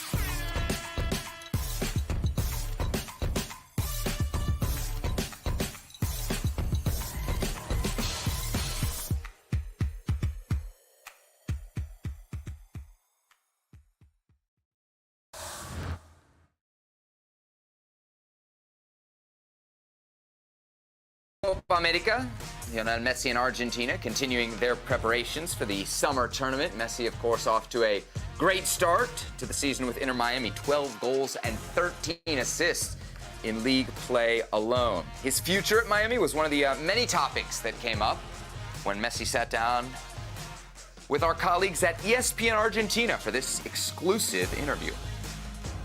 Leo, cuando se ven los récords, aparece una palabra. Messi, Messi, Messi, Messi. Pulverizaste todos los récords. Ahora, el hecho de jugar 6 mundiales no le pasó a ningún jugador en la historia.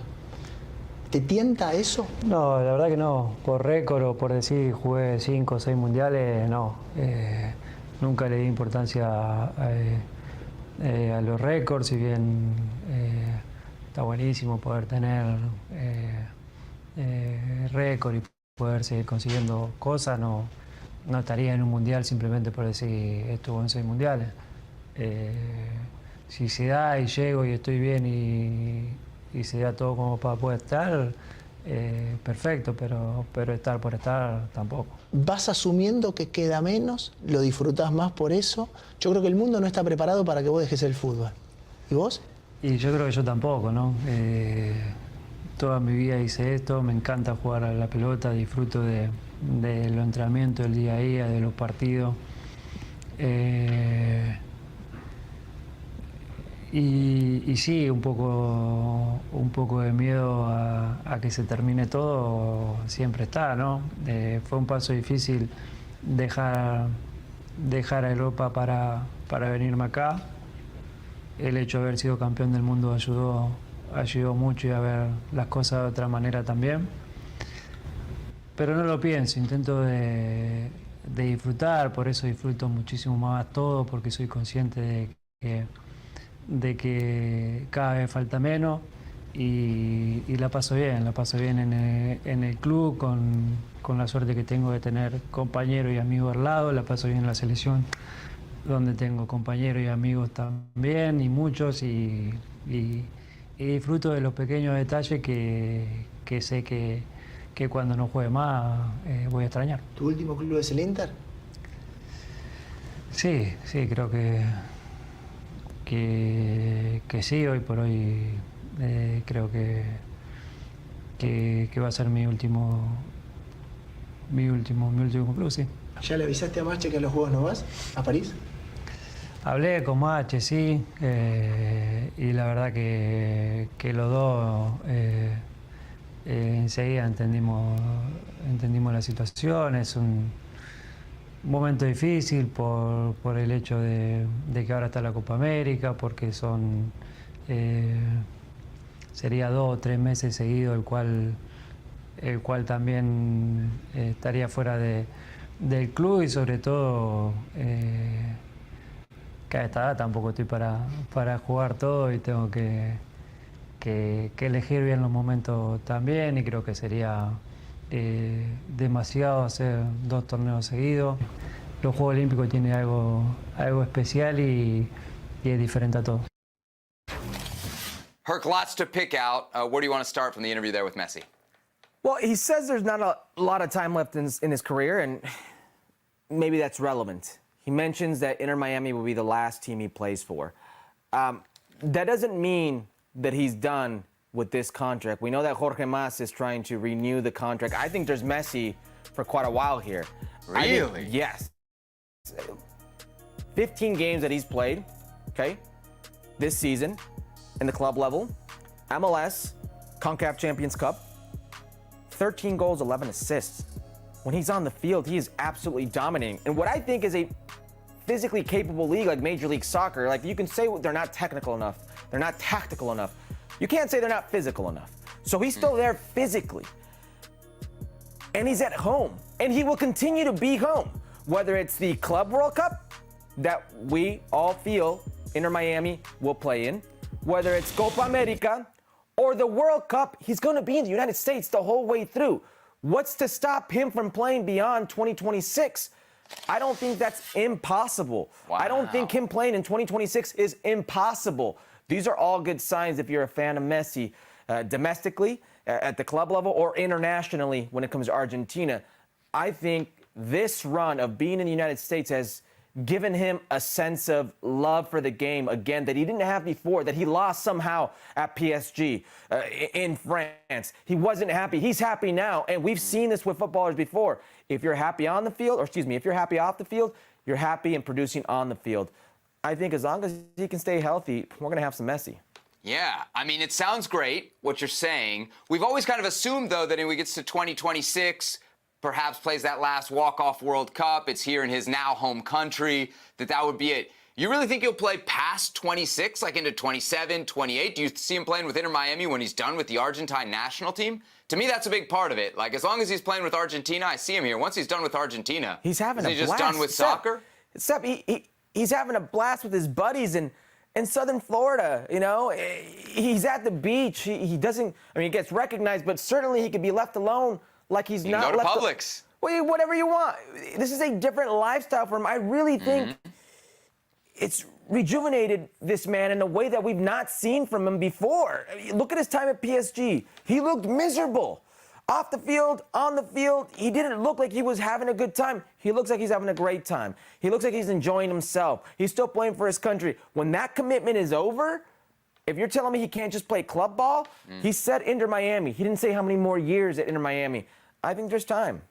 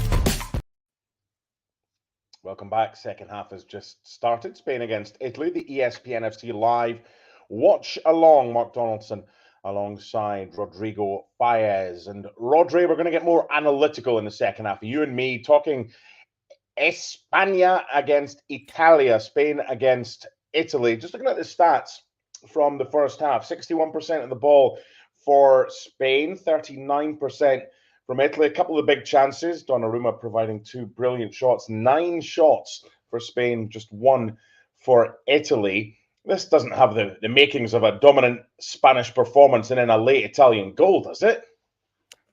Yeah, I mean, the good signal for Spain is the Donnarumma has been the best Italy player, so that is why that is a good chance for Spain, and maybe the best signal that Spain in the first half, they did it really well. I was watching now the images that Rodri Hernandez now is injured, and he's like suffering from his left knee. I hope and I pray that he's good to be back on the pitch, because it would be a trouble for Spain if we lose Rodrigo, because I mean he's the light of Spain, he's the way of Spain, he's the guy, like orchestra director, and he's struggling, and he's not the kind of player that he's complaining about anything or making any kind of theater or whatever, and he's struggling now at the moment, and I am a bit worried, Mark.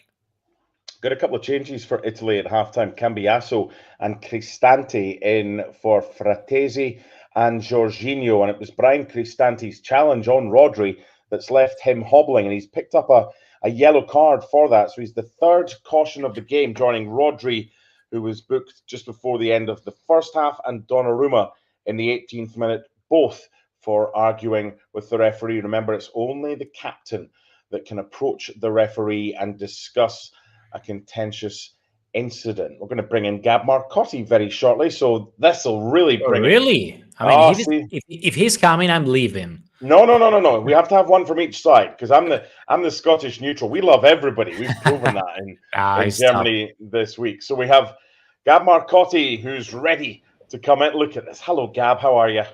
Hello, Rodri. Why would you possibly be leaving? No, I just was thinking about maybe if Gab comes in, he's gonna laugh at Spain, like, okay, you're touching the ball, but you never score. And I was like, okay, I'm ready for that. Don't worry.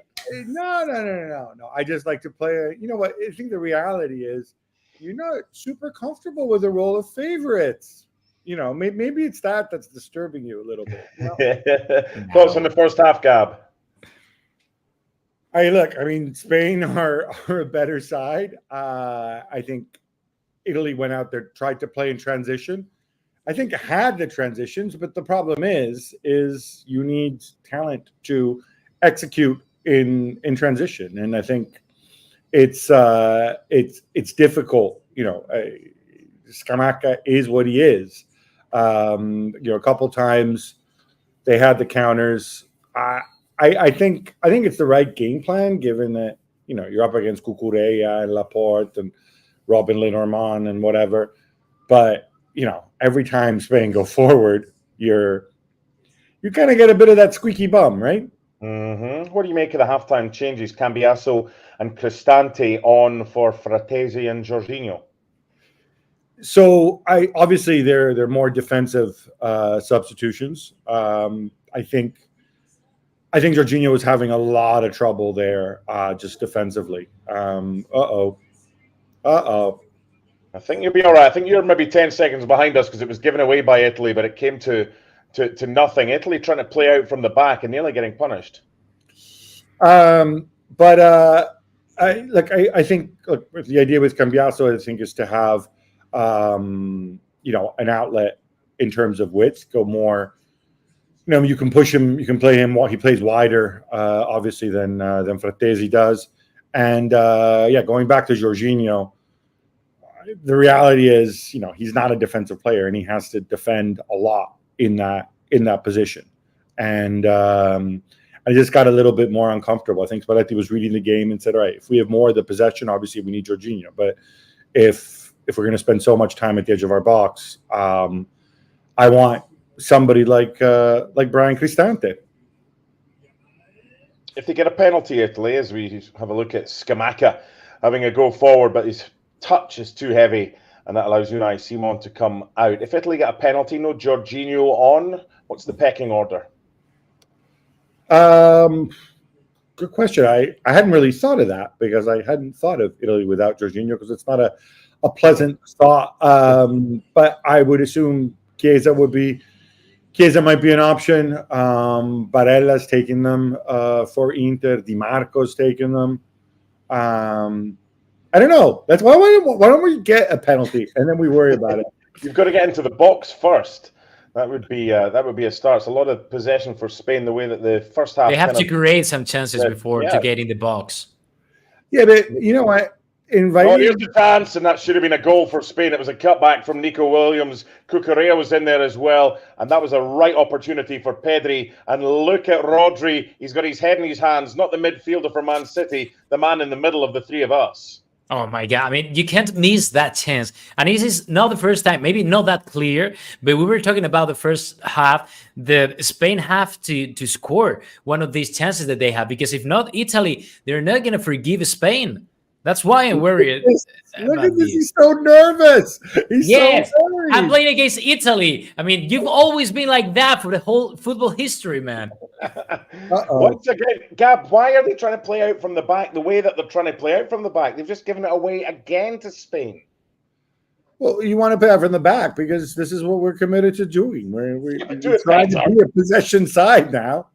And look, lumping it forward so that Chiesa can shoot from 40 yards out or Scamacca can just fall over the ball, isn't the way. That's not really the solution either, right? How do you feel that Di Marco and Di Lorenzo did against Nico Williams and Lamine Yamal in the first half, Gab?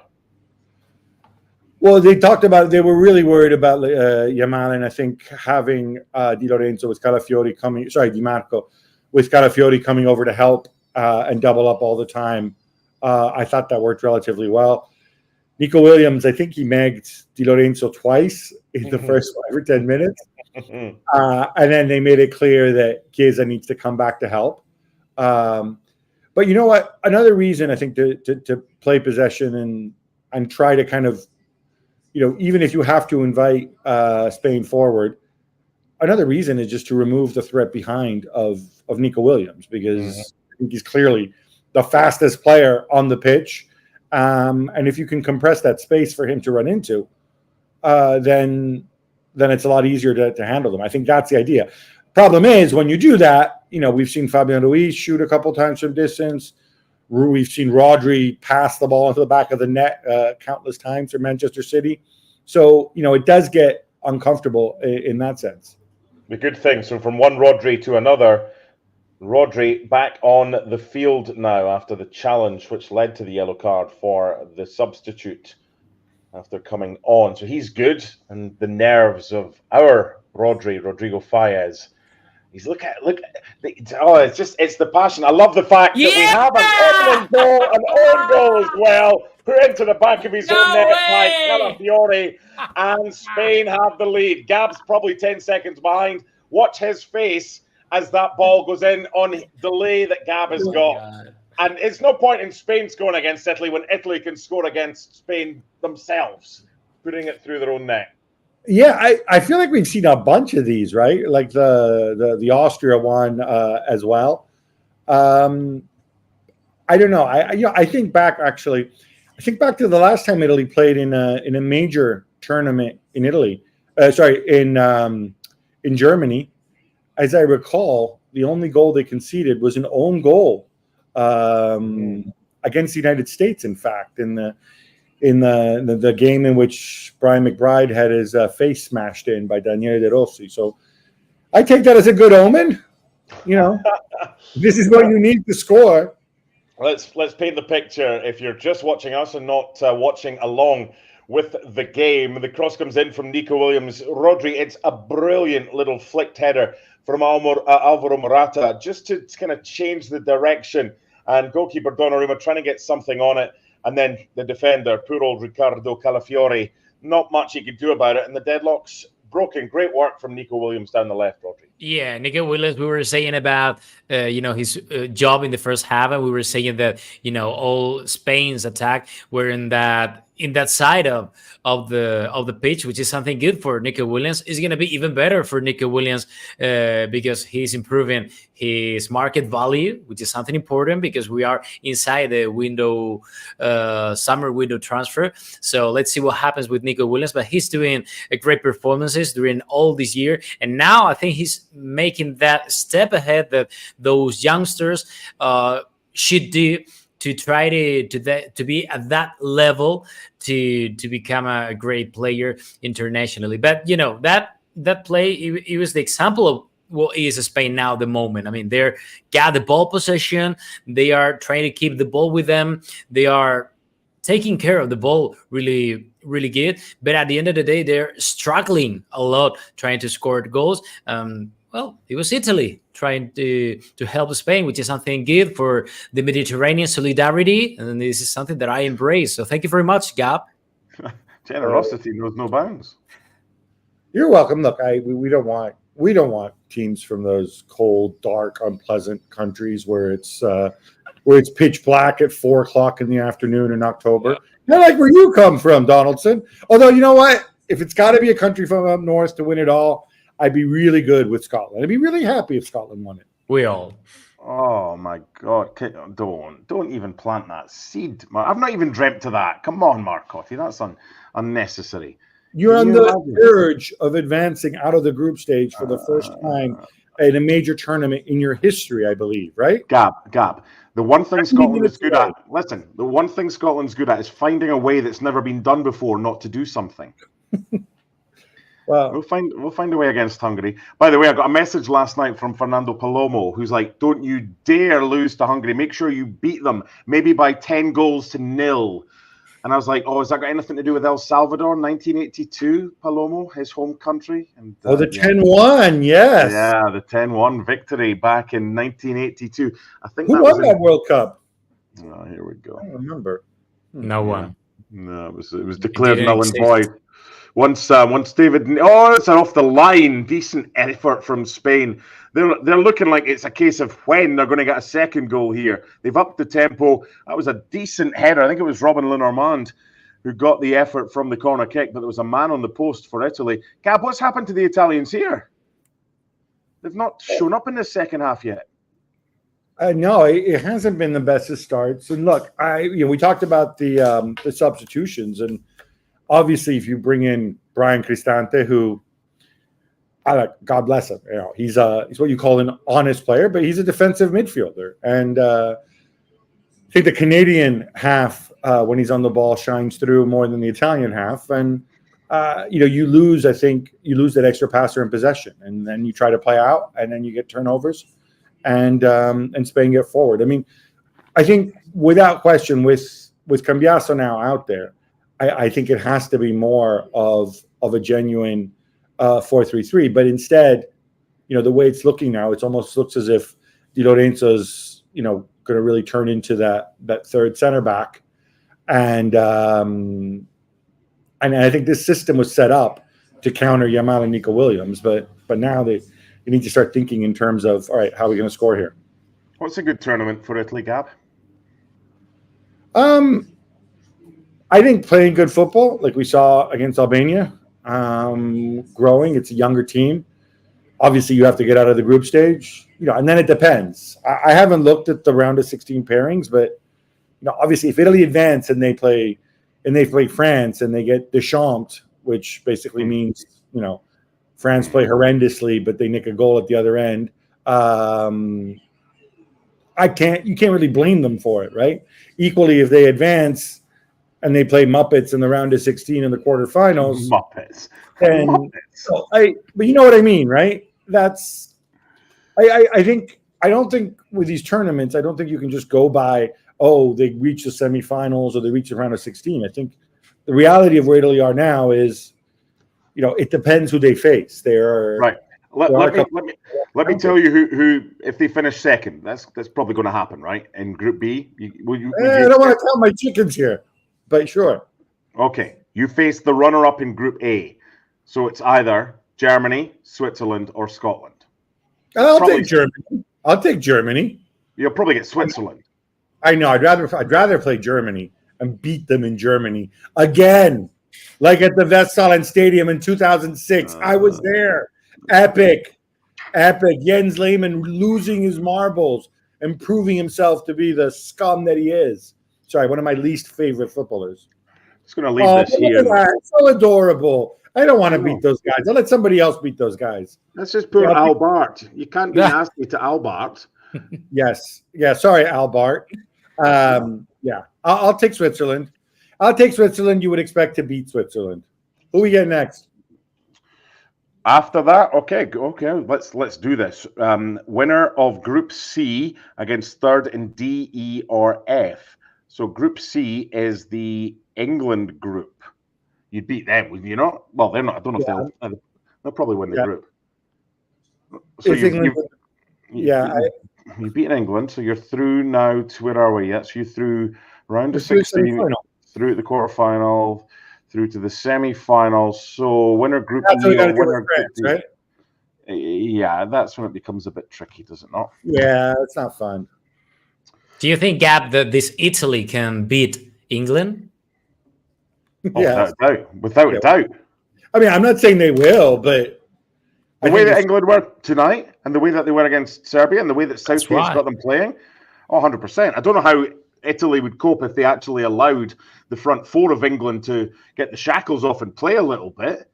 But the way that they are right now, I think England are a better team. They're a more consistent team. If it was a league scenario, sure, they would probably finish ahead of Italy. But if you're asking me, can they beat England? Yeah, I mean, I was there, and maybe so were you. Actually, they did it in 2021, right?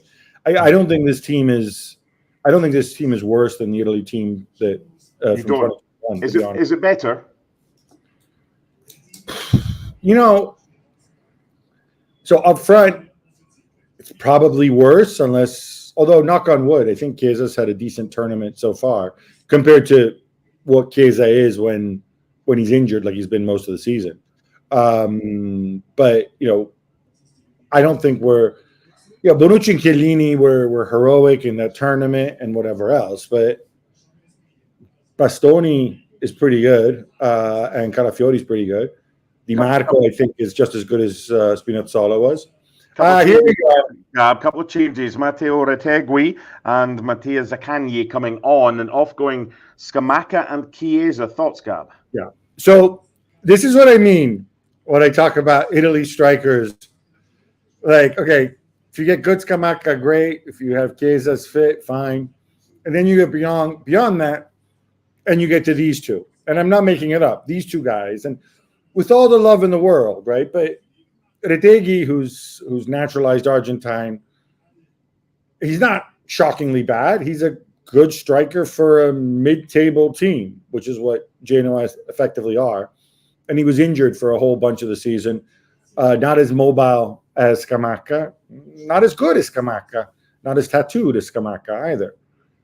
Mattia Zaccagni, you know how people in Spain love talking about how often Vinicius gets fouled, Rodri? Yeah, indeed. I suffer it daily. Yeah, I'm pretty sure Mattia Zaccagni, I think last season, was the most fouled player in the Big Five. He got per 90 minutes. He got fouled more than Vinicius. I think he probably also got comparable amounts of cards for diving as well. He likes to go down easy.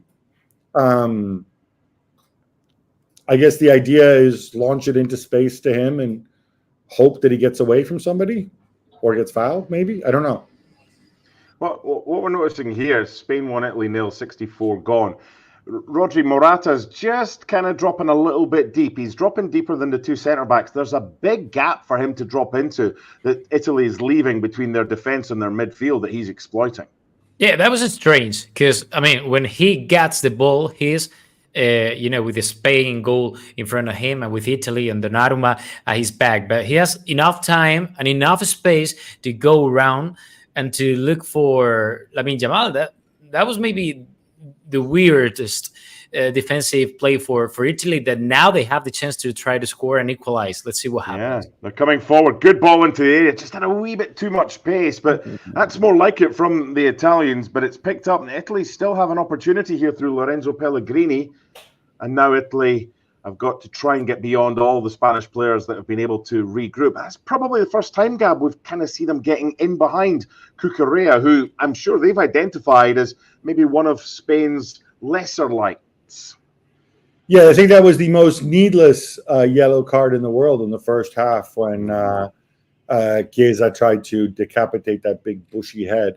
And by the way, that's a big reason why Chiesa is off. Is he's been booked, and you want to make sure he's around for the Croatia game.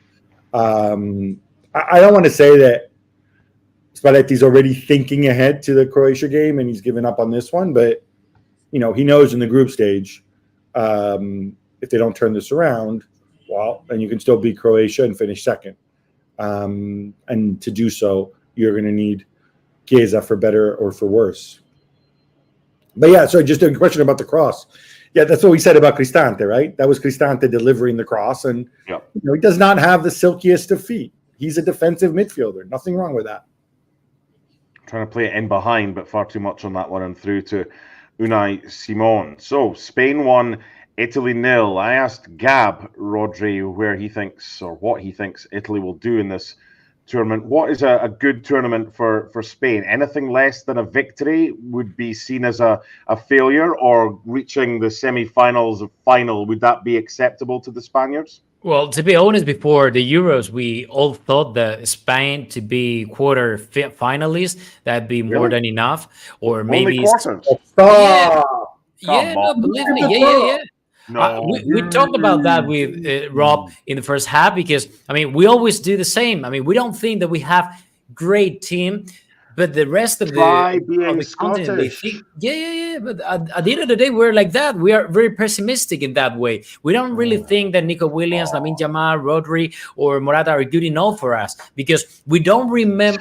We don't forget Villa, Fernando Torres, Xavi, Iniesta, and we got to think more about the present and indeed on the future. That is why we didn't think that they are more than able to be competing for the final trophy. But now, after what happened against Croatia and what is happening now against Italy, everyone is going to believe that Spain could be a main contender. And that is good and positive for the people. But at the same time, it's going to be a little bit tricky, because we remember what happened at the beginning of the Qatar 2022 World Cup, when Spain won 7-0 to Costa Rica, and then it was a disaster against Morocco.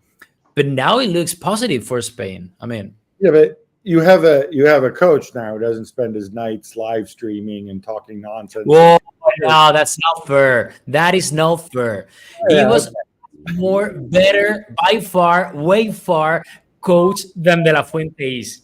And you know it. He's a genius.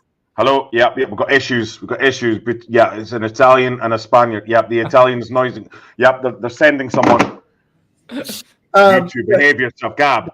I love Lucho. You're sending a French guy. Listen, I love Lucho Rodri. I think the man is a genius. The problem is, geniuses sometimes don't win competitions, because you have to be a little bit more normal and a bit more calculating, sadly, to win it. Just look back and look at the type of people who win these tournaments, and it's not people like Luis Enrique.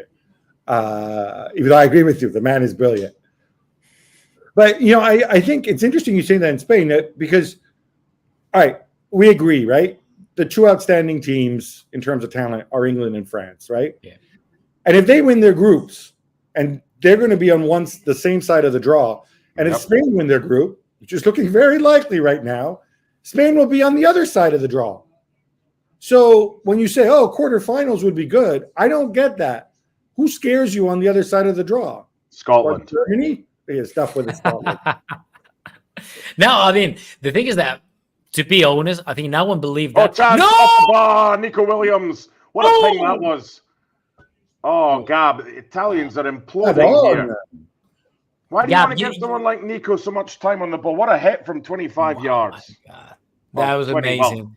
Gab, you 18 know yards. more than me about Man United, but do you think that Man United could pay Nico Williams cost now at the moment?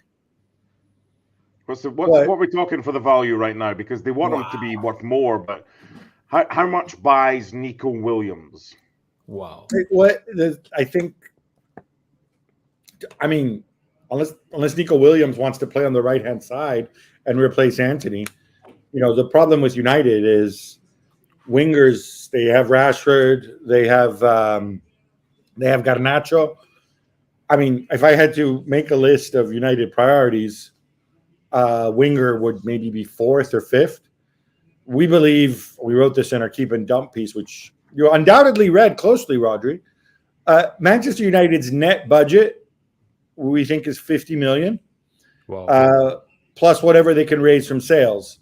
And absolutely priority number 1 has to be a center back and probably a central midfielder before they even start thinking about wingers. Oh, and another striker, because Højlund can't do it all by himself. Even a striker on the bench. There's nobody on the bench now that Martial's gone. So I'm not sure that there'll be too much money left over. And as you know, United don't really have that many assets that they can sell for a lot of money or that they would want to shift for a lot of money.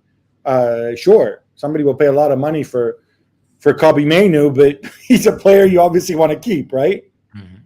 Couple of changes, Rodri. We've seen Pedri go off and Lamine Yamal go off. What do you make of the decision to take that pair off?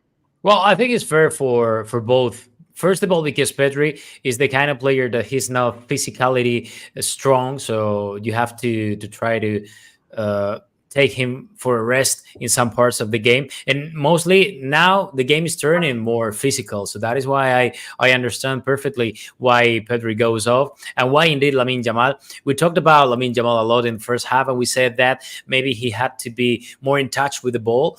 But now, this is normal that Italy has to make a little step ahead in order to equalize. Now they have a dangerous fall in favor. So let's see what happens. But at the end of the day, it's like, okay, I understand those substitutions. I'm not a real fan of De La Fuente's substitution in the second halves, but I think these are quite fair.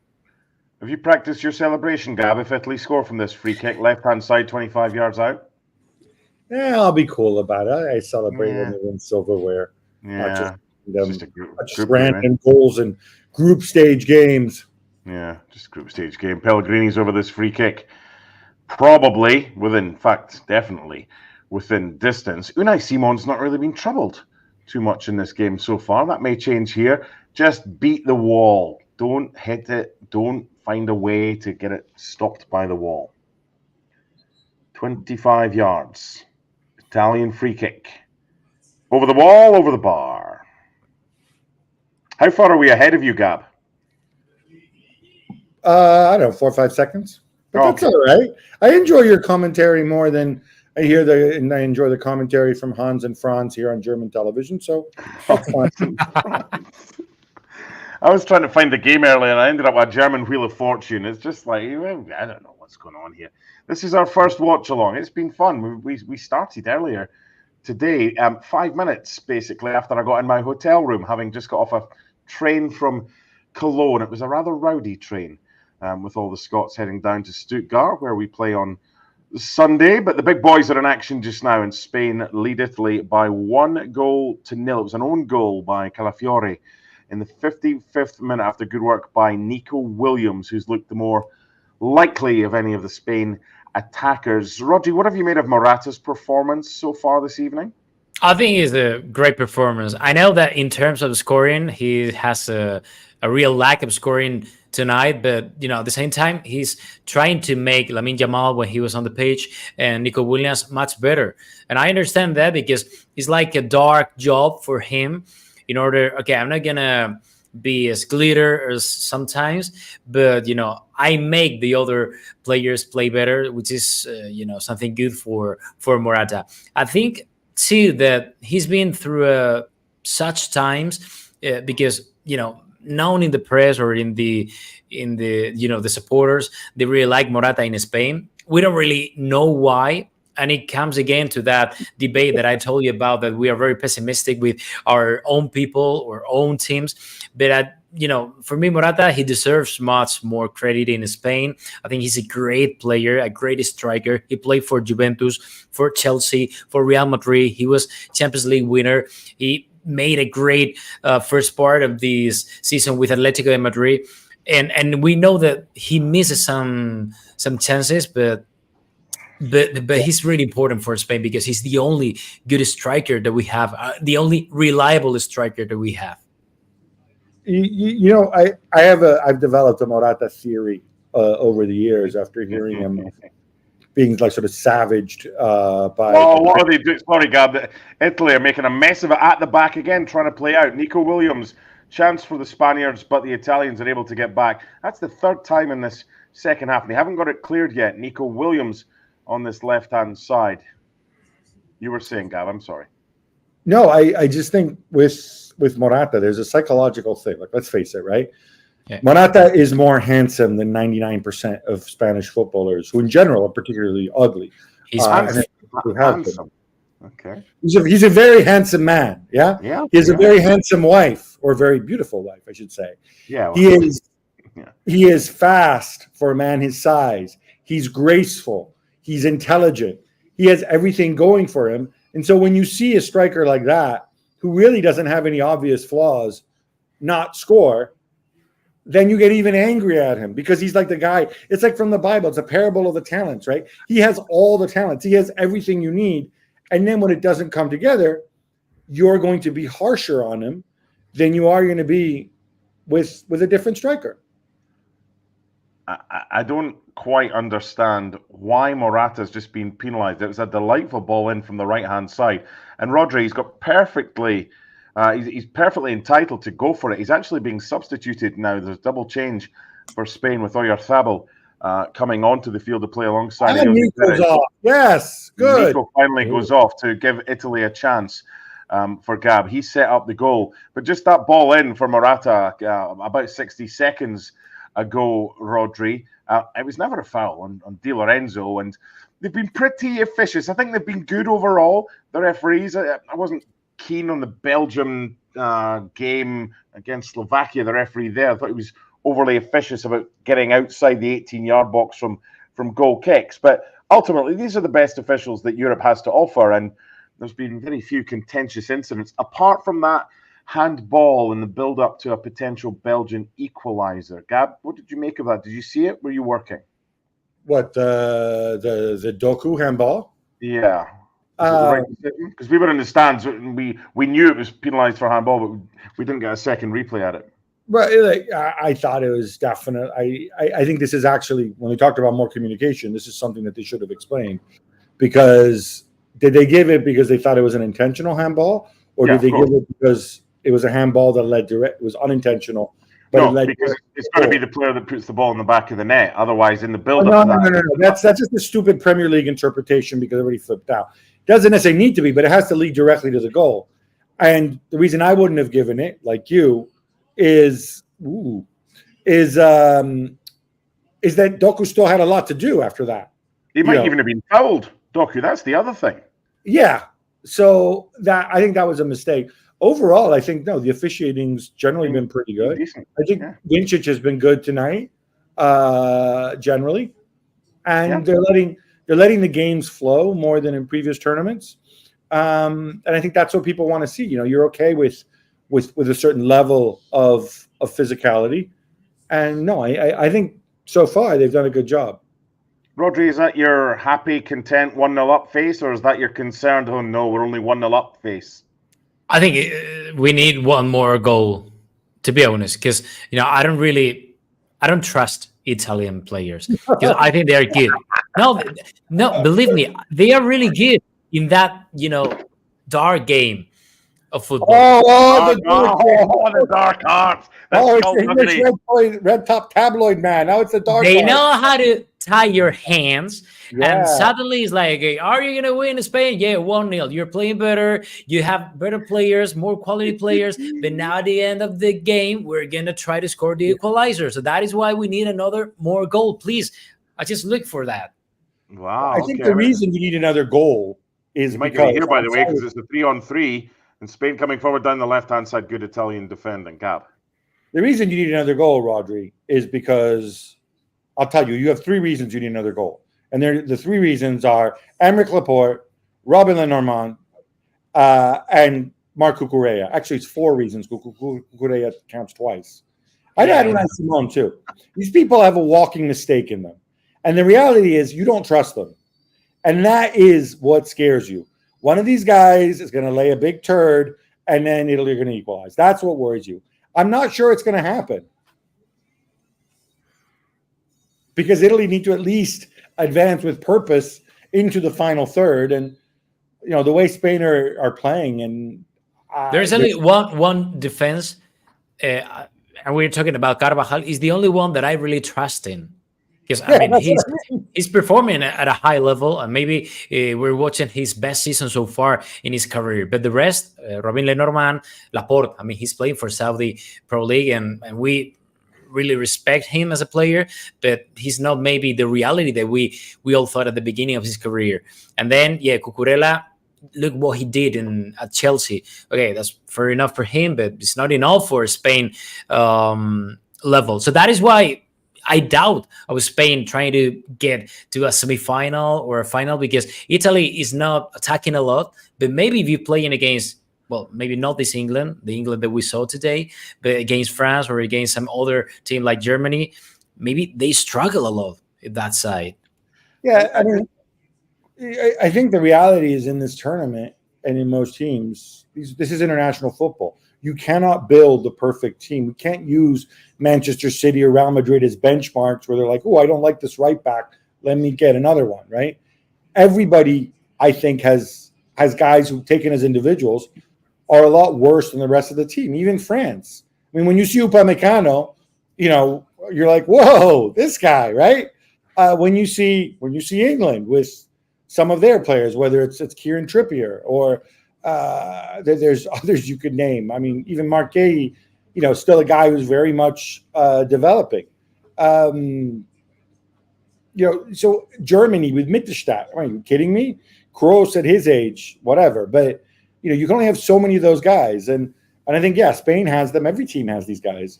That's part of what makes international football fun. All these teams are flawed. Your savior might just have come on. Giacomo Raspadori for Italy. Jack! Magic Jack. Magic Jack. Remember Cactus Jack, the wrestler? Whoa. See? It's interesting you call him Cactus Jack because... Oh, he's been called many things, but he was known as Cactus Jack. That was one of his monikers. That was his early moniker before, of course. No, that's when I started watching it. Became Mankind, and then, of course, most people actually know him as Mick Foley. Yeah, back in the day. Oh, I know you like your wrestling, Gab, but we'll keep that for another day. There's going to be plenty of opportunities because hopefully this is the first of many watch-alongs on ESPN FC. It's been fun today, especially with Craig Burley donning his Scotland jersey that he was sent off in France, along with his Scotland cap that he won against England, and he was sitting there like an old man from a Scottish TV sitcom. You know what? I love that story that he has the jersey he was sent off, and I'm assuming it's because he had to go down to the dressing room, so he couldn't swap it with anybody afterwards, right? Oh, he said in the first game against Brazil, he said this lad, Ronaldo, was banging on the door saying, can I have Burley's jersey? But Craig was adamant that he wasn't giving it to anybody, not even Ronaldo. By the way, you know the insistence, I know you have this in Spain too, Rodri, when a young player comes up, you immediately compare him to an older one, and they say, oh, look, he's the new so-and-so. So Jack Raspadori was, when he first made a name for himself, he was the new Romario. Oh, really? I'll let you guys be the judge of that. No. Well, depending what Romario version you want to compare it with. Exactly. Yeah, it's the retired one. Who's the new Freddie Adu, Gab? Well, I was going to say, actually, it's funny. You expect me to cite an American guy, make fun of him, and then I get all the USMNT people after me, so I won't do that. But there's a guy at Celtic who was the new Messi. Was he like 13 or 14 years old? He was on the bench. Karamoko Dembele. Karamoko Dembele, that's right. No relation, I assume. And now he's just been released. Yep. We were calling him because obviously he's Scottish, but he was England could have had him or whatever. And he was 13 or 14, and I think he played for the Scotland under-15 schoolboys. And yeah, that's the danger. We've all seen these prodigiously talented Scottish too. Was it Ryan Gauld? Was that his name? Ryan Gauld's doing well at Vancouver in MLS. What, that guy still plays? Yeah. And he's still little, I assume, yeah? Yeah, Ryan Gauld. It was Lewis Morgan that went into the Scotland squad from the Red Bulls ahead of Ryan Gauld at Vancouver. Not that he'll see any game time. We have a corner for Italy, who are looking for an equalising goal. Near post flick, comfortable for Unai Simon. Not really been troubled tonight much, has he, Rodri? No, not really. In that case, I mean, we are really secure with Unai Simon. No, I mean, it didn't happen anything, Gab. It's already happened, Gab. It's fine. Just listen. Take a listen. Yeah, it's all right. Do you think that is dangerous for Italy's history? Come on. What are you talking Oh, yeah, he's getting brave now, isn't he? Like 4.5 minutes to go. By the way, our wonderful behind-the-scenes boys and girls, including Rob Moore, one of our producers, has documentary evidence of the photo. Look at this. This was no way. He's got his Scotland jersey on, and he's got his cap that he won when Don Hutchison scored against England. It does. It looks like he's just had his grandkids round for a wee visit, and they've tired him out. Yeah, it looks like he's in a hospital bed too.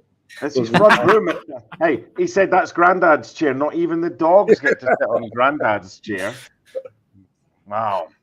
Time running out for the Italians. Nothing to lose now, Gab, and they're just looking for a ricochet, which they nearly got, but Cucurella was able to clear. If you want to go there, there is something to lose, is that you don't want to lose by a bigger margin than Croatia did, right?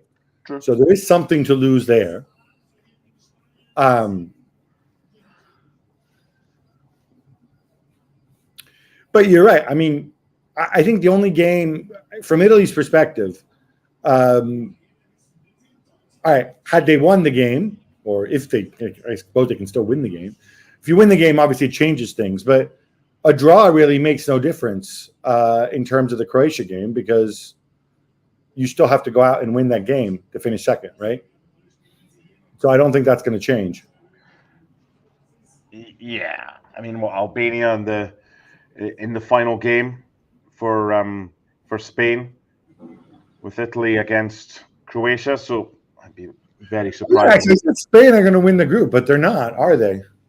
Because sorry, I got that all wrong. Spain are going to win the group. Yeah. Sorry.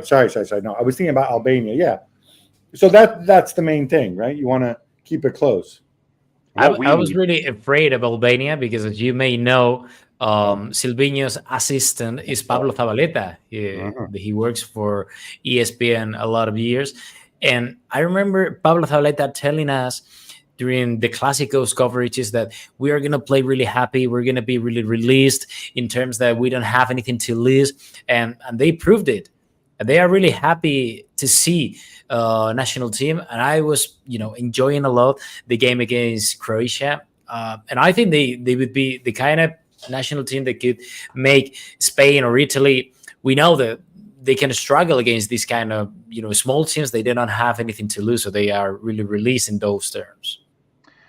Rodri, how would you compare this Spanish performance against Italy from the one that we saw against Croatia? Much better. I mean, yes, and I'm going to explain it to you again. I'm laughing at Carvajal. Okay. Don't worry about that. No, but I think it's much better this game because, I mean, I didn't see Croatia like they used to be anymore. I think their physicality went down a lot. And I saw even a really lost team in the midfield when I was in the Olympic Stadium in Berlin last Saturday. But now Italy is another thing. I mean, Italy, they can be better or worse, depending on the years, with more, less talent. But at the end of the day, they are Italy. And the way that Italians compete is just amazing in these tournaments. So that is why I'm really proud of Spain, because, I mean, they proved that they got the ball possession, they got the opportunities, they got the pressure on Italy's defense. And that is something really positive in all terms, because this is the kind of game that is a point of inflection for Spanish supporters to say, okay, we got a better team than we thought at the beginning, and maybe if we grow in a proper way during the tournament, we are going to be up there. 4 added minutes at the end of this game. It's funny because when I was just looking at what Rodri was saying, and if you go back to Euro 2020, I think of all the games Italy played, the only game that they deserved to lose but did not lose was the one against Spain. Obviously, we know how that one turned out. I mean, Spain, I thought, were the only team that outplayed Italy in the last tournament and should have done better. So when you can outplay them and get the 3 points, like it looks like they're doing tonight, then, yeah, your confidence really grows. That was a good chance for Ayoze Perez coming in from the left-hand side, and a good save from Donnarumma. And we remember that first half, Rodri, with Donnarumma had that brilliant save from Fabian Ruiz and a couple of other decent efforts as well. There's no doubt whatsoever that Spain deserved the victory, assuming they go on and hold on for the last 3 minutes. Will the Spanish press look at this and go, yeah, we're happy with this and think it could have been more? Or will they potentially have a different view and maybe be critical that they didn't get more goals?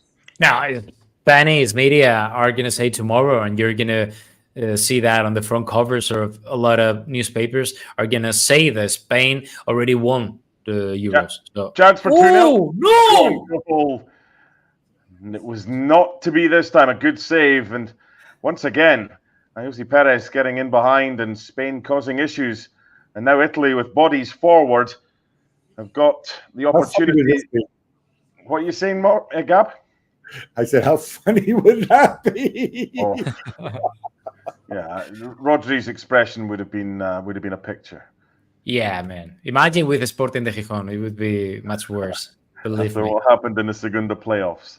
Got to give love to everything, especially as rights holders, ESPN of La Liga.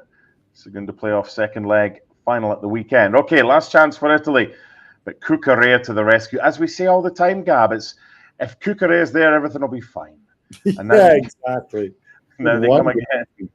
To be fair to Cucurella, and I see a lot of him because Chelsea Stadium is less than a mile from my house. He wasn't terrible in the last couple months of the season for Chelsea. It's just that everything about him is just wrong, and I think that's why. Got good hair. That's why a lot of players just don't like him, or a lot of fans just don't like him and maybe are unnaturally harsh on him. I mean, yeah, I think you are. But I do wonder, Rodri. I'm assuming I didn't get to see too much of Valencia this year. I'm assuming Gallaz just jumped the shark, and so it was never really an option. No, never. Even I think he was injured at the end of the season, so that is why he wasn't even on the list. And this is a bit strange because when Luis Enrique was the coach, Gallaz has always been the key player for that left back. But, I mean, we were really surprised by the way that La Fuente called Cucurella because we never thought about that.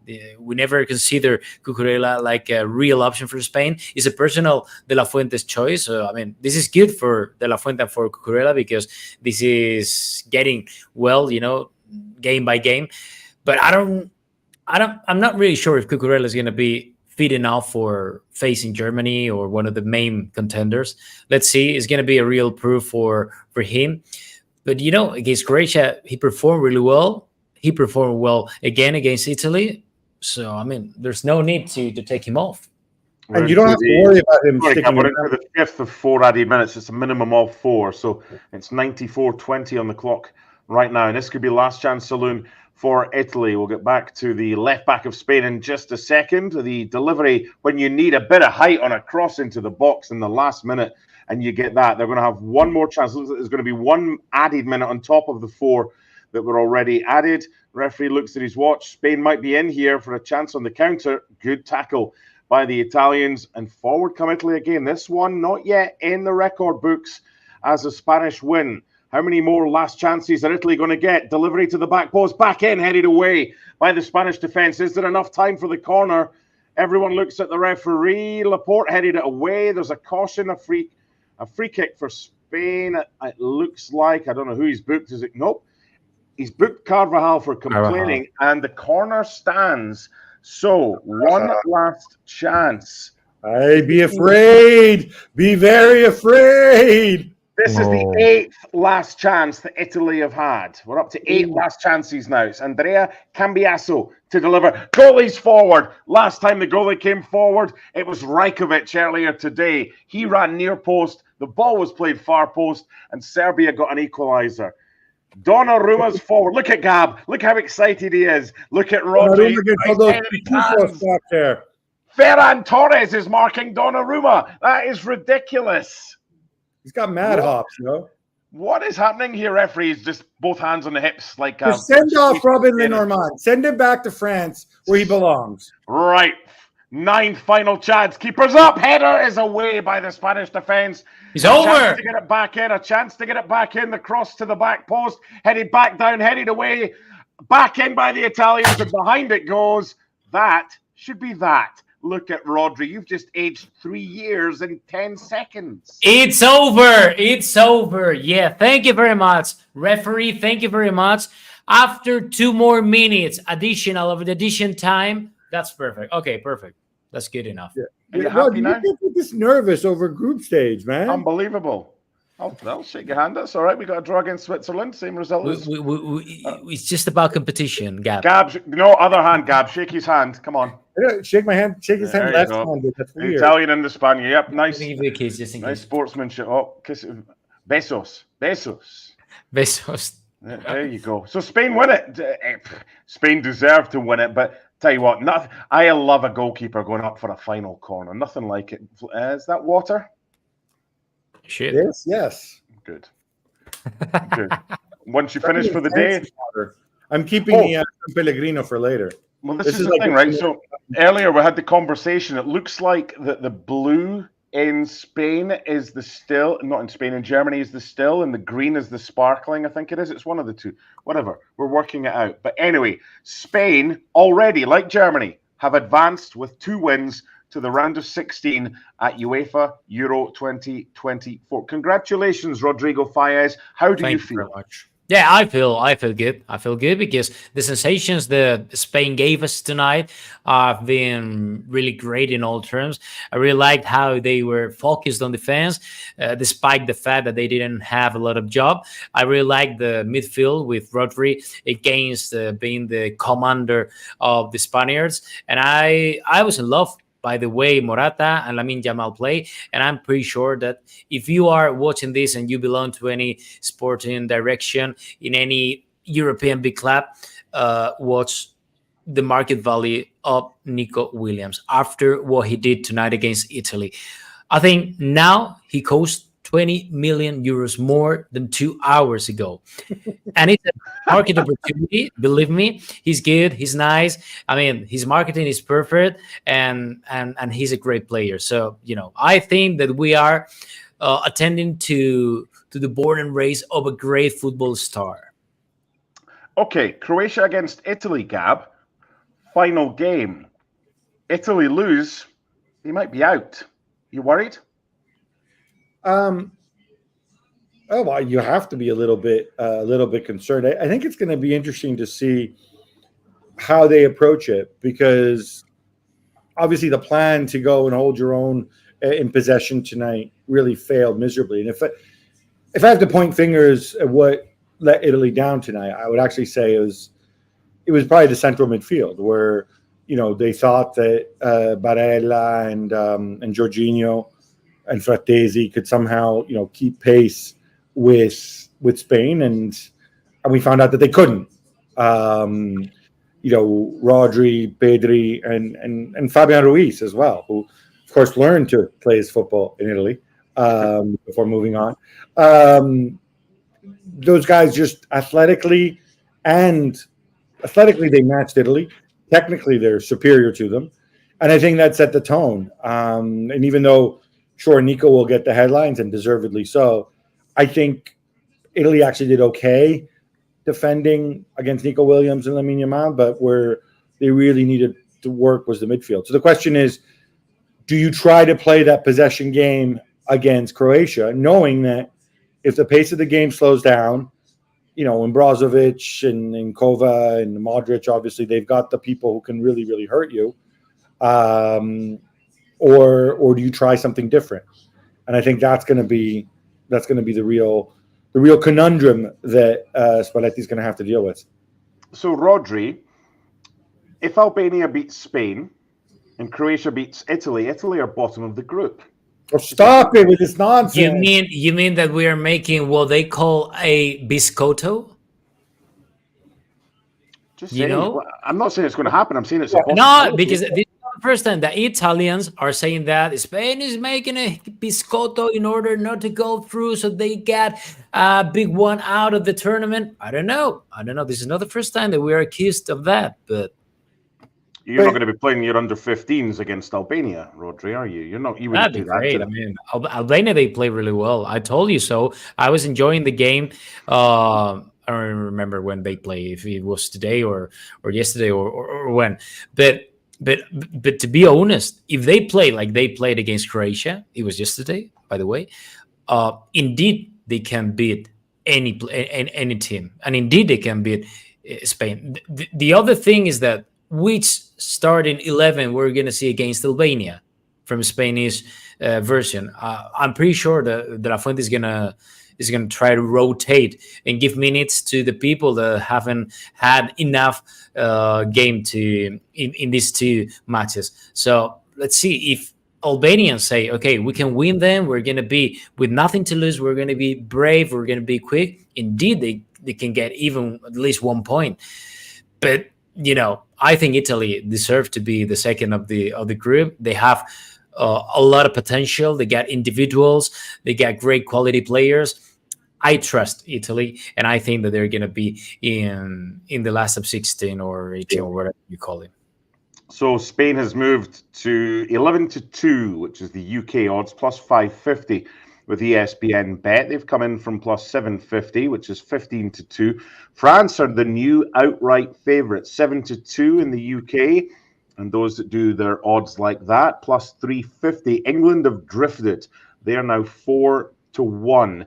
Cap Marcotti and your millions, if you were to donate some of those to the bookmakers at ESPN Bet in return for a shiny bet on who's going to win this tournament, is there any value in Spain or France? Because there's not in England. No, there's never value in England. And as we've explained lots of times, it simply has to do with the flow of money coming in and bookmakers not wanting to lose money. So England odds are always shorter than they really should be. I don't know. Before the tournament, my dark horse was Portugal, but then having seen the chaos that Roberto Martinez caused in the first game, I'm not so sure how much I like them anymore. No, I think Spain are a good shout, and that's the good side of the draw to be on, Rodri. That's why you need to win your group. Because I've seen Germany's first two games in person, and there's a lot of good, but there's also so many vulnerabilities with Germany. And beyond that, you don't. If you're Spain, you don't want to play England. You really don't want to deal with that. And you obviously don't want to play France until as late as possible. So I don't want to play France, Gap, but at the same time, it's like, well, if England keeps playing like in these two games, why not? I mean, even Italy can beat England now. I know that they have better players than anyone except France, but I mean, this England is beatable by anyone. I bet. You know what? I'm sorry, but you watched the last tournament, right? Yeah, I did. When did England play well? Never. In the last tournament? Never. A little bit against Germany, maybe. But that's it. So I just think that's their game plan. And look, those people criticize Southgate. what he's doing is exactly what Didier Deschamps is doing. It's 100%. It's just but both never be history of football. That is why I am really critic with Southgate and indeed to Deschamps, because I mean, no one is gonna remember in maybe 20 Finally, years you're together, about harmony. Deschamps. You know? I want to kiss you. Look, I've been arguing this. One of the biggest lies perpetrated in history is that people say, oh, history only remembers the victors. History only remembers the teams who won. That is the single biggest, stupidest, dumbest lie ever. Because you know what? The three most legendary World Cup teams, the three most talented World Cup teams in history, working my way backwards, I would argue Brazil in 1982, who did not win it. Brazil in 1970, who admittedly did win it. And Hungary in 1954, who didn't win it. They got jobbed out of it. I mean, I'm sorry, most normal people, even casual fans, can name more Hungary players from that 54 team than from the Germany team that went on to beat them, even though they then made that awful movie about them and everything, right? And I think that's the reality is, so I like to hear what you're saying, Rodri. I like it when teams that try to play football win. But the reality, though, is the Deschamps model has gotten them to 2 consecutive World Cup finals, and he won one of them. Now, England don't have Kylian Mbappe, but they also have a lot of individuals who can hurt you, a little bit like France. Well, of course, there was an oversight on Gab's part because Scotland won the World Cup in 1978 before the World Cup started, or at least that's what Ali McLeod told the people of Scotland. We shall not go there. I want to talk a little bit more about the favourites for this because there are 5 nations that are between 7-2 plus 350 and 6-1 plus 600. Everybody else is 16-1 or greater. We've mentioned France. We've mentioned England. We've spoken about Spain. You mentioned Portugal, the hosts.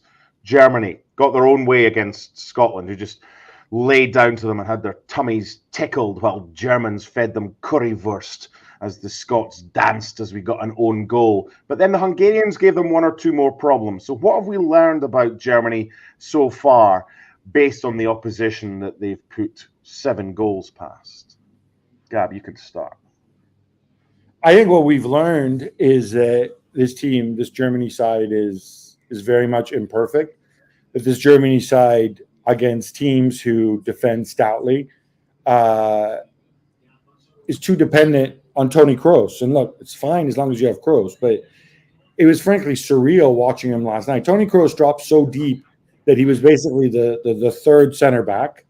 In transition, you know, the times Hungary tried to hurt them, and a couple times they came close in transition, it's because Toni Kroos can't really defend in transition. It's not fair to him at his age. They need to work this out. The Wirtz and Musiala as wingers, with Gundogan in the middle, with Havertz who would like to drop off. None of these guys are doing things that come naturally to them. And so I think, and look, if Nagelsmann could work with him every day for a year, it's like a club manager, he would find a way to make it work. But in a tournament like this, it's really hard to do. So I think Germany's vulnerability, that's an evident one, is against a team that's well organized defensively. If you put a guy pressing Kroos, who's going to pass the ball from deep? Is it going to be Kimmich coming across as your emergency playmaker? Sure as hell ain't going to be Jonathan Tah or Rudiger or Mittelstadt. So there are, or Robert Andrich. So I think Germany do have some very evident vulnerabilities. They also are a very talented team who've got a tremendous support behind them. This is the first ever ESPN FC Watch Along. Thank you for your company. Appreciate a lot of you have dipped in and dipped out. It's going to continue later. It's 2 a.m. German time, 8 p.m. Eastern time for Argentina against Canada as the Copa America gets underway in Atlanta. But before we go, I just want to recap. There'll be those of you just joining us who've maybe been watching Spain, Italy, or if you haven't, let's recap. We have our resident Italian, Gabriele Marcotti, on the right. We have our resident Spaniard, Rodrigo Faez, on the left. I want to start with you, Rodri. What did we see this evening from Spain that you liked, and what did we see that you're a little bit concerned about? Well, I like the whole of Spain because I saw a brave team, which is something that is really important for Spanish fury, as you call us internationally. And I think, the thing that I like the most about Spain tonight is the pressure. Once they lost the ball, how everyone was pressing and how everyone was trying to steal the ball from Italy, which is something that made us famous back in South Africa or in the 2 Euros that Spain won in the last decade.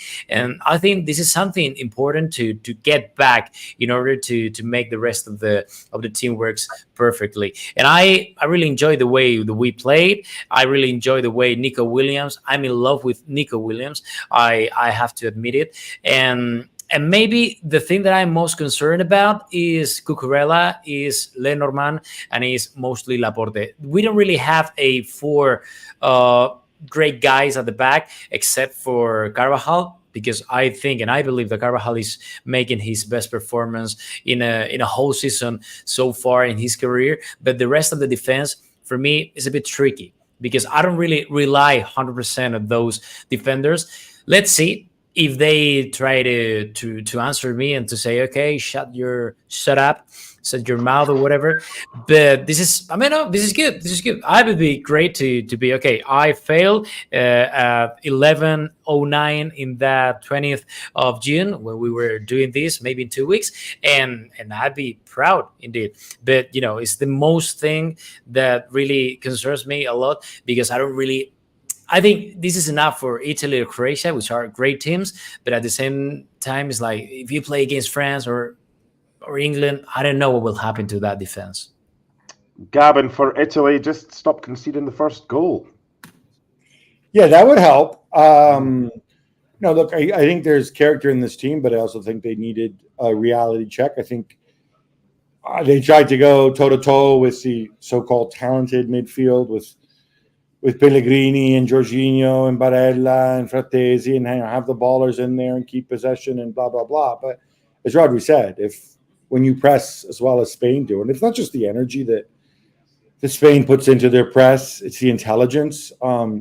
Williams is a really, really smart player. Rodri we know about.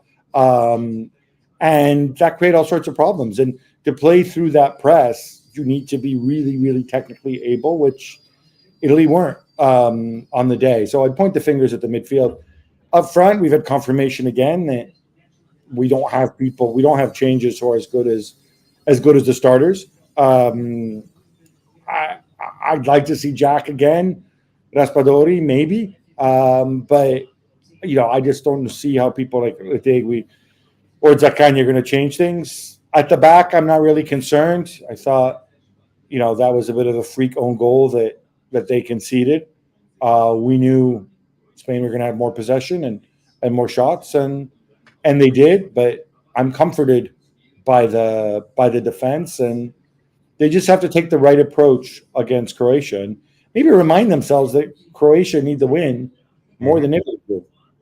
Well, they both could do with the victory. Italy to secure their spot, probably as runners-up in the group, and maybe to begin with in the round of 16 in the quarters, a slightly easier path before it gets tricky. And for Spain, they look like they're going to be on the good half of the draw. Just a reminder that we're into our 9 hours, 10 minutes, 20 seconds of our watch along. It's going to continue later with Argentina against Canada with Luis Miguel Echegaray, Seb Salazar, Herculez Gomez and Shaka Hislop. That's from 8 p.m. Eastern time, and it's immediately followed by Futbol Americas. And when we finish here, coming up shortly will be ESPN FC, 6 p.m. Eastern, 11 p.m. UK, and 12 o'clock Scottish John McGinn time here in Germany. No Scotland, no party, no watch along, no point. I've enjoyed this. We will keep it going. My thanks to Gab, my thanks to Rodri, and to everyone else who's joined us. We'll do it all again soon. And reminder, Argentina against Canada coming up later tonight as the Copa America gets underway. Bye for now.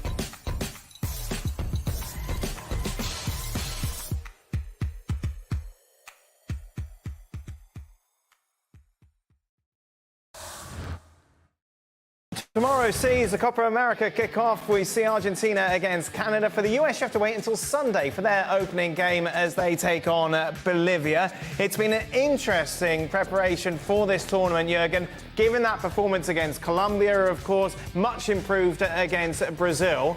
What are your expectations going into this tournament around Berhalter's side?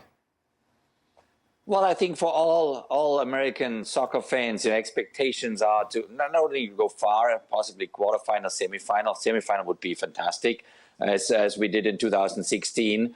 But it's the key thing is they're learning. You know, I mean, I always asked the federation years ago to participate in this Copa America as often as possible, because you need these games against the South American teams in order to learn, in order to grow your program, in order to grow your team. And this is a huge opportunity for the American side to prepare them already mentally towards the World Cup in 2 years from now, which is in 2 years will pass by so fast. So this is a huge opportunity to grow together, to try things out, but also to hopefully be successful and build confidence towards the World Cup 2026, which is around the corner. Jurgen, how much of a problem is it if you compare, say, your starting 11 to Greg Berhalter's going into this tournament? You've got the likes of Tim Ream, Matt Turner, Gio Reyna, Pepe up front, who aren't starters for their side, certainly towards the end of the season. How much of a handicap does it give the team that you have players coming in who haven't been at full throttle?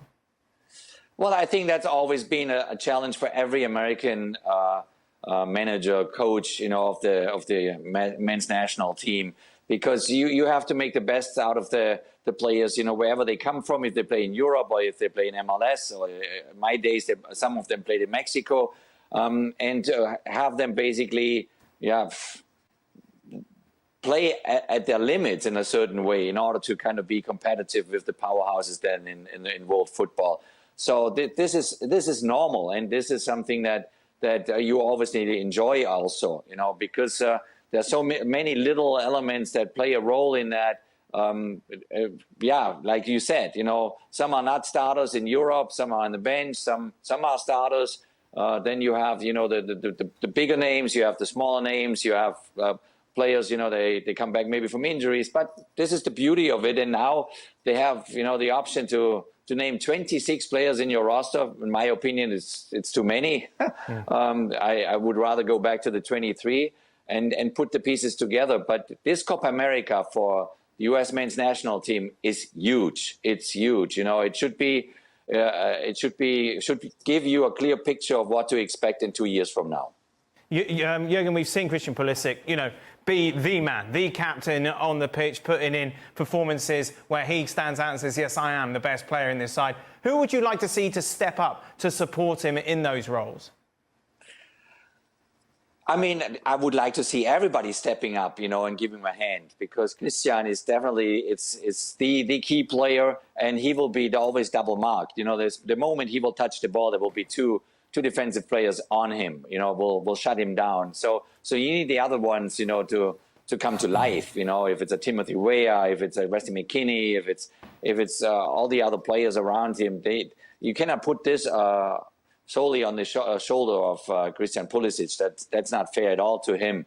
But the players have the quality. The team is, if you go player by player, it's a very good team. It's a very good American squad that Greg Berhalter has there. So I think if they find a way to create the right chemistry, to have the support, obviously the support will come also from the fans in this tournament, then they can go far in this tournament already, and hopefully even further in the World Cup than in 2 years from now. Well, it's quite simple, isn't it? That player was Gio Reyna. Well, that's it. No, the US men's now have got a lot of solid players, some better than solid, and then they've got a couple of players that can do some outstanding things. Mm-hmm. And one of those is Gio Reyna, but unfortunately he's had a turbulent, to say the least, couple of years. Out at Dortmund, injuries, which we could take it back to the World Cup before that. He had a lot of injuries, a lot of inconsistencies. His form dipped, and then he had this crazy, whatever it was, with Greg Berhalter and his parents and the fallout, and it was a right mess. Then he goes to Forest and he's not playing there. He's coming off the bench. He's getting 20 minutes here and half an hour there, and so he's not been able to pick up the baton as the other guy in there that is going to be the game changer. Now he may well be, but he's another one that you name some players that are not playing regular, and he's another one. It's very difficult to go and play in a tournament like this against these powerhouses of South American football when you're only getting 20 minutes here and there for your club. But to answer your question, he's the guy, I think, that was supposed to pick up the baton and be one of the standout players, and his career at this moment is not letting him do that. Jurgen will say, hey, Jurgen, I became a US citizen this week, so I believe now. I believe that we can win. I've just got to chant that a few times and it's going to happen. Much appreciated, Jurgen. Just a reminder, Extra Time available on our YouTube channel where we stay late to answer some of your questions. So away from my precious US, who are the favourites to go on and win this tournament? Argentina, World Cup winners at 7-4, Brazil 9-4, Uruguay at 5, Colombia then, who've looked good in the lead up to this tournament at 11-1. There, following Copa America for us, he's out of Madrid and he is now stalking Lionel Messi and Argentina. Alex Kirkland joins us as we look ahead to tomorrow's game, which kicks off with, look at him, look how happy he is, Argentina taking on Canada. Alex, overall, of course, this should be a nice starter for Argentina and a win to kick things off.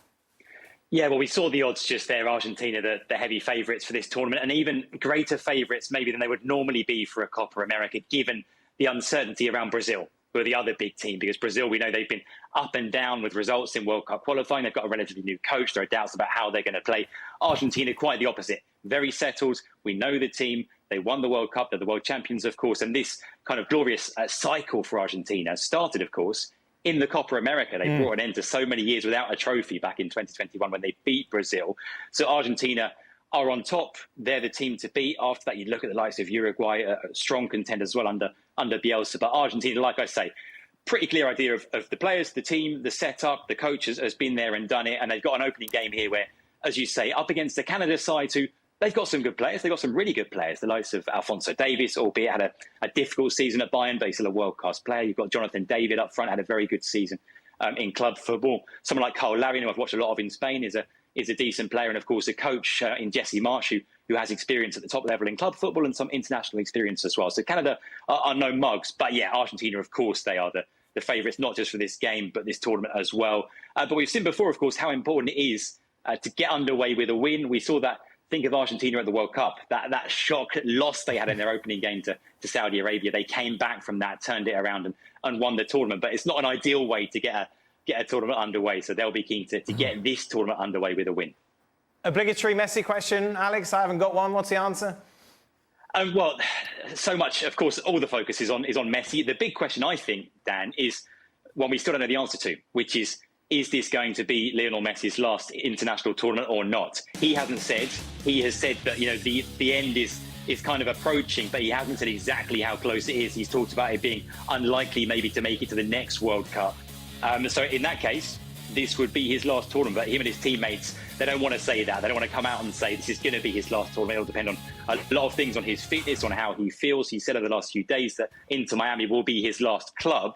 So we know sort of where the endpoint is in club football, but we don't yet know where the endpoint is for Messi in international football. It might be this Copa America. In the meantime, I guess us sort of neutrals just got to enjoy every minute that we get of Lionel Messi in an Argentina shirt. And yeah, as always, it will be all about him. The attention will be on him. The way that Argentina play the focus will be on him. The way that his teammates have to sort of adapt their game to make up for some of the.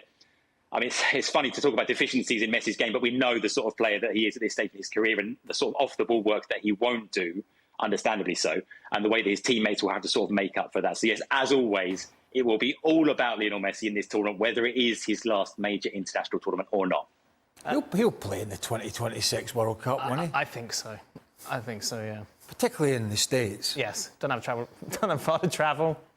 It's easy. Go back home after the game. I mean, the chance of winning back-to-back after all the stick he's had. Yes. But not carrying Argentina. Yeah. And what Diego Maradona did and blah, blah, blah.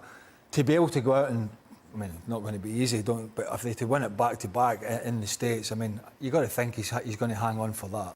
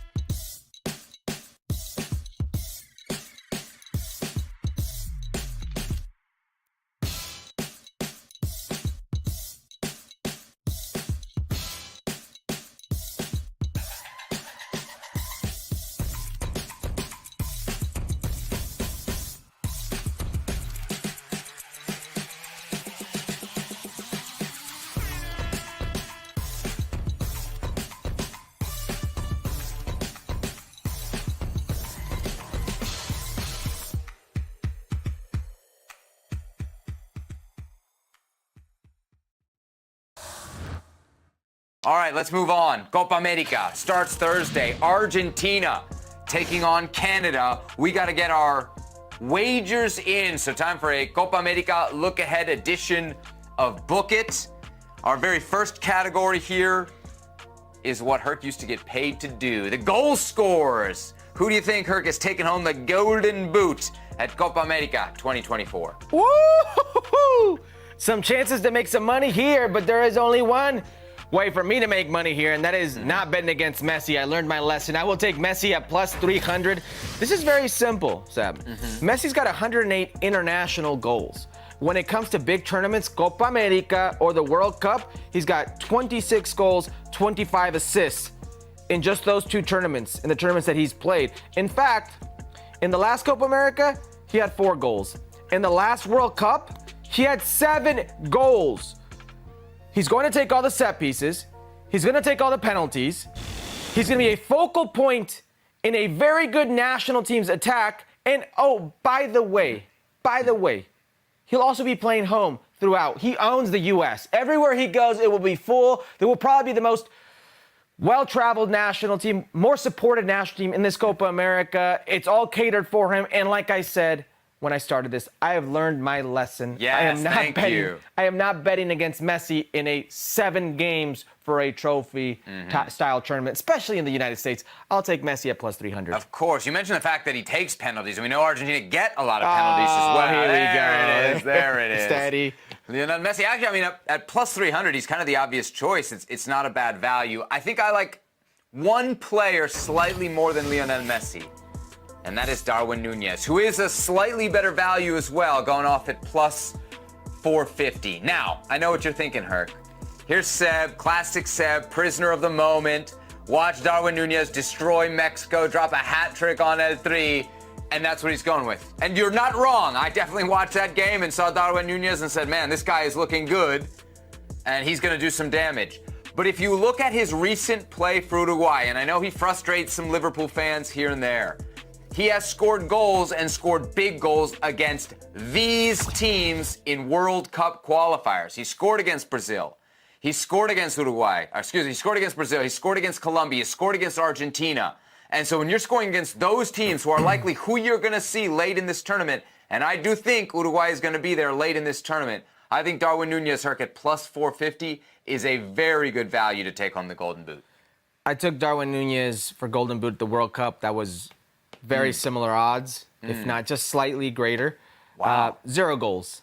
Yeah. 0 goals. Yeah. Okay. Well, I learned my lessons, but I don't learn your lessons. Yes, all right, true, buddy? that's true. Okay. All right. Let's move on to our next category, which is stage of elimination. Now, you're going to have to do stage of elimination for the U.S., and I'll do stage of elimination for Mexico. What are you taking here?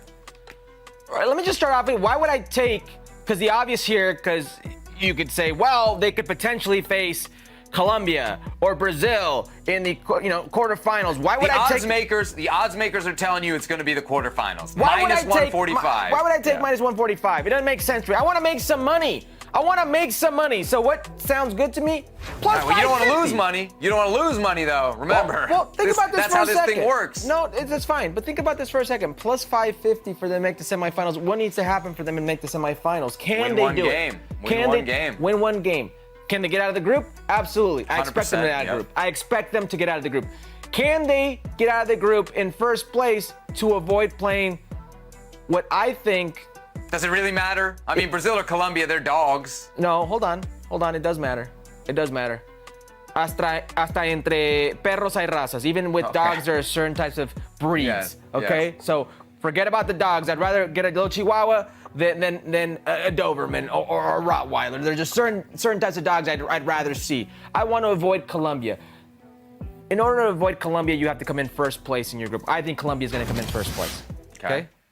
So that means, do you have to beat Uruguay? No. That's the beauty of this schedule. You get Bolivia, Panama. In the third game, you could literally not even win, just manage a result, and you come in first in your group. And then potentially get a Brazil, which I think favorably, it's a great matchup for the U.S. men's national team. They're already off a little. It's not recency bias. It's a better matchup than Colombia. Colombia is one of the hottest teams in the world right now. 22 games unbeaten. They've won the last 7. It's an actual dog of a team. It's my dark horse in this tournament. I would want to avoid them. And one game at plus 550, yeah, I'll take that. I'm fascinated by the odds here because what the odds makers are saying at minus 145 is that that's where the U.S. is really expected to go out. And I think that's what we all agree. What's interesting to me is what's the analysis Herc going to be after when they win 2 games and either draw or lose to Uruguay, lose in the quarterfinals, don't win a knockout game, right? Which is what we were sold was the evolution of this program and how we're going to all analyze how they were growing and all this. That's the next step, make the world respect us. At home, you don't win a single knockout round game. They do what the odds makers are telling us they're going to do. Are we going to say that's a successful tournament or are we going to say that's a failure? Because it's very easy to say it's a failure if it's a group phase exit. It's very easy to say it's a success if it's a semifinal, no matter what happens in that semi. But that quarterfinal is fascinating to me because the how of that could be whether Greg Berhalter keeps his job or whether he doesn't. And I just can't believe it's minus 145. That screams that that's where they're going out. The margins for error are so thin, so slim at this level. And I go back to the biggest achievement in modern football for the U.S. men's national team, the 2002 World Cup run that everybody says that 2002 team was such a great team. They went 1-1-1 in group play. Sure, they surprised Portugal in the opening game. They couldn't beat South Korea and had to get help after getting smashed 3-1 to Poland by South Korea, who beat Portugal, for them to go on to the next round and beat a CONCACAF opponent to then lose to the German side in quarterfinals. The greatest achievement in U.S. men's national team modern-day history was 1-1-1 in the group phase and beat a CONCACAF opponent. So I know exactly where you're going with this, and many will say it's a failure, and it might be a failure, Seb, but it's that slim. Those are your margins. All right, so you've done stage of elimination for the U.S. I'll do it for Mexico. And unlike the United States here, the odds makers don't really know what's going to happen with Mexico because all of the options here, Herc, are plus money. Now, the one that pays out the least is the quarterfinals at plus 135. But I've been talking with the primo. We've been discussing quite a bit. And my primo told me, you know what? I think the smart move here is the emotional hedge. And so I think I look at this and I see the values. There's no way Mexico's making a semifinal. There's no way that if this team gets out of the group, they're winning a knockout round game. Just not going to happen. It's just not going to happen. They're just not good enough. Honestly, I don't really see them getting to the quarterfinals.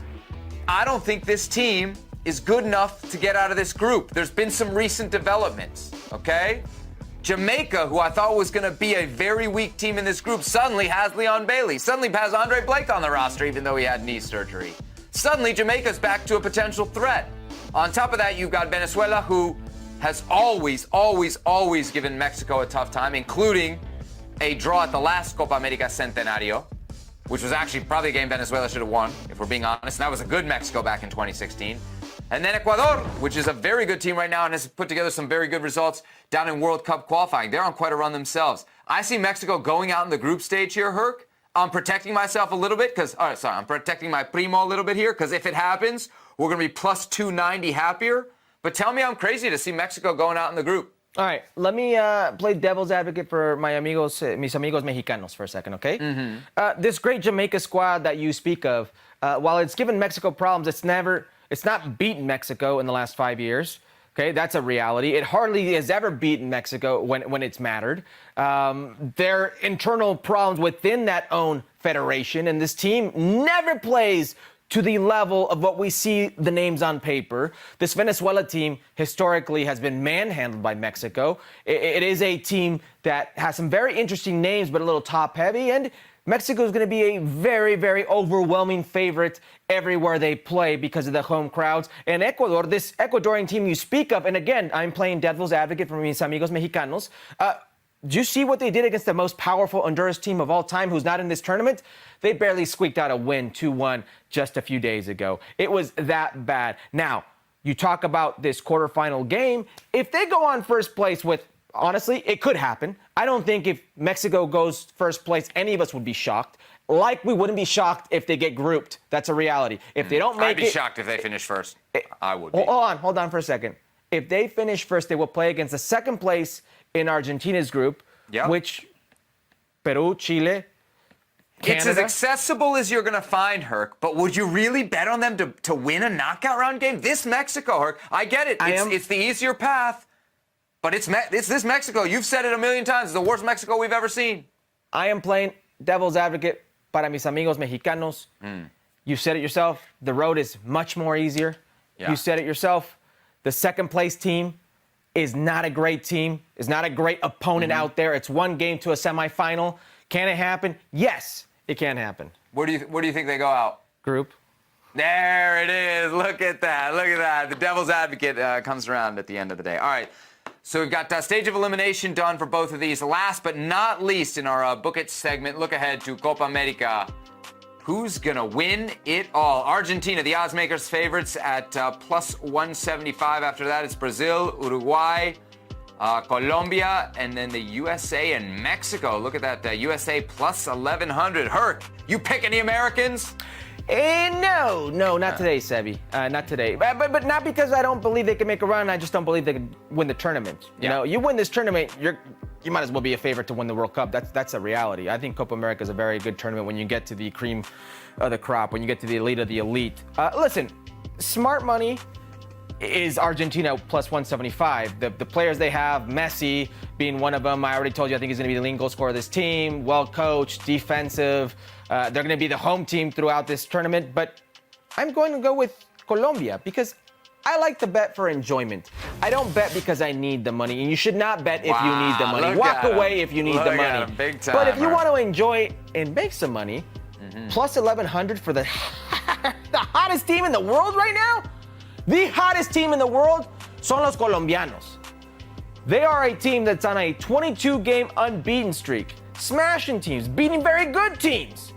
Argentina, Brazil, Uruguay, these type of teams, they've played them, they've beat them.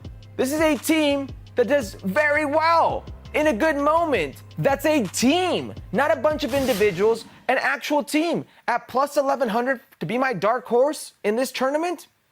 Yeah, I like that. I'll take that. All right, so Colombia at plus 1,100. Definitely not prisoner of the moment, though we did just see them wallop the United States by a score of 5-1. My pick, not quite as hipster at yours at plus 1,100, but still kind of far out there. I'm not going with either one of the two tournament favorites in Argentina or Brazil.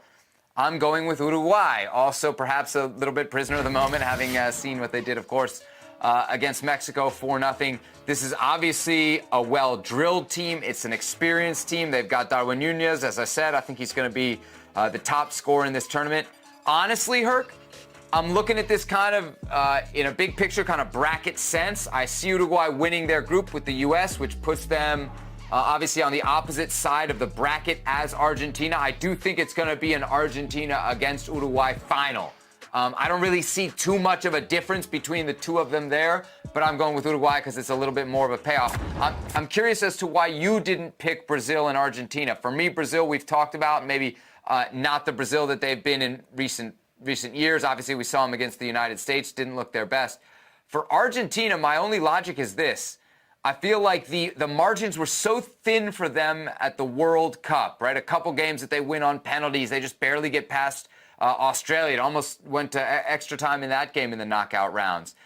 And I just wonder if 18 months removed, partially due to age, partially due to a drop down in level, now playing in Major League Soccer, if Messi is just a little bit less than what he was, and if that little bit less is what's going to cost Argentina in this tournament. That's why I'm picking Uruguay here, because I think Messi may not be quite everything that he was in Qatar. I already told you, I picked Argentina. My dark horse is Colombia, and that's why I went there with the plus 1,100. I want to make some money. Let me tell you why I didn't pick Uruguay. There's a couple of reasons I didn't pick Uruguay. One is the system. The system is not conducive. He doesn't believe in Bielsa. Well, that's my number two. But number one is the system.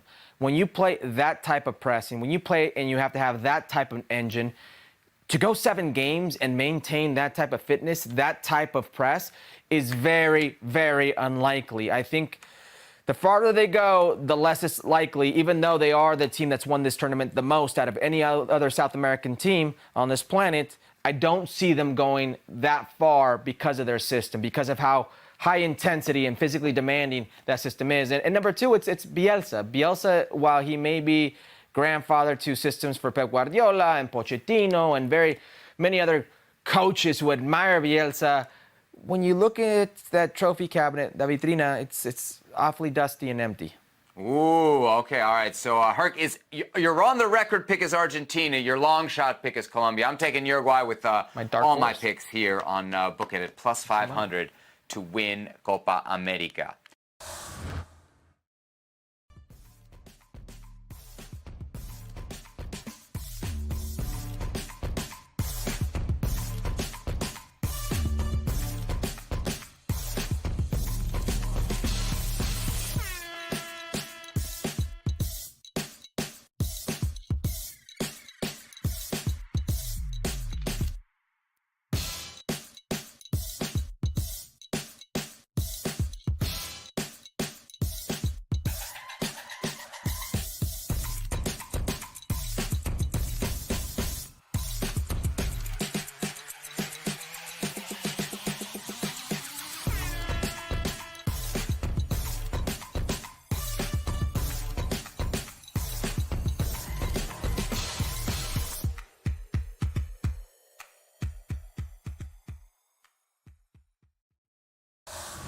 With England, who disappointed once again.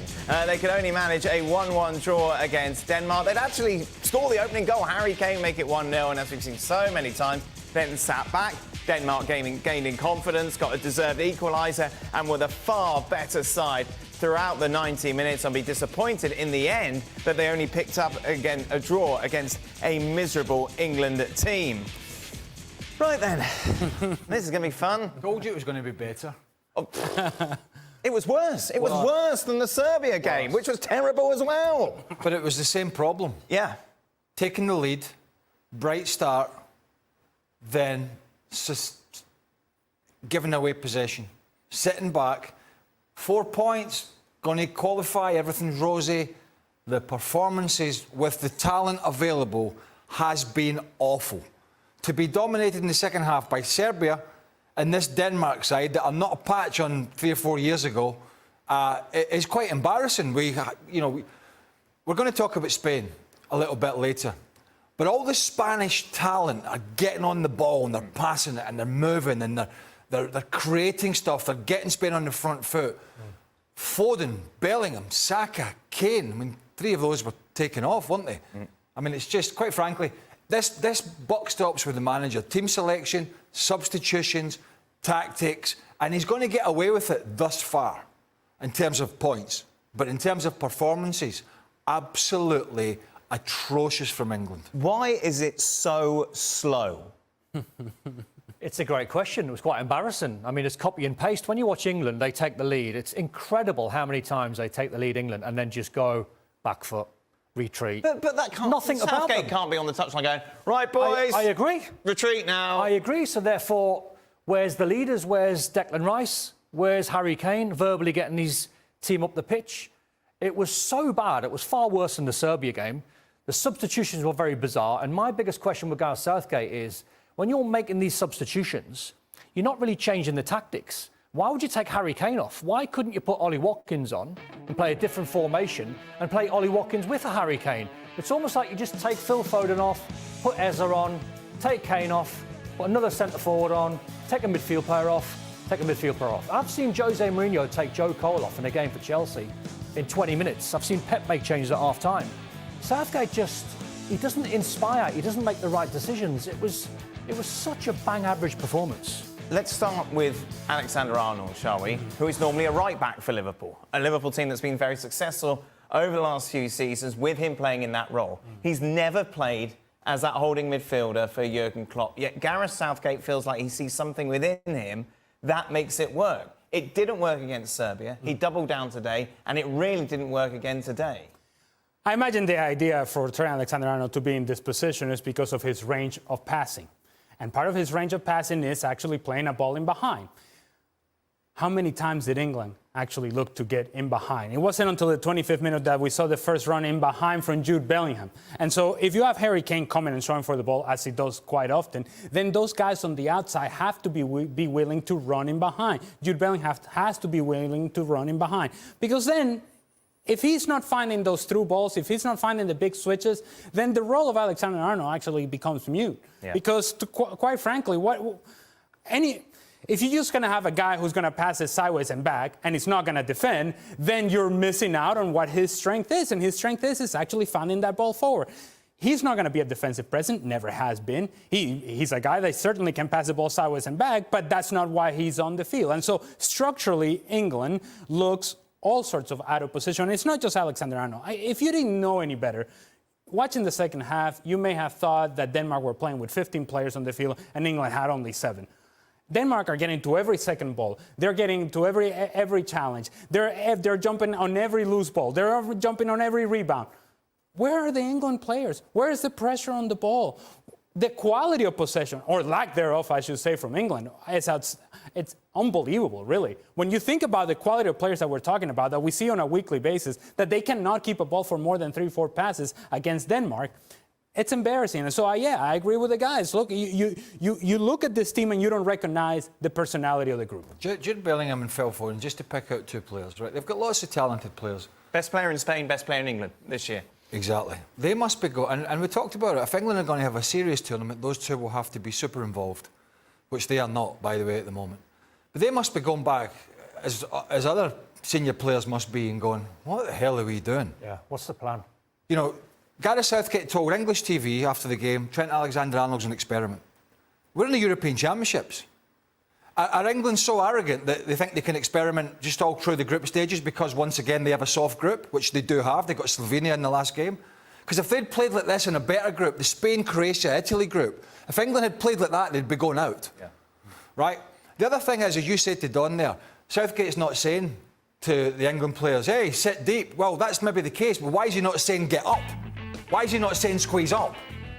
Can you imagine, and you can see this is a pretty soft group, let's be frank about it.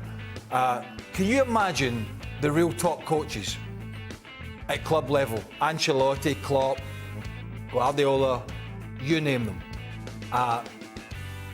sitting watching such super talented players being outplayed and just sitting there? We see Man City all the time. If he's not seeing it, he's like, pass, you there, hey, off. You know, he wants passes. Southgate, we don't have it.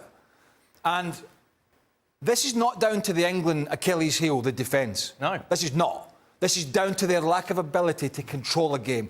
And he played the same team. He made the same substitution with Conor Gallagher coming on. He's a headless chicken. He runs about. Got booked, didn't he? Got booked. Probably going to get sent off. You can't rely on him. He nearly cost him the last 20 minutes because once he was on a yellow card, he couldn't make a challenge. He had to duck out of 2 or 3 50-50s.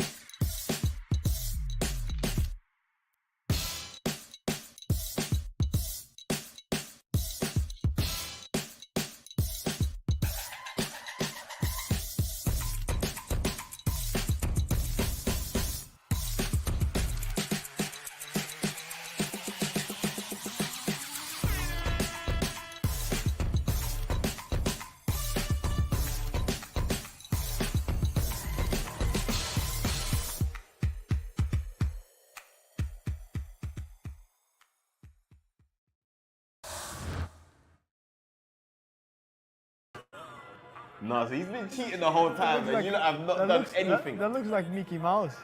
Look. Put him in the dirt, say it again, man, and that's a Ball knowledge quiz, take 1. Yes, my people, it's Ralph, and I'm back with the Ball Knowledge Quiz Euros edition. This time, I'm joined by the one and only Bernardo Silva. Come on, make some noise. Let's make some noise in it. How are you, bro? All good. You good? So the rules of the game are as follows. We're going to get asked a series of questions and we write our answers down on these boards here. Whoever gets the most correct wins. Simple enough. Right, so you're a pro footballer, so you're used to pressure. But can you handle the pressure of a quiz against me? Let's see. Come on, let's go. Do you know this? I'm not sure. I think it's this, but I'm not sure. You're gonna be very generous to me, I knew it. It's not even close. Not close? No. What is it? What's the correct answer? Right. Oh, it's better than I thought. I'm happy. The Euro... Okay. Oh my God, I'm a terrible drawer. Oh my God, no, this is horrible. Oh my days. Oh God, this is horrible, man. Look how bad I am. Who's better? He's drawn the Champions League. I don't know, that's not even, I don't know what that is. I'll give you this one. Thank you. I'll give You're you generous. You weren't going to, were you? 1-1, I'll take that. Which Italian player? Euros 2020. I feel like I should know this, you know. I'm gonna... You wrote that quick. Show me yours. Yeah, at the same time, I don't need to change it. No, I'm not changing it. Yeah, I went for the same. Is it not? Donnarumma. I thought it was Jorginho because he was like... I remember him being really good. He was in the Ballon d'Or like third or something. Yeah, exactly. So that's why I thought... Are you sure about that one? Well, he was good. He saved the penalties and stuff, so... Yeah, I guess. Nearest two, yeah.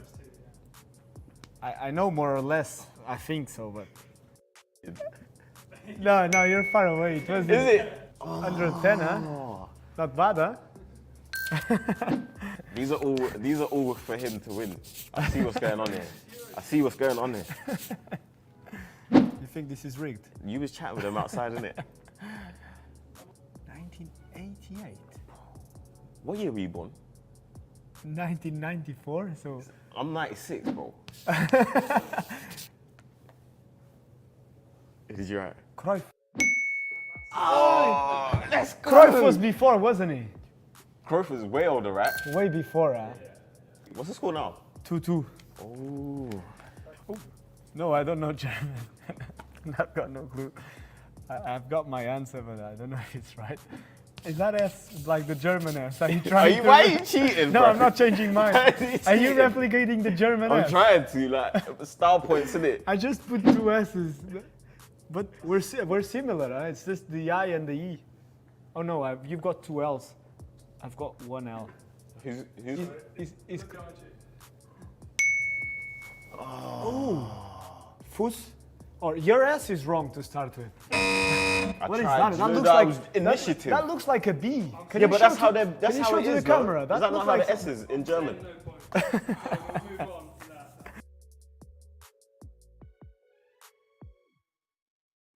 Wait, repeat. Can you repeat the question? You know this answer. Would you guys like to see my answer nice and early while Bernardo writes his? It should be this one. Ah, he knows his stuff, you know. He knows his stuff. It should be, yeah.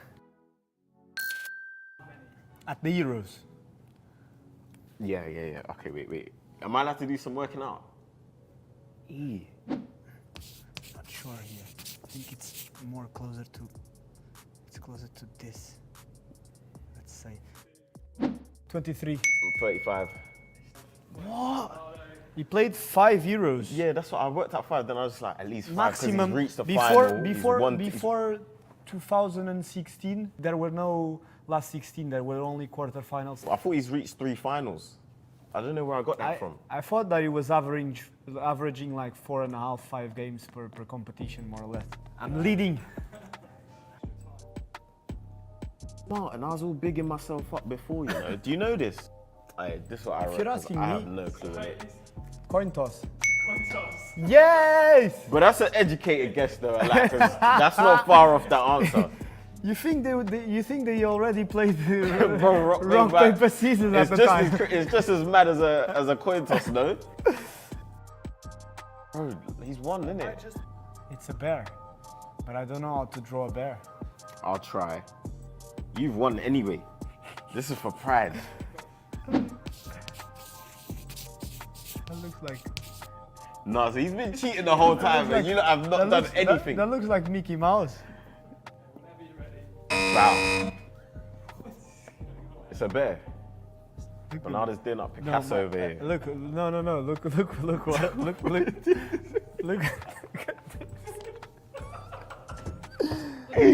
No, what is that? Who's that? Who's that? I just don't know how to draw. Oh my days. This is not. I've got no clue what I'm doing here. All right, Bernardo took that one convincingly from early doors. I was just playing for pride, but congrats, bro, man. Well done. Thank you very much. I've been Ralph. He's been Bernardo Silva, and this has been the Ball Knowledge Quiz. Make sure you like, share, comment, subscribe, and click the notification bell so you don't miss the next video.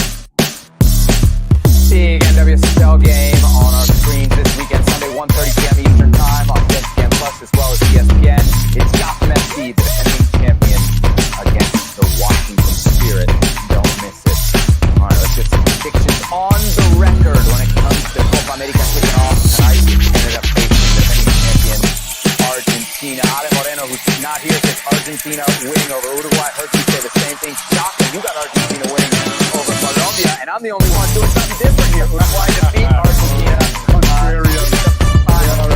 Walk me through your Argentina-Colombia pick. Listen, I think Colombia and beat Uruguay in the semis, and I just see that this is a Colombian team that are flying under the radar. And you're seeing that largely in the football profile, very direct, very experienced. I have them pipping Uruguay. All right, lots of people picking Argentina. They're kicking off in a couple hours against Canada. During that game, this trio will be over on the ESPN FC YouTube channel for a live watch along. We'll see you then.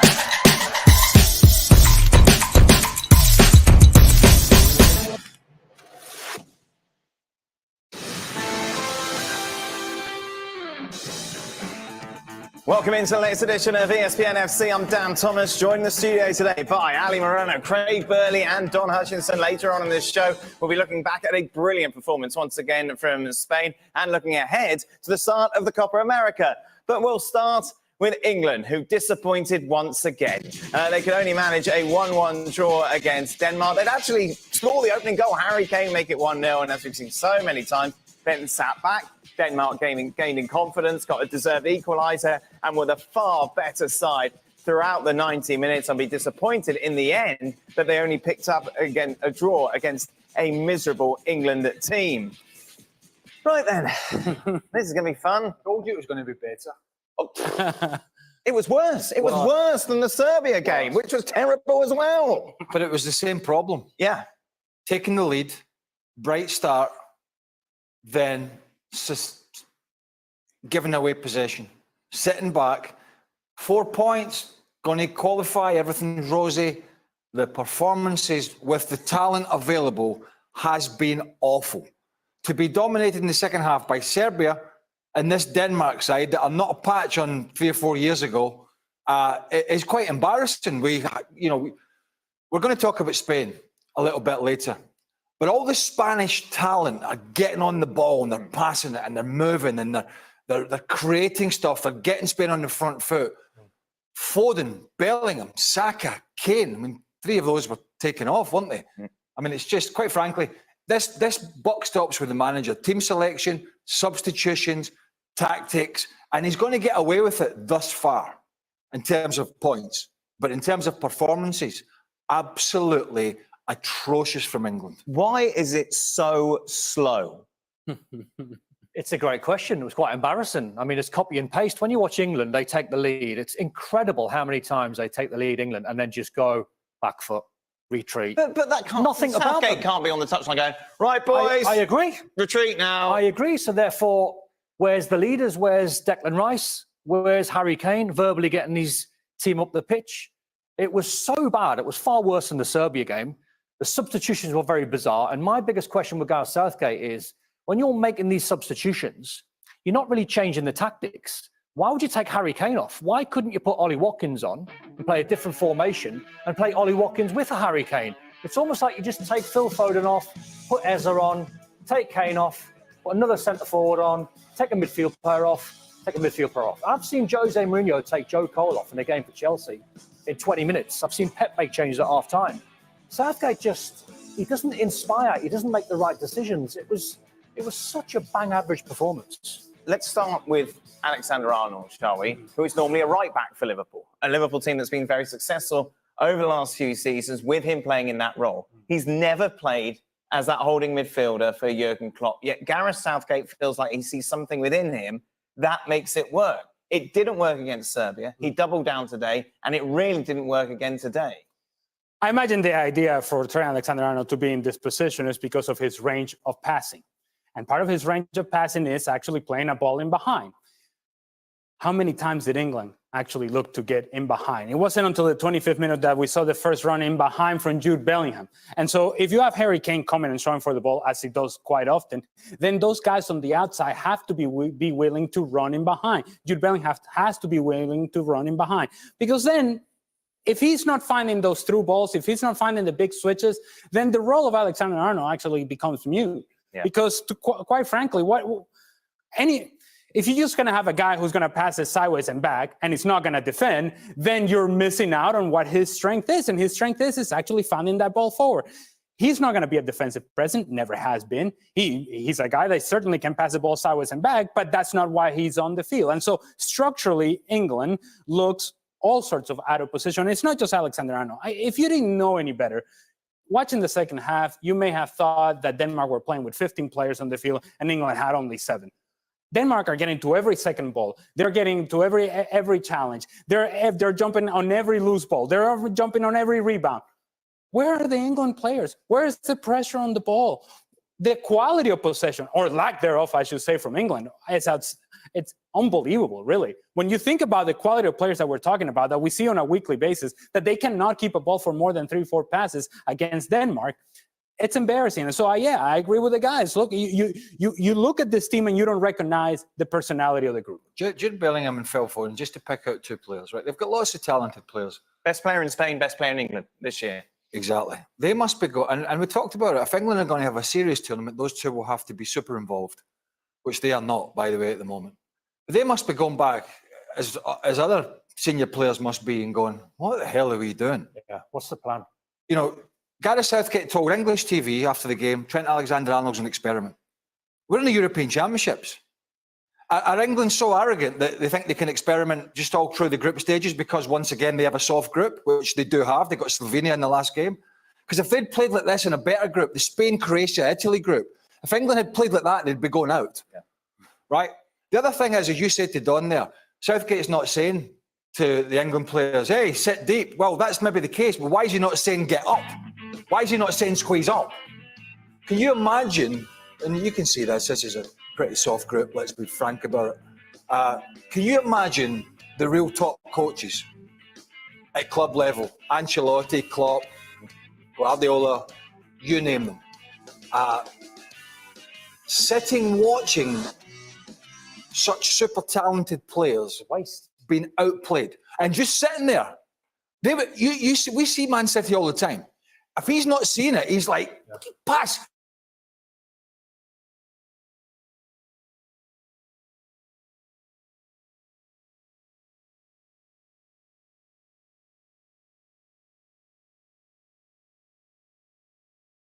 And he played the same team. He made the same substitution with Conor Gallagher coming on. He's a headless chicken.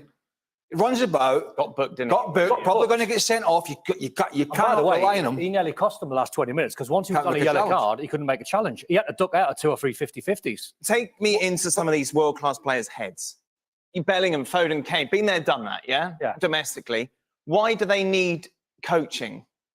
What I mean is, why can't you just go into almost autopilot? We know, boys. We know what we need to do. That's the instruction to win a from game. the coach. So what are the instructions that are going against what naturally they want to do? Well, it's very difficult because one side of me thinks like you. Southgate can't be saying to them, once we go up, take a step backwards.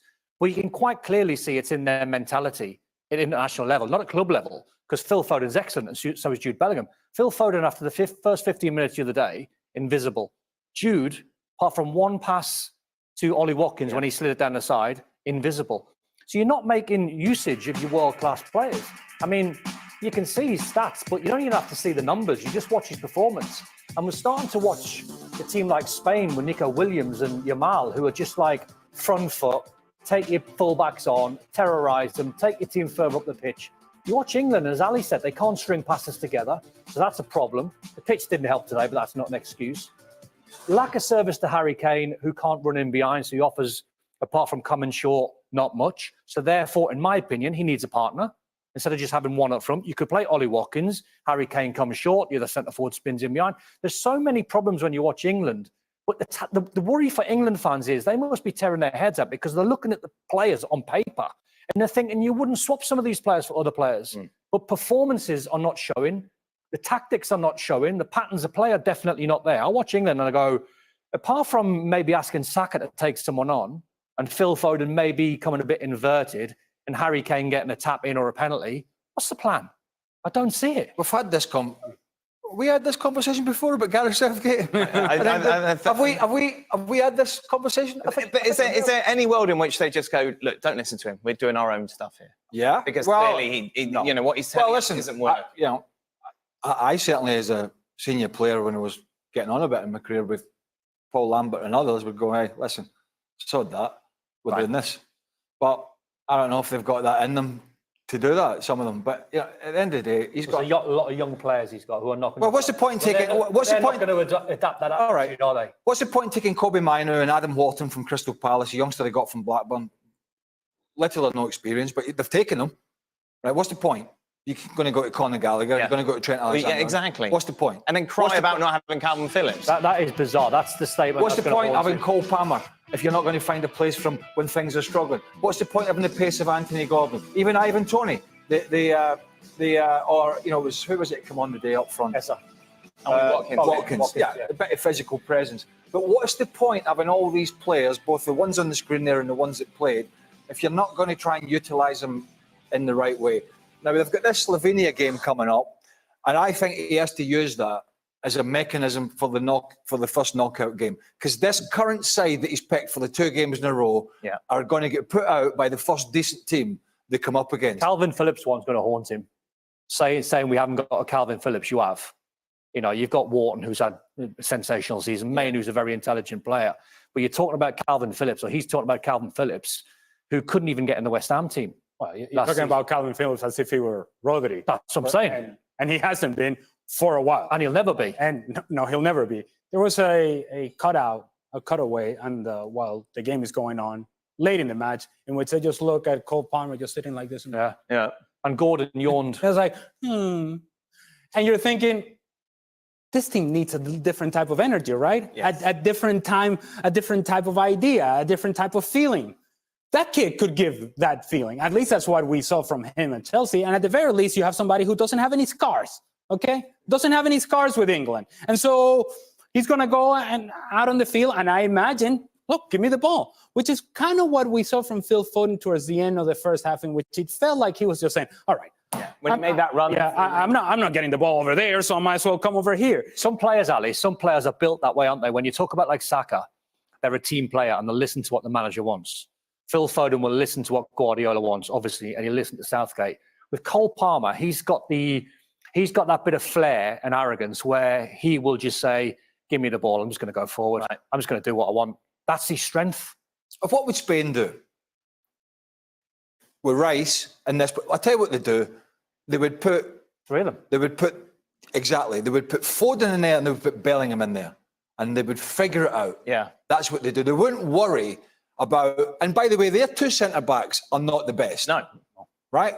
Their back line is not, I mean, don't get me wrong, Carvajal is probably one of the best full-backs in the world. But the 2 centre-backs, it's not as if they've got Saliba and, whoever it is. Yeah. They haven't. So, but they're not worried. They're not so worried about that. They're worried about Spain are worried about what they do on the ball, worried about what they're going to do to other teams, not worrying all the time about their weakness. And England are the opposite. And I almost think these England players are almost frightened, some of them, to go and play. That's interesting, like this frightening thing. And it's always, the British press, blah, blah, blah. Every single country has got press looking at them. You look at Brazil, Argentina, you look at those in South America. It's such an excuse. Yeah. The English media. Yeah, we have it as well. The Scottish media, they're all the same. Yeah, everyone is going to poke holes in you, congratulate you, obviously, when you're doing well. What do we make of Harry Kane? He scored today, but it is... I'm not having it. He's not fit. He's either fit or he's not fit. Is this system contrary to what he needs? Doesn't suit him. So then why play it if you cannot get your striker, your top scorer, but going back the game? Correct. But what I go back to is, if you're a player, more so if you're a manager, you have to have the ability to problem solve. So on paper, you go Phil Foden, inverted, talented, Saka, brilliant, Bellingham bombing on, Harry Kane coming short. We talked about it the other day. Kane coming short, Bellingham runs in behind. Once that doesn't happen and doesn't materialise, you've got to have the ability as a player to try and do something different. But I understand from a player's point of view, especially young players, you're waiting on the manager to say, well, do you know what I might do? I might take a Saka off or a Foden off, and I might go to 4-4-2, and I might give Harry Kane Ivan Toney, or I might give him Ollie Watkins, and I might have 2 wide players. I say a Bowen or a Eza, who can do something different. That's what, when you see Spain, and I'm not comparing, but when you see the 2 wide players for Spain, you can imagine Jared Bowen or Saka doing that on one side. You can imagine Eza doing the same on the other side if they're allowed to go forward.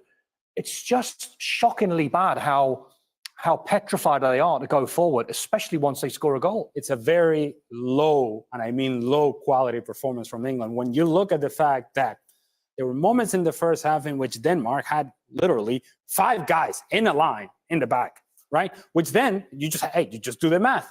How many players do they have in the midfield? So you should be having the advantage through the midfield if you're England. Therefore, logically, one would assume you'll be able to keep the ball through the midfield and force them to come out. But your possession was so poor through the midfield, even when you had advantage in numbers, that Denmark pretty much said, "Oh, we only have to have 2 guys here to win the ball back. We don't need to take chances in the back." And then once we force a turnover, then we commit the numbers forward, and now England they're all over the place. Look, there are many things that we can point out here, but just passing the ball, just passing, possessing the ball from England was really, really poor. And you look at someone like Declan Rice, it was terrible. Yeah, it's affecting everybody. And so Rice, but I think it's down to I think it's part of a consequence of having the wrong balance in the middle of the park. And we talked about it when he was at Arsenal. When he had Havertz in there and Odegaard, he wasn't the same player as when he had somebody else to sort of bounce off. But you look at Jude Bellingham, he had the goal against Serbia, but that was the one thing of significance he did by making that long bust and run into the box. I haven't really seen him do that again. But that's part of the issue, is it's difficult to make those runs when you're giving away possession and you're not dominating the games. When you're dominating the game, you can pick and choose when you make those runs. But Jude Bellingham, I tell you, he's found himself defending probably more than he ever did this season at Real Madrid. He's chasing back the way and he's getting frustrated. So, look. See the Declan Rice one? He gets pigeonholed, Declan Rice, as a holding midfield player because he can do it, because he can do everything. He's done that at West Ham. And then when he went to Arsenal, he was a bit of a holding midfield player. Then Thomas Partey come in, more so Jorginho come in. And then all of a sudden that allowed him to then go forward and show everyone what he can do. If you ask Declan Rice in this championship just to be a number 6 and stand still, you're not getting the best out of the talent. But even so, he was terrible. He was. He couldn't pick a pass. Hands up, granted. This just all seems to snowball in a direction which, once again, England fail quite spectacularly. Well, absolutely. And look, to the point of Declan Rice, players need to make decisions on the field, right? He should be able to run by Højbjerg. However, as good a player as he may be, he can't really move all that well. So he must have been told to sit then. Right. And so you can get yourself on the other side of Højbjerg and receive the ball in an advanced position. Saka, instead of dribble, cut back and pass it back again, no, how about you face up? How about you take somebody on? Force them to defend you. Put yourself in a position where you're going in a 1v1 situation that you're in isolation. Take the defender on. I would rather, as an attacking player, as a Harry Kane or whoever is playing in the middle, I'd rather see my outside guy go after a defender 2, 3, 4 times, lose the ball 3 times, but the 4th time he gets past him, now we have a goal scoring opportunity. It's not happening. He goes touch, back. And we're seeing a lot of that from England. Touch, back. Never that way, never penetrating, never getting in behind, never running in behind. And again, when you start going sideways and back, you're inviting problems because the quality of your possession has to be good. Southgate's got 2 problems. Would you say Mark Gurhey was their man of the match, England, probably? I mean, he made one mistake and he got away and he got himself back in. But sad state of affairs, that, isn't it?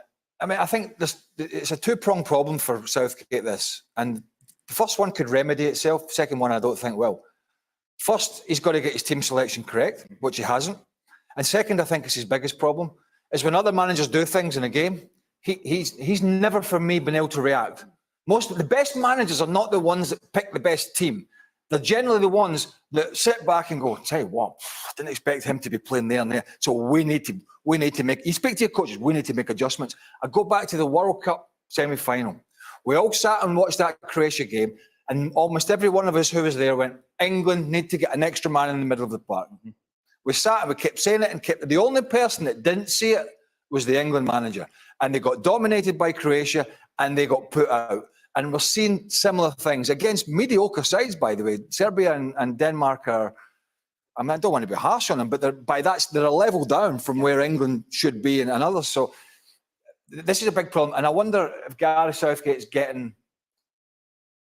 a little bit of leeway in England with some at the moment because he has a good relationship with a lot of the journalists. But that can't last. In fact, I'll give you something. They're boring to watch. Yeah. And they've got better players than that. Without a doubt. And just one last thing. Another concerning thing about England, the blank stares. Yes. You look around, Yeah. and it's just people kind of going, I don't know.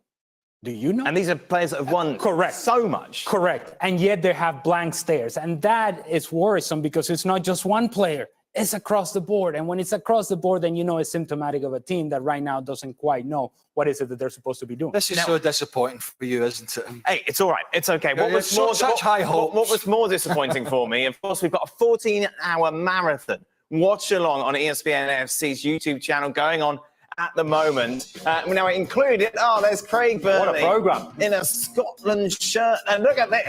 What a lovely look, Craig. You look old, don't you? Nah, your old man's hat, your old chair. There it is. Oh, come on. Oh, brilliant. Down a bit, down a bit, down a bit, down a bit. Hey. Burley. Oh, hello. Quality content, of course. I'm moving. That chair's been getting a battering. Yeah, I know. That's my chair. Yeah. What a lovely angle. Gavin Jules, meanwhile, of course, in Germany for us, and you can catch up on their latest adventures on their podcast, which is available to listen to over on the website. In the late game, Spain would beat Italy by 1-0 to guarantee a place in the knockout stages. But don't be fooled by the scoreline. Spain absolutely dominated the defending champions. I think it's fair to say this was the best performance we've seen from a team so far in this tournament. They were outstanding at it. They were, and in every facet of the game, but especially, we just talked about England and their quality of possession or lack thereof. Spain, my goodness, is possession with a purpose. It's possession that isolates players in wide areas. And once they get isolated in wide areas, Lamine Yamal and especially today, Nico Williams, they're getting after the fullbacks. And Di Marco is struggling. And Di Lorenzo is struggling. And guess what also happens? Well, Chiesa has to come back and defend. And Pellegrini has to come back and defend. So even when Italy won the ball back, they couldn't get out. It was Spain recovering the ball once again. They were outstanding. Pedri as well. He should have rewarded his performance with a goal. Certainly, there were multiple opportunities, and there were opportunities for everybody. All the players that I just mentioned had clear goal-scoring opportunities. Donnarumma had to come up with a bunch of saves. Spain were outstanding. If you were to say to anyone at the moment, look, there's a big soccer tournament going on. This is the team you should watch. It would be Spain, wouldn't it, to be entertained? Yeah, it was a clinic. It was an absolute clinic. And the speed of their game is the speed of their moving of the ball. And that all goes through one man. We've talked about him all year. He's a brilliant footballer, Rodri. But there are others like Fabian Ruiz and obviously Pedri's fit again. But when the ball goes into Rodri from a full-back or a centre-back, he's turned and it's into Pedri or it's out to Yamal or it's out to Williams. And it's out there quickly that doesn't allow and didn't allow those wingers to get back on track and double up. So it allowed those two wide players, Yamal and Williams, to get one-on-one with the defenders because, and by the way, Williams early on, he absolutely roasted Di Lorenzo. I mean, he just was outstanding. But the speed in which the midfielders passed the ball did not allow the Italian wide players to get back in and help the fullbacks. And it was absolutely brilliant. Yeah, I mean, we can look at the finishing. I mean, it could have been five or six. It could have been, but the general play, they got centre. They're not the strongest at the back, but their centre halves are brave. They'll step out with the ball. They've got experience in the full back position, and the three in midfield, they take care of that football like it's the world to them. You know what I mean? And that's the difference. They were absolutely brilliant. I have to say, there's still a frustration with Alvaro Morata. Right? Yeah. He works hard, he does, but he's still like he's the piece in the jigsaw. You go, did I get that from another box? He's just not quite, and that's the one thing. The rest of it, I mean, the two wide players. Yeah. They're the two kind of headline grabbers. Absolutely. Lamine Yamal, 16 years of age, playing with his swagger, Don. Like at 16, could you have played with that confidence? No, it's bonkers. And Nico Williams was probably man of the match today, but it all stems through the three in midfield. Because if they don't get them the ball in good areas and they don't get them the ball double quick, you can sort of get back into shape and try and defend against them. Rodri was like magnificent to watch. clinic. Craig's right. When you watch him play, it's ever so simple, but it's fast. It's the tempo. And it's the attitude of the Spanish players. It's like Ruiz, fantastic player, good technician, gets the ball out wide left. Yeah. Rodri knows when to slow the game down, but he's not just a sideways passer. He's a forward passer. He gets it into Morata. Or if you're Pedri on the other side, he'll take a couple of touches. He might run past someone straight out to Yamal. It's like they play the game how it should be played, not just on paper, not PlayStation football. It's effective. That's what Spain are. They're an effective side. That was, I think, for me, the best performance. Do you know the difference from England and as well? Sorry, because we're only comparing them because England played today. But one of the big differences is not only the passing, but it's the understanding of where the space is and where the space is going to be. Yeah. And no more so, I thought, than Pedri today. Some of the positions he took up, sort of in those behind the Italian midfield or in between the centre halves and the fullback, and nobody knew where to go and get him. And the amount of times we were able to slip the ball into him. Now, the end thing wasn't always there for him, but it's a bit like when Man City play sometimes against teams, you go, how many players have they got in the field here? Where are they playing? Because everybody's moving, and that's Spain.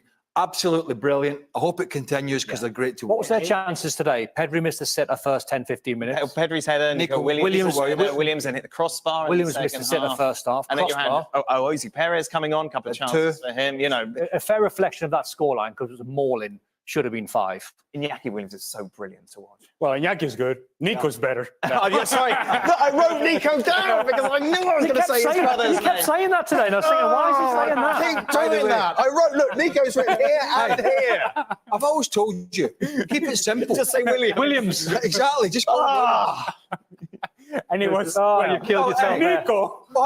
Ali, you could have left it.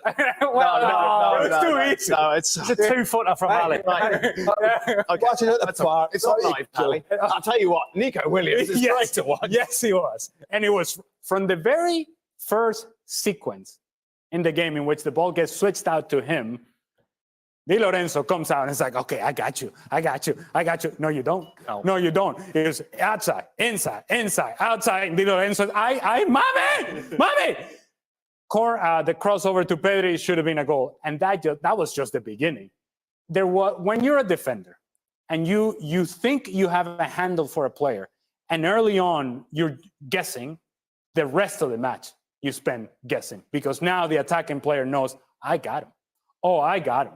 I can go anywhere, and he doesn't know. He's on his back foot, because he doesn't quite know whether to step to me or not, and that is a great place to be as an attacking player. And by the way, this feeling that we have about Spain is contagious. Contagious. Marco Corella. Let me just tell you, Marco Corella, you put him in the Spanish national team, he's getting up and down that left-hand side, finding crosses, tackling balls, defending well, and you're like, where did this come from? Well, it came from the fact that everybody here at Spain is playing with a lot of confidence. The ability is one thing. The attitude's the most important thing. Right. And you watch, going back to England, Saka, dribble, cut back inside, Phil Foden inside. The coach has given them the license to say, whenever you get the ball, go and terrorise your fullbacks. Because when you terrorise them, you take the whole team 40 yards further up the pitch. And then when you win the ball back, you're in a good position to then get the ball back and start your moves again. That's where the patterns come from. I'm not doing my homework if I'm Lamine Yamal. No. You know, he's been pictured doing his homework in the room. And if I'm playing as well as that, I'm not doing my homework. I'm too good to be doing my homework. Here we go then. Spain favourites? Well, the Mbappe situation, how's it going to affect him? I know he's not playing the next game. He's not playing tomorrow. Will that affect the psyche for him? I don't want to be horrible, but I'm playing against him. I'm going to batter him early on. Yeah. You have to, as a sports person, find a weakness in your opponents, don't you? And I've not been horrible here, but he's. He'll be on the bench. He'll start on the bench. No, but when he plays, we're testing his bravery now. Does he want to be out there? Is it psychologically affecting him? If Spain continue to play like that, yes, they could be a threat. But we've yet to see somebody, because Croatia didn't really do it, did they? Yet to see somebody, or did they really get at that Spanish defence? Not really. So the big test is still to come, but they're playing better than anybody in terms of possession. It's the only question I have right now about the Spanish national team. I brought it up the other day, is Unai Simón and the big mistake that he's going to make in a big stage. He has done it in the past. He did it in the first game, was not punished for it, and it may happen again. If he's clean, Spain has every chance to win this. And to your boy Morata, if Morata scores goals, then Spain's definitely winning this thing. Just a reminder, La Liga is live on ESPN Plus throughout the whole season. It kicks off in September. It's all about who will be there, though, Espanyol or Oviedo. It's all to play for in that second leg playoff. It's a match you can see live on Sunday at 12:30 Eastern. The big story from the French Cup over the last few days is the fact that Kylian Mbappe broke his nose against Austria, and obviously every single stage of his recovery, given how big a player he is, has been monitored under a huge microscope. This is what Didier Deschamps had to say, the latest on his availability to play the Netherlands tomorrow. Everything was going in the right direction yesterday. He was able to go out and do activities like he did this evening. Things are moving in the right direction so that he can be available tomorrow. Now, what's going on with the French is that they just need to win one of their last remaining 2 matches to guarantee a place in the knockout stages. So on paper, you think, oh, they're taking on the Netherlands. That's a big game. Not as big as it could be, Don. No. So given that, do you start him in this time? No. Why would you? Why would you take the risk? If you need him, last 20 minutes, you might throw him on if it's a little bit desperate. But the bigger picture is you give him enough game time, rest time to rest him for the third game. That's the most important thing. Trust the young players that you've got. Trust the squad that they can get the job done. Because you're not talking about the best Dutch squad that we've seen for quite a while. And I'd be stunned if he starts tomorrow. Bigger games to come. You've broken your nose. Yep. Like, when are you back to being able to play at your best? Because your best wasn't really that good anyway, so it's not a big Thank you. Thank you. You're just kicking in after Iñaki Williams. That's all right. Jambles. Everyone's forgotten about that. I don't know why you bring that up. No, I've never played with a mask. Okay. So I've not done that. Tried it. Maybe. You're leading me up. Yeah, when am I going? I mean, look at you're leading me up. 2 days to go. No, because I don't know what the difference is. Obviously, it's protection, but it must be a hindrance in terms of having wrapped around your face. Yeah. I just think days, and then you're ready for match. And then you're ready to go. Fine. Yeah. Remember Hung-Min Son at Tottenham last year playing with a mask on? Yes. And he ripped it off. Yeah. Because it's just yeah. You know, it has like your peripheral vision must be. Well, Fabregas said the same when he was at Chelsea. Who's sitting next to me, Don? Fabregas said the same. He said it was. I played with a few players. I think the invisible ones of these. You know, I mean, I didn't see over there. The blinkers But on. you know, the other side of it is, and I don't sort of jest when I say this, is that if we get to the real crux of this competition, could be a Spain, France, you know, England, whatever it is, and the ball's in the 6 yard, but if somebody fizzes a ball in, France are getting beaten, and it's there, is, you know, and is he diving in there, Mbappe, thinking, I'm going to get another boot in the nose, splattered all over the place again, this is going to be terrible, but it's going to get me a goal. These questions they start to, I mean, it's certainly a question for us, and I think is it a question in his own mind. If you think to Raul Jimenez at Wolves, the Mexican player who had a terrible head injury. I mean, he plays with this big sort of sponge thing on it to protect it. And he always questioned, is he, and he might, but is he really going to put his head back in there at a crucial time? And I think that'll be one of the questions about Mbappe if somebody tries to get physical with him. How much of this is in his mind and how much is he thinking about it? Because it's not going to affect what he does with his feet. Right. But that's what he does with his feet. What he does with his feet. But if somebody if a team gets physical with him, or a ball's there to be challenged and the elbows are up and all that, how is he going to cope? Human nature to stay out the way of it. Say this that doesn't go well for Mbappe. Can France win the World Cup, win the Euros without him? No, I don't think so. I think you're looking at France and the performance that they had in their first match against Austria.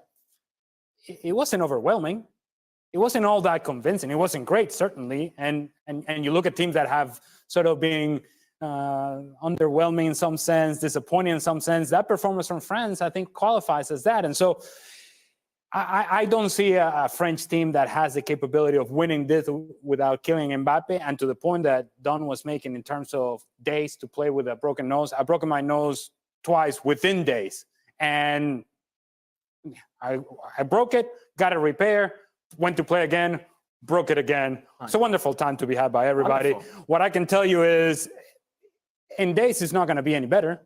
So if you're killing Mbappe, and to Craig's point, it's not. look, it's broken. Right. They'll set it, maybe look well, and maybe it doesn't, I don't know. But the truth of the matter is they're going to stay broken. And eventually, you're just going to have to play without that fear. If you're willing to play and make a difference in the manner that you should, somehow you're going to have to get that out of your mind. But if you're just concerned and middling and messing around with your mask the whole time, and that's what's in your head and that's what you're thinking about, that obviously limits your ability to be the player that France needs in order to win the Euro. Who would have thought that this is the only nose that's not been broken? I know, given the size of it as well. That's a big target. I know, look at that. Definitely. It's a big one. So then it is France against the Netherlands tomorrow. Let's take a look at everyone's predictions going into that tie. Still no problem without Kylian Mbappe. Everyone going for a French victory. Well, just a reminder, ESPN FC is with you every single day on ESPN+. And of course, on the next edition of the show, we'll be looking back at that big game between the Dutch and the French. So Copa America kicks off tonight. The favourites, Argentina, in action against Canada. Myself and Ali have made our way over to the other side of the studio to focus not on particularly what's going to happen tonight, Ali, but overall, how different it is for Lionel Messi and Argentina going into this tournament than it was the previous version of this event. Absolutely, and I think that is the main story when it comes to Lionel Messi and Argentina. And to answer your question, very different, exponentially different. Argentina right now are in the honeymoon stage. Not only did they win that last Copa America, and let's just not forget and let's not ignore how they won that Copa America at Brazil, against Brazil. And what that meant for Lionel Messi in delivering an international title for Argentina. Okay, what did that do? It freed Lionel Messi of some of that pressure going into the World Cup. How did that work out for Argentina? Well, I say worked out pretty well. And the fact that they went on to win World Cup, then you have to say, if winning Copa America freed Lionel Messi, winning the World Cup, then you just got rid of all that burden that I think everybody was putting on Lionel Messi. That no longer is on his shoulders or on Argentina's shoulders. And so therefore, you see Lionel Messi coming into the tournament and Argentina coming into the tournament with freedom, with this sort of joy to play the game. Let's enjoy it. Let's have fun. Let's be around people that we care about, that we love, that we enjoy playing with my teammates, that I enjoy playing with Angel Di Maria, and it is his last tournament. And so therefore, let's have fun out there, guys. Let's go out and play. So Lionel Messi, that is feeling good about himself and feeling good about his team, becomes a very dangerous player. Now, slightly on the other side of the coin of that is Brazil going into this tournament. Definitely, without a doubt, a tougher group, Colombia, Costa Rica, and Paraguay. And in CONMEBOL, we've seen the struggles that they've had in this kind of transition. And obviously, they've got some dangerous players, but it's getting them all to gel, isn't it, throughout this tournament? And we just got that talking about Argentina. But let me go back to Argentina so that I can talk about Brazil. When you think of Argentina and their strength, it's not only Lionel Messi, it's the fact that they have a back line that is very solid, a midfield that is very consistent, and then a front line that depends on Lionel Messi's creativity, but also has players around him that can create for themselves and create for Messi himself. Okay, what does Brazil have? Well, they have Vini Jr., we know that. They have individually talented players like Rodrigo, perhaps even Rafinha, not quite at the same level, but they don't have a back line that you can really trust, and they don't have consistency through the midfield. And guess what? Dorival Jr., the new manager, he's still got a whole lot to prove. He's still searching for the answers for this team. He's still searching for continuity. He's still searching for consistency. And so we don't know what version of Brazil is going to show up. If you go back to the dress rehearsal they had against the United States, it's a game that they could have won, but it's also a game that they could have lost. And that's what Brazil has become right now in CONMEBOL. It's a team that is not quite as dominant. And even though they have a talented player in Vini Jr., that he needs to have one of those tournaments. And I mean one of those special tournaments in which he says essentially, give me the ball and I'll sort it out. If he does that, then I think he can dominate, and I think Brazil can advance further into this tournament. If he doesn't, then you have to lean on some of the other pieces, and I just don't think that Brazil has those pieces in place. Is this a two-horse race? If I imagine that you're talking about Brazil and Argentina. No, I think Uruguay. Right. Uruguay is a team that I look at a group that has a lot of talent in the attacking half. In the midfield, they're very strong. Fede Valverde, Darwin Nunez.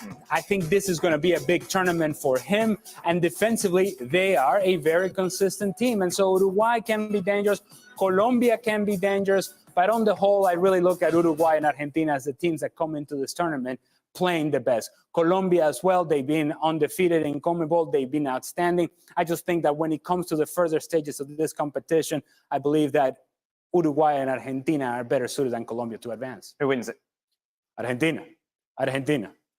Look, for all the reasons that I've already established, I still think that this is a team right now that is playing so well for Lionel Messi, that creates a stage and builds a stage from where he can then create for others, where he can find a pass, where he can still be the difference maker. And I think right now, at this point in his career, he's looking at this perhaps as a farewell tour, but perhaps as a celebration of everything that he has done over the course of his career. And what better way to do that than by winning Copa America? Ali, thank you very much. Just a reminder, plenty of content over on our YouTube channel as we look ahead to the start of Copa America.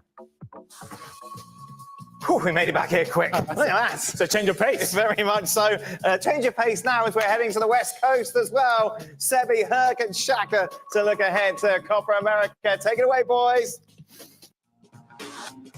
Here's a look at the odds for Group C in Copa America. That's where we find the U.S. men's national team. Second favorite to win the group behind Uruguay. USA actually minus 850 to advance from the group, though, so it gives you a bit of an idea as to what expectations are when it comes to the group phase. What about the knockout rounds? Here's what Tyler Adams, midfielder, captain at the World Cup, had to say. Quote, "For me, success is getting past the quarterfinal. We need to, in a pressure situation, win in a knockout environment." Of course, the U.S. advancing to the semifinals, of this tournament.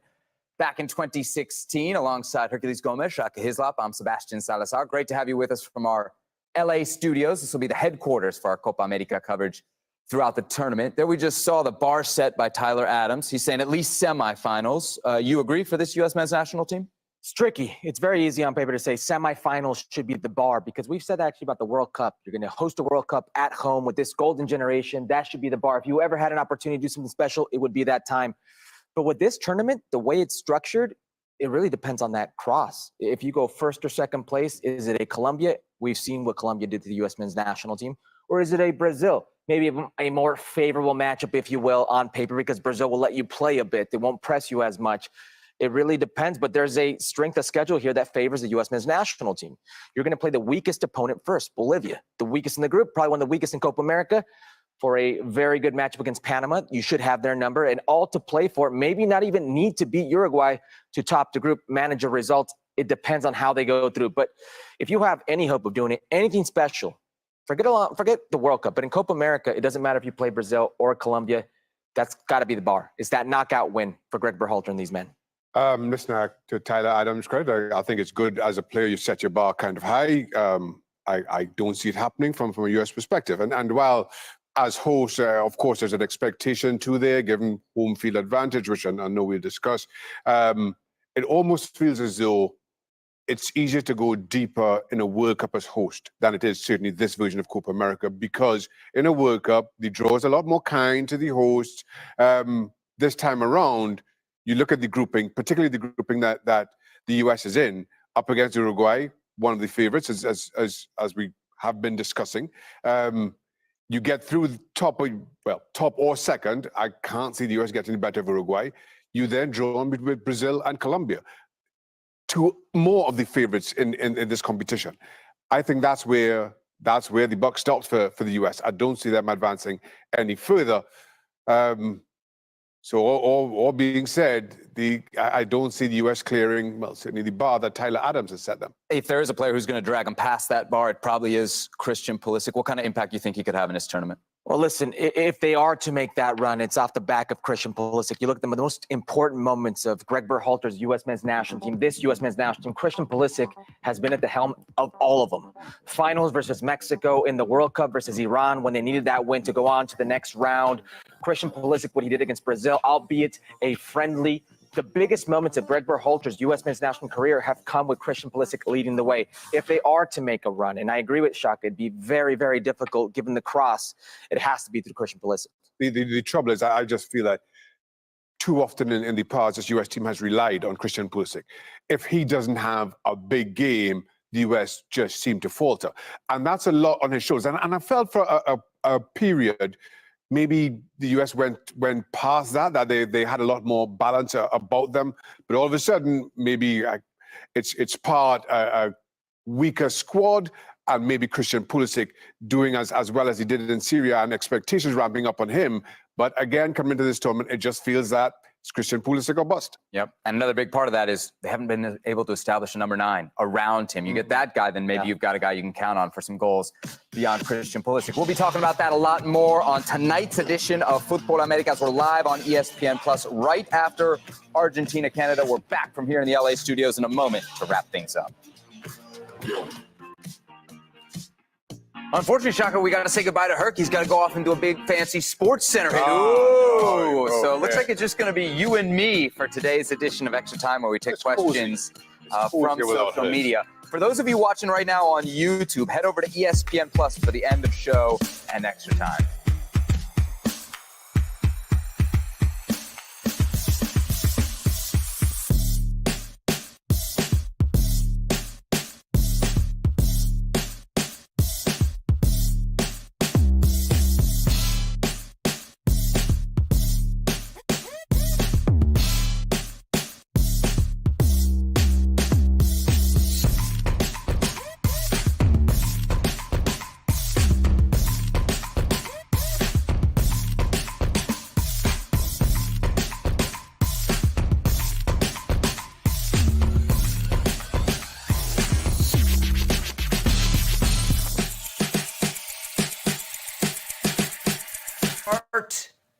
With the basics, the U.S. 26-man roster for Copa America, dropping in between our last show and this one. I think we were last with you after the Brazil game, which finished in a 1-1 draw. This is the second youngest Copa squad since 2007, Herc, which I believe you were on that squad. Is that correct? We got 9 players, 23 and under on this team, 18 players that were on the World Cup squad in Qatar. Timothy Tillman is the only player that was dropped. You'll remember there was 27 on the preliminary roster, and as we discussed quite a bit, there are 4 strikers on this team. Valerian Balogun, Ricardo Pepi, Josh Sargent, and Haji Wright, who we know has been discussed as a winger. Herc, the U.S. roster looks strong, but is it better than the World Cup roster that we saw in 2022? It is better than that roster. Now, you mentioned that 2007 roster for the Copa America. That roster was a second team. The first team, because the camps overlapped, was actually playing the Gold Cup, 2007 Gold Cup in Chicago, that final versus the Mexican national team that they won. If you remember that Benny Feilhaber screamer over Osvaldo Sanchez. Just if you needed a refresher. So that's why that team was so young. But going on to this very young team, is this team, the 2024 Copa America roster, better than the 2022 World Cup roster? Yes, Seb, yes it is. Let's go back to that 2022 World Cup roster and the players you had on that. Go to this one, you only have 3 MLS players. Of those MLS players, maybe one only sees some type of real minutes, and I'm talking about Miles Robinson, the other being a goalkeeper, and then you have Shaq Moore, who is in case you need him, in case of an emergency. And even then, I think Greg Berhalter may go a Yunus Musa, Weston McKennie, or whoever else, Timothy Weah, in that right back role. This is a very strong roster. These kids, this young roster, back in that 2022 roster was very, very green. They're no longer that green. They have this experience, World Cup experience. In fact, I believe 20 of these 26 have that World Cup experience. The majority of these players have Champions League experience. The majority of these players are coming off championship seasons, lifting trophies, great individual seasons, some of those players, not just one, but multiple of those categories. So this is a much better team. And you also have to include the manager in that. Very inexperienced manager back then. Think of what you will of him now. He has that experience of being in a knockout round, learning from those moments, being in big tournaments, having time with this team. This is a better roster now than it ever was before. So I'm interested that you brought in the MLS number, right? 3 MLS guys on this roster. There were 9 on the team in Qatar in 2022. You could look at that and say, well, right there, it's proof that this roster is better. I think you're right. But Herc, I think even if we go kind of name by name, if we look at who's gone and who's in, you can see that this roster is better, right? In Pepi, Balogun, Malik Tillman, Cardoso wasn't there, Miles Robinson, remember an injury miss, Christopher Lund, he's a new addition, Mark McKenzie, Chris Richards. Of that group, Chris Richards a definite starter just about. Balogun and Pepe, we know are probably going to start. We don't know which one, but one of those two guys is probably starting at 9. And Cardoso, we saw him start a game. It didn't go well against Colombia, but that's another guy who could contribute. The guys that you don't have, who aren't here from that World Cup roster, Jesus Ferreira, Jordan Morris, Christian Roldan, Kellen Acosta, Walker Zimmerman, DeAndre Yedlin, Aaron Long, Serginho Dest. Dest is the big name that's missing. But outside of that, the guys that you've lost, you haven't really lost too much, have you? No, so think about this for a second. Now, I know this stat blew up in everybody's face versus Colombia, but you had a top 5 European League, all 11. That's where the U.S. men's national team is today with its pool of players. That's where this roster, this Copa America roster is today. That's why the responsibility is so great for Greg Berhalter. If we're just going off the names, if we're just going off the roster, this 2024 roster blows that one out of the water. These kids now have World Cup experience. The likes of a Christian Pulisic has a World Cup goal. The likes of Timothy Weah has a World Cup goal. Matt Turner, for as horrendous as the season has gone for him, is a goalkeeper, World Cup goalkeeper with experience in keeping the ball out of the back of his net. You have some players who have gained valuable experience at the international level. This is a better roster. Yeah, better roster, but I have a question about whether or not it's a better team. Different question. Different question, but answer it for me here, because I look at it and a lot of the big question mark, Hercs, that we had coming out of that World Cup are basically still there, right? We didn't really know who the number 9 was going to be. We still don't really know that. I think in defense, you got a lot of question marks in that back line. Everybody coming out of the World Cup would sell. Well, for sure, Tim Ream won't be here for Copa America. We'll have figured something else back there. Still haven't figured that out. Serginho Dest is no longer there. The strength of the U.S. team at the World Cup was the MMA midfield, and a big part of that strength was Adams. Adams is not part of this new MMG midfield, and we don't know what that looks like at elite international level competition. Maybe it looks good against CONCACAF, but this isn't just going to be CONCACAF. So to me, a lot of those questions, and I throw Matt Turner in there as well, make me say, yes, better roster, but I don't know if better team, because some big parts, Turner, Adams, are not the same as they were in 2022, and some of those big question marks, Herc, still remain. We all thought Balogun would be the locked-in number 1 by now, or at least a lot of people did when he joined the pool. But he clearly has not taken that job and made it his. You didn't even mention Gio Reyna. So a talent like Gio Reyna, who many want to include as a lockdown starter in this group, it was MMA. It wasn't MMGA. It wasn't MGA. It was MMA. Now he's in that midfield, or in that triangle, if you will, as a playmaker. How do you factor that in? How do you move forward? I agree with what you're saying, and a big part of that's the manager, is how do you fit these pieces? How do you make this puzzle work for this team going forward? That's a very good team, young team that proved something to themselves at that World Cup. Maybe it wasn't a great World Cup in terms of the 2002 World Cup team and the run they made, but for how young they were, getting out of their group, and to where they got, you would certainly say it was a success for that group. But I agree with you. Is it a better team? Remains to be seen. If we look at the 26-player roster, Herc, we did this exercise with Mexico last week. Where do you think the strength lies for Greg Berhalter's group? I revert back to the player pool.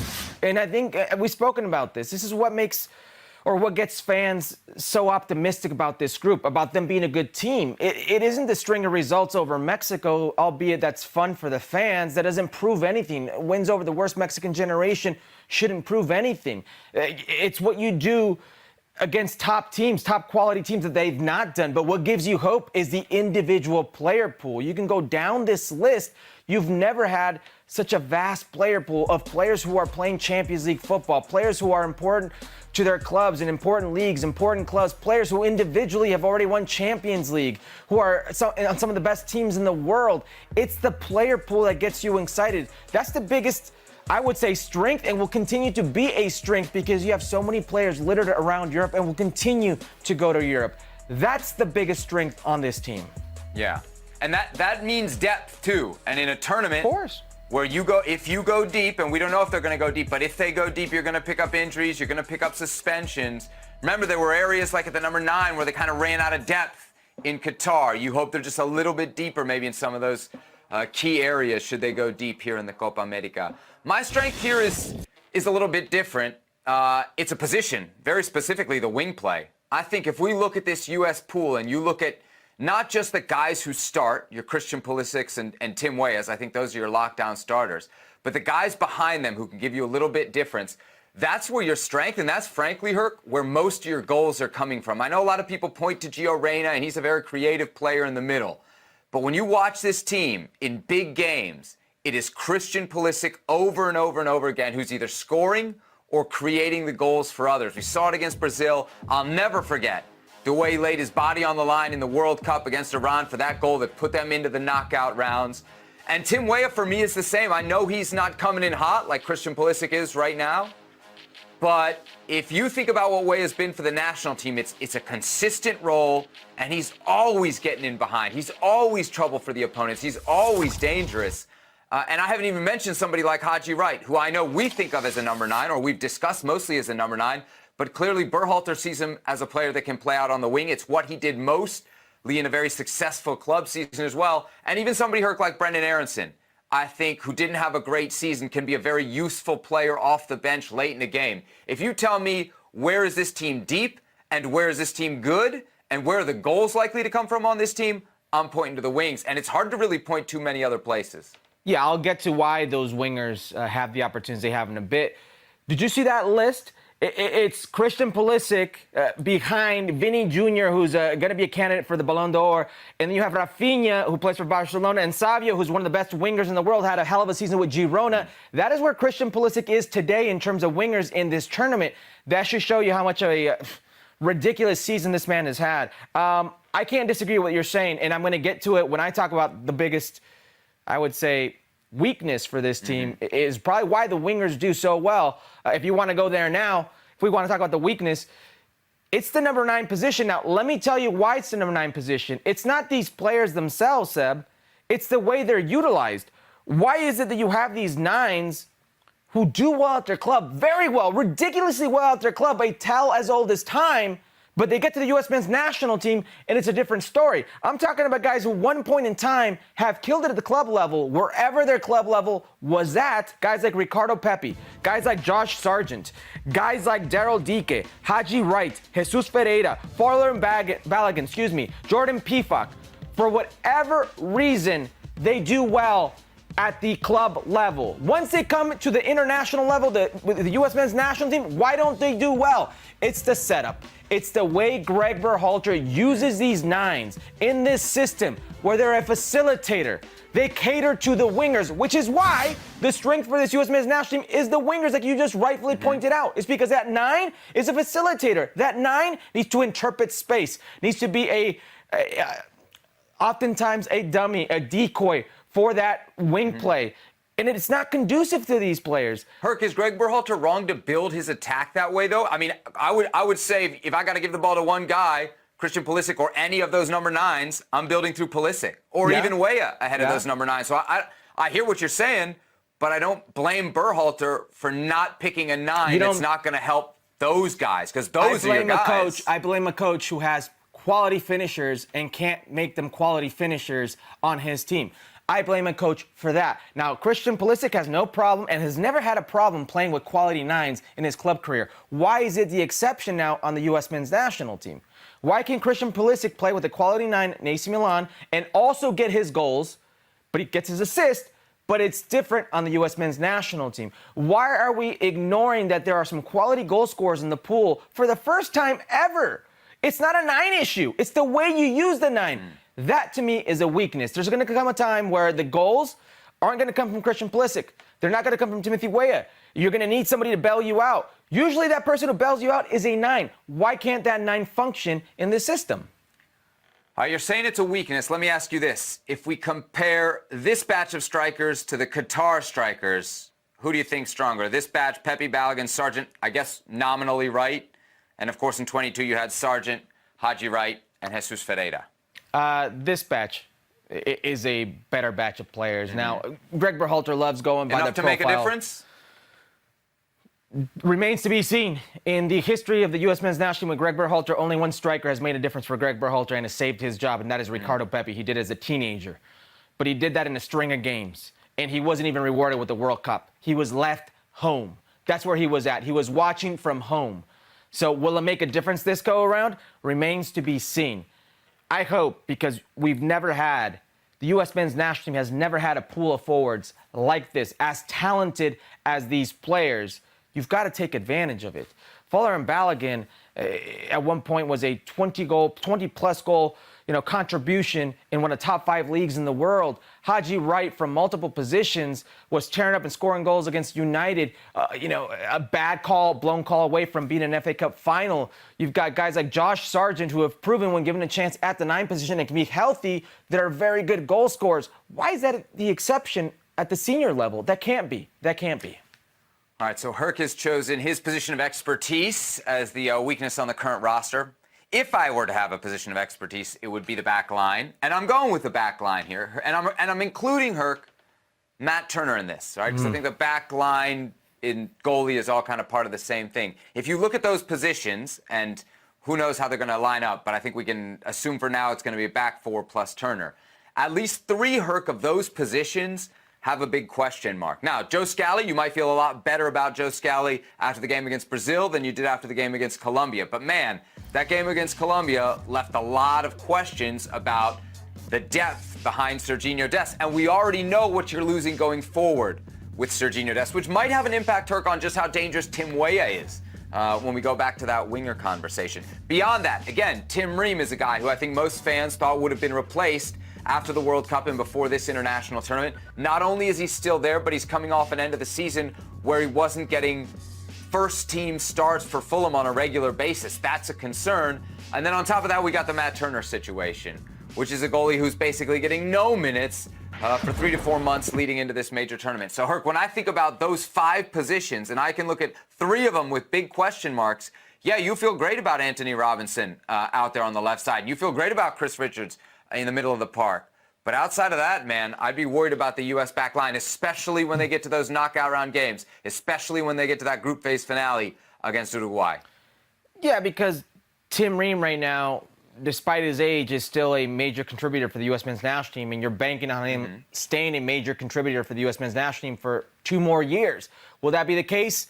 Very unlikely. Tim Ream has proven us wrong many times before, but the odds are against him here. And Miles Robinson not making the jump to Europe has maybe cost him in the eyes of Greg Berhalter because he's not gotten that opportunity again. And he's a player who's having a hell of a season in Major League Soccer right now with FC Cincinnati. So who's going to be that center back duo come 2026?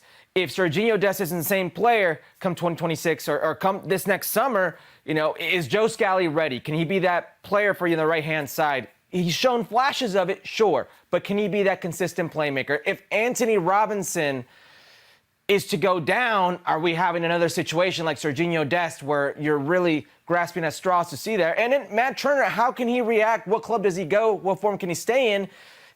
The last positive outing, one of the few of the year, was that Brazil game. So can he maintain that? I agree with what you're saying. It is a lot of question marks and not very much consistent output there. Speaking of Copa America, Lionel Messi and Argentina continuing their preparations for the summer tournament. Messi, of course, off to a great start to the season with Inter Miami, 12 goals and 13 assists in league play alone. His future at Miami was one of the many topics that came up when Messi sat down with our colleagues at ESPN Argentina for this exclusive interview. Leo, cuando se ven los récords, aparece una palabra. Messi, Messi, Messi, Messi. Pulverizaste todos los récords. Ahora, el hecho de jugar 6 mundiales no le pasó a ningún jugador en la historia. ¿Te tienta eso? No, la verdad que no. Por récord o por decir jugué 5 o 6 mundiales, no. Nunca le di importancia a los récords, si bien está buenísimo poder tener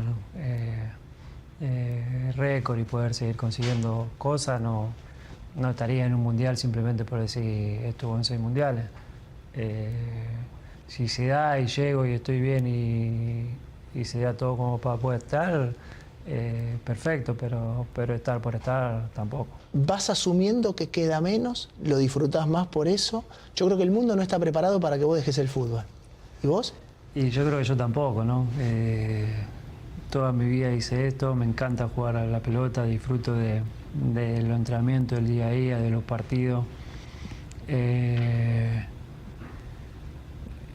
Y sí, un poco de miedo a que se termine todo siempre está, ¿no? Fue un paso difícil dejar a Europa para venirme acá. El hecho de haber sido campeón del mundo ayudó mucho y a ver las cosas de otra manera también.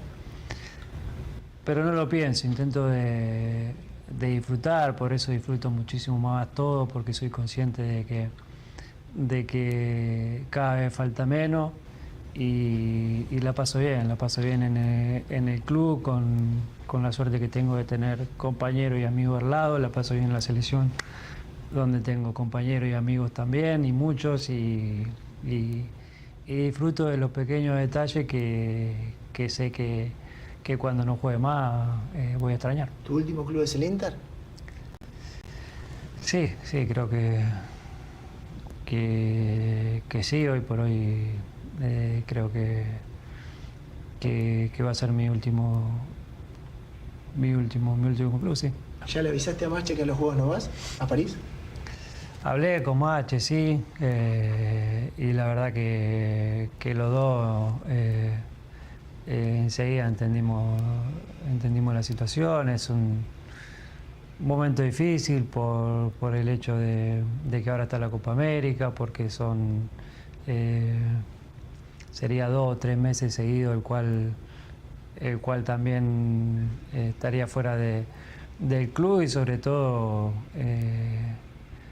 que a esta edad tampoco estoy para jugar todo y tengo que elegir bien los momentos también, y creo que sería demasiado hacer 2 torneos seguidos. Los Juegos Olímpicos tienen algo especial y es diferente a todos. Herc, lots to pick out. Where do you want to start from the interview there with Messi? Well, he says there's not a lot of time left in his career, and maybe that's relevant. He mentions that Inter Miami will be the last team he plays for.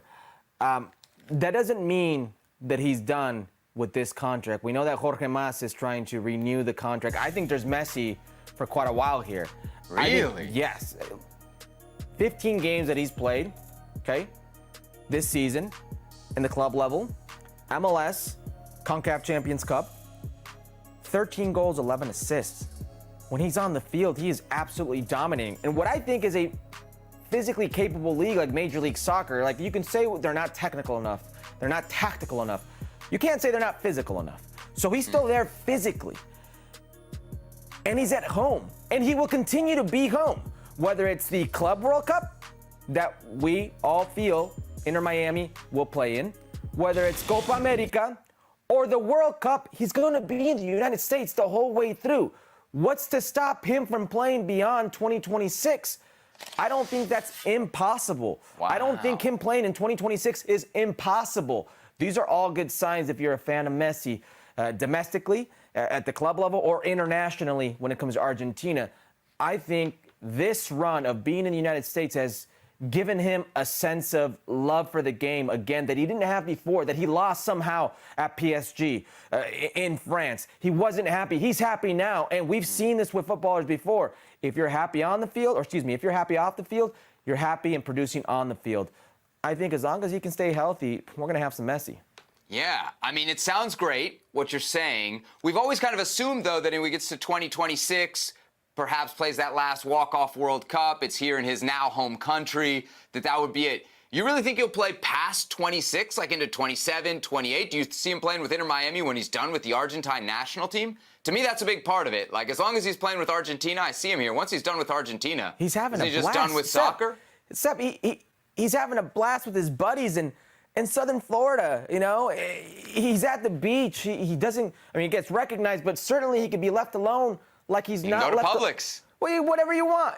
This is a different lifestyle for him. I really think it's rejuvenated this man in a way that we've not seen from him before. I mean, look at his time at PSG. He looked miserable. Off the field, on the field, he didn't look like he was having a good time. He looks like he's having a great time. He looks like he's enjoying himself. He's still playing for his country. When that commitment is over, if you're telling me he can't just play club ball, he said Inter Miami. He didn't say how many more years at Inter Miami. I think there's time. So Copa America kicks off tonight. The favourites, Argentina, in action against Canada. Myself and Ali have made our way over to the other side of the studio to focus not on particularly what's going to happen tonight, Ali, but overall, how different it is for Lionel Messi and Argentina going into this tournament than it was the previous version of this event. Absolutely, and I think that is the main story when it comes to Lionel Messi and Argentina. And to answer your question, very different, exponentially different. Argentina right now are in the honeymoon stage. Not only did they win that last Copa America, and let's just not forget and let's not ignore how they won that Copa America. At Brazil, against Brazil. And what that meant for Lionel Messi in delivering an international title for Argentina. Okay, what did that do? It freed Lionel Messi of some of that pressure going into the World Cup. How did that work out for Argentina? Well, I say it worked out pretty well. And the fact that they went on to win World Cup, then you have to say, if winning Copa America freed Lionel Messi, winning the World Cup, then you just got rid of all that burden that I think everybody was putting on Lionel Messi. That no longer is on his shoulders or on Argentina's shoulders. And so therefore, you see Lionel Messi coming into the tournament and Argentina coming into the tournament with freedom, with this sort of joy to play the game. Let's enjoy it. Let's have fun. Let's be around people that we care about, that we love, that we enjoy playing with my teammates, that I enjoy playing with Angel Di Maria, and it is his last tournament. And so therefore, let's have fun out there, guys. Let's go out and play. So Lionel Messi, that is feeling good about himself and feeling good about his team, becomes a very dangerous player. Now, slightly on the other side of the coin of that is Brazil going into this tournament. Definitely, without a doubt, a tougher group, Colombia, Costa Rica and Paraguay. And in CONMEBOL, we've seen the struggles that they've had in this kind of transition. And obviously, they've got some dangerous players, but it's getting them all to gel, isn't it, throughout this tournament? Now, we just got done talking about Argentina. But let me go back to Argentina so that I can talk about Brazil. When you think of Argentina and their strength, it's not only Lionel Messi, it's the fact that they have a back line that is very solid, a midfield that is very consistent, and then a front line that depends on Lionel Messi's creativity, but also has players around him that can create for themselves and create for Messi himself. Okay, what does Brazil have? Well, they have Vini Jr., we know that. They have individually talented players like Rodrigo, perhaps even Rafinha, not quite at the same level, but they don't have a back line that you can really trust, and they don't have consistency through the midfield. And guess what? Dorival Jr., the new manager, he's still got a whole lot to prove. He's still searching for the answers for this team. He's still searching for continuity. He's still searching for consistency. And so we don't know what version of Brazil is going to show up. If you go back to the dress rehearsal they had against the United States, it's a game that they could have won, but it's also a game that they could have lost. And that's what Brazil has become right now in CONMEBOL. It's a team that is not quite as dominant, and even though they have a talented player in Vini Jr., that he needs to have one of those tournaments. And I mean one of those special tournaments in which he says essentially, give me the ball and I'll sort it out. If he does that, then I think he can dominate, and I think Brazil can advance further into this tournament. If he doesn't, then you have to lean on some of the other pieces, and I just don't think that Brazil has those pieces in place. Is this a two-horse race? If I imagine that you're talking about Brazil and Argentina. No, I think Uruguay. Right. Uruguay is a team that I look at a group that has a lot of talent in the attacking half. In the midfield, they're very strong. Fede Valverde, Darwin Nunez. I think this is going to be a big tournament for him. And defensively, they are a very consistent team. And so Uruguay can be dangerous. Colombia can be dangerous. But on the whole, I really look at Uruguay and Argentina as the teams that come into this tournament playing the best. Colombia as well, they've been undefeated in CONMEBOL. They've been outstanding. I just think that when it comes to the further stages of this competition, I believe that Uruguay and Argentina are better suited than Colombia to advance. Who wins it? Argentina. Look, for all the reasons that I've already established, I still think that this is a team right now that is playing so well for Lionel Messi, that creates a stage and builds a stage from where he can then create for others, where he can find a pass, where he can still be the difference maker. And I think right now, at this point in his career, he's looking at this perhaps as a farewell tour, perhaps as a celebration of everything that he has done over the course of his career. And what better way to do that than by winning Copa America? Ali, thank you very much. Just a reminder, plenty of content over on our YouTube channel as we look ahead to the start of Copa America. Whew, we made it back here quick. Look at that. It's a change of pace. Very much so. Change of pace now as we're heading to the West Coast as well. Sebi, Herc and Shaka to look ahead to Copa America. Take it away, boys.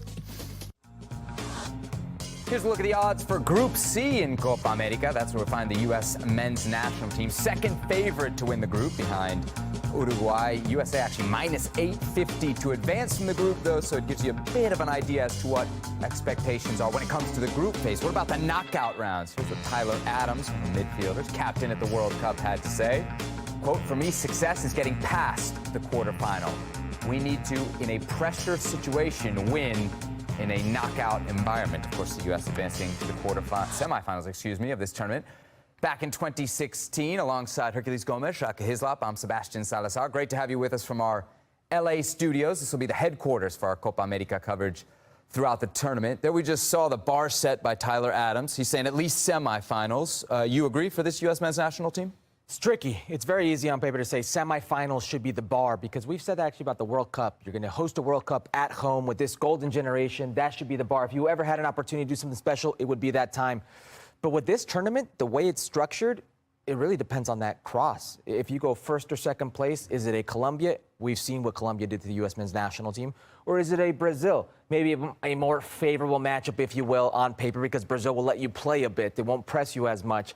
It really depends, but there's a strength of schedule here that favors the U.S. men's national team. You're going to play the weakest opponent first, Bolivia. The weakest in the group, probably one of the weakest in Copa America.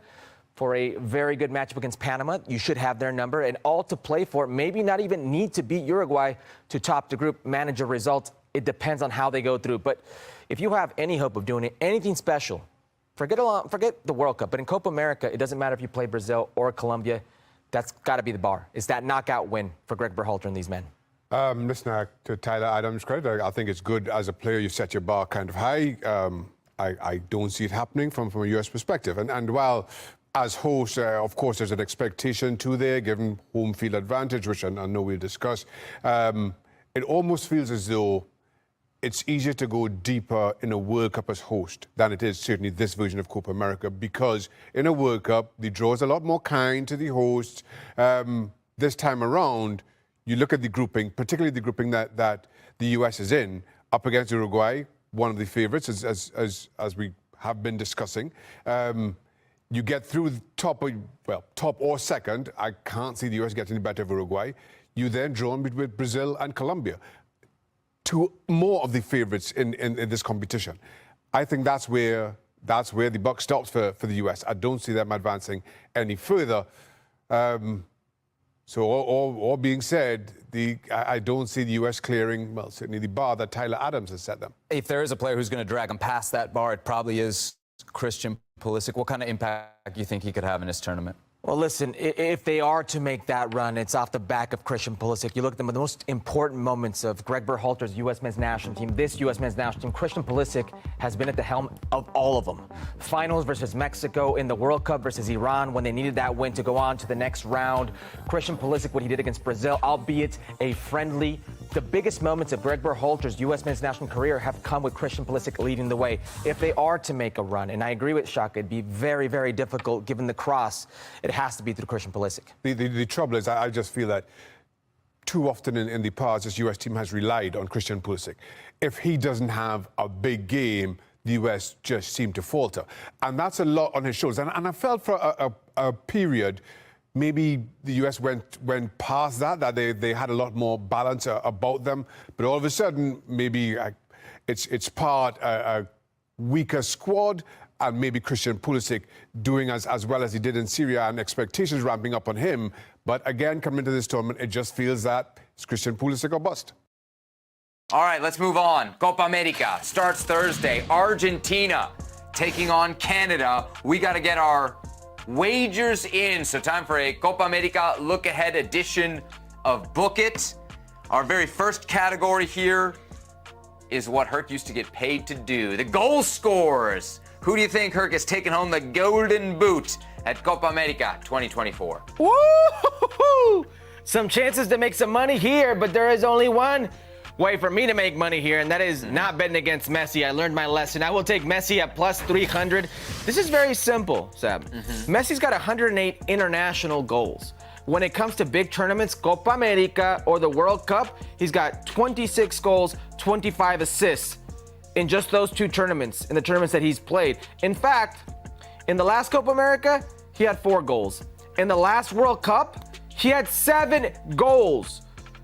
He's going to take all the set pieces. He's going to take all the penalties.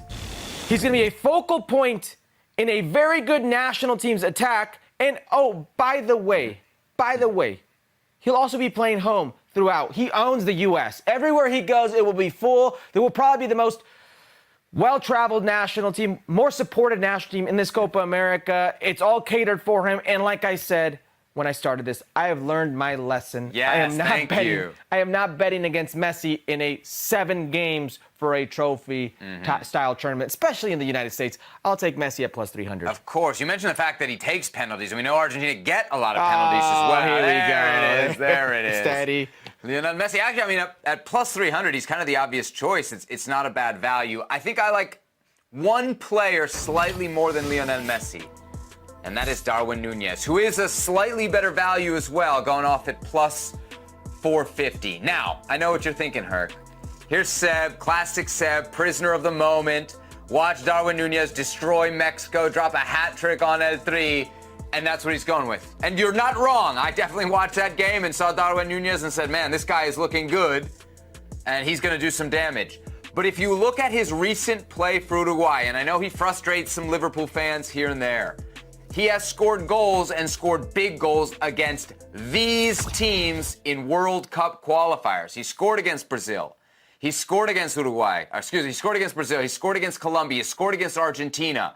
And so when you're scoring against those teams who are likely who you're going to see late in this tournament, and I do think Uruguay is going to be there late in this tournament, I think Darwin Núñez, Herc, at plus 450 is a very good value to take on the Golden Boot. I took Darwin Núñez for Golden Boot at the World Cup. That was very similar odds, if not just slightly greater. Wow. 0 goals. Yeah. 0 goals. Yeah. Okay. Well, I learned my lessons, but I don't learn your lessons. Yes, all right, true, buddy? that's true. Okay. All right. Let's move on to our next category, which is stage of elimination. Now, you're going to have to do stage of elimination for the U.S., and I'll do stage of elimination for Mexico. What are you taking here? All right, let me just start off with why would I take, because the obvious here, because you could say, well, they could potentially face Colombia or Brazil in the quarterfinals. Why would I take The odds makers are telling you it's going to be the quarterfinals. Why minus would I take, 145. Why would I take minus 145? It doesn't make sense to me. I want to make some money. So what sounds good to me? Plus well, you don't want to lose money. You don't want to lose money, though. Remember. Well, think about this that's for how a second. this thing works. No, it's fine. But think about this for a second. Plus 550 for them to make the semifinals. What needs to happen for them to make the semifinals? Can they do it? Win one game. Can they get out of the group? Absolutely. I expect them to get out of the group. I expect them to get out of the group. Can they get out of the group in first place to avoid playing what I think... Does it really matter? I mean, Brazil or Colombia, they're dogs. No, hold on. It does matter. Hasta entre perros hay razas. Even with dogs, there are certain types of breeds. Yes, okay? yes. So forget about the dogs. I'd rather get a little Chihuahua than a Doberman or a Rottweiler. There's just certain types of dogs I'd rather see. I want to avoid Colombia. In order to avoid Colombia, you have to come in first place in your group. I think Colombia is going to come in first place. Okay? So that means, do you have to beat Uruguay? No. That's the beauty of this schedule. You get Bolivia, Panama. In the third game, you could literally not even win, just manage a result, and you come in first in your group. And then potentially get a Brazil, which I think, favorably, it's a great matchup for the U.S. men's national team. They're already off a little. I mean, it's not recency bias. It's a better matchup than Colombia. Colombia is one of the hottest teams in the world right now. 22 games unbeaten. They won the last 7. It's an actual dog of a team. It's my dark horse in this tournament. I would want to avoid them. And one game at plus 550, yeah, I'll take that. I'm fascinated by the odds here because what the odds makers are saying at minus 145 is that's where the U.S. is really expected to go out. And I think that's what we all agree. What's interesting to me is what's the analysis Herc going to be after when they win 2 games and either draw or lose to Uruguay, lose in the quarterfinals, don't win a knockout game, right? Which is what we were sold was the evolution of this program and how we're going to all analyze how they were growing and all this. That's the next step, make the world respect us. At home, you don't win a single knockout round game. They do what the odds makers are telling us they're going to do. Are we going to say that's a successful tournament, or are we going to say that's a failure? Because it's very easy to say it's a failure if it's a group phase exit. It's very easy to say it's a success if it's a semifinal, no matter what happens in that semi. But that quarterfinal is fascinating to me because the how of that could be whether Greg Berhalter keeps his job or whether he doesn't. And I just can't believe it's minus 145. That screams that that's where they're going out. The margins for error are so thin, so slim at this level. And I'll go back to the biggest achievement in modern football for the U.S. men's national team, the 2002 World Cup run that everybody says that 2002 team was such a great team. They went 1-1-1 in group play. Sure, they surprised Portugal in the opening game. They couldn't beat South Korea and had to get help after getting smashed 3-1 to Poland by South Korea, who beat Portugal, for them to go on to the next round and beat a CONCACAF opponent to then lose to the German side in quarterfinals. The greatest achievement in U.S. men's national team modern day history was 1-1-1 in the group phase and beat a CONCACAF opponent. So I know exactly where you're going with this, and many will say it's a failure, and it might be a failure, Seb, but it's that slim.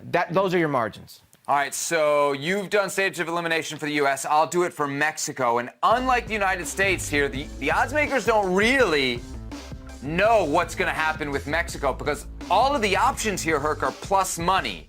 Now, the one that pays out the least is the quarterfinals at plus 135. But I've been talking with the primo. We've been discussing quite a bit.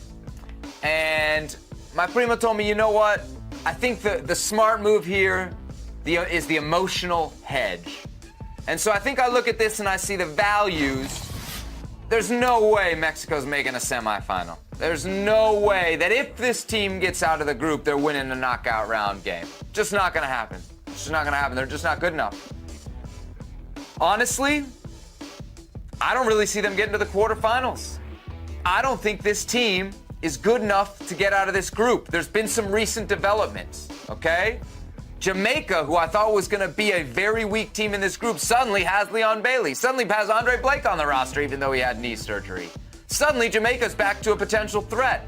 On top of that, you've got Venezuela, who has always given Mexico a tough time, including a draw at the last Copa America Centenario, which was actually probably a game Venezuela should have won, if we're being honest. And that was a good Mexico back in 2016. And then Ecuador, which is a very good team right now and has put together some very good results down in World Cup qualifying. They're on quite a run themselves. I see Mexico going out in the group stage here, Herc. I'm protecting myself a little bit I'm protecting my primo a little bit here because if it happens, we're going to be plus 290 happier. But tell me I'm crazy to see Mexico going out in the group. All right, let me play devil's advocate for mis amigos mexicanos for a second, okay? Mm-hmm. This great Jamaica squad that you speak of, while it's given Mexico problems, it's not beaten Mexico in the last 5 years. Okay, that's a reality. It hardly has ever beaten Mexico when it's mattered. There are internal problems within that own federation, and this team never plays to the level of what we see the names on paper. This Venezuela team historically has been manhandled by Mexico. It is a team that has some very interesting names, but a little top-heavy, and Mexico is going to be a very, very overwhelming favorite everywhere they play because of the home crowds. And Ecuador, this Ecuadorian team you speak of, and again, I'm playing devil's advocate for mis amigos mexicanos. Do you see what they did against the most powerful Honduras team of all time who's not in this tournament? They barely squeaked out a win 2-1 just a few days ago. It was that bad. Now, you talk about this quarterfinal game. If they go on first place with, honestly, it could happen. I don't think if Mexico goes first place, any of us would be shocked. Like we wouldn't be shocked if they get grouped. That's a reality. If they don't make it... I'd be shocked if they finish first. I would be. Hold on for a second. If they finish first, they will play against the second place in Argentina's group, which Peru, Chile, Canada. It's as accessible as you're going to find, Herc, but would you really bet on them to win a knockout round game? This Mexico, Herc, I get it. It's the easier path. But it's this Mexico. You've said it a million times. It's the worst Mexico we've ever seen. I am playing devil's advocate para mis amigos mexicanos. You said it yourself. The road is much more easier. Yeah. You said it yourself. The second place team is not a great team, is not a great opponent out there. It's one game to a semifinal. Can it happen? Yes, it can happen. Where do you think they go out? Group. There it is. Look at that. Look at that. The devil's advocate comes around at the end of the day. All right. So we've got stage of elimination done for both of these. Last but not least in our Book It segment, look ahead to Copa America. Who's going to win it all? Argentina, the odds makers favorites at plus 175. After that, it's Brazil, Uruguay, Colombia, and then the USA and Mexico. Look at that. USA plus 1,100. Herc, you pick any Americans? No, not today, Sebi. Not today. But not because I don't believe they can make a run. I just don't believe they can win the tournament. You know, you win this tournament, you might as well be a favorite to win the World Cup. That's a reality. I think Copa America is a very good tournament when you get to the cream of the crop, when you get to the elite of the elite. Listen, smart money is Argentina plus 175. The players they have, Messi being one of them. I already told you I think he's going to be the leading goal scorer of this team. Well coached, defensive. They're going to be the home team throughout this tournament. But I'm going to go with Colombia because I like to bet for enjoyment. I don't bet because I need the money. And you should not bet if you need the money. Walk away if you need the money. Big time, but if you want to enjoy and make some money, plus 1,100 for the hottest team in the world right now? The hottest team in the world son los colombianos. They are a team that's on a 22-game unbeaten streak, smashing teams, beating very good teams. Argentina, Brazil, Uruguay, these type of teams, they've played them, they've beat them. This is a team that does very well in a good moment. That's a team, not a bunch of individuals, an actual team. At plus 1,100 to be my dark horse in this tournament? Yeah, I like that. I'll take that. All right, so Colombia plus 1,100. Definitely not prisoner of the moment, though we did just see them wallop the United States by a score of 5-1. My pick, not quite as hipster at yours at plus 1,100, but still kind of far out there. I'm not going with either one of the two tournament favorites in Argentina or Brazil. I'm going with Uruguay. Also, perhaps a little bit prisoner of the moment, having seen what they did, of course, against Mexico 4-0. This is obviously a well-drilled team. It's an experienced team. They've got Darwin Núñez. As I said, I think he's going to be the top scorer in this tournament. Honestly, Herc, I'm looking at this kind of in a big picture kind of bracket sense. I see Uruguay winning their group with the U.S., which puts them obviously on the opposite side of the bracket as Argentina. I do think it's going to be an Argentina against Uruguay final. I don't really see too much of a difference between the two of them there, but I'm going with Uruguay because it's a little bit more of a payoff.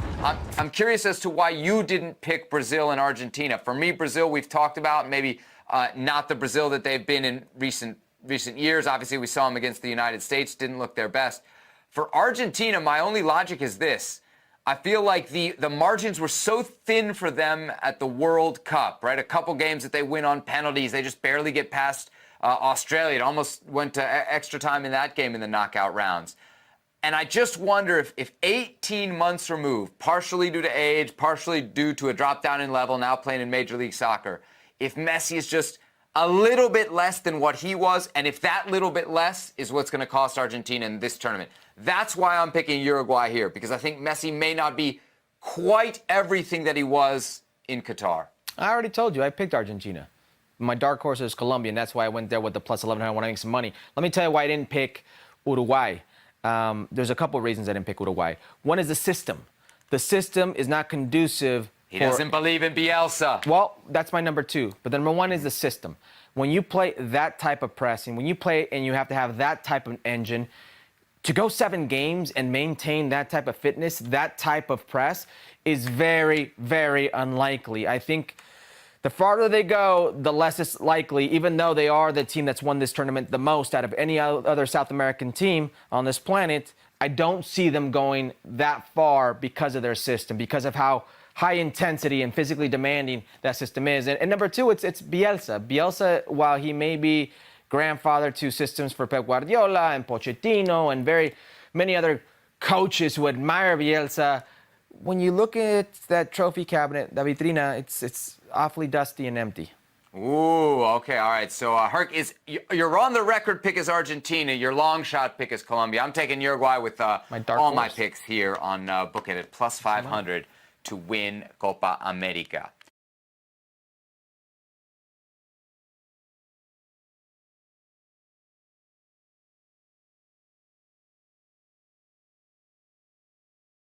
But let's start with the basics. The U.S. 26-man roster for Copa America. Dropping in between our last show and this one. I think we were last with you after the Brazil game, which finished in a 1-1 draw. This is the second youngest Copa squad since 2007, Herc, which I believe you were on that squad. Is that correct? We got 9 players, 23 and under on this team, 18 players that were on the World Cup squad in Qatar. Timothy Tillman is the only player that was dropped. You'll remember there was 27 on the preliminary roster, and as we discussed quite a bit, there are 4 strikers on this team. Valerian Balogun, Ricardo Pepi, Josh Sargent, and Haji Wright, who we know has been discussed as a winger. Herc, the U.S. roster looks strong, but is it better than the World Cup roster that we saw in 2022? It is better than that roster. Now, you mentioned that 2007 roster for the Copa America. That roster was a second team. The first team, because the camps overlapped, was actually playing the Gold Cup, 2007 Gold Cup in Chicago, that final versus the Mexican national team that they won. If you remember that Benny Feilhaber screamer over Osvaldo Sanchez. Yeah, just if you needed a refresher. So that's why that team was so young. But going on to this very young team, is this team, the 2024 Copa America roster, better than the 2022 World Cup roster? Yes, Seb, yes it is. Let's go back to that 2022 World Cup roster and the players you had on that. Go to this one, you only have 3 MLS players. Of those MLS players, maybe one only sees some type of real minutes, and I'm talking about Miles Robinson, the other being a goalkeeper, and then you have Shaq Moore, who is in case you need him, in case of an emergency. And even then, I think Greg Berhalter may go a Yunus Musa, Weston McKennie, or whoever else, Timothy Weah, in that right back role. This is a very strong roster. These kids, this young roster, back in that 2022 roster was very, very green. They're no longer that green. They have this experience, World Cup experience. In fact, I believe 20 of these 26 have that World Cup experience. The majority of these players have Champions League experience. The majority of these players are coming off championship seasons, lifting trophies, great individual seasons, some of those players, not just one, but multiple of those categories. So this is a much better team. And you also have to include the manager in that. Very inexperienced manager back then. Think of what you will of him now. He has that experience of being in a knockout round, learning from those moments, being in big tournaments, having time with this team. This is a better roster now than it ever was before.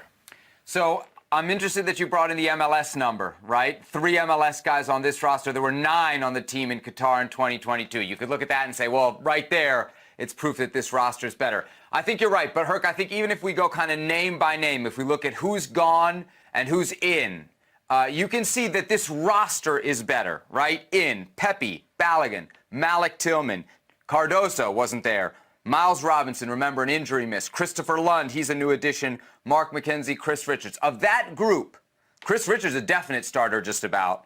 Balogun and Pepi we know are probably going to start. We don't know which one, but one of those 2 guys is probably starting at 9.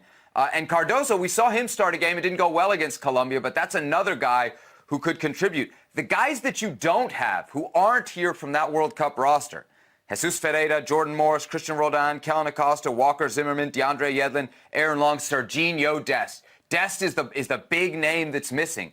But outside of that, the guys that you've lost, you haven't really lost too much, have you? No, so think about this for a second. Now, I know this stat blew up in everybody's face versus Colombia, but you had a top 5 European League all 11. That's where the U.S. men's national team is today with its pool of players. That's where this roster, this Copa America roster is today. That's why the responsibility is so great for Greg Berhalter.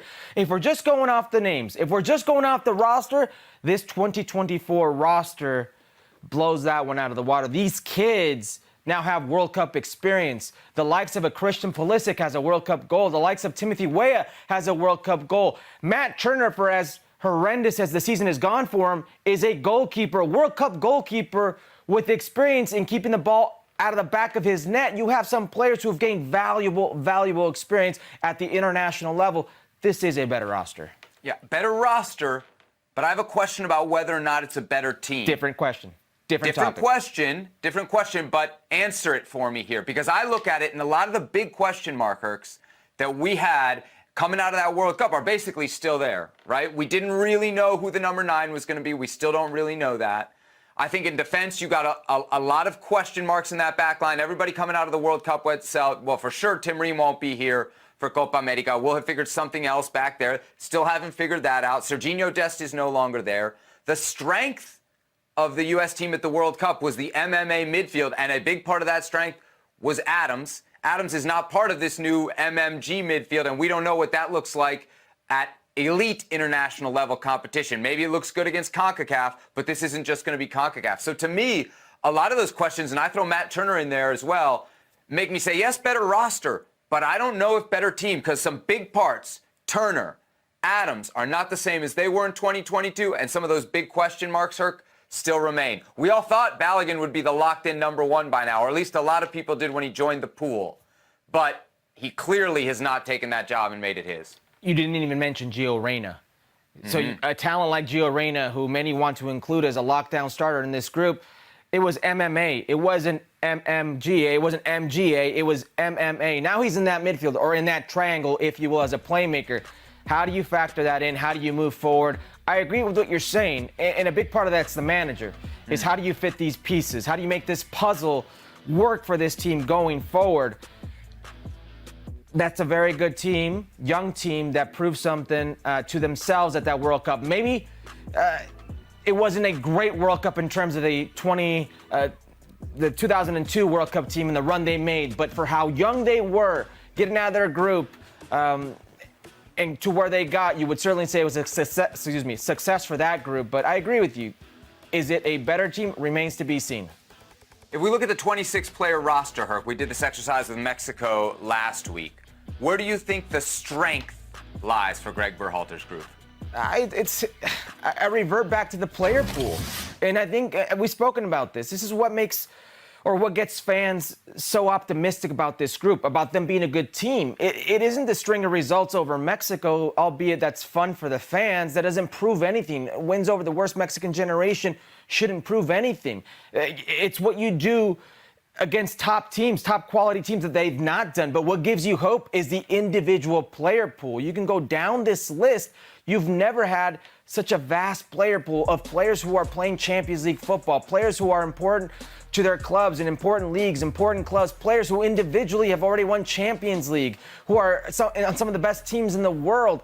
It's the player pool that gets you excited. That's the biggest, I would say, strength, and will continue to be a strength because you have so many players littered around Europe and will continue to go to Europe.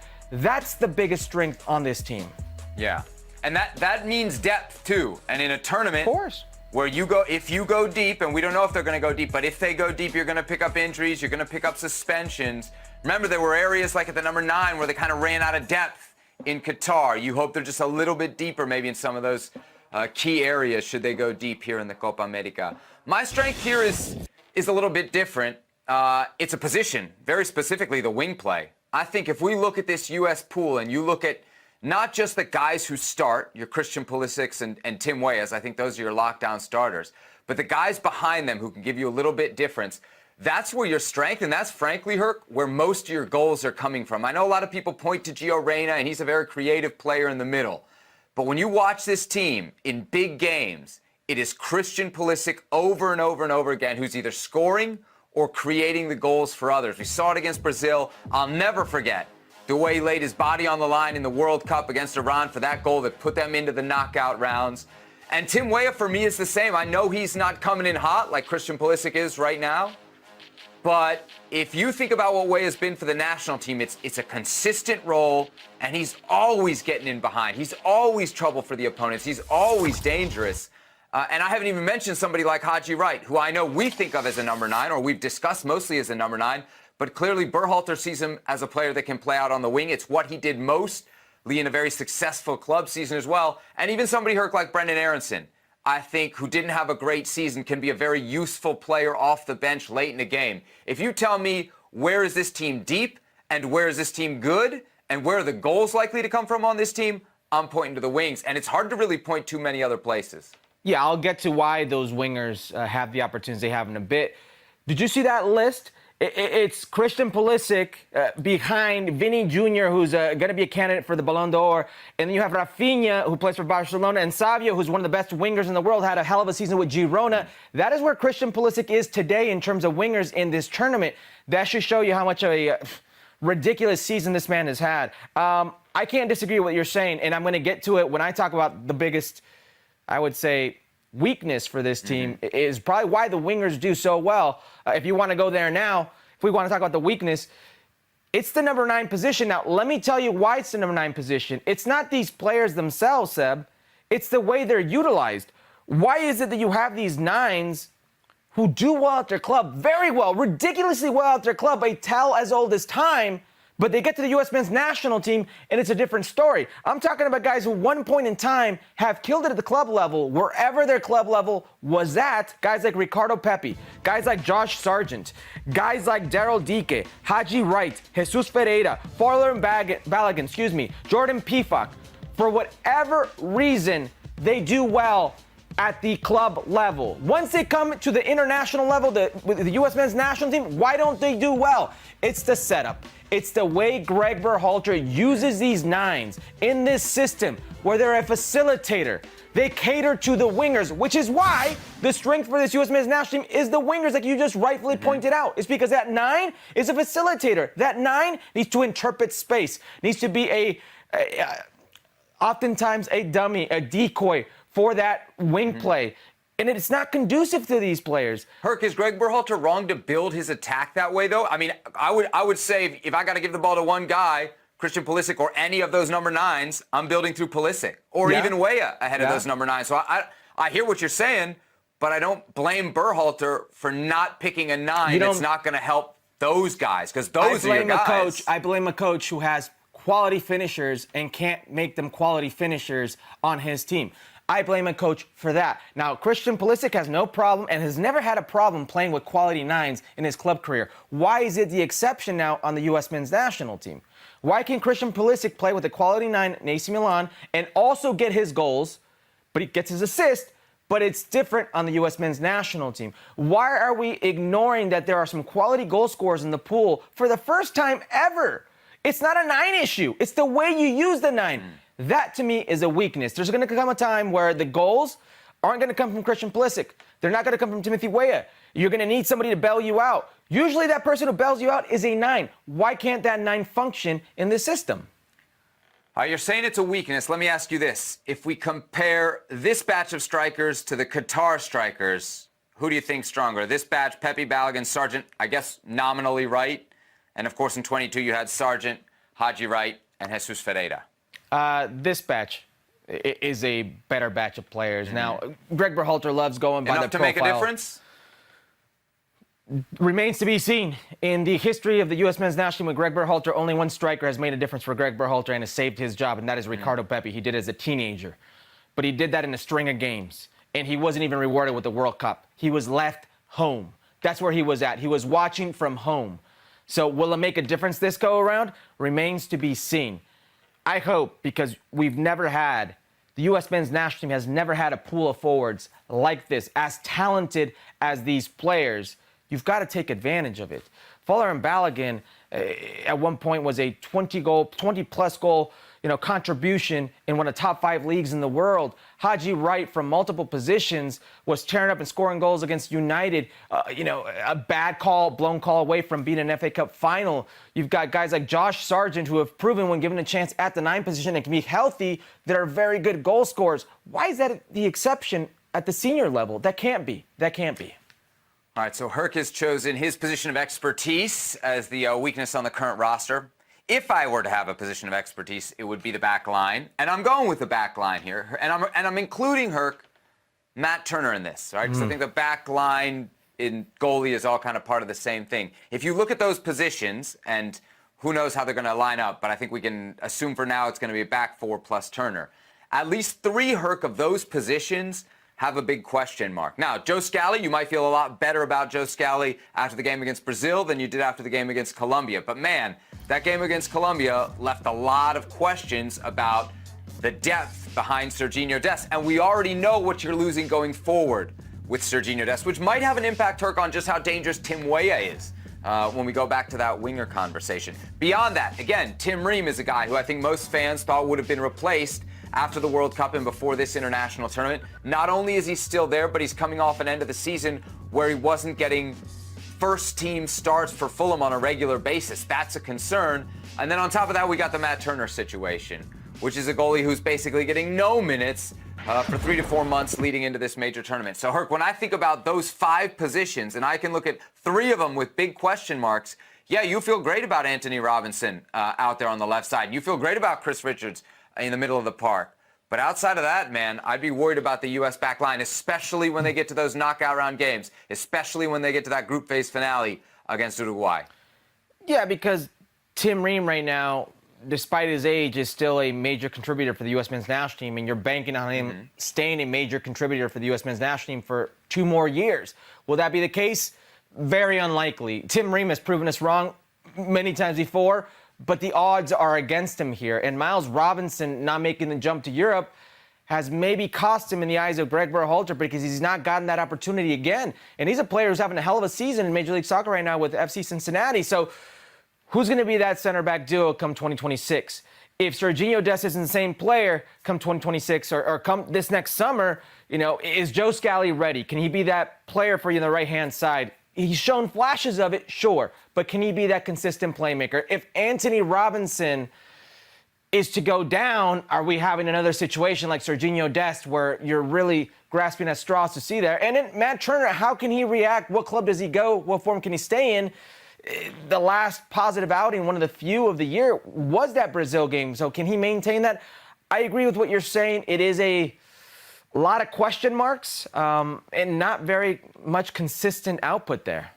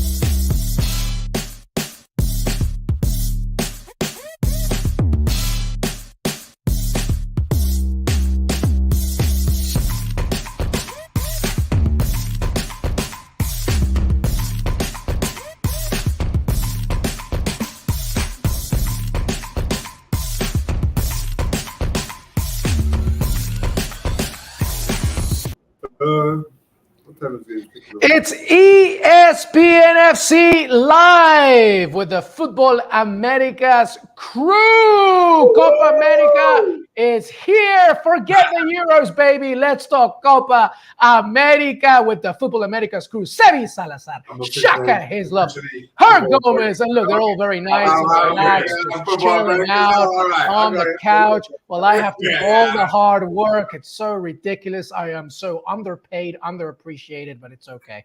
I don't mind. I like being with you. Hey, by the way, Argentina against Canada, kicking off the World Cup champions, the defending champions of Copa America, going for the third straight major title, by the way. And this is our, guys, this is our 12th of our live stream today. Shout out to everybody that's taken part, including the producers, Rob Moore, Tom Kingham, and co. Everybody has been amazing. Sebi Salazar, let's go with you first, my friend. Futbol Americas. I know that we're kicking off right after this game finishes. Tell me, quick thoughts